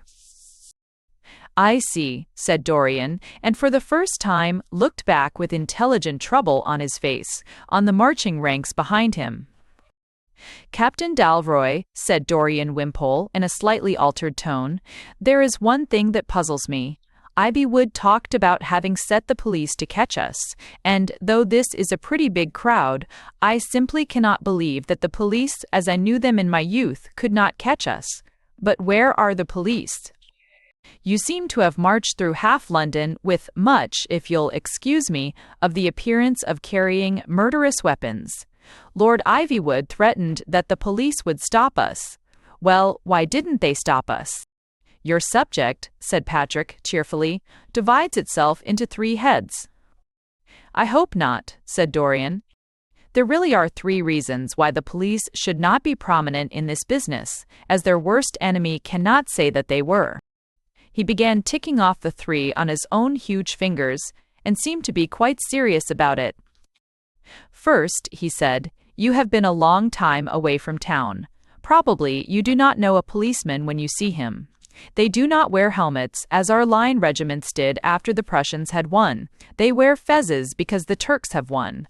Shortly, I have little doubt they will wear pigtails, because the Chinese have won. It is a very interesting branch of moral science. It is called efficiency." "Second," explained the captain, "you have, perhaps, omitted to notice that a very considerable number of those wearing such fezzes are walking just behind us. Oh yes, it's quite true.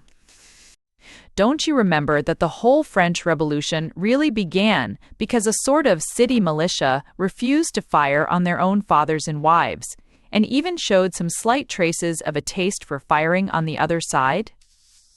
You'll see lots of them behind, and you can tell them by their revolver belts and their walking in step, but don't look back on them too much. It makes them nervous."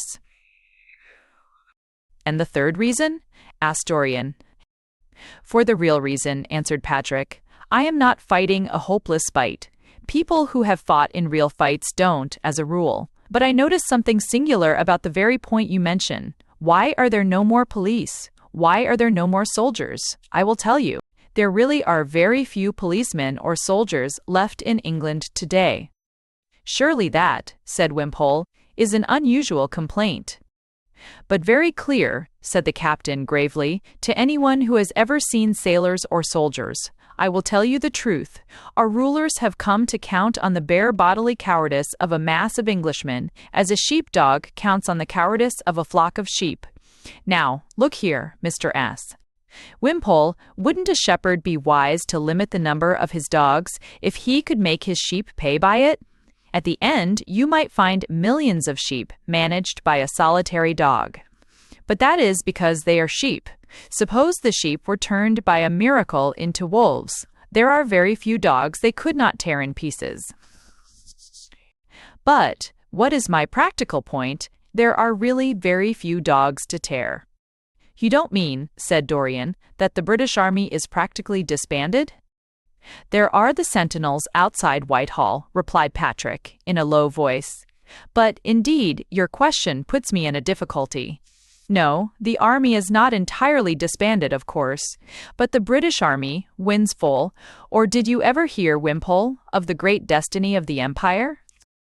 "I seem to have heard the phrase," replied his companion.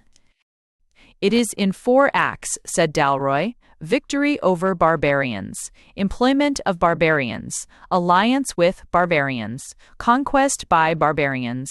That is the great destiny of empire." "I think I begin to see what you mean," returned Dorian Wimpole. "Of course Ivywood and the authorities do seem very prone to rely on the sepoy troops." "And other troops as well," said Patrick. "I think you will be surprised when you see them." He tramped on for a while in silence, and then said, with some air of abruptness, which yet did not seem to be entirely a changing of the subject, "Do you know the man who lives now on the estate next to Ivywood?" "No," replied Dorian. "I am told he keeps himself very much to himself." "And his estate, too," said Patrick, rather gloomily. "If you would climb his garden wall, Wimpole, I think you would find an answer to a good many of your questions. Oh yes, the right honourable gentlemen are making full provision for public order and national defence in a way." "Oh." He fell into an almost sullen silence again, and several villages had been passed before he spoke again.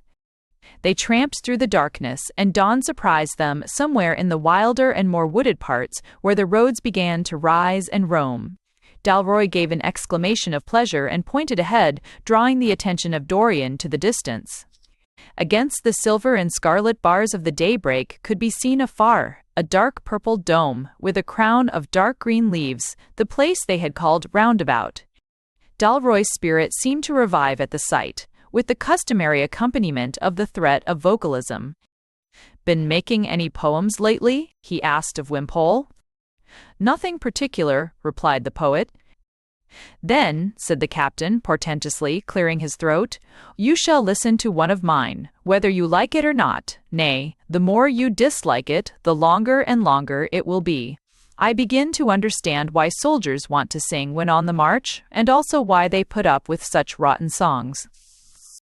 The Druids waved their golden knives and danced around the oak when they had sacrificed a man, but though the learned search and scan, no single modern person can entirely see the joke. But though they cut the throats of men, they cut not down the tree, and from the blood the sapling sprang of oak woods yet to be. But Ivywood, Lord Ivywood, he rots the tree as ivy would. He clings and crawls as ivy would about the sacred tree. King Charles, he fled from Worcester fight, and hid him in an oak. In convent schools no man of tact would trace and praise his every act, or argue that he was in fact a strict and sainted bloke.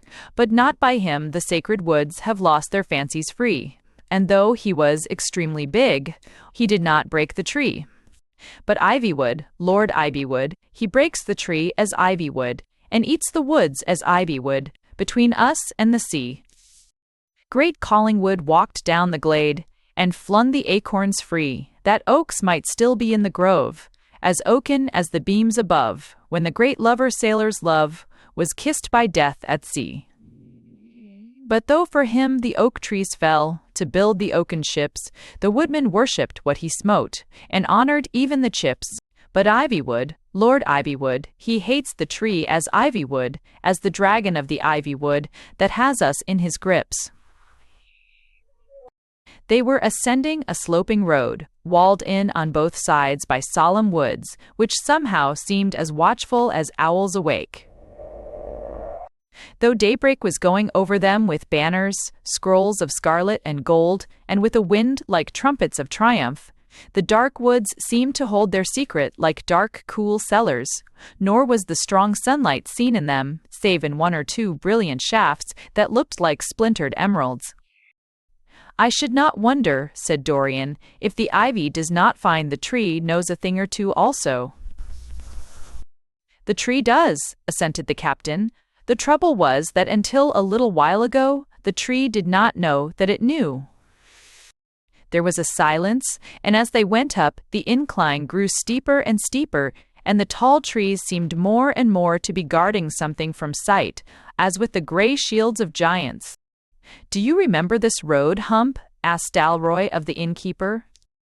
"Yes," answered Humphrey Pump, and said no more, but few have ever heard such fullness in an affirmative.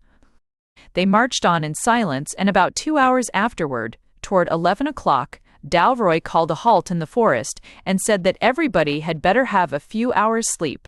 The impenetrable quality in the woods and the comparative softness of the carpet of beech mast made the spot as appropriate as the time was inappropriate.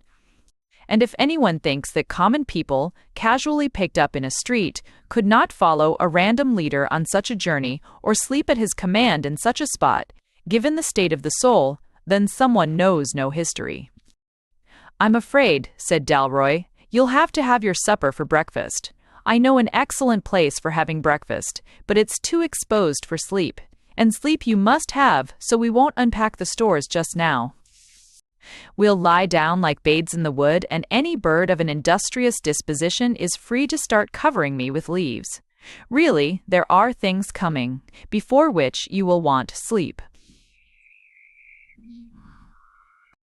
When they resumed the march, it was nearly the middle of the afternoon, and the meal which Dalroy insisted buoyantly on describing as breakfast was taken about that mysterious hour when ladies die without tea. The steep road had consistently grown steeper and steeper and steeper, and at last Dalroy said to Dorian Wimpole, "Don't drop that cheese again just here, or it will roll right away down into the woods. I know it will. No scientific calculations of grades and angles are necessary, because I have seen it do so myself. In fact, I have run after it." Wimpole realized they were mounting to the sharp edge of a ridge, and in a few moments he knew, by the oddness in the shape of the trees, what it had been that the trees were hiding. They had been walking along a swelling woodland path beside the sea. On a particular high plateau, projecting above the shore, stood some dwarfed and crippled apple trees, of whose apples no man alive would have eaten, so sour and salt they must be. All the rest of the plateau was bald and featureless, but Pump looked at every inch of it, as if at an inhabited place. "This is where we'll have breakfast," he said, pointing to the naked grassy waste. "It's the best inn in England." Some of his audience began to laugh, but somehow suddenly ceased doing so, as Dalroy strode forward and planted the sign of "The Old Ship" on the desolate seashore. "And now," he said, "you have charge of the stores we brought, Hump, and we will picnic, as it said in a song I once sang. The Saracen's Head out of Araby came, King Richard riding in arms like flame, and where he established his folk to be fed, he set up his spear and the Saracen's Head." It was nearly dusk before the mob, much swelled by the many discontented on the Ivywood estates, reached the gates of Ivywood House. Strategically, and for the purposes of a night surprise, this might have done credit to the captain's military capacity, but the use to which he put it, actually, was what some might call eccentric. When he had disposed his forces, with strict injunctions of silence for the first few minutes, he turned to Pump and said, "And now, before we do anything else, I'm going to make a noise." And he produced from under brown paper what appeared to be a musical instrument. "A summons to parley?" inquired Dorian, with interest. "A trumpet of defiance or something of that kind?" "No," said Patrick, "a serenade." Chapter 24. The Enigmas of Lady Joan. On an evening when the sky was clear and only its fringes embroidered with the purple arabesques of the sunset, Joan Brett was walking on the upper lawn of the terraced garden at Ivywood, where the peacocks trailed themselves about. She was not unlike one of the peacocks herself in beauty, and some might have said, in inutility. She had the proud head and the sweeping train, nor was she, in these days, devoid of the occasional disposition to scream. For, indeed, for some time past, she had felt her existence closing round her with an incomprehensible quietude, and that is harder for the patience than an incomprehensible noise. Whenever she looked at the old yew hedges of the garden, they seemed to be higher than when she saw them last, as if those living walls could still grow to shut her in. Whenever, from the turret windows, she had a sight of the sea, it seemed to be farther away. Indeed, the whole closing of the end of the turret wing, with the new wall of eastern woodwork, seemed to symbolize all her shapeless sensations.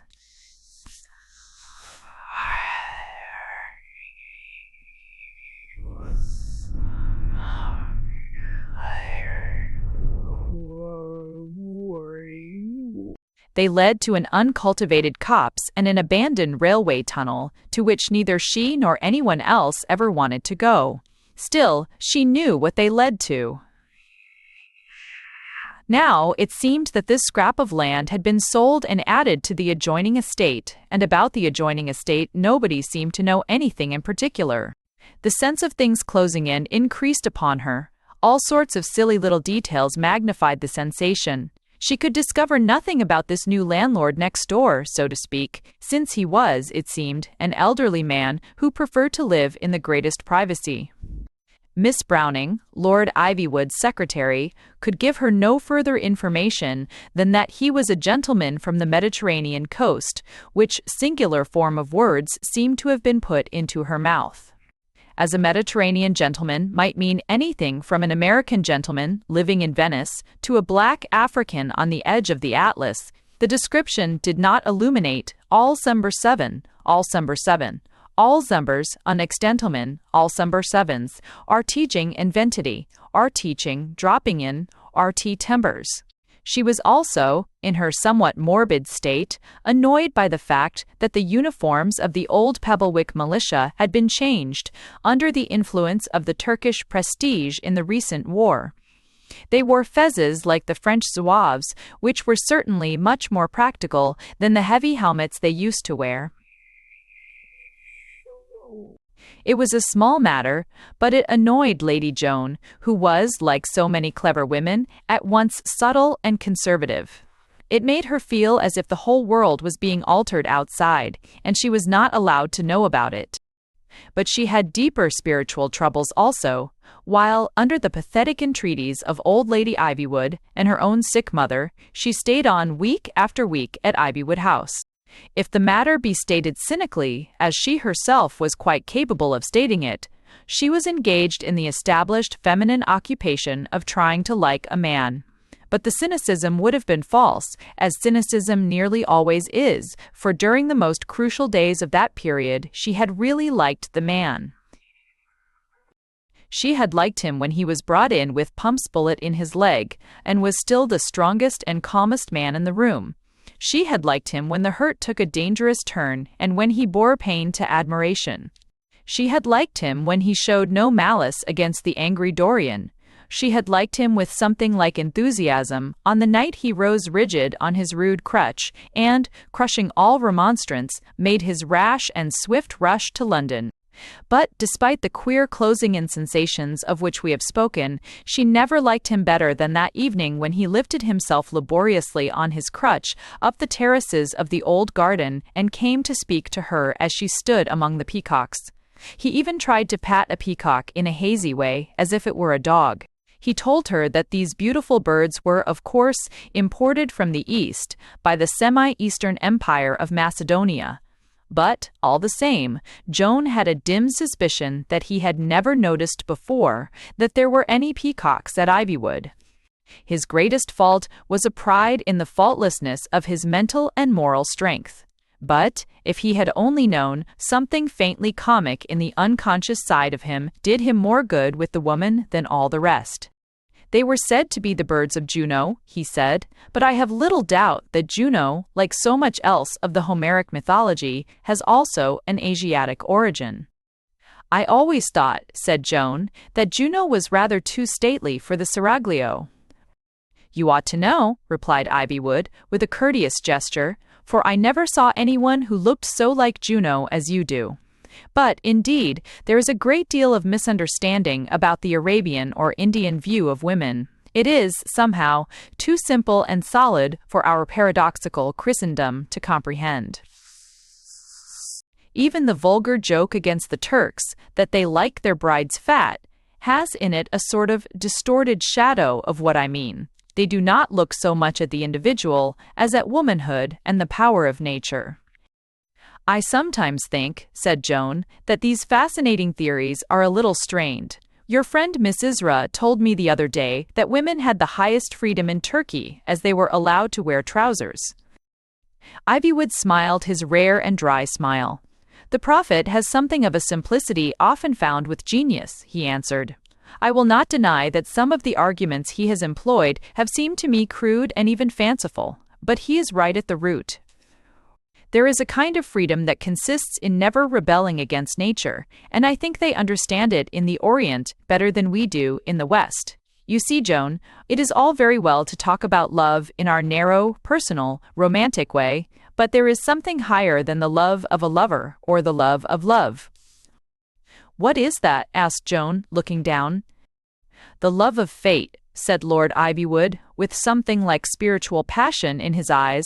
Doesn't Nietzsche say somewhere that the delight in destiny is the mark of the hero? We are mistaken if we think that the heroes and saints of Islam say kismet with bowed heads and in sorrow. That which is spitting, that is what they really mean.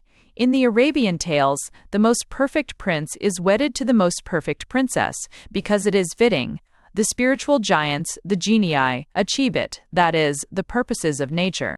In the selfish, sentimental European novels, the loveliest princess on earth might have run away with her middle-aged drawing-master. These things are not in the path. The Turk rides out to wed the fairest queen of the earth. He conquers empires to do it, and he is not ashamed of his laurels. The crumpled violet clouds around the edge of the silver evening looked to Lady Joan more and more like vivid violet embroideries hemming some silver curtain in the closed corridor at Ivywood. The peacocks looked more lustrous and beautiful than they ever had before, but for the first time she really felt they came out of the land of the Arabian Nights.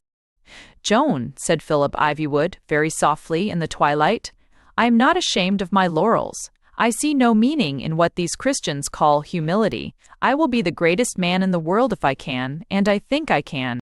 Therefore, something that is higher than love itself, fate, and what is fitting, make it right that I should wed the most beautiful woman in the world. And she stands among the peacocks and is more beautiful and more proud than they.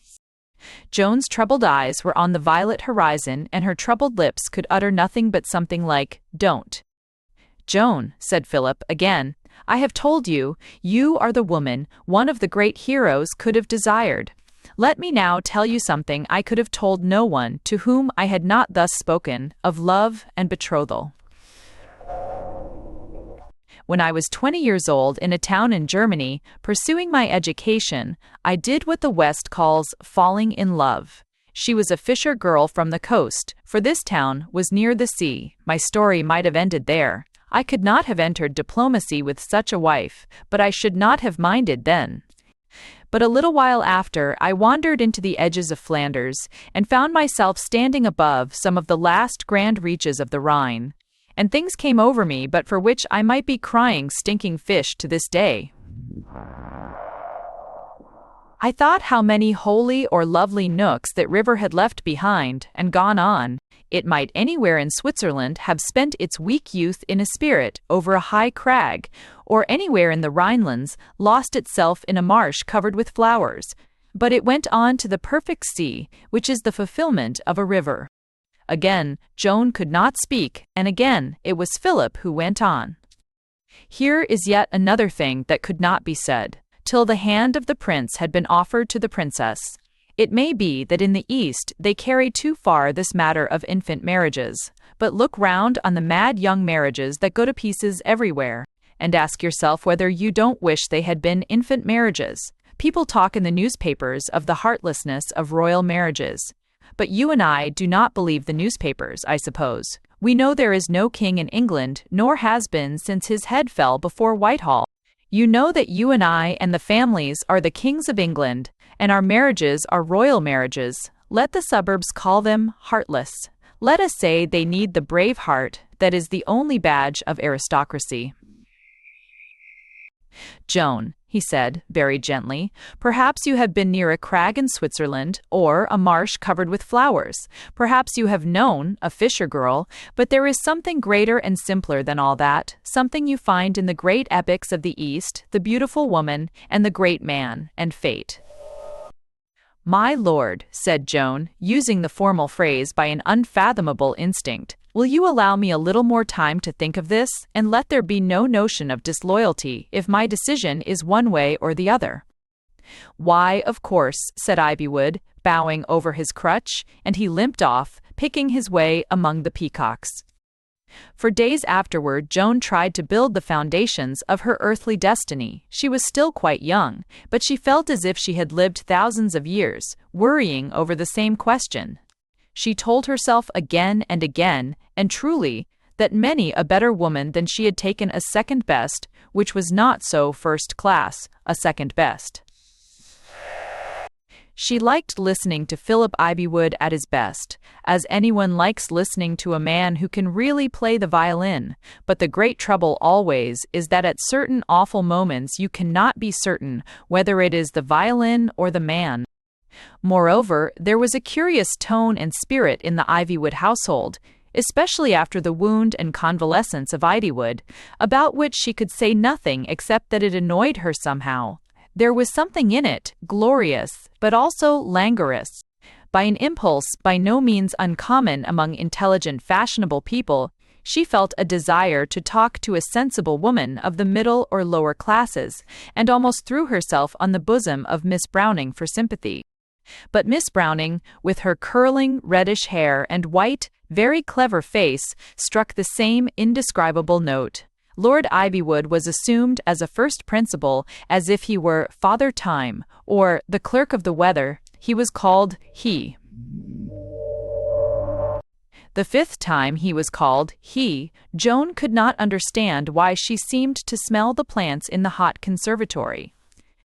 You see, said Miss Browning, we mustn't interfere with his career. That is the important thing, and, really, I think the quieter we keep about everything the better. I am sure he is maturing very big plans. You heard what the prophet said the other night?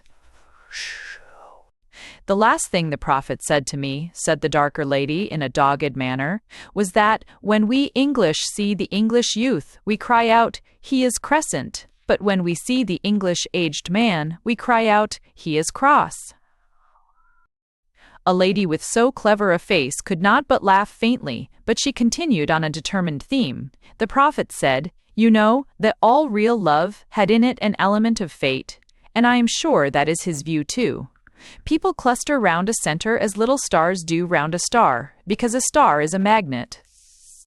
You are never wrong when destiny blows behind you like a great big wind, and I think many things have been judged unfairly that way.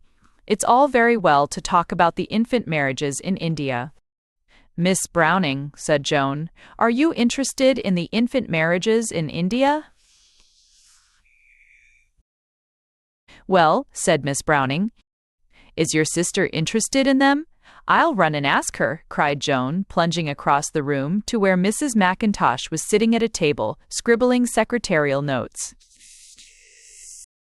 "Well," said Mrs. McIntosh, turning up a rich-haired, resolute head, more handsome than her sister's, "I believe the Indian way is the best. When people are left to themselves in early youth, any of them might marry anything. We might have married a nigger or a fishwife or a criminal."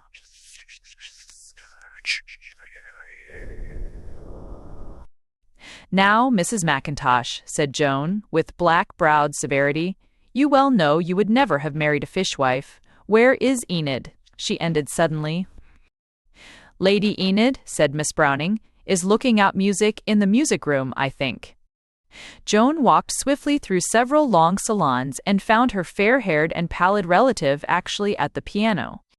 "Enid," cried Joan, "you know I've always been fond of you. For God's sake, tell me what is the matter with this house. I admire Philip as everybody does. But what is the matter with the house? Why do all these rooms and gardens seem to be shutting me in and in and in? Why does everything look more and more the same? Why does everybody say the same thing? Oh, I don't often talk metaphysics, but there is a purpose in this. That's the only way of putting it. There is a purpose, and I don't know what it is." Lady Enid Wimpole played a preliminary bar or two on the piano. Then she said, "Fire as act." "Nor do I, Joan. I don't indeed. I know exactly what you mean.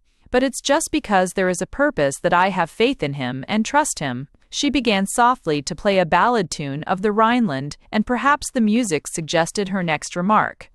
"Suppose you were looking at some of the last reaches of the Rhine, where it flows." "Enid," cried Joan, "if you say into the North Sea, I shall scream, scream, do you hear, louder than all the peacocks together." "Well," expostulated Lady Enid, looking up rather wildly, "the Rhine does flow into the North Sea, doesn't it?" "I dare say," said Joan recklessly, "but the Rhine might have flowed into the Round Pond before you would have known or cared, until until."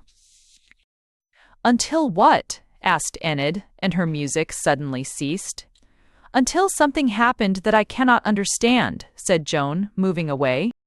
"You are something I cannot understand," said Enid Wimpole, "but I will play something else if this annoys you." And she fingered the music again with an eye to choice.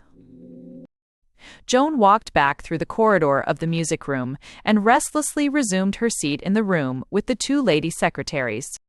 "Well?" asked the red-haired and good-humored Mrs. McIntosh, without looking up from her work of scribbling. "Have you discovered anything?"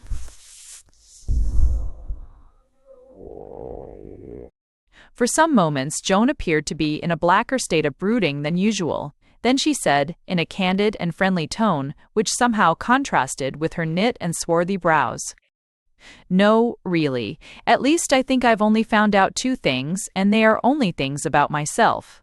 I've discovered that I do like heroism, but I don't like hero worship." "Surely," said Miss Browning, in the Girton manner, "the one always flows from the other."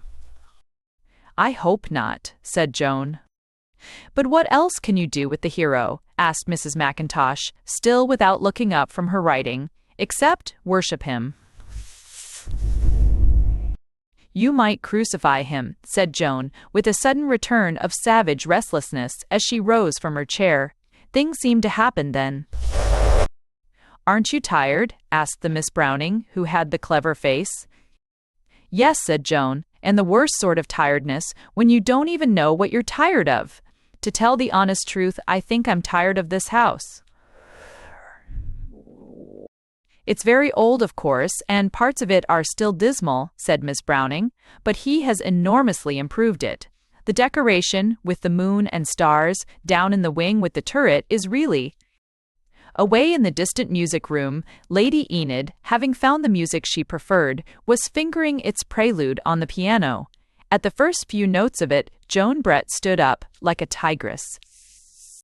"Thanks," she said, with a hoarse softness. "That's it, of course, and that's just what we all are. She's found the right tune now." "What tune is it?" asked the wondering secretary. "The tune of harp, sackbut, psaltery, dulcimer, and all kinds of music," said Joan, softly and fiercely, "when we shall bow down and worship the golden image that Nebuchadnezzar the king has set up. Girls, women, do you know what this place is? Do you know why it is all doors within doors, and lattice behind lattice, and everything is curtained and cushioned, and why the flowers that are so fragrant here are not the flowers of our hills?" From the distant and slowly darkening music room, Enid Wimpole's song came thin and clear. "Less than the dust beneath thy chariot wheel, less than the rust that never stained thy sword." "Do you know what we are?" demanded Joan Brett again. "We are a harem." "Why, what can you mean?" cried the younger girl in great agitation. "Why, Lord Ivywood has never—" "I know he has never. I am not sure," said Joan, "even whether he would ever. I shall never understand that man, nor will anybody else. But I tell you, that is the spirit. That is what we are. And this room stinks of polygamy as certainly as it smells of tuberoses." "Why, Joan," cried Lady Enid, entering the room like a well-bred ghost, "what on earth is the matter with you? You all look as white as sheets." Joan took no heed of her, but went on with her own obstinate argument. "And, besides," she said, "if there's one thing we do know about him, it is that he believes on principle in doing things slowly. He calls it evolution and relativity, and the expanding of an idea into larger ideas. How do we know he isn't doing that slowly? Getting us accustomed to living like this, so that it may be the less shock when he goes further, steeping us in the atmosphere before he actually introduces." And she shuddered. "The institution. Is it any more calmly outrageous a scheme than any other of Ivywood's schemes, than a sepoy commander-in-chief, or Misysra preaching in Westminster Abbey, or the destruction of all the inns in England? I will not wait and expand. I will not be evolved. I will not develop into something that is not me. My feet shall be outside these walls if I walk the roads for it afterward, or I will scream as I would scream trapped in any den by the docks." She swept down the rooms toward the turret with a sudden passion for solitude, but as she passed the astronomical wood-carving that had closed up the end of the old wing, Enid saw her strike it with her clenched hand. It was in the turret that she had a strange experience. She was again, later on, using its isolation to worry out the best way of having it out with Philip when he should return from his visit to London, for to tell old Lady Ivywood what was on her mind would be about as kind and useful as describing Chinese tortures to a baby. The evening was very quiet, of the pale grey sort, and all that side of Ivywood lay before her eyes, undisturbed. She was the more surprised when her dreaming took note of a sort of stirring in the grey-purple dusk of the bushes, of whisperings, and of many footsteps. Then the silence settled down again, and then it was startlingly broken by a big voice singing in the dark distance. It was accompanied by faint sounds that might have been from the fingering of some lute or viol. "Lady, the light is dying in the skies, lady, and let us die when honor dies. Your dear dropped glove was like a gauntlet flung when you and I were young. For something more than splendor stood, and ease was not the only good, about the woods in Ivywood when you and I were young. Lady, the stars are falling pale and small. Lady, we will not live if life be all, forgetting those good stars in heaven hung, when all the world was young, for more than gold was in a ring, and love was not a little thing, between the trees in Ivywood, when all the world was young. The singing ceased, and the bustle in the bushes could hardly be called more than a whisper.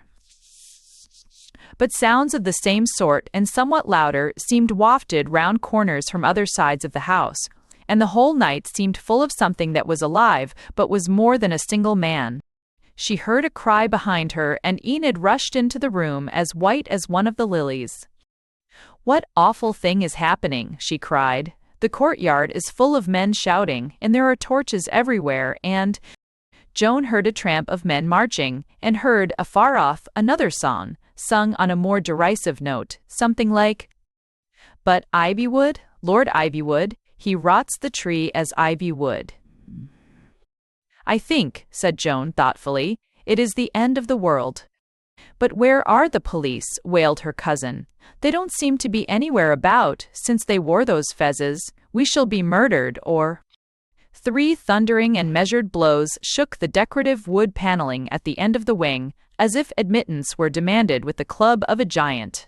Enid remembered that she had thought Joan's little blow energetic, and shuddered. All Alice are seen. Both the girls stared at the stars and moons and suns blazoned on that sacred wall that leapt and shuddered under the strokes of the doom. Then the sun fell from heaven, and the moon and stars dropped down and were scattered about the Persian carpet, and by the opening of the end of the world, Patrick Dalroy came in, carrying a mandolin. A competition. Chapter 25. The Finding of the Superman. "I've brought you a little dog," said Mr. Dalroy, introducing the rampant Quoodle. "I had him brought down here in a large hamper labeled Explosives, a title which appears to have been well selected."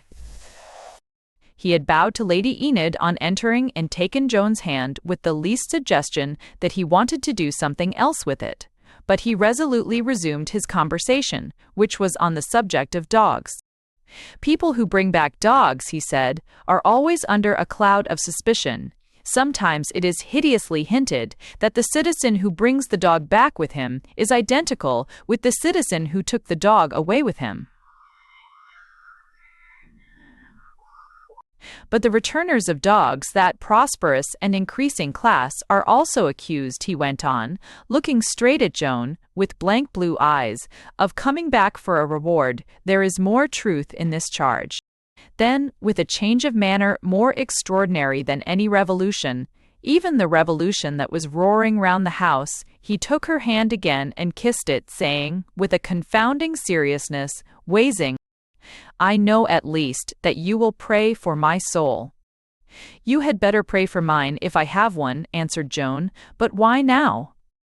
"Because," said Patrick, "you will hear from outside. You may even see from that turret window something which in brute fact has never been seen in England since poor Monmouth's army went down. In spirit and in truth, it has not happened since Saladin and Coeur de Lion crashed together. I only add one thing, and that you know already. I have lived loving you, and I shall die loving you. It is the only dimension of the universe in which I have not wandered and gone astray. I leave the dog to guard you," and he disappeared down the old broken staircase. Lady Enid was much mystified that no popular pursuit assailed this stair or invaded the house, but Lady Joan knew better. She had gone, on the suggestion she most cared about, into the turret room and looked out of its many windows on to the abandoned copse and tunnel, which were now fenced off with high walls, the boundary of the mysterious property next door. Across that high barrier she could not even see the tunnel, and barely the tops of the tallest trees which hid its entrance from sight. But in an instant she knew that Dalroy was not hurling his forces on Ivywood at all, but on the house and estate beyond it.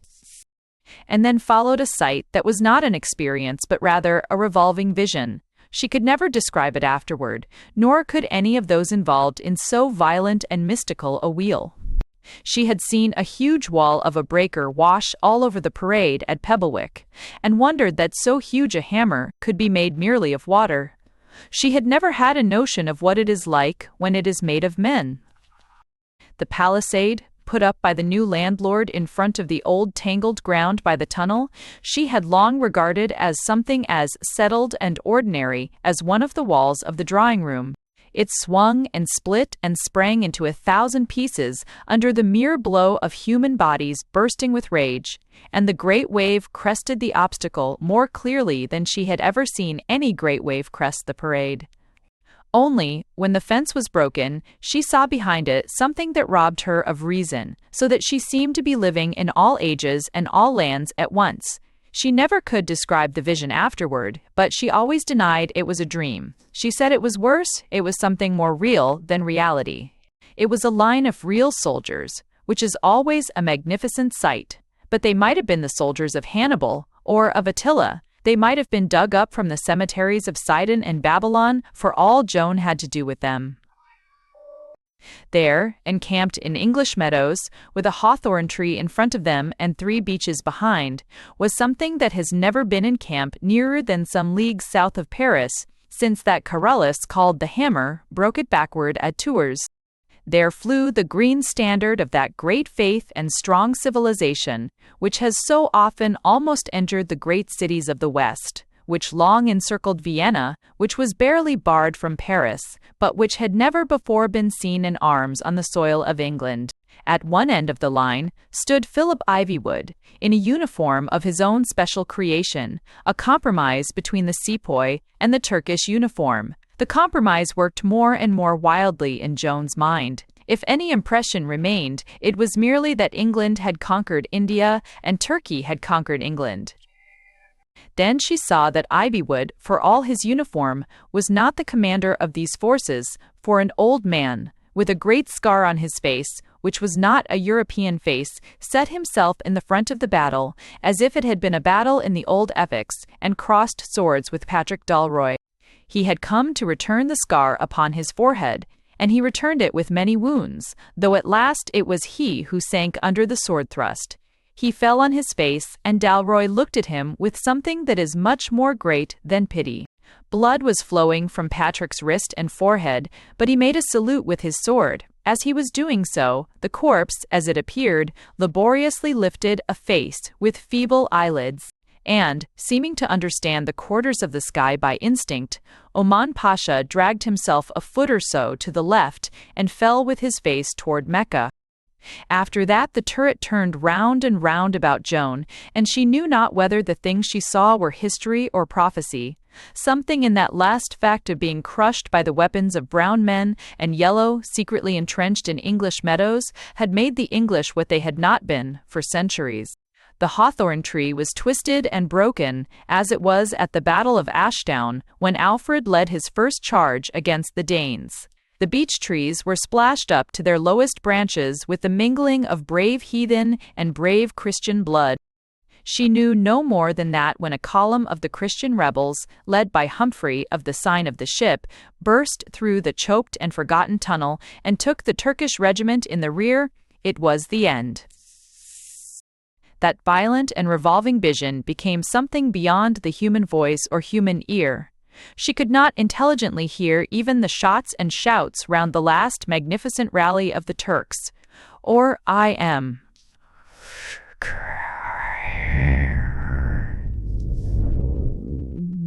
It was natural, therefore, that she should not hear the words Lord Ivywood addressed to his next-door neighbor, a Turkish officer, or rather to himself. But his words were, I have gone where God has never dared to go. I am above the silly supermen, as they are above mere men. Where I walk in the heavens, no man has walked before me, and I am alone in a garden. All this passing about me is like the lonely plucking of garden flowers. I will have this blossom, I will have that. The sentence ended so suddenly that the officer looked at him as if expecting him to speak, but he did not speak. But Patrick and Joan, wandering together in a world made warm and fresh again, as it can be for few, in a world that calls courage frenzy and love superstition, feeling every branching tree as a friend with arms open for the man, or every sweeping slope as a great train trailing behind the woman, did one day climb up to the little white cottage that was now the home of the Superman. He sat playing with a pale, reposeful face, with scraps of flower and weed put before him on a wooden table. He did not notice them, nor anything else around him, scarcely even Enid Wimpole, who attended to all his wants. "He is perfectly happy," she said quietly. Joan, with the glow on her dark face, could not prevent herself from replying, "And we are so happy." "Yes," said Enid, "but his happiness will last," and she wept. "I understand," said Joan, and kissed her cousin, not without tears of her own. Thanks for listening to The Flying Inn by G.K. Chesterton.